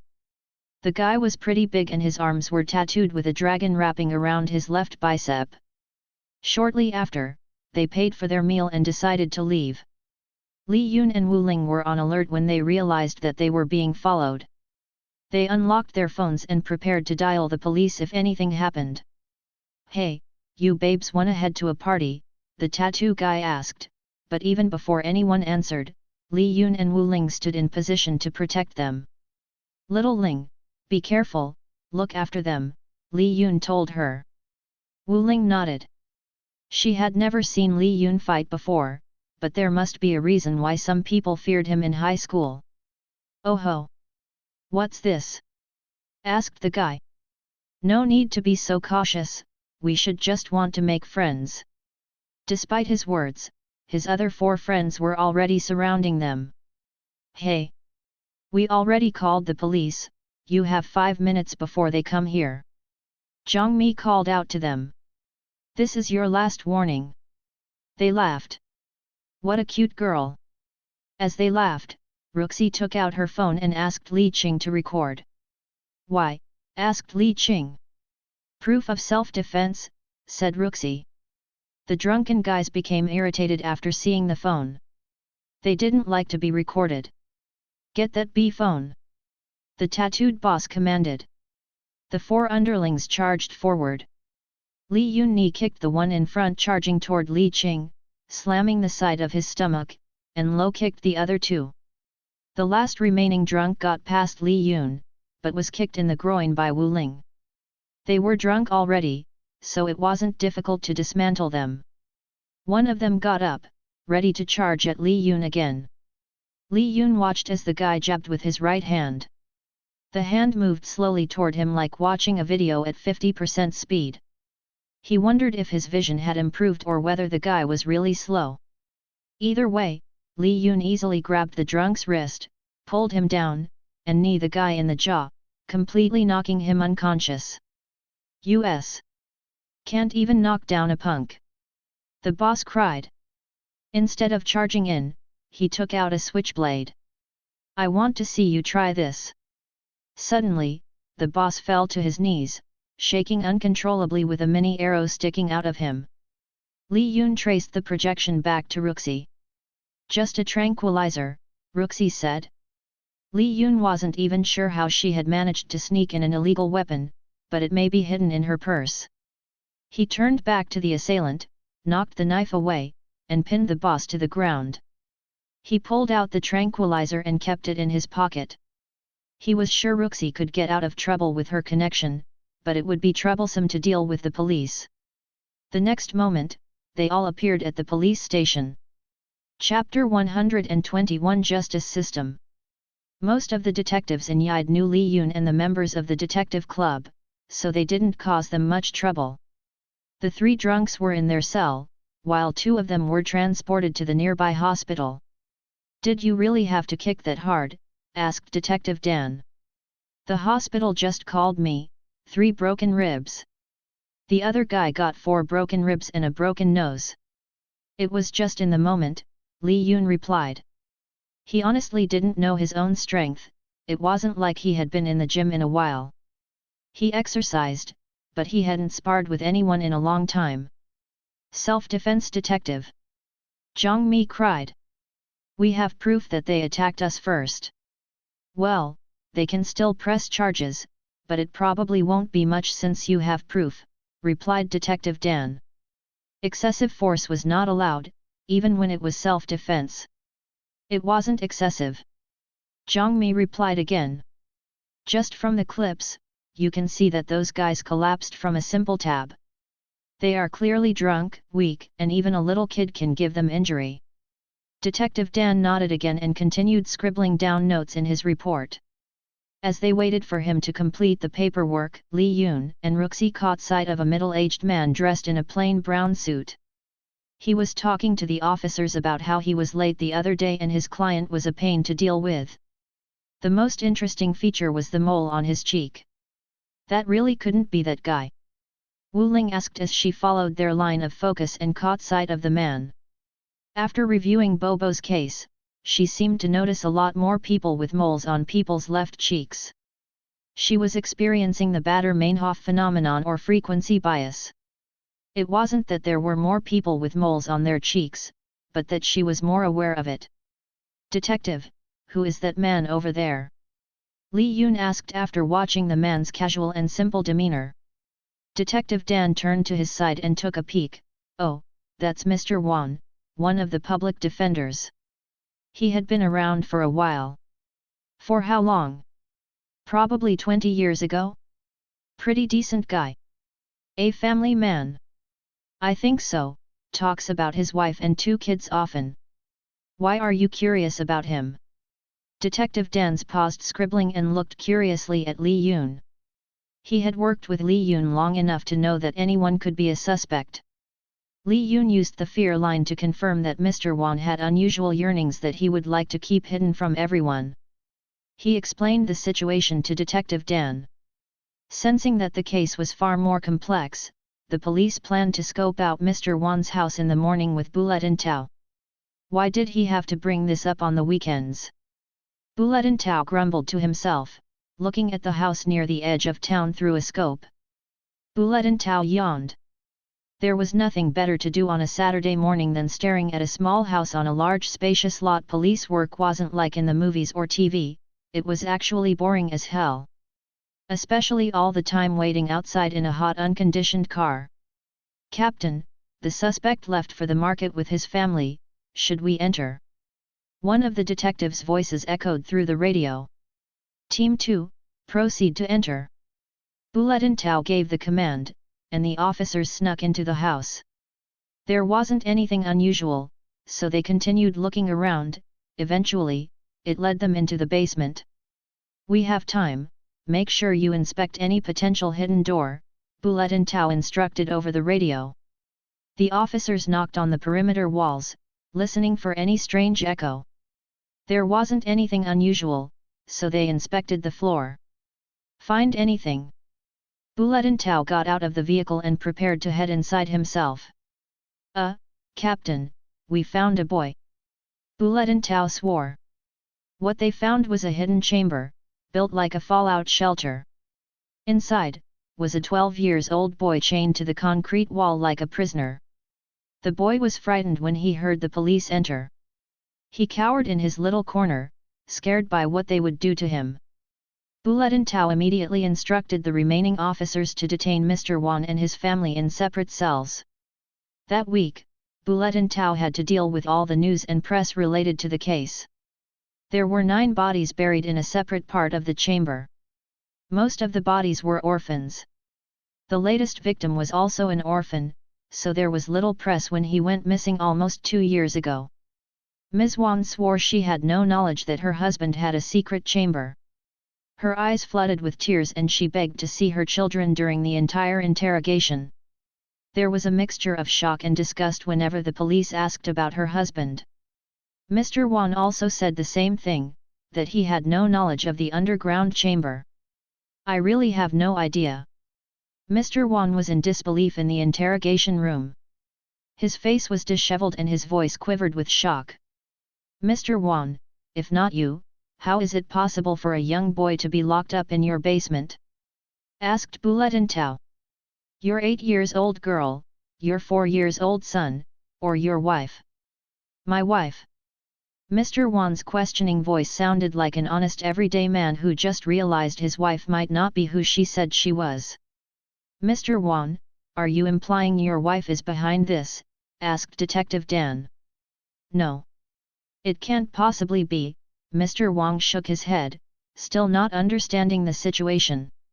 "When we bought the house, she wanted to renovate it. So she hired people to renovate our home, but I never thought this would happen." "You got to be kidding." Li Yun was pissed after hearing what Mr. Wan said in the interrogation video. "He knows we can't use the victim's testimony since he was blind, mute and illiterate," said Bulletin Tao. "The chamber has the DNA of everyone in the household. This case isn't going to be simple." They also couldn't use Bobo as a witness with his current condition. The opposing lawyer could easily discredit the testimony of someone with a mental disability. Mr. Wan was a public defender, so he knew the ins and outs of the trial. With a good lawyer, he could pin everything on his wife. The sick bastard had planned everything from the beginning, along with putting his wife's name in the contract when they started renovating their house. He knew his crime was gruesome enough to warrant a death sentence. His wife and even children meant nothing to this man. They were simply a disguise to hide his sick obsession with young boys. The monster was still afraid of death and pain. Li Yun thought about all the undetectable poisonous compounds he could use to make this son of a life miserable for the rest of his life. "Don't even think about it," Bulletin Tao warned Li Yun. "What do you mean?" Li Yun asked, feigning ignorance. "I am not sure, but whatever you're thinking, it's probably illegal," Bulletin Tao responded. "I'll handle this case from here. If anything happens, I'll contact you." Li Yun nodded. He would wait and see how the police and justice system handle the case first. The following week, Li Yun was pleasantly surprised that he completed the mission. Completed mission to exorcise 100 spirits. Reward, Qi visualization to a large perfection. He wondered how Bulletin Tao was able to solve the case. Lao Tao, I told the guy that his best bet is a life sentence if he confesses. Otherwise, there will be worse consequences. Li Yun, how did you manage to convince him? Lao Tao, I showed him a video of that Yudan guy. I told him there was a crazy nutjob on the loose who liked to go after criminals that slipped through the justice system. Li Yun wasn't sure whether he should be offended, but he was impressed Bulletin Tao managed to make the guy confess on his own. Maybe the justice system wasn't a complete failure. Or, he should at least trust that someone like Bulletin Tao and the police will perform their duties. Chapter 122 Nice Guy.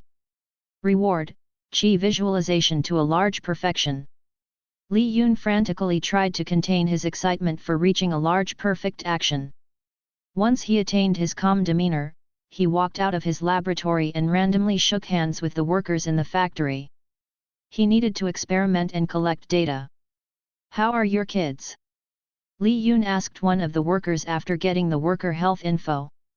It would be odd if he didn't take the time to converse with them.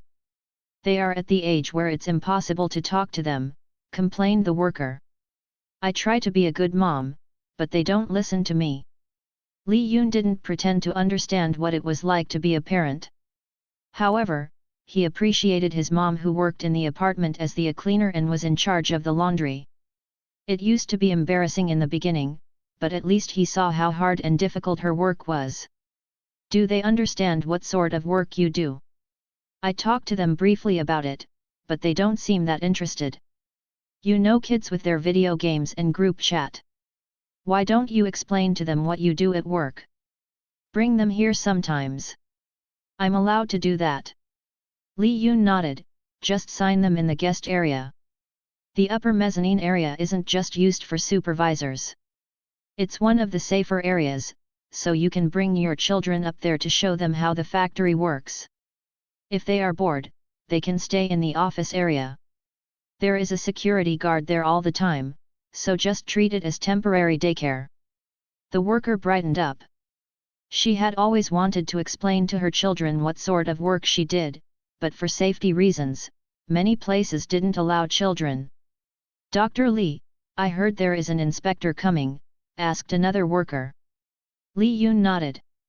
An official from the CFDA had sent Jude a letter that Zheneng Pharmaceutical had been selected for an inspection audit. Immediately after, everyone in the company was notified. It wasn't like it wasn't strict before, Li Yun had been extra demanding. If he hadn't been so personable, all the workers would have labeled him a neon. All right, we will be on our best behavior. Another worker joked. Most tasks were automated, but there were certain things that had to be done by hand. For those types of work, Judah had simple local workers and provided them with hands-on training. The vast majority of them were high school graduates and dropouts, but the willingness to learn was more important than an education. Finding hard-working workers was difficult, but the company paid well and had a strict overtime policy. The company rewarded workers well, but there was a 3 strikes policy. Anyone caught slacking off or breaking the rules was let go after 3 repeated warnings. After working for some time, the workers had formed a sense of camaraderie with each other. They often gossiped with each other, with their bosses as the usual topic of discussion. They were wary of the higher UPS like Judah and Fatty Fang, but completely at ease with Li Yun. His title being a researcher and being in a separate division made everyone see him as a coworker rather than a supervisor. They see CEO Judah around often, but he wasn't a personable person, so they stayed away from him. The manager Fang was friendly, but his sheer size was threatening. The head researcher, however, was a very nice guy. Other than the white coat, he dressed casually and shook hands with everyone. He also gave everyone advice about their health. Dr. Li is really a nice guy. They all thought. Li Yun returned to the laboratory after his usual round of handshaking. He prioritized his workers' health, but this time, he was checking out their danshan. The upgraded kiwi allowed him to view directly into their danshan, consuming very little of his energy. After looking through all the workers, he was able to create a baseline for what was considered normal. He was never able to figure out the exact scale of his danshan in comparison to others, but now, he had a general idea. His danshan was more than twice the size of everyone else. Mission: comprehend feng shui to small perfection. Comprehend meridians to large perfection. Gather the following items. Tool: cauldron with 1000 qi, jade trigrams with 1000 qi, and wood with 1000 qi. Items: 9 different items with 1000 qi. Medicinal: 9 different medicinal with 1000 qi. None of these were simple missions. It was also the first time the system had tasked him with a mission to collect materials. There were 9 varieties of medicinals may look simple, but the 1000 qi requirement. He only knew how much qi he had, but he wasn't able to see how much qi from objects. How the heck am I supposed to know how many qi an object has? Li Yun couldn't figure out a way to measure qi. He tested using kiwi on his pen, table, and items in his laboratory, but he couldn't sense anything. When he was in the greenhouse, he also tested the plants and insects, but he couldn't sense anything in them. In theory, everything on Earth had qi, but he was only able to sense qi in humans. Maybe I'm not using it on the correct items, he thought. He needed to visit the temple as it was one of the few places that allowed visitors to touch the antiques. Unfortunately, the CFDA inspector, Mr. Chu, was arriving soon. A tall and skinny man with a stern look appeared in front of a factory with a greenhouse on the outskirts of Yide. It was the first time he was assigned to inspect the factory in the city. It wasn't a known destination for pharmaceutical companies and he regularly sent his employees to inspect the smaller companies. From his report, the old company used to sell herbal supplements. After a corruption and bribery scandal, it was forced to shut down. When the new owner, Sheneng Pharmaceutical, took over, it was completely renovated. Mr. Chu was instructed by his boss to be thorough and report everything back. Mr. Chu was known as one of the toughest inspectors in CFDA and highly respected for his critical eye. Many factories were forced to close down after his inspection. He had seen too many attempts by small companies to cut corners, although he was also well aware that it was due to limited funding. The inspector was also well aware that political power plays were involved, but he was simply doing his job. The government wanted to squeeze out small companies. It wasn't because they didn't want to encourage businesses, but because there were too many poorly operated companies in the past. In an attempt to restore its reputation, the government passed many new and stringent regulations. For a small company to succeed, the only way to pass the inspection was to seek a partnership with a large pharmaceutical company. Mr. Chu walked inside the front lobby of the factory, followed by an assistant who took pictures of everything. Inside the clean and brightly lit lobby was a middle-aged man. He looked like a security guard, but he was sitting in a reception-style cubicle. Upon seeing the unfamiliar faces, he asked Mr. Chu and his assistant to sign in while he called the CEO. Within minutes, Zhu Dai, dressed in a simple dress shirt, appeared and shook Mr. Chu's hand, introducing himself and the 2 men beside him. From Mr. Chu's perspective, the Juda was average-looking and possessed no charisma, so it was difficult to tell that he was the CEO, Mr. Ning. The doctor by his side and the large man looked even more impressive.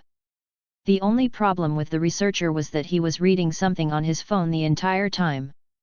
Since the researcher wasn't the one giving the tour, Mr. Chu didn't think anything of it. Moving along, they walked through a short passageway that was part of the administrative wing. Upon exiting, they arrived at the factory portion.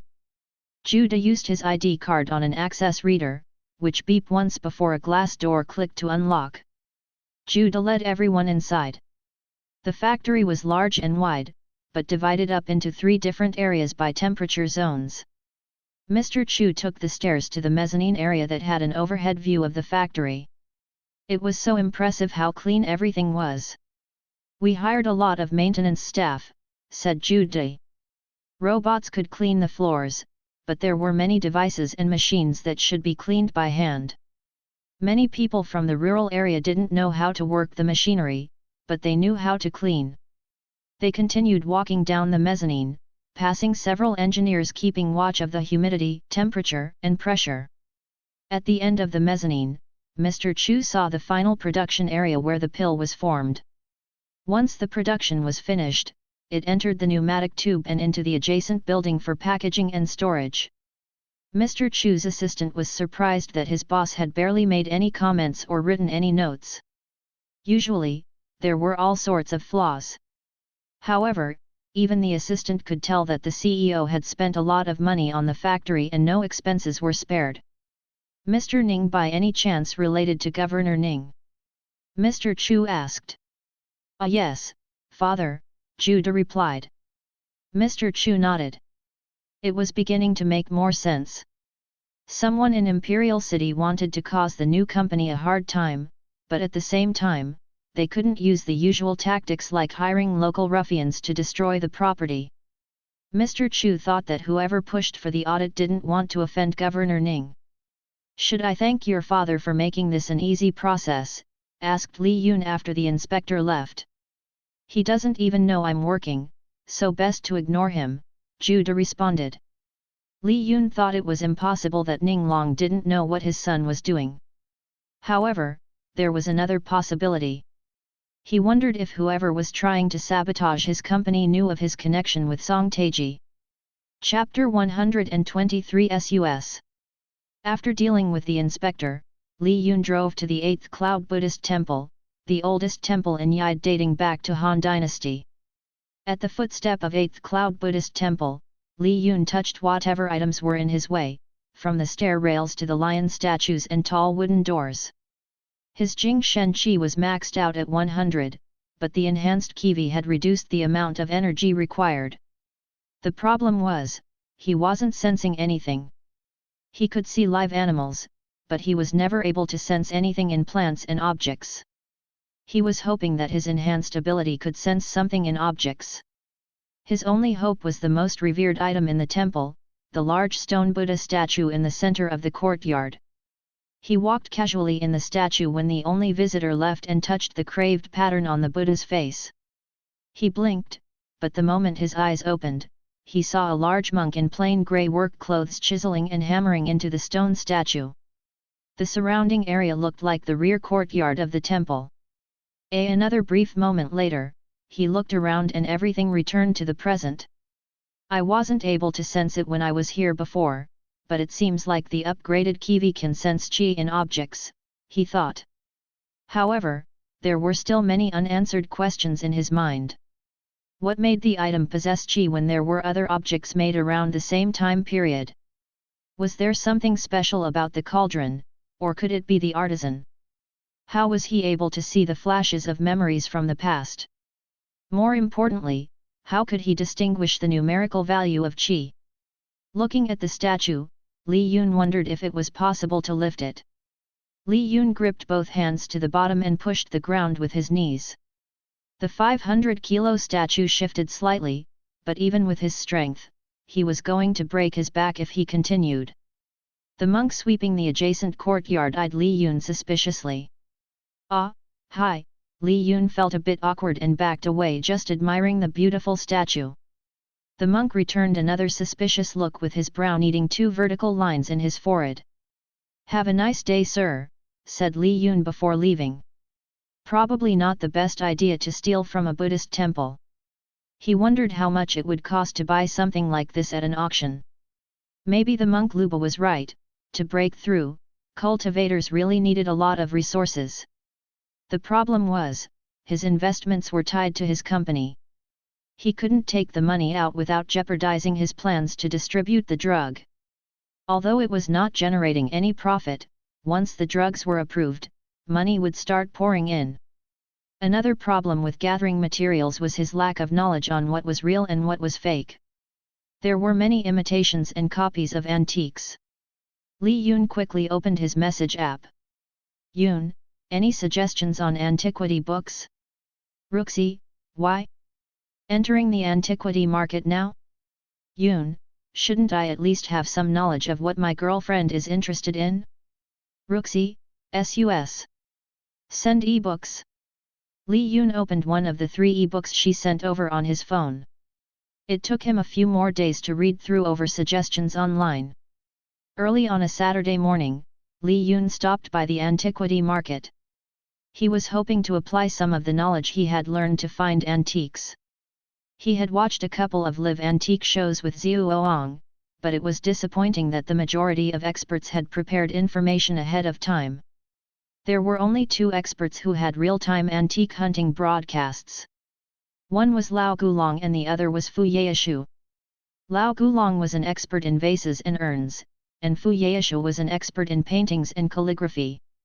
They had the ability to spot valuable items and evaluate antiques on the spot. The majority of other experts, although legitimate, needed time to research and confirm antiques. Using Xiu Oong on antiques was different from surgery. Surgery was based on the repetition of movements, but spotting an antique on site was extremely difficult. Appraising antiques required a lot of working knowledge and experience. Think of luxury brand imitations sold on the street. A highly skilled fashion connoisseur needed to know everything about the brand and items before spotting a counterfeit.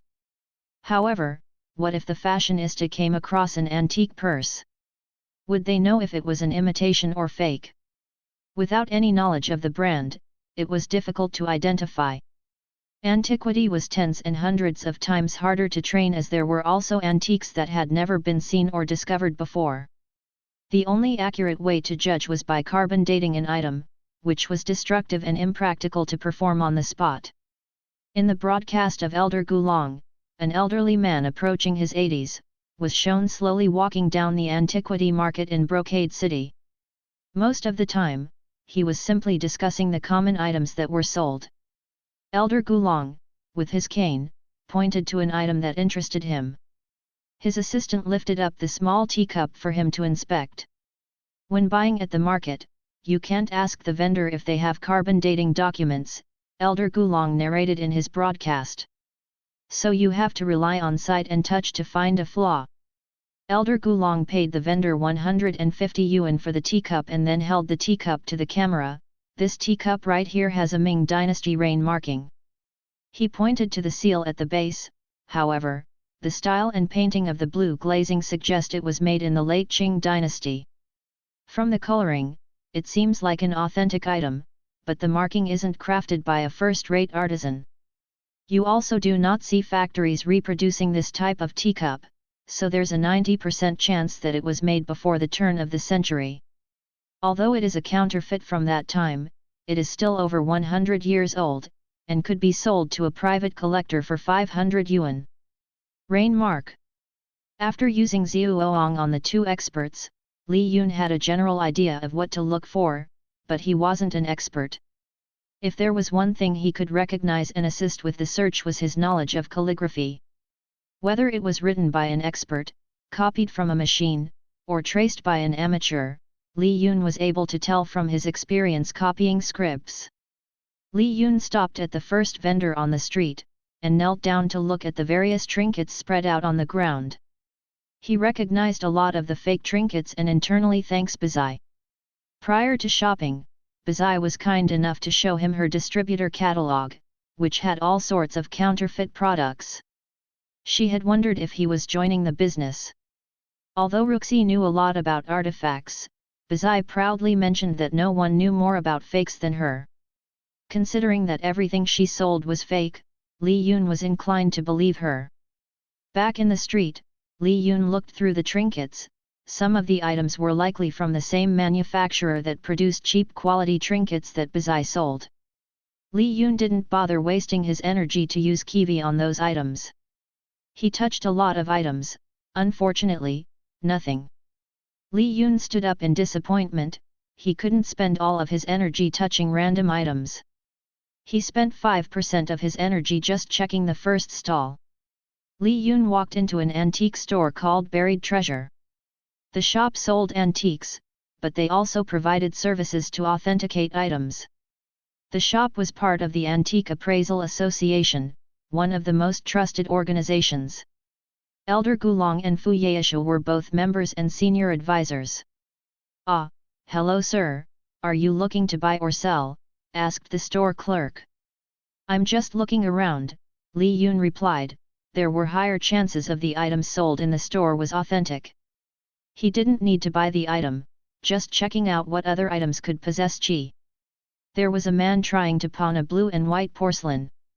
At a glance, it was difficult to tell if it was authentic or not. Li Yun looked at the antiques on display. He touched a Wukai vase with bright colors. Typical blue and white vase and Wukai vase. An image of an elderly gentleman flashed in his head. The man was working the pottery wheel to form the round belly of the vase. Another flash appeared, taking him to the time when the elderly man painted the trees and branches with a cobalt blue underglaze. Li Yun released his focus, and looked at his phone. Barely any time had passed. A commotion at the counter made him turn to look at the appraiser, who was turning down the client. "Sir, I believe this is a modern vase and imitation," the appraiser said. "I suggest that you don't waste your money going through the authenticating process." "Look old man, I got this Ming blue and white plate for a lot of money," the man argued. "It's definitely not fake. I even have the receipt for it." "You're telling me it's a fake without authenticating it is B. The fee for the authentication is based on 3% of the potential value, with a minimum of 300 yuan, said the man. "The potential value of your item is 100 yuan. If you want to pay 300 yuan, that is fine, but you're losing money to authenticate something that is obviously fake." "Pay? Why do I need to pay 300 yuan if it's not guaranteed that I will get a certificate? It has always been like that, sir.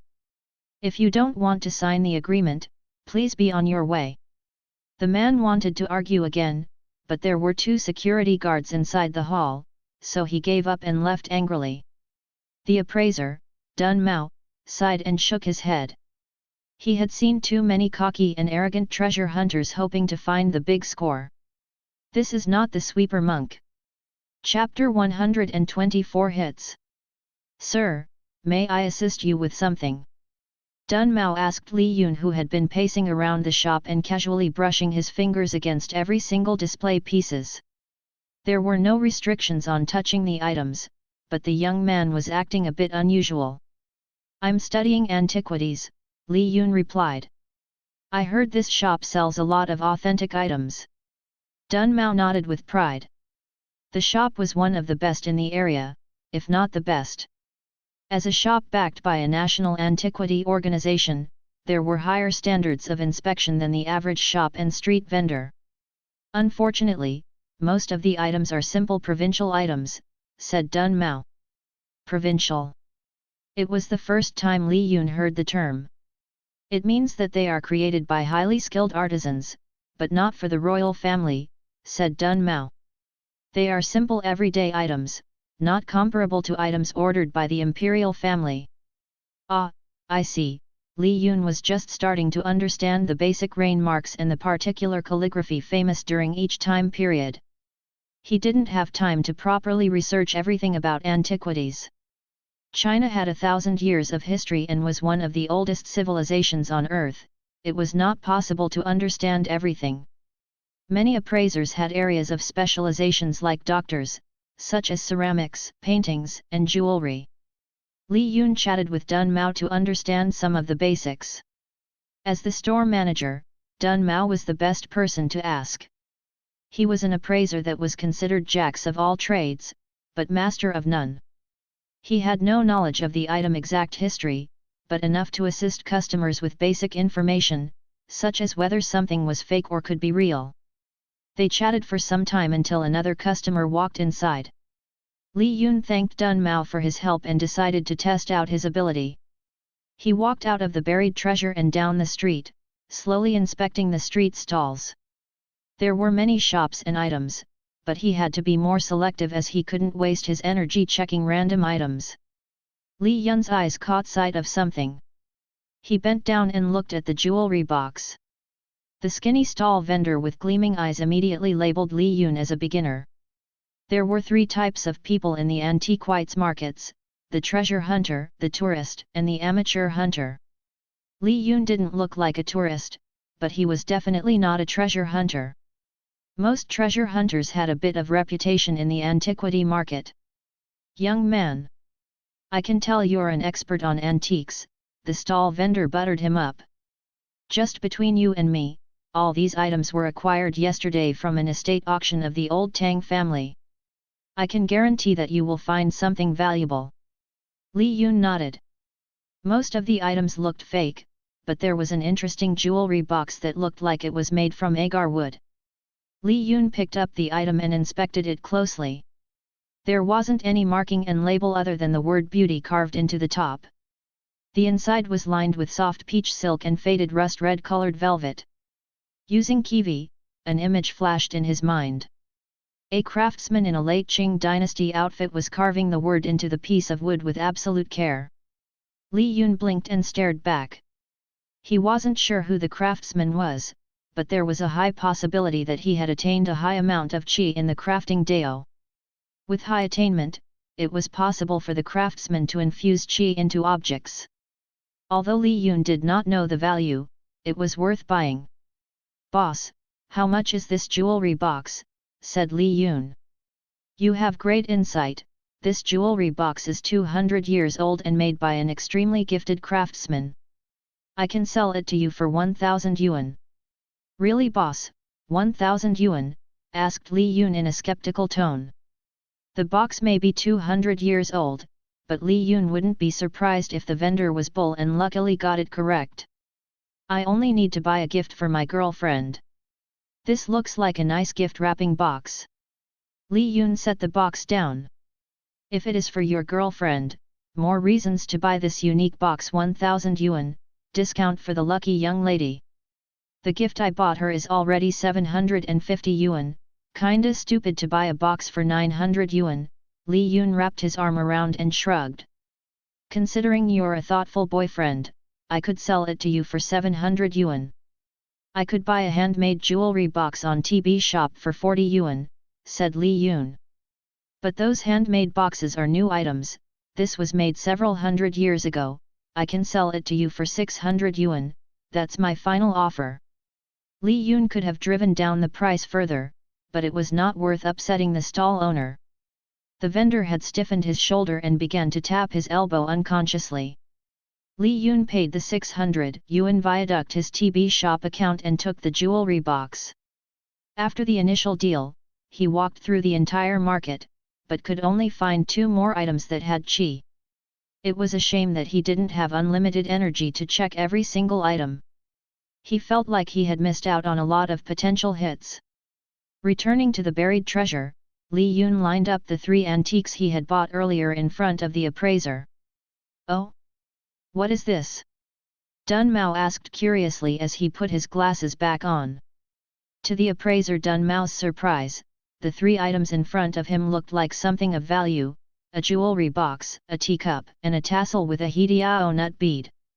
Dun Mao carefully looked at the item through a magnifying glass. "You might have 3 hits. Are they valuable?" asked Li Yun. "This tassel seems to be 100 years old, and could be worth 2,000 yuan. Dun Mao settled the tassel down and shifted his focus on the jewelry box. He gently tilted the box up and moved the magnifying glass around the exterior edges. The jewelry box is a bit more interesting. From 150 years ago, it could be worth 5,000 yuan. As for the teacup, there are too many variables, a conservative estimate is 4,000 yuan. It was as Li Yun had expected.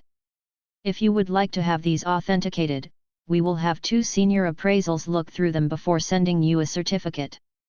The appraisal fee and certificate is 330 yuan. After a brief moment, Li Yun agreed.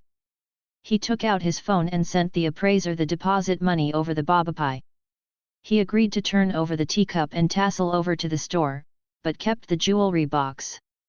The store would hold onto the items for a week to authenticate them, and then he had the option to pick them up or have them mailed to him.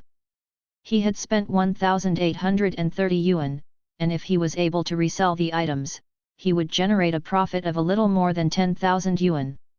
It did not seem like a bad career, but supplies were limited and there was no guarantee hits. It also took a good month before the vendors restocked their inventory. His other option was to look around the different markets, as there were a dozen pockets of antique markets in the area. Before calling it a day, he walked into an herbal shop. He was familiar with most of the herbal shops on Caoban streets, so he wanted to check the ones near the antique markets. Chapter 125 Tips. Caoban Street may be known for herbal shops, but it was common to see herbal shops everywhere else. Li Yun discovered the largest and well-known herbal shop on the street and walked inside. At the counter, he requested the clerk to bring out the 3 most expensive herbs in the shop. Some of the other customers thought he was crazy and arrogant. Most medicinal herbs were not exuberantly expensive, but no one would request such a thing unless they wanted to brag. "PSH, this is some rich third generation," a girl whispered. "Probably just a show-off," the other customer replied. "Couldn't it be one of those inspectors?" "Nah, he's too young for that. But look at his clothes, it's all unbranded. How is he going to pay for those medicines?" Li Yun ignored them. It was his time off and he had just finished helping out at the factory, so there was no point to dress up for shopping in the street market. "Sir, are you sure?" asked the female clerk. "Our cordyceps are 125k per kilo and our red nest swiftlets are 65k per kilo. The showcase item is a 30 years old ginseng, it costs 200k yuan. However, we do not take it out unless the customer can buy it." "I won't buy it if it's not a good product," Li Yun then showed her his work ID. "I'm a medical doctor. A client needs medicine, so I am not really here to cause trouble." The clerk immediately understood and walked to the back to grab the herbs. Doctors may not be wealthy, but they have wealthy patients who would pay anything for good herbal products. Many customers were also curious to see the 3 most expensive items in the shop, and crowded around Li Yun. "Ah, doctor, are you a TCM doctor?" asked an elderly lady. Li Yun tilted his head ambiguously. He caught sight of the elderly woman's slight redness around the neck. It looked unnatural for someone who had a pale complexion. Her face did not look good even though it seemed like she had a healthy body. "Ma'am, do you have diarrhea, regular stomach pain, loss of appetite, and chills lately?" asked Li Yun, smiling at himself internally for copying the stereotypical TCM doctor's opening line. "Ah, yes, it has been like this lately," she replied, slightly caught off guard by his question. "Do you use TCM regularly?" "Yes, all my life." "Did you receive a new gift from relatives, tea bags, or herbal medicine?" The woman's eyes concentrated to the left, trying to remember the past few days. Most of the time, it was nothing important. Her eyes widened a little, remembering that her nephew returned from a trip to the southern region and got her a present.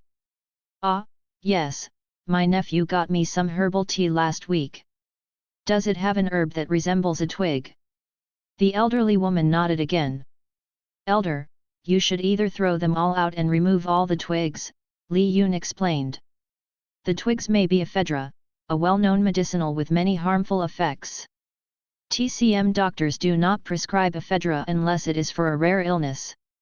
I suggest you throw it out completely. If you look up ephedra on the internet, I am sure you will understand." "Oh, he's right," said one of the spectators looking up the side effects of ephedra on Baidu. Li Yun marveled that the spectators were able to pull up the information so quickly on the internet. Some people were odd. They don't believe doctors, but they will believe anything they find online. At that moment, the clerk returned with the 3 medicinal jars and set them neatly on the counter. Li Yun carefully examined the ginseng first, but there was a problem: he wasn't allowed to open the sealed jar. Some stores were relatively lax with their no-touching policy, but since the 3 items were the most expensive, they had kept them sealed in glass jars. It was a good sign that the shop knew how to properly store the medicinal, but not when Li Yun needed to test kiwi. He stared at them for a while, pretending to inspect their quality. The customers lost interest and returned to shopping around. "Sir, are you going to buy it?" The clerk was pressing for time as there were other customers in line. "I need to verify how many legs are on the cordyceps, it's important," Li Yun responded. "It needs 9 pairs of feet." Cordyceps were fungi that grew from decayed caterpillars. Cordyceps typically needed 9 pairs of feet to be considered complete and authentic. Li Yun slowly counted each pair of feet. 1, 2, 3. "Sir." The clerk pressed again. "Damn it! You made me lose my count." Li Yun glared at the clerk, who backed away a bit. Eventually, the clerk yawned and moved to help another customer who was impatiently waiting from behind Li Yun. Using that opportunity, Li Yun quickly opened the jar and touched the ginseng. Unfortunately, he wasn't able to find anything in the 30-years-old ginseng. The ginseng was old, but the quality didn't seem to be the best. He lowered his expectations for the cordyceps and the red nest swiftlets.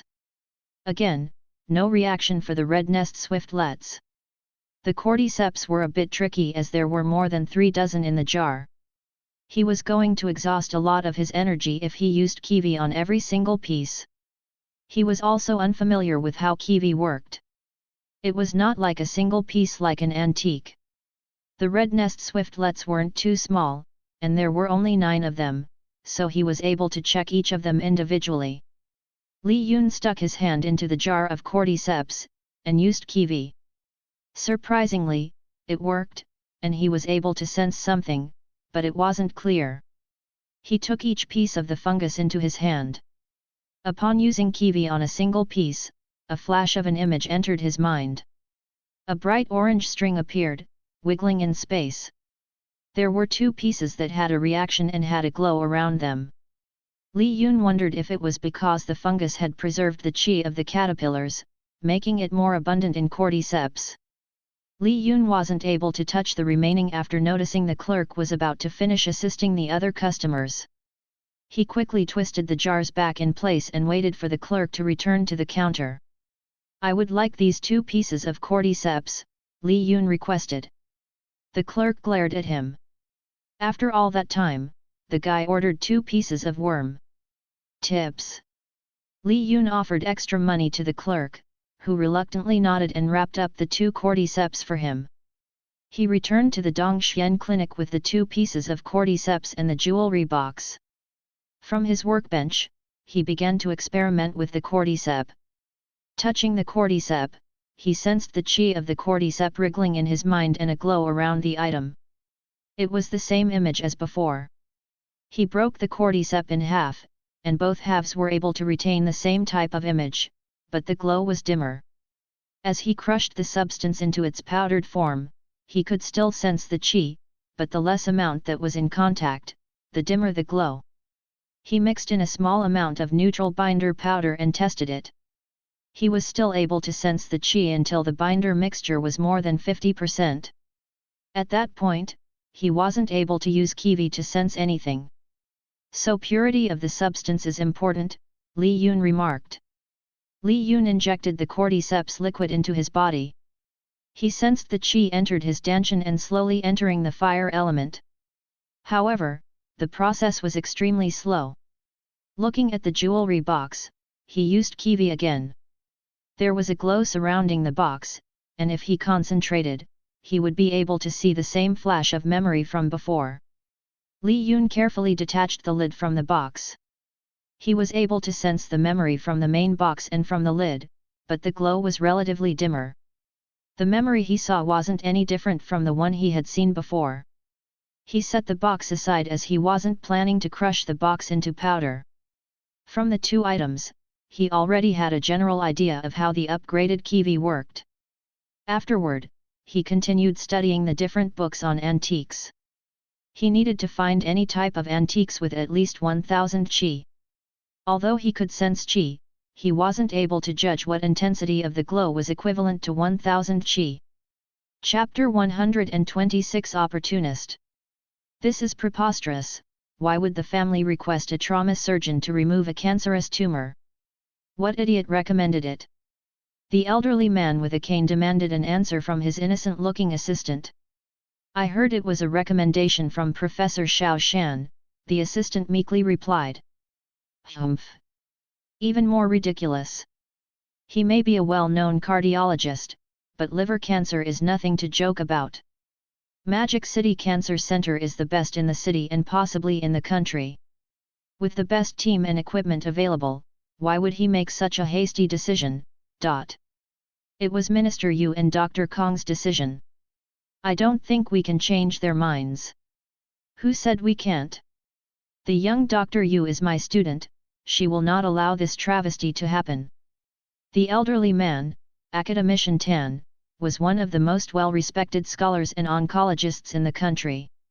Although long retired, he maintained academic posts and a professorship in many leading hospitals. After learning about his friend Minister Yu's poor decision, Academician Tan had his assistant drive him to the Magic City Cancer Center. Within an hour, they arrived at the lobby where they were immediately greeted by the attendings and directors rushing to assist him to his destination. He had already messaged his student, Dr. Yu, who gave him the location to her father's room. As the two arrived near the suite, they heard people talking from inside the VIP suite. Why are you agreeing with father about his transfer? Yu Feinayu's voice could be heard. Inside the room, she was sitting by the bed and looked impatiently at her father and then her husband. Do you really think a random city hospital can operate on him better than what he is receiving here? You're not aware of this, but Kinbei Hospital has a surgeon that can perform minimal surgery procedures without imaging, replied Kong Bolan, her husband who was a primary care physician. Isn't that just an exaggerated report? Yu Feinayu had read some information about the surgeon. As one of Academician Tan's student and an oncologist herself, she was capable to make a medical judgment. Not from the people I have heard from, said the elderly Yu while lying in bed. Father, you have to reconsider, this is liver cancer we are dealing with. Elder Yu shook his head. Feinayu, you already know about the prognosis. He once a surgeon himself, so he knew his chances. His other identity was the deputy minister in charge of regulating and enforcing health guidelines in Magic City. He was the second in command at the Ministry of Health, Minister Yu. This young man was recommended to me by Professor Shan Xiao, and I've already vetted him with other doctors. Minister Yu continued to reassure his daughter of his decision. As they were talking, an elderly man rushed into the room, limping along with his cane. I don't understand why you're taking such a big risk, Academician Tan spoke in a harsh tone, but he was rather concerned about his friend. The two had been friends for decades. The best doctors are in Magic City, there is no need to travel so far away. Teacher, you're here, Yu Feinayu stood up to greet the academician. Minister Yu ignored the new arrival. The old academician was constantly complaining about everything, one of the reasons why he hadn't discussed his decision with him. What medicine did they put you on to make such an asinine decision? Academician Tan demanded. Teacher, father isn't in the shape to argue. Yu Feinayu was well aware of the two men's habits. They were always bickering and arguing, so strangers were often surprised when they learned that the two were good friends. It's about his health, it should be important to discuss this with multiple professionals, Academician Tan stressed the word professionals. I have already consulted with Yuan Yu and Ma Zong, Minister Yu explained. Although it is not their field, they believe in the doctor's ability. I don't want to leave this world too soon. There are so many things I still need to accomplish. Then it is better to stay in Magic City. Academician Tan calmed down a bit after hearing his friend's defeated tone of voice. The 10% guarantee is not good enough. I have spoken to Dr. Li, he believed that based on the scans, he can guarantee a better 5-year survival rate. The words from a young opportunist, do you really believe that? You have not spoken to him, so you do not know. He's telling me that I do not need a dying agent. You know my kidney isn't the best these days. Academician Tan was shocked. And you believe him? He was not convinced. If you were healthy, you wouldn't make such a decision. He's my only hope. I will fly out to see him after the holiday break. Then I will join you. The discussion did not change Minister Yu's mind, but Academician Tan was hoping to bring along his own people. Mad discouraged Dr. Li. You know how my father is headstrong about something he has already put his feet on. Mr. Kong did not want it either, but his father-in-law was adamant about undergoing surgery. In the midst of their discussion, Li Yun squeezed on his way to Kinbei Hospital. He was unaware of the conversations about his surgical ability, but wondering who was chiding him. Li Yun shrugged off the thought and headed toward Chief Zhang's office. He worked at most 2 times a week and focused on patients' diagnosis and surgery. Many new doctors were not aware of him. On Wednesday, he greeted all the patients and shook their hands, gathering as much information as possible before forming an approach and surgical team. Surgeries were usually scheduled the following day if there were no major complications. He hadn't performed as many open surgeries, but he continued to watch live surgeries through Zhuoang to keep his mind sharp. Earlier that month, Chief Gao sent Li Yun the list of scheduled surgeries scheduled for the week after the national holiday. There were 8 surgeries, and it was mainly interventional surgeries for patients with severe kidney deficiency who couldn't receive angiograms. After several miraculous surgeries, people were slowly realizing that patients under Li Yun's care were healing faster and had better post-operative outcomes. The people who knew were mostly people in the medical field. Out of the 8, 7 were all family members of doctors who recommended Li Yun. There were also people who did not have any iodine allergy or kidney problems, but still requested surgery from Li Yun based on how well patients were recovering. After speaking to the chiefs, he visited in Luchang and the other residents.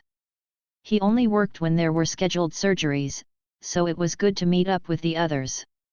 He often preferred physical conversations over chatting on Our Chat, and in Luchang rarely commented on Our Chat. Minister Yu, as in the existing Deputy Minister of the Ministry of Health, asked in Luchang, who was reviewing the case with Li Yun. He's a personal hero of mine. Li Yun rolled his eyes.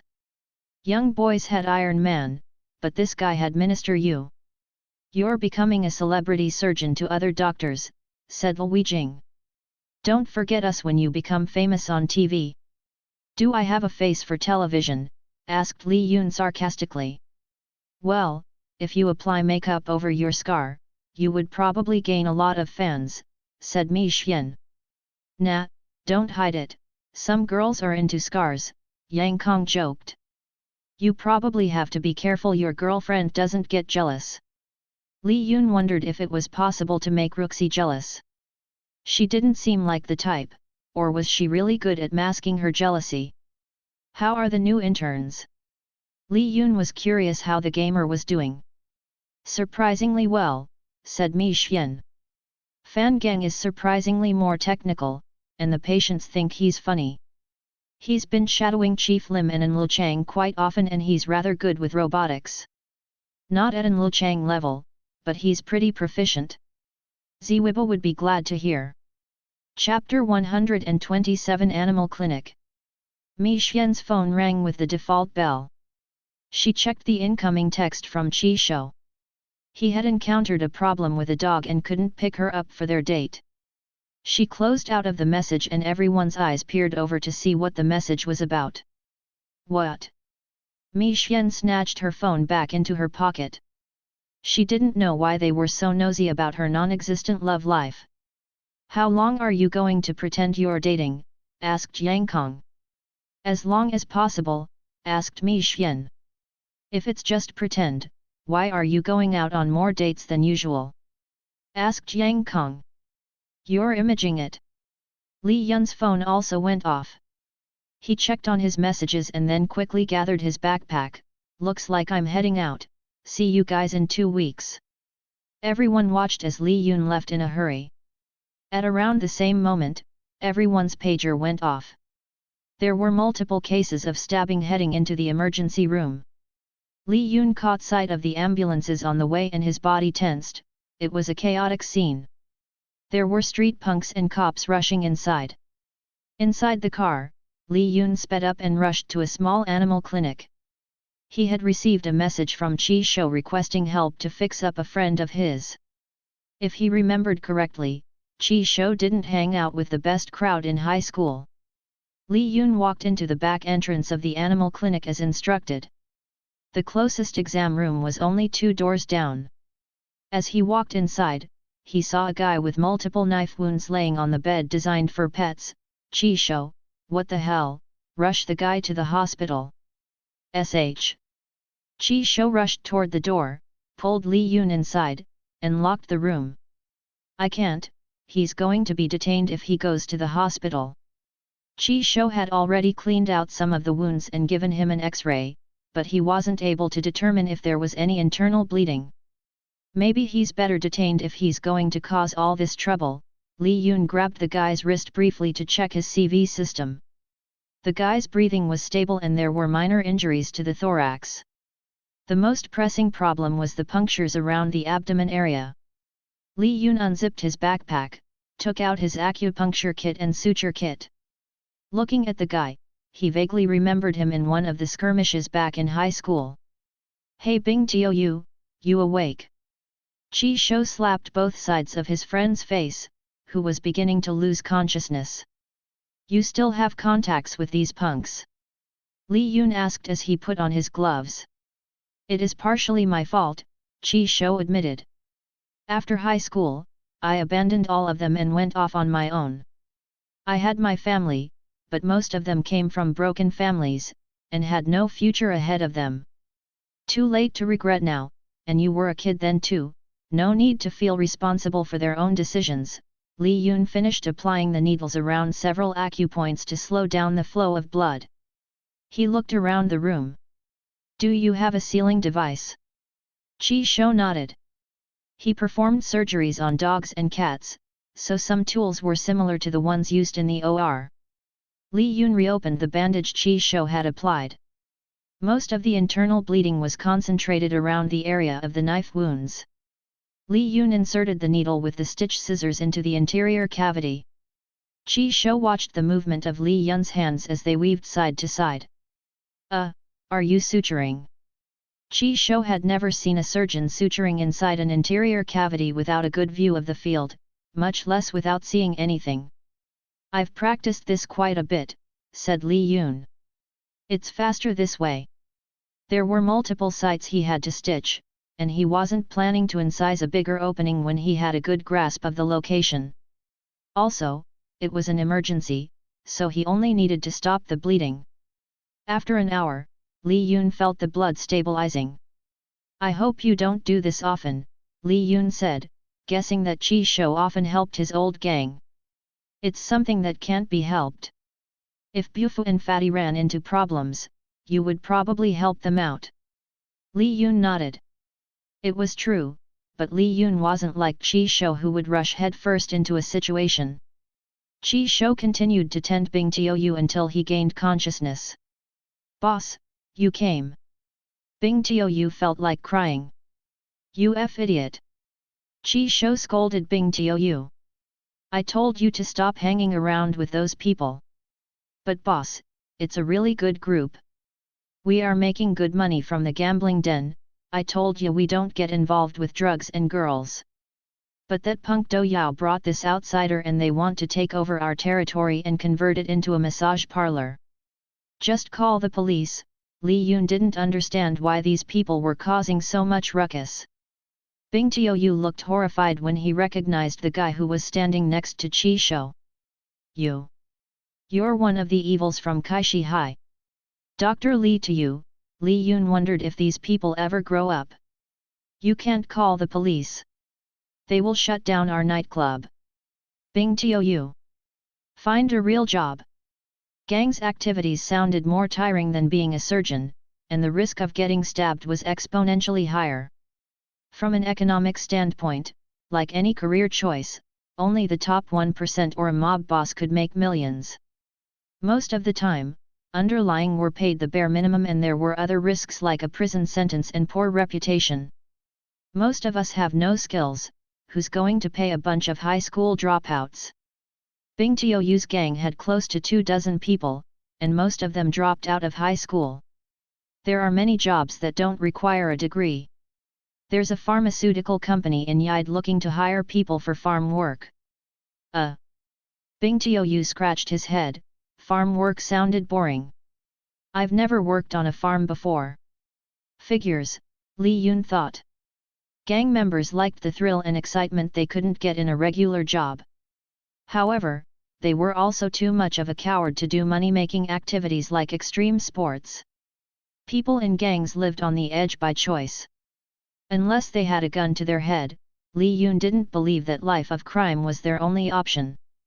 If Li Yun became an underworld mob boss, it was definitely by choice. Boss, you gotta help us out. Bing Tiaoyu pleaded with Qi Shou. If they take over our territory, we are going to either be forced to live in the streets or follow their way, and I know you hate that sort of stuff. Look, I'm a vet, I can't help you any more than the next person. Qi Shou was already feeling tired after bandaging the knife wounds. Since there's already a big disturbance, the police will likely find your hideout. Take my advice and move somewhere far away. But boss, the new boss that Do Yao invited is Shudi, Bing Tiaoyu said hesitantly. Li Yun saw Qi Shou's eyes raised in a surprised expression. Who's Shudi? He's the underground mob boss from Angjao City, Qi Shou explained. He has a lot of connections. Yeah, even if we bring in the police, they will close down our club, but the guy will likely start up something elsewhere, Bing Tiaoyu explained. It sounded like something out of a movie plot, but police connections to the mob were often based on reality. The major problem was, the source of information was also heavily monitored. If the police force were in with the mob, how far up did it go and how many politicians were also involved? Li Yun wasn't too familiar with the politics of Qinbei, much less the neighboring city of Angjao. Qinbei wasn't Li Yun's hometown, but it was Qi Shou's. Li Yun saw the Qi Shou's head spinning up a half-ass plan. The guy was going to find a way to stop Shudi from entering his city. Don't act recklessly, Li Yun warned Qi Shou. Shudi expanding to Qinbei will not be good, Qi Shou rubbed the side of his forehead. The inner city of Angjao City has been messed up for years. Many people heading to Qinbei have escaped from there. Not only that, they have a lot of resources after running the drugs, prostitution, and racketeering ring for years. Li Yun understood why he was concerned, but the problem wasn't something they could handle overnight. I'll talk it over with a detective in Yide, Li Yun suggested. In the meanwhile, send me all the information on this guy. Chapter 128 Real Piece of Work. Li Yun reviewed the information on Shudi with Bulletin Tao, but after looking over the files, they both agreed there was likely government corruption involved. Unfortunately, their reach with Angjao City was limited. If anything, the only person who could do anything was Governor Ning, who had oversight over the area. This guy is a real piece of work, said Bulletin Tao. I have heard a bit of rumor on him, but his lawyer had always gotten him released. Is Angjao in such bad a condition? Why isn't there any help? There had always been money flowing into the city, but the money goes nowhere. On paper, it seems like the city is recovering, but if you really visit the city, it is pretty chaotic. Most residents have moved out while the streets are overrun by gang members. Li Yun looked through all the posts about the condition of Angjao City, and it was mostly minor complaints. Information were likely scrubbed. He needed to find a way to stop Shudi from expanding into Qinbei. It wasn't just to help Qi Shou, but after taking over Qinbei, Yide was likely the next stop. Unfortunately, dealing with an underground boss with political connections wasn't something Li Yun was going to rush into until he knew who was actually supporting Shudi. Who's their lawyer? Asked Li Yun. Some hotshot named Wing Bo. A defense attorney who graduated from abroad. Did he know Shudi before? Bulletin Tao shook his head. There's no clear connection between them or any politicians. Wing Bo used to work for a M&A law firm, but after 3 years, he stopped suddenly and started his own firm. Could an organization headhunt him before college? Asked Li Yun. It was typical tactics for the underground, to find people with a clean plate and start grooming them early. Once they were needed, they would set their plans in motion. These types of tactics required a lot of experience, planning, and money. Finding the real boss behind Shudi wasn't going to be easy. There were likely several layers in the hierarchy before reaching the top of an organization. Any attempt to infiltrate them? Or is it going to be difficult? Asked Li Yun. Considering the state of Angjeo, we can say that most of the cops there are rotten. As for Kinbei, I was only there for a few weeks, but I am concerned about the lax nature of their office. I don't know if they will be able to handle an organized crime of this scale. Anyone in the provincial office investigating this? Well, I'm not sure. I'm not popular with the provincial folks. For political reasons, Bulletin Tao guessed that there were many more officers who didn't like him because of his high percentage of closing cases.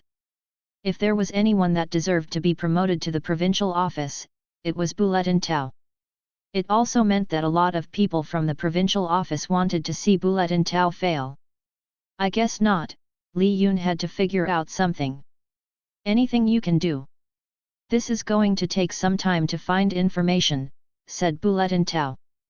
But I know someone who is familiar with the underworld in Angjeo and Kinbei. I'll have him dig into it. Thanks. Li Yun also thought it was best to wait and decided to head out. Speaking of dig. I heard you're treasure hunting. Bulletin Tao asked. Just shopping around for items to resell. I'm heading out right now. How do you find the time to research? Don't you ever sleep? I do. Li Yun slept 2 to 3 hours a day. In the flea market, there were a lot of interesting trinkets at first glance. There were rows and rows of small and large items everywhere, but knowing that most were tourist traps or fakes, Li Yun focused on the items he could immediately spot, which was mainly anything with calligraphy and paintings. He wasn't too familiar with paintings, but a lot of calligraphers also dabbled in paintings and vice versa. Li Yun wished his powers could allow him to see treasures immediately, but then it would also make treasure hunting a bit less fun. Every time he stopped by the stall, the vendor sized him up and attempted to sell him one of their junks. Li Yun had studied a lot of videos on fakes and replicas, and only focused on items that looked the most authentic. Forgers were getting better at replicating. Luckily, Li Yun could use Kiwi to check their authenticity. There were a lot of fakes, and Li Yun would often walk the entire block without seeing a single antique. There were a few that he had gathered, but they were mostly provincial pieces. Provincial pieces were made from highly skilled craftsmen for general use, but not ordered by the imperial family, which were usually of a higher quality and standard. After acquiring more antiques, Li Yun would get them authenticated at buried treasures. By the third visit to the store, Li Yun became a bit more familiar with Dun Mao. Dun Mao was impressed at the rate that Li Yun was finding antiques and asked about how he was acquiring so many treasures. He had seen a lot of veteran treasure hunters coming in and out, but for most treasure hunters, it would be profitable just finding one item a day. To his surprise, Li Yun was quite knowledgeable about calligraphy. He knew the different eras, the different styles that would be used, and how to identify the age. It's quite impressive. Did you have a teacher? Asked Dun Mao. Li Yun nodded. A slight pleasant smile appeared on his face as he subconsciously touched his scar. Now that I think of it, all of the items you have given me had some sort of writing on them, said Dun Mao. You have a very solid background, no wonder you can spot antiques. I have also watched a lot of live shows from Senior Lao Gulong and Professor Fu Yaeshu. What a coincidence! Professor Fu Yaeshu is in charge of this branch, said Dun Mao. Unfortunately, he's traveling all the time and rarely stops by here. Li Yun nodded. It wasn't a coincidence, he chose the buried treasure specifically because he knew Professor Fu was in charge of supervising all of the high-end antiques. Do you know of any reputable lot auction in the area? Asked Li Yun. He was not in the trade, so it was difficult to find a reliable source, even on the internet. When there was valuable information, many people chose to keep the secret to themselves. Chen Group normally hosts auctions selling estate items, Dun Mao replied. It's not publicity listed, but you can sign up on their website to attend the auctions. However, it is quite competitive. If you want, wait for the national holiday. The city will allow regular people to sell items on the street without a license. It's usually just regular people trying to get rid of their items, so it's not as expensive as some of the items that the vendors are selling in the flea market. After chatting with Dun Mao, Li Yun left. Within a few days, Li Yun returned to recover a batch of antiques. Li Yun passed over the items to Wu Ling to sell on TB Shop. There were a dozen items with authenticated certificates with prices ranging from 1,000 yuan to 25,000 yuan. So you're a treasure hunter now? Asked Wu Ling. What's wrong with branching out? Asked Li Yun. He was still seeing patients on the weekends. He hunted treasures during the day and continued working on the Yunli 01 formula during the night. You're not trying to impress Mylan. Do I look like I need to impress my own girlfriend? Wu Ling twitched her nose. She hated to talk about Ruxi with Li Yun, and vice versa. She wondered if they ever get into a fight since they seem to know each other pretty well. How is the farm? Wu Ling thought it was best to focus on the money-making scheme. Okay, Li Yun didn't sound too thrilled. The seedlings were growing steadily, but not at the pace Li Yun was hoping. So far, the speed growth was average compared to the ones in the greenhouse. How's the cookbook? Li Yun was curious about it since the only thing he provided was pages of ingredients. How it actually came together was dependent on both Ruxi and Wu Ling. You will not believe it, but there is a publisher who wants the distribution rights to it. Wu Ling was surprised that after selling a few copies, big-name publishers wanted to print out more copies for distribution. So, do you think we should sign it? It's up to you. Li Yun provided the basic information, but it wasn't like he had put together the recipes himself. Oh, hey, I heard a rumor that all your co-workers are afraid of you. Where did you hear that from? Li Yun thought all the employees like him. Not at the factory, but at the hospital. Apparently you're like some sort of monster. Li Yun's eyebrow raised. Don't tell me you're friends with that brat Fan Geng. I really don't know him, but I follow his page. It's very interesting, he posts about random games and medical advice. Very funny guy. Yeah, funny, but don't take him seriously. Why not? He's pretty accurate about you. You're mean and scary. Once a thug, always a thug. You're the thug.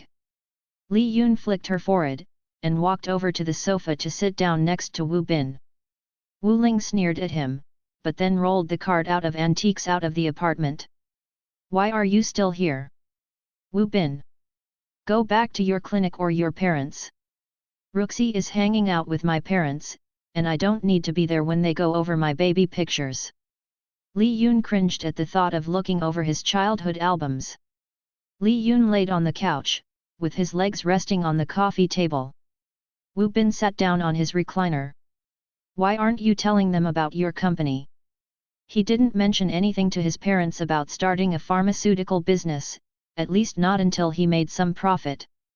They didn't understand it, and it would cause less stress on them if they knew he was only simply running a clinic and researching for Jude. Nah, it's already stressful for me, I don't need them to worry. If the drug doesn't succeed, I'm going to be selling my organs next. So unlike you to start something that isn't guaranteed. You're not the type of person who takes risks. Wu Bin had watched Li Yun ever since he was a baby, so he knew of his overcautious personality. Li Yun was very deliberate in everything that he did, but if there were too many risks involved, he would back out. It was the one thing that was holding him back. Is it related to your mission? They hadn't talked about Li Yun's mission in a long time. Wu Bin wondered if it was really just a psychological motivation. When I was in Imperial City, I met Song Taiji, Li Yun revealed. Song Taiji, you mean the former committee member? No way, like the Song Taiji? Why would you meet with him? Guess. Wu Bin thought for a moment. Out of all Li Yun's connections, only Song Milan had the same last name. Wu Bin grasped, he's related to Song Milan. Li Yun nodded. Chapter 129 Motivation. Li Yun recalled the morning after he met the Song family in Imperial City. He was approached by a tall man in a black suit during his morning run. Li Yun wasn't well versed in clothing brand, but he knew enough that this gentleman was quite well off. Mr. Li, I am Secretary Liang. Mr. Song Taiji would like to invite you for tea. Secretary Liang politely stretched out his hand, pointing to a black Mercedes parked in front. Li Yun thought the man looked too impressive to just be a secretary. From his demeanor to the way he was dressed, Secretary Liang did not look like a secretary. If placed in any other setting, a passerby would think he was some sort of CEO. Li Yun returned a polite bow and nodded. He was also hoping to meet with Song Taiji, but felt strangely self-conscious as he stared at his sweaty tees and pants. It was more intimidating than meeting with Song Jayad and Kayan. 30 minutes later, the luxury sedan pulled into a gated lot. Li Yun didn't expect to be dropped off at a modest villa. From what he had heard, Song Taiji was a devoted man to his wife of 30 years, who had passed away 5 years ago. He had 3 sons, but was living alone somewhere in the inner circle of Imperial City. Although the villa wasn't too big, the garden was roomy and spacious, unusual for a site near the heart of the city. The facade was detailed and ornate, but not overly done. The interiors were also well decorated with antique and ink paintings. Li Yun could tell the man was a collector of antiquities, and wondered if Ruxi chose archaeology for that reason. Arriving into a simple office, Li Yun saw the old man who stood before his table and crafted a simple calligraphy piece. Li Yun also noticed a lot of his own scrolls were on display. "Oh ho, this is Dr. Li." Song Taiji turned to look at the newly arrived guest, and greeted him with a warm smile. The smile was so similar to his own grandpa that he wanted to run into the man's arm and hug him as though he was still a fat small child seeking attention. Li Yun held back his impulse and examined the man's face. It was wrinkled with enlightenment lines, resentment lines, happiness lines, and so many complex lines that told him that the man had lived a complex life. Luckily, he had line detention, but he wasn't sure what line to use. "Mr. Song Taiji, it's nice to meet you in person," Li Yun nodded and responded in a polite tone. Song Taiji placed his brush down and shook Li Yun's hand. Despite his wrinkled face, Li Yun could tell that the man was still healthy and exercised regularly. "I have heard about your medical abilities through the grapevines," Song Taiji said with a nod. "Quite impressive for someone so young. Can I call you Little Yun?" Li Yun nodded, "I'm not as impressive as Uncle. I can't imagine what it was like when you were my age, trying to control chaos and return everything to normal." Song Taiji smiled when Li Yun addressed him as Uncle Shushu. "Ah! Those were the times that built character, unlike the youths these days. Stability has been achieved, but what else is there to achieve? I am more impressed by you younger generations who are self-motivated to succeed." Li Yun nodded. Song Taiji lived through one of the tumultuous times in China and made it through as one of the heroes from the era. Although it was a difficult and bloody time, it had tempered the people that lived through it. Like muscle building, it was not possible to build more muscle unless it was broken down in the first place. Li Yun's generation lived in a time of relative peace. But peace came with a price. People lose motivation if there was no enemy to overcome, so they either make other enemies or cause internal problems. When Mother Nature was the enemy, humans built houses and roofs. When one clan was growing bigger, the smaller clans would merge and destroy the bigger clan. It was an endless cycle, but it was how humans grow, by continuing to challenge others. Every generation has a different sort of struggle, the degree of difficulty is all relative. Li Yun didn't think his feat was any more impressive just because there wasn't any urgency or grand motive.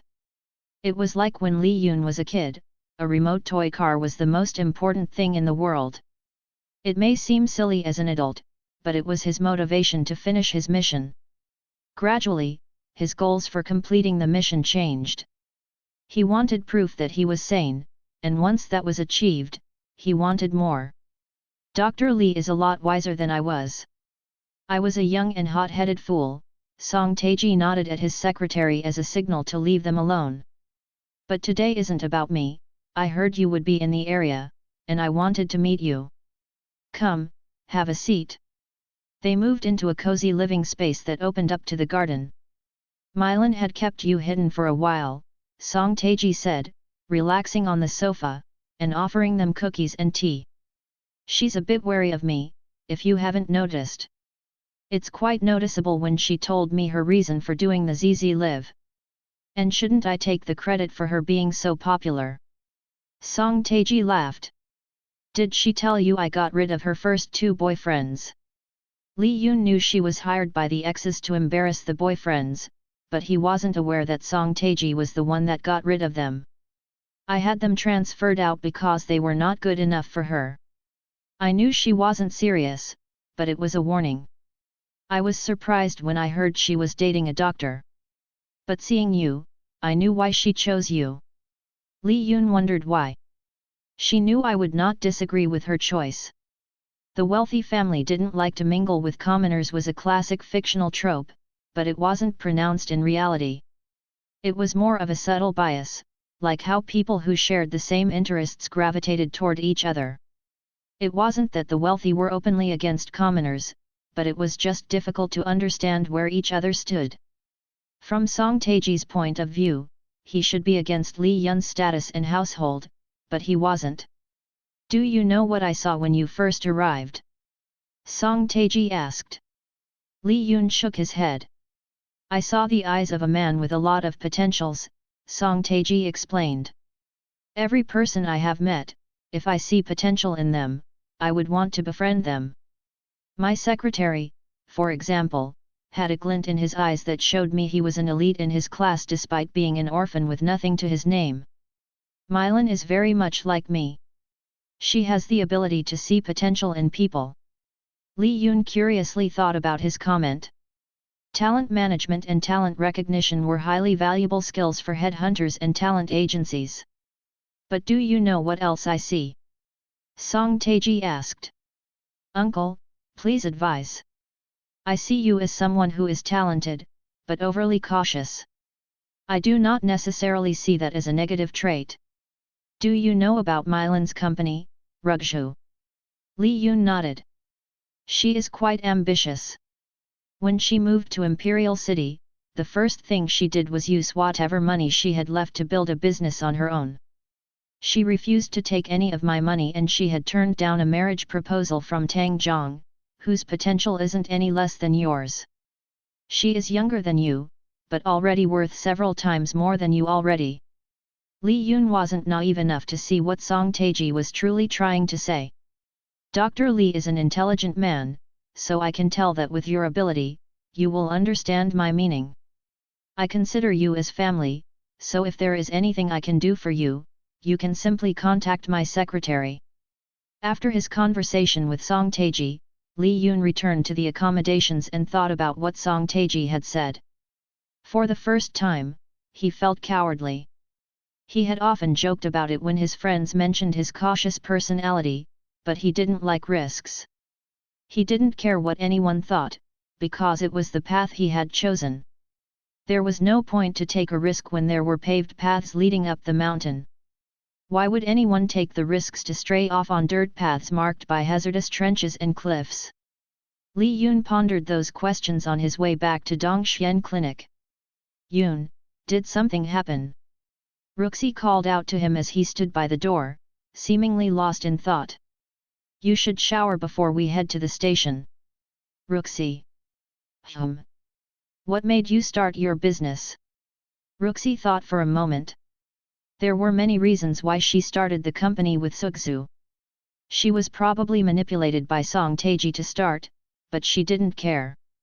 If she could make something out of nothing, there was already a sense of accomplishment. For fun.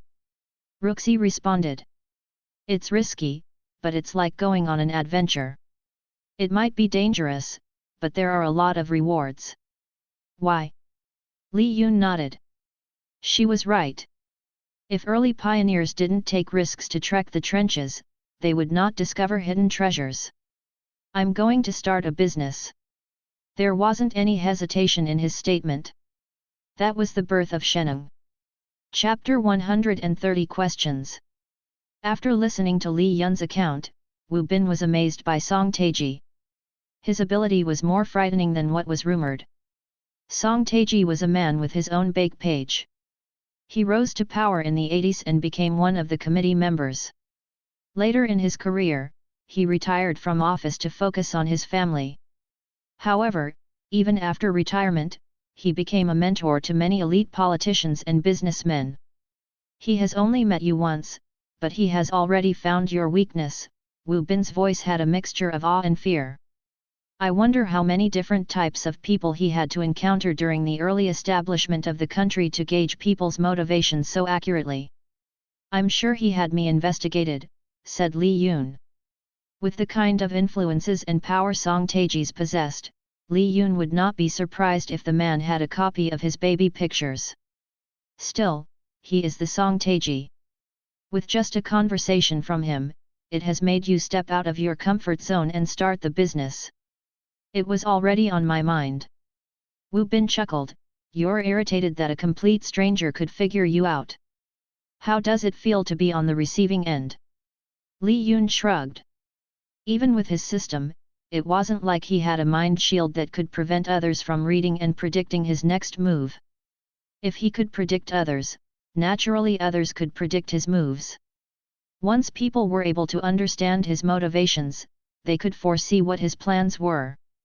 It's not like I try to hide my weaknesses, to Li Yun, there was never a reason to hide them before. Well, that is true, everyone who knows you well know that you don't like to take risks, Wu Bin sighed. Even so, this isn't really a weakness. It's not a weakness, but it is a trait that could be exploited. The enemy will know that I would not make hasty decisions and would make plans to counter my next move. Then how are you going to cover your weaknesses? I'm not, Li Yun declared. Sometimes, having weaknesses exposed to the enemy also had benefits. First, it made him seem like less of a threat. Your purpose is to have people attack your weakness and then trap them. If an enemy encounters a strong enemy, their first response would be to run away. What would be the fun in that? You've really changed. Wu Bin never thought Li Yun had it in him to enjoy confronting rebels. You usually avoid trouble at all costs. The path Li Yun had walked before was a narrow tunnel, and there was no need to think about which direction an enemy will attack. Li Yun simply had to proceed forward. If there was an obstacle or enemy, he could jump over it and continue running. There was no need to fight an enemy head-on. However, after starting the company, his path had expanded and opened up. With a bigger passage, there were also bigger openings for others to see in and attack from. There were vultures and all sorts of tigers and dragons lurking about. Even if Li Yun wanted to outrun them, it may not be possible. The only solution was to fight. Trouble will be inevitable. Li Yun didn't really want to invite trouble, but he anticipated it when he started the company. In the business world, if there were winners, there must be losers. Having too many winners created a lopsided pyramid. If people didn't step on the people below, they would never make it to the top. People in business trained themselves to not take anything personally. It isn't personal, it's strictly business. This was the mindset of many people who had risen to the top of the pyramid. By removing the human element from business, they were able to make questionable and unethical decisions simply because it was business. Song Taiji is really pushing you. Is he really okay with you dating his granddaughter? I'm not too sure, he's difficult to read. Li Yun knew that Song Taiji was testing his ability. It was either give up on Ruxi or lift himself up to a position where he would be accepted by the Song family. However, he wasn't sure if Song Taiji's intention was for Ruxi's sake or for the sake of the Song family. Song Taeji's manipulation seemed well-meaning and there wasn't any malice from what Li Yun had seen. But despite that, Li Yun hated the feeling of being someone's chess piece. Wu Bin noticed that Li Yun was thinking about something. I don't think I've seen you this perplexed. I'm just wondering if Ruxi had lived like this all her life. Li Yun knew for sure that Ruxi despised Song Taeji and it was enough to make him wary. Wu Bin and Li Yun were both from average families, so they had little understanding of what it was like to grow up with a family as influential as the Song. From what they had seen of the Ning family, it wasn't as green and pleasant. Being born into a wealthy family had many benefits, but there were also many pitfalls. Did you tell her that you saw him? Wu Bin. Li Yun shook his head. I don't want to tell her until I feel confident enough to ask her. Wu Bin never thought he would see the day where his cousin would revert back to being human. Are you going to let your parents know? Ugh, Li Yun didn't normally get headaches, but he didn't want to think about his parents' reactions. No more questions. Just before Wu Bin was about to ask another question, the doorbell rang. Chapter 131 Demo. Wu Bin paused his conversation and got up to open the door. His face twitched once with slight irritation at the sight of his next guest and immediately blocked the passage with his arm. Why are you here? Meeting, Bufo replied as he looped underneath Wu Bin and let himself in. Why aren't you two meeting at the office? Wu Bin asked as he closed the door from behind and returned to his seat. It's the weekend, they both replied. Then why are you even meeting? Wu Bin quickly realized he was asking two workaholics, and backtracked. Why aren't you meeting in your apartment? Because your cousin is too lazy to drive, Bufo responded. As he sat down on the couch, he looked around. He hadn't been in Wu Bin's apartment in a while, but it looked much more barren since Wu Ling moved out. Wu Bin left them alone. Every once in a while, he glanced at the two as they worked on the app interface. It was really boring stuff, so he decided to head out for a drink with his friends and left them alone. They were reviewing the demo of the Sheneng app that Bufo had built.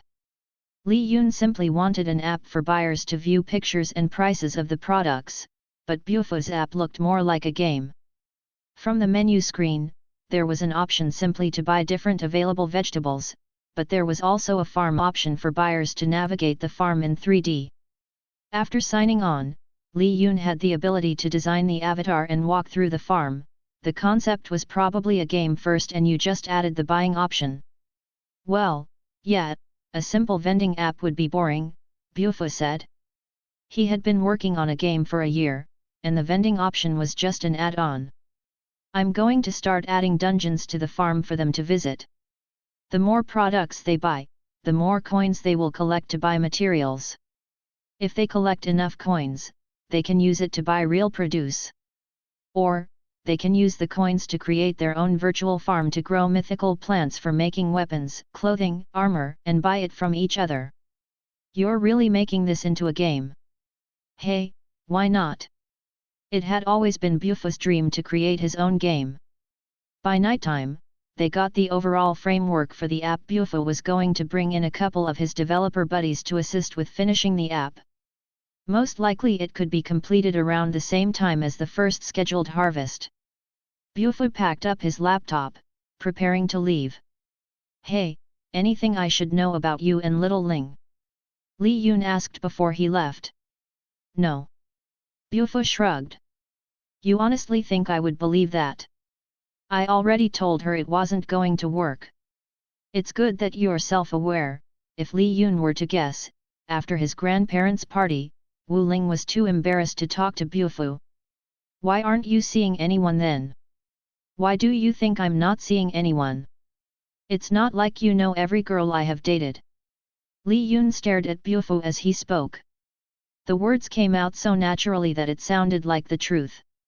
Don't you feel exhausted, dating so many women? No.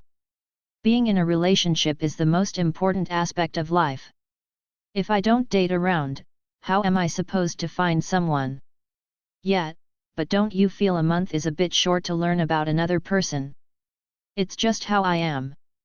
There's a rush of adrenaline when I meet a woman and learn everything there is to know about her. If she doesn't make me feel the same rush after a month, what's the point of continuing? Li Yun wondered where he got the mentality from. Was it because he was handsome enough that he didn't have to worry about finding a woman? Was the root of his problem overchoice? Overchoice was a psychological overload when there were too many options available. The brain could not decide on one when there were other options still available. The common phenomenon was known by economists as the paradox of choice. Having more choices available did not lead to an increase in satisfaction. Consumers liked the idea of more choices, but when presented with more options, they were less likely to buy something from a set of 24 than a set of 3. It was like buying a packaged steam bun in the store that offered 100 different varieties. There were 100 choices available, but buying one meant the person would regret not being able to buy the other 99. Whereas, a person buying from a store with only 3 varieties will feel more satisfied after buying a bun since they were only missing out on 2 other varieties. "Can I punch your face?" asked Li Yun. Bufo shrugged, "I can't help it if I have a handsome face." "When did you start becoming so cynical about relationships?" "Probably around the same time you did. Bufo dated a lot in high school." "Don't act like I'm the one with a problem. You intentionally dated women who you know will dump you eventually." Li Yun grimaced since it was the truth. Most of Li Yun's girlfriends were women who valued their personal goals and paths. It wasn't that they didn't value relationships, but their world didn't revolve around relationships. Women were finding that their independence was much more valuable than relationships. It wasn't particularly a bad thing, it was the modern society that allowed them to have the freedom to choose between their own personal achievements and their family. When the pharaohs and emperors built pyramids and great sculptures, it was to preserve their legacy and attain immortality that mortals would envy. Modern women had more opportunity to create a legacy, and it often meant little time to focus on family. It caused problems like divorce and a low birth rate, but creating a legacy required that sort of sacrifice. Li Yun still wondered whether Ruxi was the type to value her career or family. When he first met her under her business persona, he thought she valued her career and personal independence. It was the reason he approached her in the first place. After seeing her again, he wasn't sure how his opinions had changed. What about her first impression of him? Did she see someone who had potential? Did she think there was a way to use him for her personal goals? These were questions on the back of his mind, but dared not to address. If he asked her, would it make any difference? Chapter 132 Street Market. Li Yun leaned against the door frame of the bedroom opening as he watched Ruxi moved about between the closet and the bed to pack up her belonging. He thought about his conversation with Bufu. Although he had questions, it wasn't the right time to ask. Especially not when she looked preoccupied with a mental checklist of things to do before she zipped up her luggage. Done. Ruxi turned to Li Yun, but couldn't help but let out a laugh chuckle at his outfit. He was wearing a simple off-brand shirt and dirty cargo pants from working at the farm. He looked like a poor debt-ridden recent graduate. "Are you disguising yourself for the street market, Mr. CEO?" Ruxi curiously asked. "I'm technically still in debt, so I'm dressing the part," Li Yun responded. A lot of the money that went into his company were investments money that he would eventually have to return. "Are you ready?" Ruxi nodded. She was going to visit her step-parents first in Imperial City and then Suxu in Magic City. Li Yun would go with her if he had the time, but there were already too many things he still needed to do with his startup. He drove her to the airport. As they got out of the car, he unloaded her luggage from the trunk and handed over her luggage. She tugged his sleeve to make him bend to her height and kissed him on the cheeks. He smiled. There wasn't a need to complicate their relationship with questions.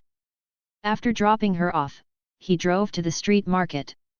According to Dun Mao, there were more opportunities to encounter treasures during the national holiday.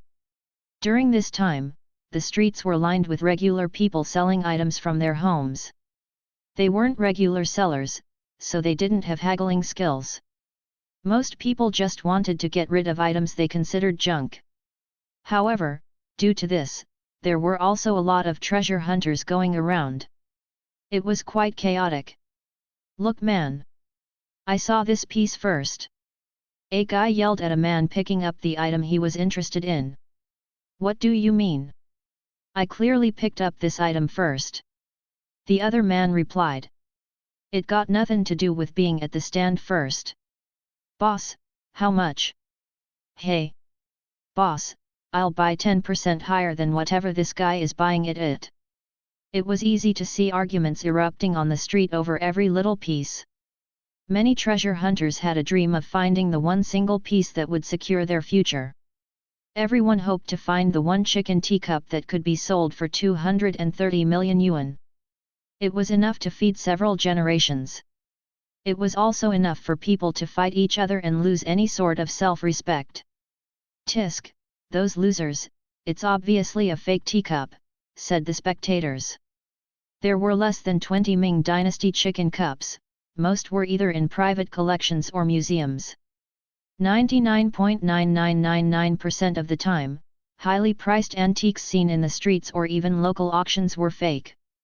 Chicken cup, $35 million. As for Li Yun, he kept to himself. He didn't want to cause trouble.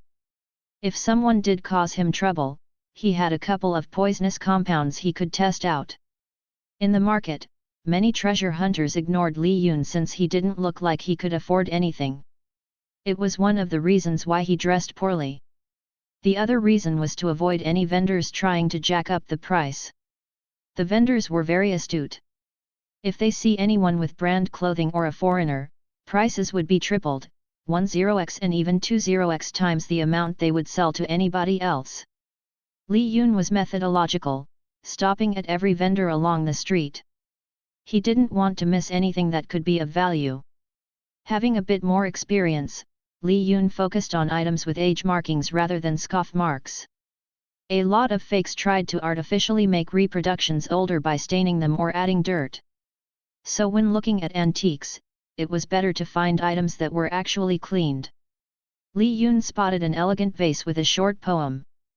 As he stood longer than usual, the female vendor was quick to spot his interest. "Good choice, young man. My grandfather collected that back in the early 80s, said the woman in her 40s. "I was clearing out his storage after he passed, and that is my favorite piece." The color looked authentic. It had no rain marking, but it may be done during the transitional period. The foot was cleaned and white, and there were aged dimple markings on the base. The deep cobalt blue coloring was vibrant, and not dull. On initial inspection, it looked like a real piece. "If you like it, I can sell it to you for 2,000 yuan, the woman offered. Li Yun used kiwi. Unfortunately, there was nothing that came up. It could be a real piece, but if it didn't trigger a memory, Li Yun didn't want to risk it.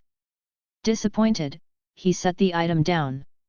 Almost immediately, he noticed a box with scrolls rolled up together in the corner of his eye. He wondered if she was going to sell it. The aging on the scrolls looked natural. The woman looked at the box. Her grandfather was a huge calligrapher fan, but he often bought reproductions. She signaled him that it was all right to take a look. Li Yun approached the box and opened the scroll. From the obvious signs of printing and flatness of the characters, he could immediately tell that they were reproductions. He wasn't too discouraged, the majority of scrolls were reproductions. Setting down the reproduction, he pulled out another scroll and unraveled another piece of calligraphy. This particular scroll had more signs of aging than the rest. It could be a high-end reproduction. The poem had a seal and was dated by Dong Qiqing in 1615. If the scroll was authentic, the value was worth his entire year of salary as a surgeon. For any regular treasure hunter, it was like hitting the lottery. Using kiwi, Li Yun was teleported back to the time of the Ming dynasty with an elderly man in a private room carefully crafting each stroke of the characters. Dong Qiqing was a brilliant calligrapher, but not because he was particularly gifted. As a child, everyone fawned over the young genius. However, during the imperial exam, he took second because his calligraphy was poor. As a temperamental person who was prone to jealousy and rage, it led him to focus on his calligraphy. Eventually, he became a renowned calligrapher and theorist. The next flash took him back to the street, still holding onto the scroll. This was truly a treasure. Dong Qicang wasn't particularly liked by the general public, and his tomb was vandalized. Li Yun wondered if this was one of the items that were stolen around that time. If the woman's grandfather traveled to Magic City and bought something from the street, he was probably lucky to buy the item, but did not know of its true origin. "Madam, can I buy the entire box from you?" asked Li Yun. He wasn't stupid enough to buy just one item. If the vendor sensed that he was really interested in the scroll, she would jack up the prices. "I have a TB store where I sell all sorts of calligraphy, and some of these are pretty good." "Oh?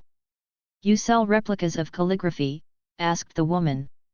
"I'm not as much of a painter, but I enjoy calligraphy," replied Li Yun. He showed her his store on the phone.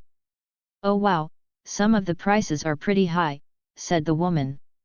The woman thought about it. If he was planning to buy everything and then resell it, it was better than her trying to sell everything individually. "How about 750 yuan per scroll?" asked the woman. "Madam, the price I sell for my original scroll is 1,000, most of the replicas are 700 yuan. I won't be able to make a profit." 300 yuan? I am buying in bulk." Li Yun was slightly offended. A lot of his scrolls were written using famous calligraphers' style, but he never claimed they were replicas. He signed his work with his own seal. "I could make more if I weighed it out, but since you are buying all of it, I can offer them to you for 500 yuan. You're still making 50% profit." There were 29 scrolls, so Li Yun didn't mind buying them for 14,500 yuan. After paying the woman with his phone, Li Yun carried the box. "Are you going to be all right?" the woman asked. "It's pretty heavy." "I should be fine," replied Li Yun. His strength was a lot stronger than most people. There wasn't really a need to use physical strength, but it was useful in this case. Since the vendor was close to the beginning of the street, Li Yun was able to carry it back to his car. The rest of the day, he was able to find small value items, but it was to be expected. A treasure like a Dong Qicang calligraphy only came once in a blue moon. Dong Qicang's painting and calligraphy, around 50-90k USD. Chapter 133 Rare Find. Dun Mao had met many treasure hunter in his line of work, but no one as impressive as the young man named Li Yun. Just after 2 weeks, the newbie was able to find a genuine artifact, something that collectors would pay millions to own. "That young man hasn't brought me a single fake since he started," Dun Mao commented to an elderly man in the back of the buried treasure shop. Even the most experienced treasure hunter would bring in fakes every once in a while. "So he was the one that sold to you the dozen antiques, including the Dong Qicang's calligraphy?" asked Fu Yaoshi, one of the most respected appraisers in the business. As a man who was constantly discerning fakes from the real, he had to be critical of everything. He had to consider the possibility that the young man was part of a group that created forgery. A while back, there was a case the police had consulted with him involving forgery. Even after carbon dating the item, he was still skeptical on the item's authenticity. However, since it had passed the requirement, it was considered real. The police were still holding onto the item, waiting for clearance before passing it onto a public museum. However, it didn't sit right with him to see a potential fake object in the museum. Forgeries were getting too sophisticated, but when there were millions at stake, he could also understand why people would spend thousands to forge items. "Is the young man coming in today?" asked Fu Yaoshi. "He usually comes in near the closing hours," Dun Mao responded. "I believe he spends most of the day searching for items in the market." "Is that really true?" "I heard from Jing that he goes around the markets regularly." The vendors aren't aware yet, but once they realize he could spot real items, he's going to have a difficult time buying from them. Fuyashi nodded. Although vendors couldn't watch the treasure hunters themselves, they had spies who were constantly scoping around buried treasure to see what type of items people were bringing in and what type of items the shop was buying. Li Yun had his own TB shop, but he often sold his antiques to buried treasure. Although buried treasure asking prices were often a lot lower than market prices, he would receive the funding quicker than selling it on his shop. Buried treasure also had a lot more customers and clients who would buy from them. Although Li Yun did have buyers, his clients weren't usually the type that could afford to spend millions. If he wanted to sell the item, his bet best was a reputable auction house. But then again, Song Taiji did buy a lot of his calligraphy. He wondered if the old man would buy the Dong Kikang's calligraphy. Probably not, Li Yun thought. Dong Kikang wasn't well liked. Later in the evening, Li Yun arrived with an oversized backpack on his stomach. He was finding more items as he gained more experience, so it was convenient to carry everything in a large bag. His system was cheap and didn't provide him with something as useful as an inventory system. Mr. Li, you have quite a haul. Dun Mao looked at the 5 items sitting on top of the counter. Li Yun looked curiously at the elderly man next to Dun Mao. He recognized him as Fuyashi, one of the live broadcast streamers who focused on validating antiques. His shop was based in Magic City, identifying antiques that people would bring in. It was very rare to see him in buried treasure, but it was one of his outlining shops. There was also a young man around Li Yun's age who standing next to the elder Fuyashi.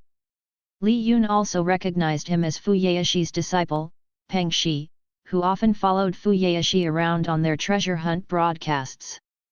Mr. Li, this is Elder Fuyashi, he was quite impressed with your ability, Dun Mao introduced. Master Fu, it's an honor to meet you, Li Yun greeted him enthusiastically, he was a huge fan. Being in Fuyashi's perspective using Zhuoang, Li Yun could tell how passionate Fuyashi was about antiquities. Unlike many shows where the host had to spend time researching the items, Fuyashi was one of the few who was knowledgeable enough to identify antiques on sight. Fuyashi nodded.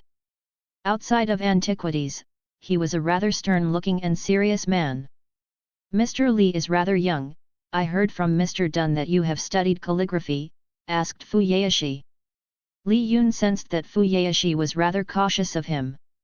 Yes, I studied as a child, Li Yun said and nodded. The Dong Kikang's calligraphy is a rather rare find, said Fuyashi.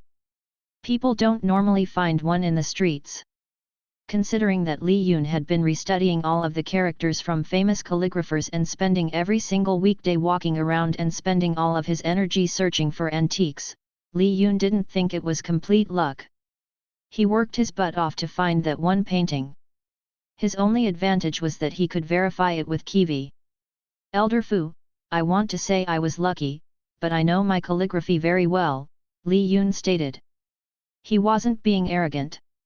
Even without Kiwi, he would still buy the scroll. If it was fake, it was still worth it. A fake that was that well made was actually quite expensive to forge. A forger would have to find the paper from the time period and find a highly skilled calligrapher to write down a poem. The cost of paper and skilled labor was enough for Li Yun to spend 10,000 yuan on the replica. It may be fake, but the calligrapher who forged it was likely someone who had very impressive skill. Given some time, it may be even possible for the fake to develop qi. That was one of the things Li Yun had to consider. It was possible for real items to not develop any qi. The creation of qi was highly dependent on the mood and skill level of the artist. If the artist was simply copying something without much thought, the quality of qi was weak or non-existent. If the artist was deliberately creating something of value, the quality of qi was strong. Time also enhanced the quantity of qi in the object. Fuyashi suddenly broke out in laughter, that's a good statement to make. Fuyashi's opinion of Li Yun had suddenly changed. I'm curious how much you know about calligraphy. How about a challenge? Is there any benefit to it? Li Yun was interested. If you are able to win, I'll give you a 50% discount on the authentication certificate, Fu Yaoshi offered. It was tempting, and sounded fun, so Li Yun agreed. My disciple is working on his doctorate on Chinese literature, with a focus on calligraphy. Elder Fu Yaoshi waved his hand toward Peng Shou. Little Shi, when did you start learning calligraphy? My parents told me I picked up a brush when I was 3, Peng Shi replied. Peng Shi sounded like someone a bit pretentious, but he had the same type of intense energy when it came to calligraphy. Li Yun was beginning to wonder if he even had a chance against someone who was so focused on calligraphy their entire life. Fu Yaoshi went to the back area and grabbed 10 different scrolls. All of these scrolls are unmarked, Fu Yaoshi described. Little Shi has not looked at this. Considering there's no benefit on our end, you are all right if we use these scrolls to test out your skill. Li Yun nodded.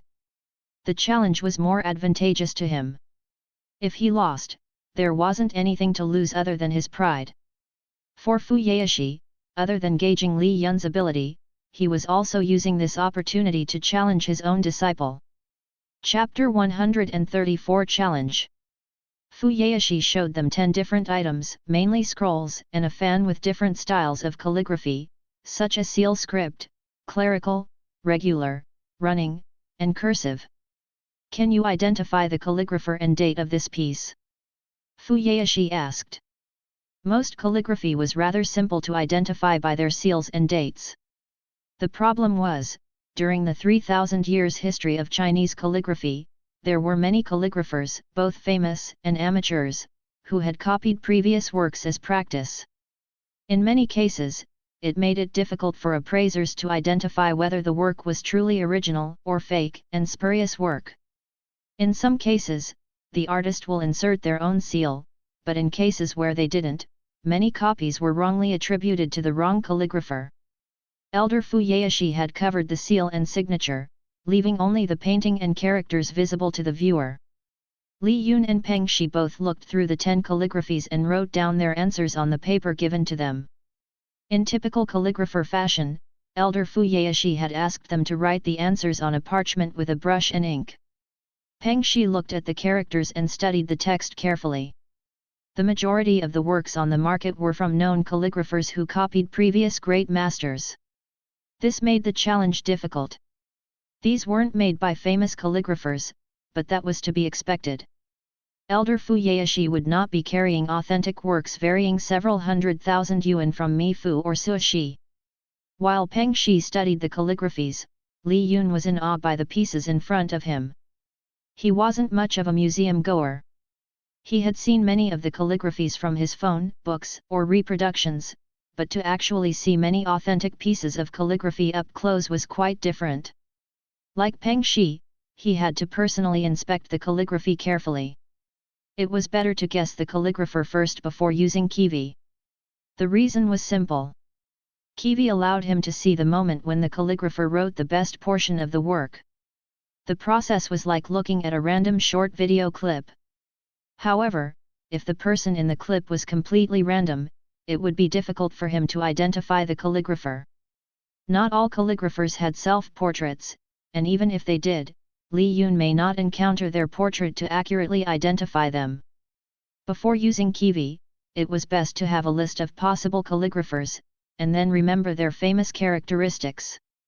Su Shi's portrait had a mustache and beard, but it didn't mean he always had that characteristic. What if it was one of his works in his early 20s, and barely had any facial hair? Other than facial hair, Su Shi had defined slanted eyes. As for Mi Fu, his eyes were much friendlier, but how true to life was his portrait? The only thing Li Yun could be sure of was the time period. He had studied the architectural, decorative styles, and even the fashion of the different dynasties in order to better narrow down the time period. These were all the difficulties Li Yun had to overcome, even with his ability. Once Li Yun had a good guess of the calligrapher and time period, he used Kiwi. Suddenly, a flash of a woman appeared in a more modern time. If Li Yun was to guess, it was a descendant of Qi Beishi. He couldn't recall her name, so he wrote down Qi Beishi's granddaughter. This was the first time he had encountered a modern flash from an item. It appeared that it was possible for a modern person to attain a high amount of skill to activate a chi of an object. As for the female calligrapher, if she was a relative or even a direct disciple, she could have access to Chi Beishi's seal. Li Yun was surprised she had chosen to sign her grandfather's name instead of using her own name.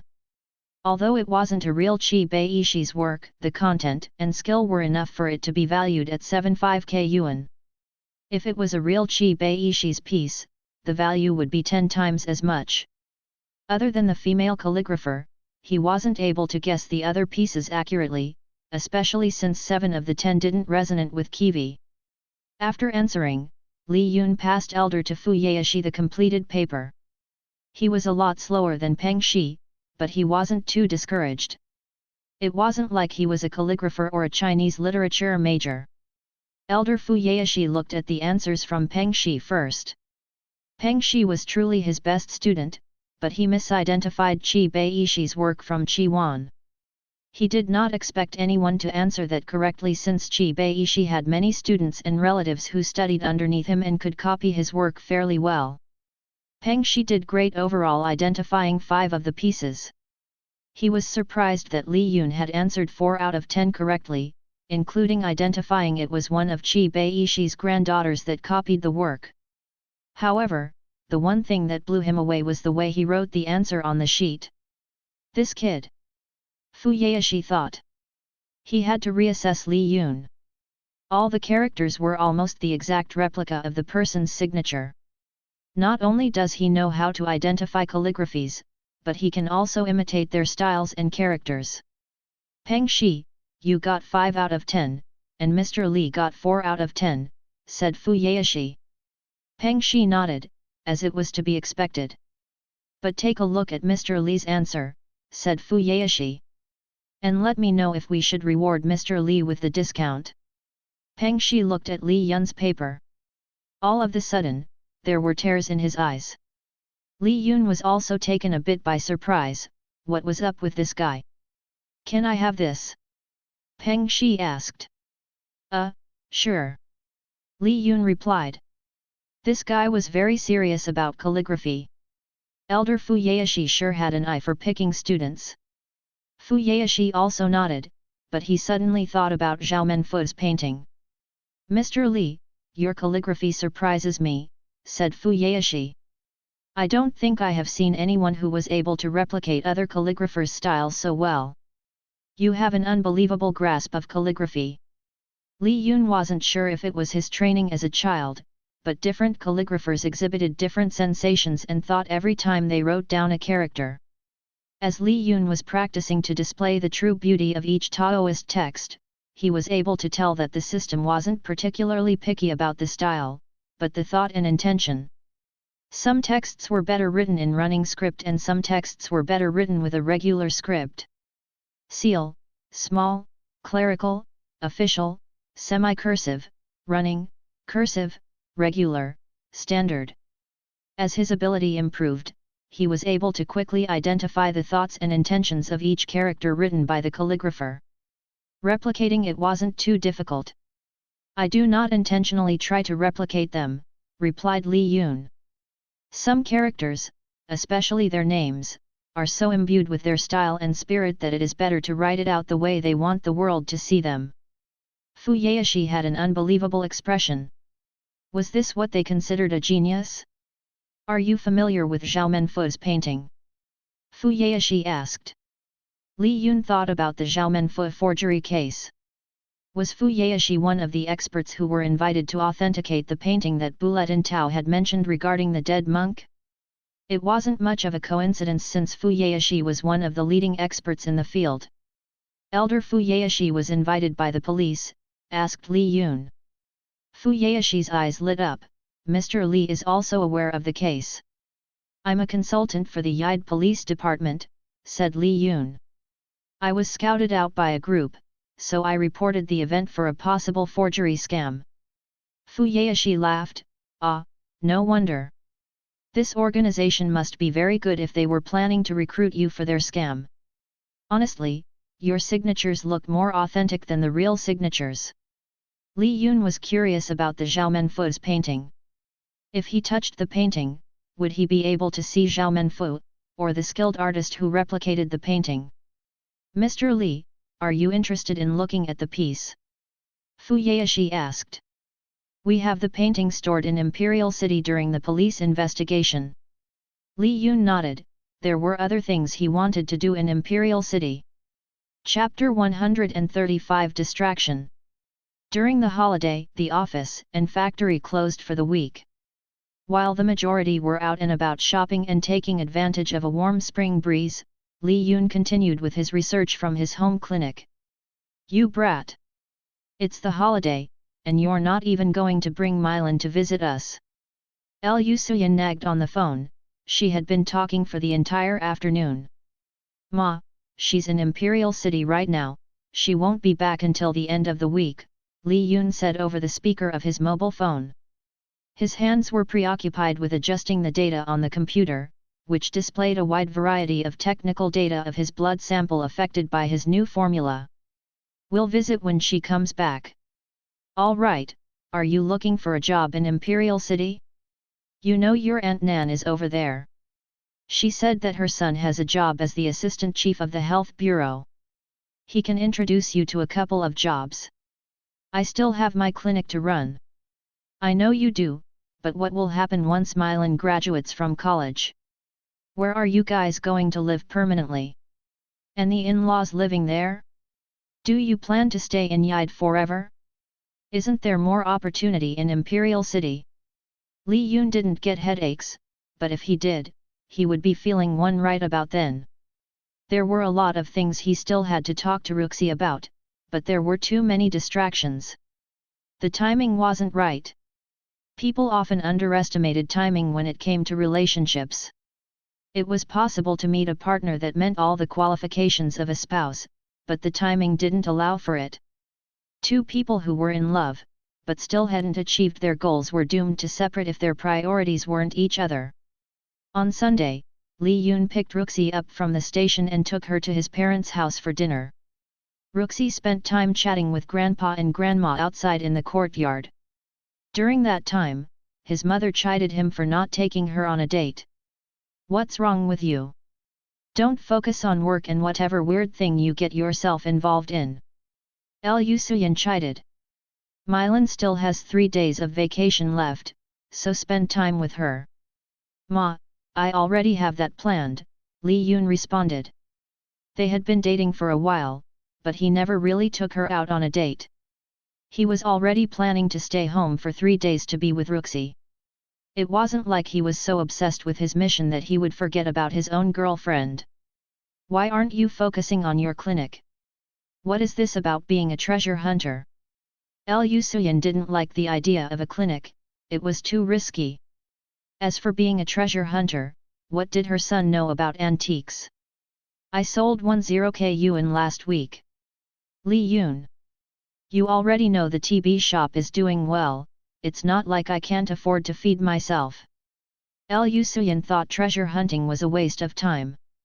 He was working as a researcher and part-time at the hospital. She didn't know why he chose treasure hunting as a hobby. "Are you sure you can pick up more antiques and it wasn't just beginner's luck?" Lu Suyan had heard stories of people who started treasure hunting after accidentally finding one treasure, but wasted away their life and fortunes on fakes. She didn't want it to happen to her son. Her concern was how it would affect their standing with their future in-laws. People in Imperial City were likely to be better off, and Lu Suyan wanted them to like her son. "I'm going to talk to Mylan." Lu Suyan walked away to leave the father and son to play Chinese chess. "Little Yun, you know what your mom is like," Li Fan said, looking at his son as they began a round of Chinese chess. Li Yun nodded. "She worries a lot, but not as much as you," his father added. "You may not show it, but I know you're working hard. You don't have to worry about us, we have enough to pull through.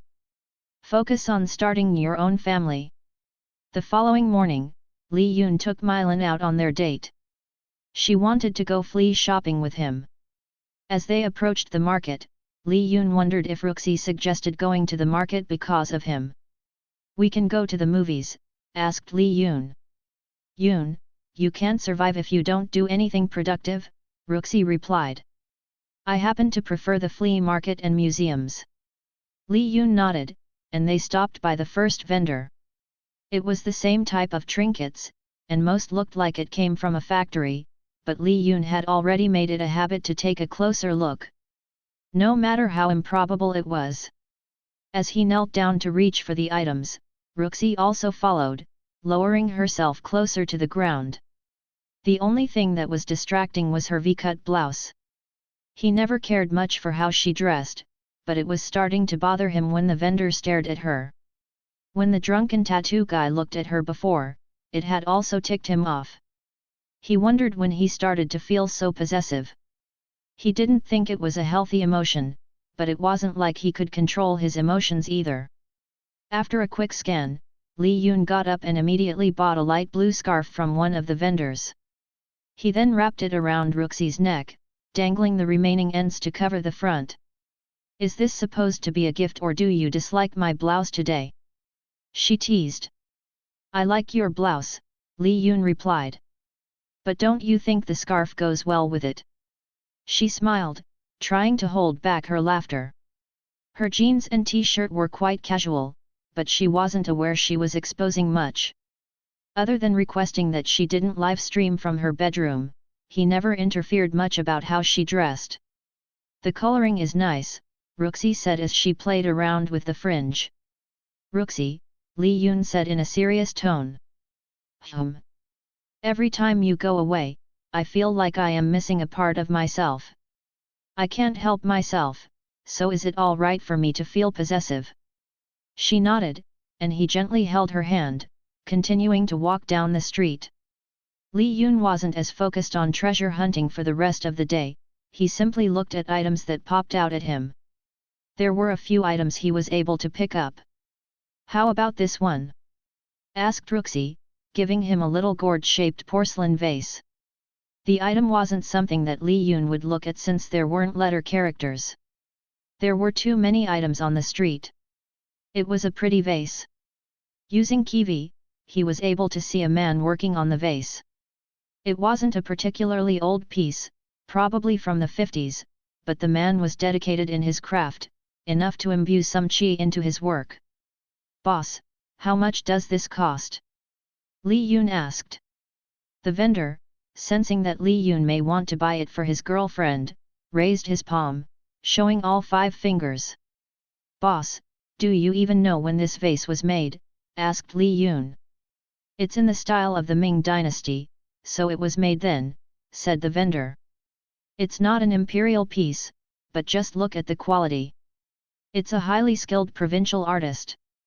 Boss, this was made in the 50s, Li Yun replied. It's made by a Persian artist using tin glazing, not cobalt glazing. The vendor was starting to sweat. He would usually tell when customers were bulls to lower the price, but Li Yun said it with so much conviction that he even thought it was true. There were some design elements that weren't common in the Ming dynasty. The vendor decided to sell it to Li Yun at his original cost. Lingling said you have quite an eye for antiques, Ruxi commented. I'm beginning to believe you might even be better than me. Ruxi, I don't know much about antiques, just calligraphy and paintings, said Li Yun. Help me find more items. The following day, they continued treasure hunting, but in a different market further west of the city. Chapter 136 Curse. The variety of the next stall was much more plentiful than the previous. There were beads, sculptures, paintings, vases, and items with bizarre shapes. Rather than using fake items from the factory, the stalls contained mainly authentic items. Boss, how long have you been around? Li Yun asked the vendor with beady eyes. The vendor raised his chin slightly to the left as though reminiscing about his life. After a thought, he shook his head, way too long. I've probably been moving around these parts and Panda City for almost 20 years now. Eyeing the young lady, he suddenly remembered where he had seen her. Oh, hey, you're Mimi from the broadcast. Ruxi nodded. I enjoy your museum and city excursion series. Can I take a picture? Sure, Ruxi replied. The vendor handed his phone to Li Yun. Li Yun took the phone, suddenly feeling like Ruxi's assistant. After snapping the picture, Ruxi returned next to Li Yun. So are you two looking for anything in particular? Asked the vendor. I'm testing my boyfriend's treasure hunting ability, Ruxi replied. The vendor laughed, that's interesting. How about I help you with the test? Oh. Ruxi and Li Yun both wondered what the vendor was suggesting. Most of the items here are collected by my family over the years. They aren't high-priced items, but they are guaranteed to appreciate in value with time. It's a good investment. However, there is one item here that is worth at least 50 times higher than the actual sale price. Oh, that's interesting, Ruxi commented. Is there a particular reason? Well, you see, that item has been passed down my family for several generations. There is quite an interesting story behind it. According to our family legend, we are not allowed to sell it for profit. It must only be sold to a buyer who is fated to buy it. Ruxi laughed, that is quite an interesting history. She took out her own home and quickly opened her ZZ app. Can I film this as you tell us the entire story? Ah, sure. The vendor immediately agreed. Ruxi then took out Li Yun's phone and explained to the viewer that this was an impromptu treasure hunting session with Dr. Li. She narrated how they came across the vendor, Mok, who sells items gathered by his ancestors. The story began 300 years ago, Mok narrated. My ancestor was a tomb raider, not something that our family is particularly proud of. It may not be known to the viewers, so let me explain, said Ruxi. Tomb raiders are heavily fined and sentenced for looting, and even the mention of it could be fined. Many shows have come out regarding tomb raiding, but the only reason why it's being allowed to air is because it shows the peril of tomb raiding. Nevertheless, it has revived interest in treasure hunting and searching for tombs. Mok agreed, tomb raiding isn't for the faint of heart. My ancestor was very successful, but 2 of his first child died, and his 3rd child was born deaf. He took the child to every single Buddhist and Taoist temple, asking to see if it was possible to cure his child. He finally came across a rural temple in a small town ran by a Taoist priest. The priest told him that there was a curse on his body that would pass down to his descendants. If he wants to appease the dark energy, he must bury all the items he has in possession. There was one item that the priest had asked him to keep, as it was meant to be owned by someone in the future. The priest instructed him to keep the item and sell it to the person who was interested in buying it. If the correct person buys the item, the descendant would be completely freed of the curse and they would even to gain prosperity. Do you truly believe in your family's curse? Asked Ruxi. Well, to a certain extent. Ever since my ancestor buried the item, his son miraculously gained back his senses. The descendants were still plagued with hearing problems, but never to the point of being deaf. I know from talking to my cousins that some of them have Usher syndrome. Usher syndrome was a rare genetic disease that caused sudden deafness or partial loss of hearing. Li Yun thought about gene expressions and if medicine was able to turn off or turn on certain genes, it would change the course of medicine. Unfortunately, even if it was possible, there were also side effects that could be more damaging. After listening to the vendor's story, Li Yun patted him on the shoulder and used kiwi. There weren't any signs of an illness, but many syndromes that affected the genes and nervous system did not always affect the cardiovascular system. Usher syndrome affected at least 10 different genes that regulated the production of proteins associated with hearing and sight. Unfortunately, it was not something Li Yun could examine with his ability. Li Yun checked Mok's danshan. There was a strange yin energy surrounding the 2 pyramids. It wasn't pronounced, but it was interesting. Was it possible for yin energy to alter gene expressions? He wondered if Dr. Tsung had something similar in his danshan after the shadowy yin energy entered him. After that thought, Li Yun decided to use spirit detection. He had not used spirit detention since the time he and Ruxi visited the haunted house. A part of him was still afraid of the influences it had on him, but that fear had partially dissipated with time. He couldn't let fear get the best of him. As soon as he used spirit detection, he saw the eyes of a strange man looking back at him. Li Yun suddenly stopped and almost faltered back. "Yun! Are you all right?" Ruxi held onto him before he lost his balance. Li Yun nodded, stabilizing his body and standing upright. He was a lot more cautious when using spirit detection, and made sure to stop as soon as there was a reaction. "Do you know what tomb your ancestor visited?" asked Li Yun. "No idea, but one of the items the Taoist priest suggested to keep belonged to a tomb that my grandfather said belonged to someone powerful," the vendor replied. The more Li Yun heard about the story, the most curious he was about the artifact. He carefully examined the items sporadically placed on top of an old worn-out black and yellow cloth. Although there were some curious-looking items, Li Yun wasn't able to discern anything that would belong to the man he had seen. If it was an item without any character, Li Yun would have to check every item that looked like it was more than 300 years old. The vendor was actually carrying a lot of authentic items, but it didn't emit any qi. Ruxi examined the old cloth that all the items was sitting on. "Yun, the staining on the cloth is natural to aged silk. It's at least 1,000 years old." Li Yun's hand naturally drifted to the cloth and gathered the fabric between his fingers. The silk was heavy, but still soft, although the top surface felt rough due to aging. The pattern was worn out. He used kiwi to see a group of court ladies working to create the cloth. It was a cloth that was made for an emperor's ordination, as for which emperor, it had to be very early.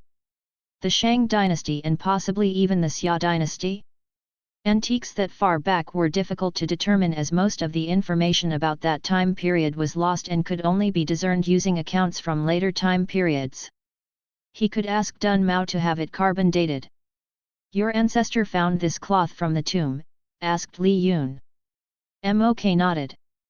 "I am not sure of the exact value, but I was told it was priceless. I can sell it to you for 3,000 yuan. Li Yun immediately agreed without bargaining. With the silk cloth in hand, one of the requirements for the item was fulfilled. If this item had 1,000 qi, did it mean he should focus on items from the Xia and Shang dynasty? "You're not going to sell it?" asked Ruxi. "No, I have other plans for it," Li Yun replied. "Items, 9 different items with 1,000 qi. 1/9. Li Yun hung the cloth on a wooden hanger and placed it in a cool storage area in his workroom. Afterward, he turned to Ruxi. "I'm heading to Imperial City on Thursday." Li Yun had already told her before about seeing Little Yan again, but he didn't have an exact date. "All right," Ruxi replied curtly. She thought about the possibility of Song Taiji contacting him. But then again, it was likely that they had already met. If Li Yun didn't want to bring it up, she didn't want to ask. Chapter 137 Authentic? The first thing Li Yun did in Imperial City was visit Little Yan.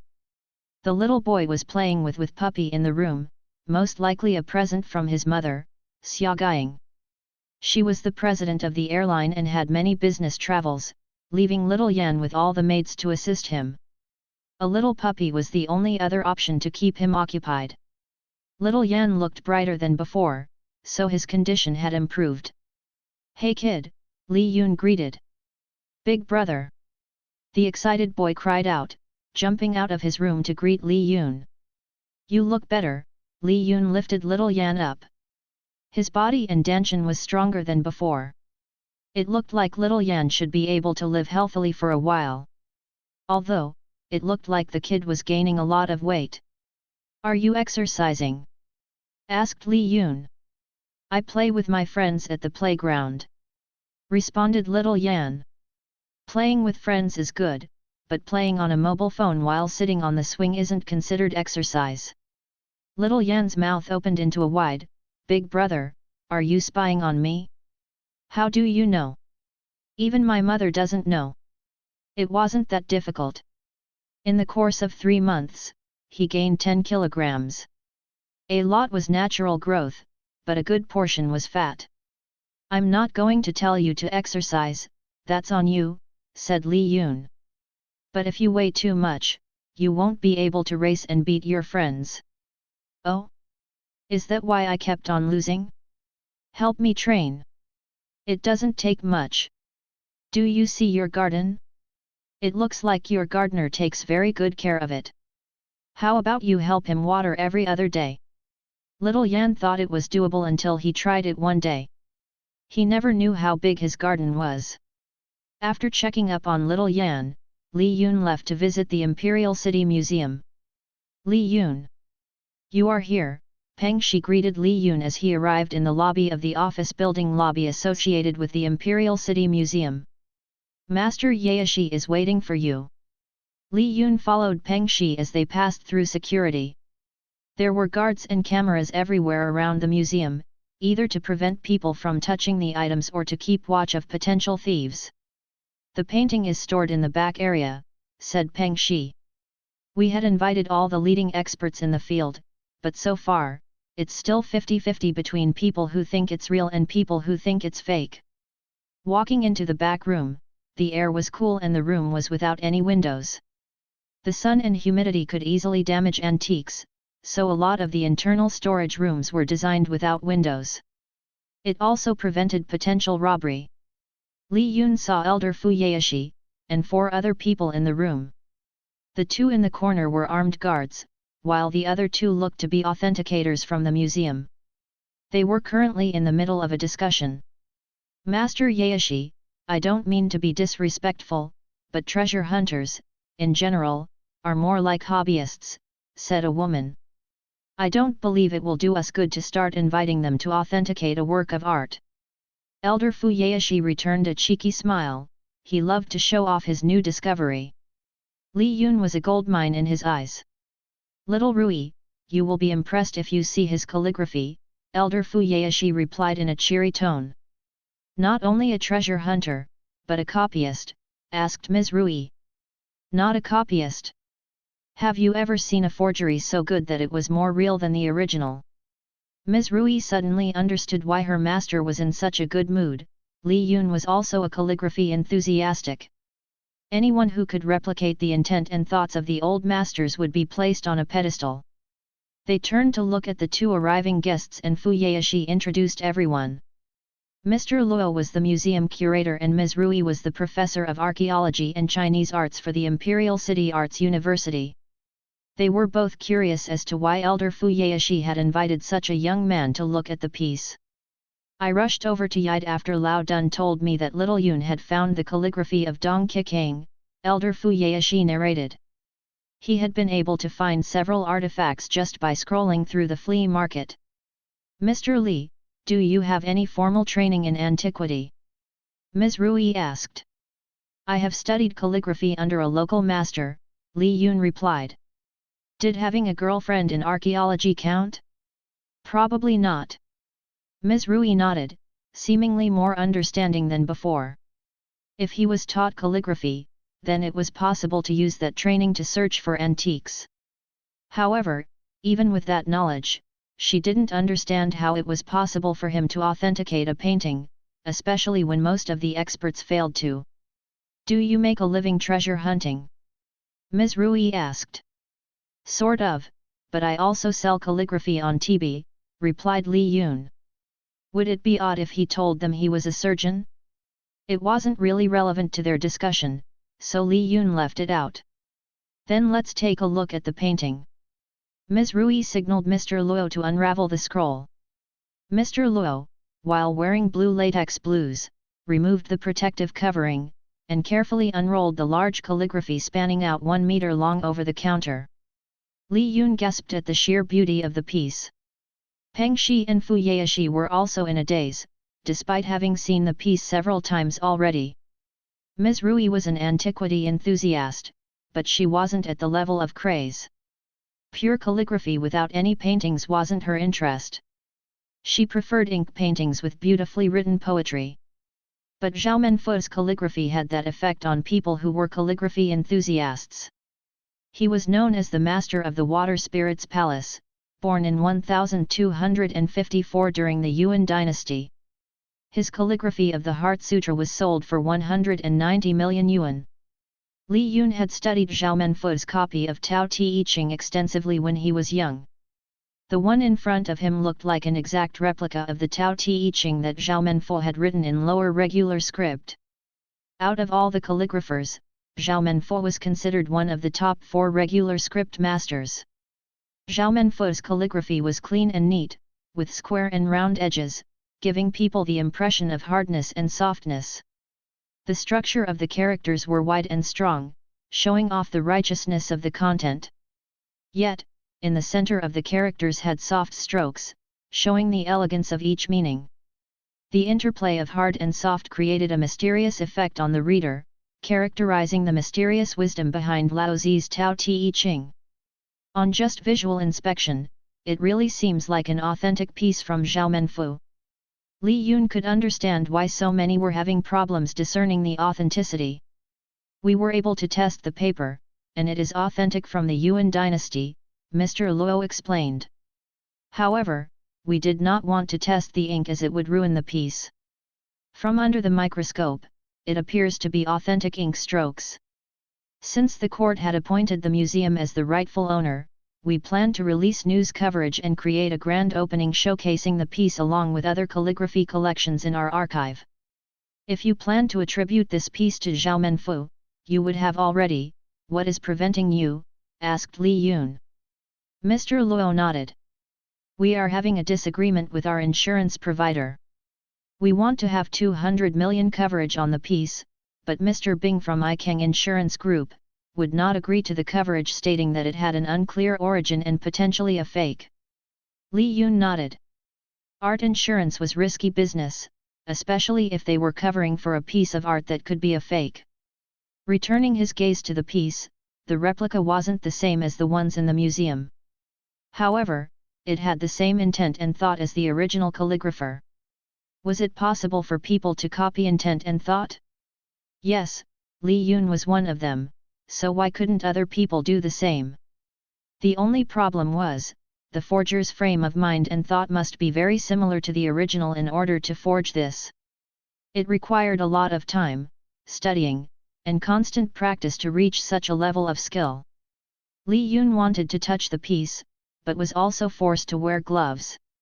Luckily no one told him he couldn't touch the painting with his elbow. He brushed his elbow briefly near the edge. A sudden flash of images displayed in his head. A skinny young man, pale and without any facial hair, painted the piece. His movement was lethargic, but his hands were steady and willful, writing each word as though he knew the texts by heart. The surrounding was calm, a windowless room, lit by a simple candle. Near him was a monk that Li Yun recognized, Lufa. Staring back at the piece, Li Yun could definitely confirm that this was a fake. Chapter 138 Lunatic. You're certain this is a fake? Elder Fu Yaeshi asked in an astonishing tone. He was one of the people who had affirmed it was real, however, there was always something bothering him in the back of his mind. His other colleagues felt the same. They had no reason to believe it was a forgery, but having seen so many pieces, something in their heads was screaming alarm bells. There was no other way to describe that feeling other than unreasonable doubt. Ms. Rui was vocal about the piece being a forgery, but it was only her intuition. She had no reasoning behind it. Can you explain why you think this is a forgery? Mr. Luo asked. He had to give the board of directors a good explanation why they couldn't hold the exhibition. There was one thing that a skilled artisan can never resist, and that was placing their mark on their work. Li Yun grabbed a magnifying glass from nearby and roamed around the picture. His flashes didn't consist of the forger writing his signature, only the moments in time when the forger skilled peak. However, Li Yun was sure that someone that impressive must have a sense of pride in their work. Everyone's eyes couldn't help but follow as Li Yun moved the magnifying glass ever so slowly over the word. Then, it stopped on the word, strength. Strong/Jiang. Can you see what is wrong with this character? Li Yun asked. Everyone cowered around the calligraphy and re-examined the strokes of the word. The top stroke is a bit odd, but even an artist can make mistake, said Mr. Luo. Mr. Luo, it is easy to say it's a mistake, but look at the position it's in. Li Yun circled his finger around an area in the middle. The character strength shows up 5 times in chapter 67. By the 5th time, why would Zhao Menfo make a mistake on the last character? A warning against trusting in strength. Man at his birth is supple and weak, at his death, firm and strong. So it is with all things. Trees and plants, in their early growth, are soft and brittle, at their death, dry and withered. Thus it is that firmness and strength are the concomitants of death, softness and weakness, the concomitants of life. Hence he who relies on the strength of his forces does not conquer, and a tree which is strong will fill the outstretched arms, and thereby invites the feller. Therefore the place of what is firm and strong is below, and that of what is soft and weak is above. Tao Te Ching. So you're saying it's intentional? Asked Ms. Rui. But even then, it can't be proven that it's a fake. It could be said that Zhao Menfo had added it as a hidden message. There's also this little extra stroke here, this isn't a random splatter. Li Yun pointed to the marking near the bottom of the character. Li Yun could see the intention of this one word. There is a word you can see if these 2 strokes are added, and that is the word Zhang. The forger left his name here on purpose. The more everyone looked at the word strength in comparison to the other 4 strengths, it looked very out of place. A simple mistake in a painting was already uncommon for someone as skilled as Zhao Menfu, but to have another random stroke to form the word Zhang was quite odd. You're right. Elder Fu Yaeshi could see the intent of the character, and it wasn't related to Taoism. It was an artist's sense of pride. Mr. Luo shook his head in disappointment by the finding. However, it was better to discover the flaw before potentially damaging the museum's reputation. He couldn't just trust the word of a treasure hunter, but if this specific flaw was pointed out to other experts, it was likely that they would reach a consensus regarding this particular piece. Feeling a bit of regret, Mr. Luo sighed, I will contact the board and let them know to abort the plan. He reached out for his phone and nervously called the museum's chair. As the chairman picked up the phone, Mr. Luo walked to the corner of the room and quickly explained the situation. After settling the affairs, Mr. Luo invited everyone to tour the museum. It wasn't every day that a reputable emeritus professor and renowned expert of antiquity like Elder Fu Yaeshi graced the museum. Mr. Li, may I ask who your master was? Asked Ms. Rui. He's just a local calligrapher named Meng Pei, Li Yun replied. Ms. Rui had never heard of the name, but hidden masters were everywhere in the world. You don't have to be so nosy, Elder Fu Yaeshi scolded his first disciple. Just look at his shop and you will know what a genius he is. Ms. Rui searched online quickly on her phone and pulled up the TB shop. Scrolling through the various scrolls and antiques, it certainly looked impressive. However, it was still difficult to tell the full extent of his talent from the small screen. The first exhibit Mr. Luo led everyone into was full of pieces by the imperial family. As they walked around, Li Yun had a sudden idea. Most of the items in the museum were authentic. If he could use kiwi on all the art pieces, he would have a good idea of what the artists look like. Although the artists' illustrations and self-portraits were helpful, it was not always accurate. It was like the old TV series where imperial guards go around looking for criminals using only a simple hand drawing. How useful were those scribbles? Even modern composites were not accurate. Mr. Luo, may I touch the outer corner? Asked Li Yun. I have this urge to touch masterpieces. Mr. Luo had a strange expression, but he didn't see the problem if it was just a small area. Li Yun began with calligraphy from Wang Zizi. From his self-portrait, Wang Zizi had the standard mustache and beard typical of a Jin dynasty general. However, the real Wang Zizi had more normal-looking eyes. It wasn't as slanted as his portrait. Mr. Li, are you okay? Asked Ms. Rui. I'm fine, Li Yun replied. And so, they continued to pace around. Li Yun touched as many pieces as possible. After close to 2 hours, Li Yun had touched several dozen paintings. "Are you all right? You look a bit pale," said Elder Fu Yaeshi asked as he saw Li Yun's pale complexion. Li Yun's energy was almost drained, but there was a lot of mental fatigue. He tried to memorize as many faces and names in such a short amount of time that it was making him sleepy. "Can I come back tomorrow?" Li Yun requested. This guy must really be an antique lunatic. They all thought. Sure," Mr. Luo agreed. Chapter 139 Friendly. An emergency meeting was called for all the Imperial City Museum's board members to attend as the chairman wanted everyone to decide on a replacement event for the Xiaomenfu's calligraphy exhibit. During the meeting, Mr. Luo announced his plan to replace it with a porcelain exhibit from the Song and Ming dynasty. What made you reinvestigate when 8 of the 12 experts believe it's real?" asked Tang Zhong as he flipped through the report. As one of the board of directors for the Imperial City Museum, he had a vote in all important issues at the museum. Aside from the Tang family, there were members from the Chen and Song family. However, only Tang Zhong and Chen Gan from the younger generation had any real talent in antiquities. "Mr. Tang, Elder Fu Yaeshi wanted to look at the piece with a friend," Mr. Lu replied. "I naturally comply with his request." "Have you gathered more experts to confirm the findings?" asked Tang Zhong.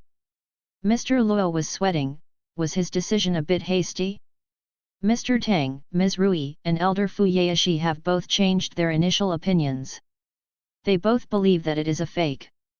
After learning about the flaws, 3 other experts have changed their minds. Tang Zhong looked up directly at Mr. Lu with a friendly smile. "You don't have to be too concerned, I was just curious." "Who did Elder Yaeshi invite?" "A young calligraphy master. He was able to point out a mistake in one of the characters. Although it looked like a simple mistake, an expert of calligraphy will say that it is very uncommon, especially with the low regular script. It seems very intentional." "What are his qualifications?" "He has quite an eye for artifacts." Mr. Luo should have really asked him for additional details, but he assumed having Fu Yaeshi and Ms. Rui's support would be enough. "His shop has many authentic items." "I would say he's a treasure hunter." "A treasure hunter?" asked Chen Gan, who was initially bored by the conversation. "Does treasure hunting really exist nowadays?" "What's his name?" "His name is Li Yun." Most people on the board had never heard of the name. However, there were a few who did recognize the name, but not as a calligraphy expert.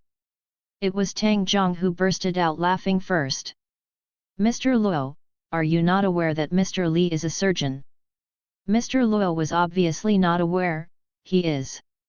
"Is he still here?" Mr. Luo nodded.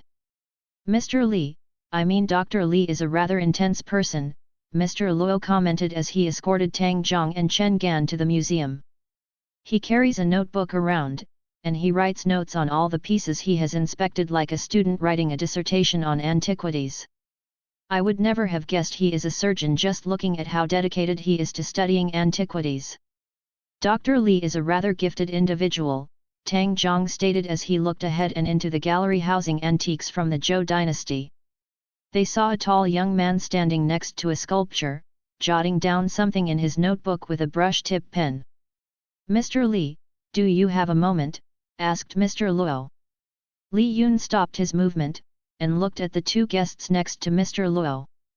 They were both above average height, although not as tall as him. Their clothes were semi-casual, but very expensive looking, and their watches cost more than his car. It wasn't just their clothing, but their face carried a dignified look, like someone from the royal family. People from wealthy families had different auras from regular people. Li Yun thought only Bufu and Sugzu had comparable auras to them. Mr. Luo introduced them as 2 of the members on the board of directors.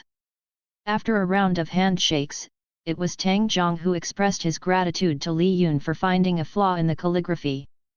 "You save our museum from a potential embarrassment," Tang Zhong stated. Li Yun wasn't sure about that. If he hadn't spoken up, it was possible that it would eventually be seen as a real artifact. In fact, there were a dozen counterfeit items on display in the museum. He thought it was best to keep his mouth shut. It's simply just another way to make money, so I need to keep my eyes open for counterfeit, Li Yun replied. He had a feeling the two of them knew of him. Mr. Li is quite humble, Tang Zhang replied. And Mr. Tang is quite a capable person, I have heard about you from Mr. Song. Tang Zhang smirked. But I don't think I am as remarkable as you, Mr. Li, or do you prefer Dr. Li? I'm not working at the moment, so you can simply call me Mr. Li. I heard you're working on a medicinal product right now. Mr. Tang is well informed. It's still in the works. I heard Xia Industry is pushing for stricter regulations in the pharmaceutical and drug market. You might want to be more careful. Thank you for warning. Chen Gan felt a bit out of place. You two sound rather well acquainted. Not acquainted at all, but Mr. Li has a rather outstanding reputation in the medical field. Tang Zhang wrapped his arm around Chen Gan and tugged him close.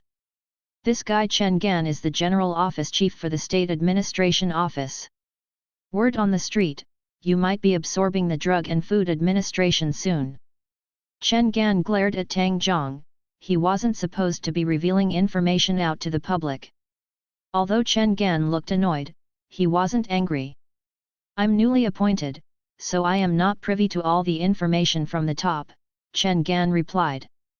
Chen Gan wasn't as wealthy, but he had a lot more political connections. I heard that Mr. Li might be joining our ranks soon. We have a gathering later today, are you interested in going? Unfortunately, I'm going to have another round in the museum. The thought of being surrounded by such beautiful artworks is overstimulating my body, so I drain out rather easily. I do not think I will have any energy left to join you. I also have plans, so I will have to decline. That is rather a pity. I know many people who would like to meet you. Li Yun bet that was true, but he didn't have time to deal with all of them. He had better things to do. Are you attending the Imperial Protector auction tomorrow? Asked Tang Zhang. I have plans to check out the inventory, but I don't plan to stay for the auction. Is Mr. Tang also attending? Asked Li Yun. As one of the best auction houses in the country, it is always a lively event for spectators, said Tang Zhang. How about Gan and I take you there tomorrow in the morning? How about I meet with you there at the entrance? Li Yun had a driver provided by Xia Guiying. He had little reason to decline the invitation. By going together, it created a less combative nature. There was an unspoken pleasantry and exchange. Whether you were friends or foes, there was a basic courtesy to follow, especially people who valued face. All right, we'll see you there. Tang Zhang and Chen Gan left shortly after. Li Yun looked at the time, he needed to leave soon. During the past few days, he had been going to the museum from morning until closing time. With his special pass to examine the paintings, the guards allowed him to touch the edge of the paintings. By the third day, they were aware of the strange young man who was touring the museum. The reason was, by the end of the day, he was often escorted out by the guards.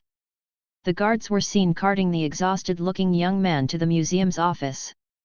Truth be told, he could still walk, but the guards at Imperial City were quite accommodating and he had more time to restore his energy while sitting on the wheelchair. There were more than 1 million pieces in the National Museum. Even after 3 days of expending all his energy, he would not make a dent in the collection. At most, he could only look through 200 pieces a day. Li Yun focused on different artists, especially during the more ancient times, and on famous artists and writers. Unfortunately, there was not enough hours in a day. There were other auction houses he needed to visit before heading to the Protector auction tomorrow. Chapter 140 Auction Houses. Li Yun left the museum and walked toward the parked taxi in front of the museum. As he was leaving, he heard someone calling his name from across the street. The streets were bustling with cars and pedestrians, easily drowning out voices and blending them into a chaotic orchestra of honks and chattering. However, Li Yun's sense of hearing was sharper than most people and he could recognize the voice as Li Chen, a cousin from his father's side. Li Yun walked faster toward the taxi. In response, Li Chen shouted louder. By the time the traffic light changed, the taxi had already left. Inside the taxi, Li Yun sighed in relief that he didn't have to talk to his cousin. He would likely receive a call from his uncle soon, but for now, he needed to attend the auction.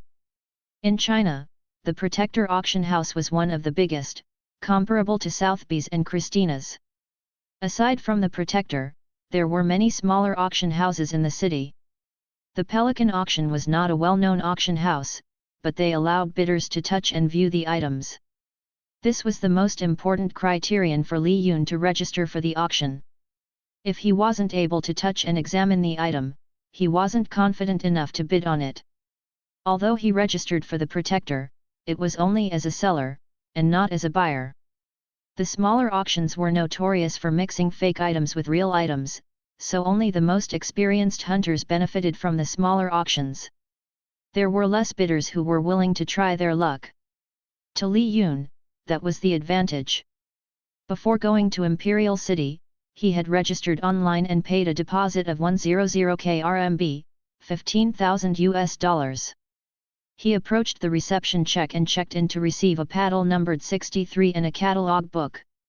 The auction will start at 1 p.m. in Hall B, the receptionist informed him. There is still an hour left, please feel free to check the exhibit hall. Li Yun thanked her and then walked down the hall to the large open hall where the collections were displayed. Unlike most high-end auction houses, everything was displayed on the table without any protective casing. There were a lot of security guards, but they allowed the collectors and hunters to roam freely around the different tables and to examine the items. He approached the first table that had a grouping of 10 items, mainly silverware. In general, if the item didn't look like it could be sold individually, it would be placed with other similar items in a lot. China wasn't known for silverware, and it was usually foreign brands that valued over the millions. It made little sense to forge them and most were priced accordingly to the manufacturer and markings. Nothing caught Li Yun's fancy, so he moved on to the next table. There was a modern reproduction of the blue and white vase. The starting bid was 15k yuan, which he thought was a ripoff. He could buy something similar directly from the factory for 200 yuan, 30 USD. As for why bidders would buy it, it was simply because it was sold at the auction house. The other reason was, there were other vases that were evaluated correctly. On another table, there was a collection of a dozen famille rose vases that looked like they were used as flower pots around the house. There were noticeable water stains inside the vases. The starting bid was a lot lower, at 3,000 yuan. The obvious amount of vases made it easy for bidders to figure out that the items were likely fake. Famille rose, vase with pink overglaze enamel. Li Yun made a mental note to bid on the lot of vases. Aside from the vases, there were a lot of lamps. The reason being, it was popular to convert vases into decorated lamp pieces. It was a bit sad as it actually destroyed some value of the vase. After finding a few more items of interest, he headed toward the auction bidding hall. Inside the bidding hall, there were over 100 treasure hunters sitting in the folding chairs. Nevertheless, the number was a lot lower than what the big-name auction houses normally attracted. It wasn't even comparable to the Protector, who could bring in over 1,000 bidders, not including the telephone bidders. The bidders that attended the Pelican auction couldn't compete with the billionaires for artworks at the Protectors, and this was the next best thing. Despite it being considered a lower-end competition, the vast majority of them were wealthy, just not at the elite class. Li Yun could be considered part of that class. Li Yun didn't have as much money to spend, probably 3 million yuan, 460k USD. Most were profit from the TB shop and his business dealings with Bufu. He took his seat and waited for the auction to begin. "Welcome to today's auction," the auctioneer began. "We are lucky enough to receive 2 private collections from 2 old prominent members of Imperial City. The first was a collector of antiquity, and the second came from a family with a long history in Imperial City. I am sure all of you are more interested in starting the bid, so I won't be long. The auctioneer thanked the sponsors, and then introduced the first item. The catalog guide had pictures and information of most of the items, but the auctioneer described it in a way to entice the buyer's interest and encourage bids. There were 6 items Li Yun planned to bid on, and he had a threshold of how much he wanted to spend on it. The 6 items were also undervalued in terms of the starting bid. Li Yun wondered if the appraiser had missed the true value of the item and thought it was an imitation. Lot 16 is a dozen replicas of the pink vases, the auctioneer. Gorgeous coloring and perfect for any sort of setting. Starting bid, 10,000 yuan, 1.5k USD. The prices were quite decent, and several bidders called out their prices. Li Yun watched to see if there was anyone genuinely interested. Luckily, it looked like most were bidding purely for the sake of selling the vases individually. If he was to guess, most of their threshold was around 20,000 yuan. Any more than that, then the profit would decrease. 25,000 yuan, 3.8 thousand US dollars, Li Yun called. Everyone else paused. I have 25k, anyone for 26k? There was silence in the hall. Come on, 26k is just under 1,500 yuan apiece for these wonderful vases. Merchants and customers in the same auction created an interesting dynamic. Customers wanted items to decorate their homes and they would buy high-value items to pass down to their children. As for antiquity merchants, there were many different types. The first type was the long-term merchants who buy items and keep the items until they could be sold. It could be 10 years, and it could be 40 years. The longer the merchant was willing to hold onto the item, the higher the profit of return. The second type of merchant was the short-term merchants, who wanted to resell their items as soon as possible within a year. The antiquity market wasn't about a quick turnaround trade, it was a mid-term investment. The way Li Yun was bidding, most bidders thought Li Yun was buying to decorate his home. If he wanted to resell the vase, his profit might be less than 5%. No one was stupid enough to raise the price. Sold. The auctioneer announced. Li Yun won 2 of the 6 items, including the pink vase. He left the bidding hall to pay for the winning bids and collected his item. Afterward, he immediately went to another auction house, the Swan Auction.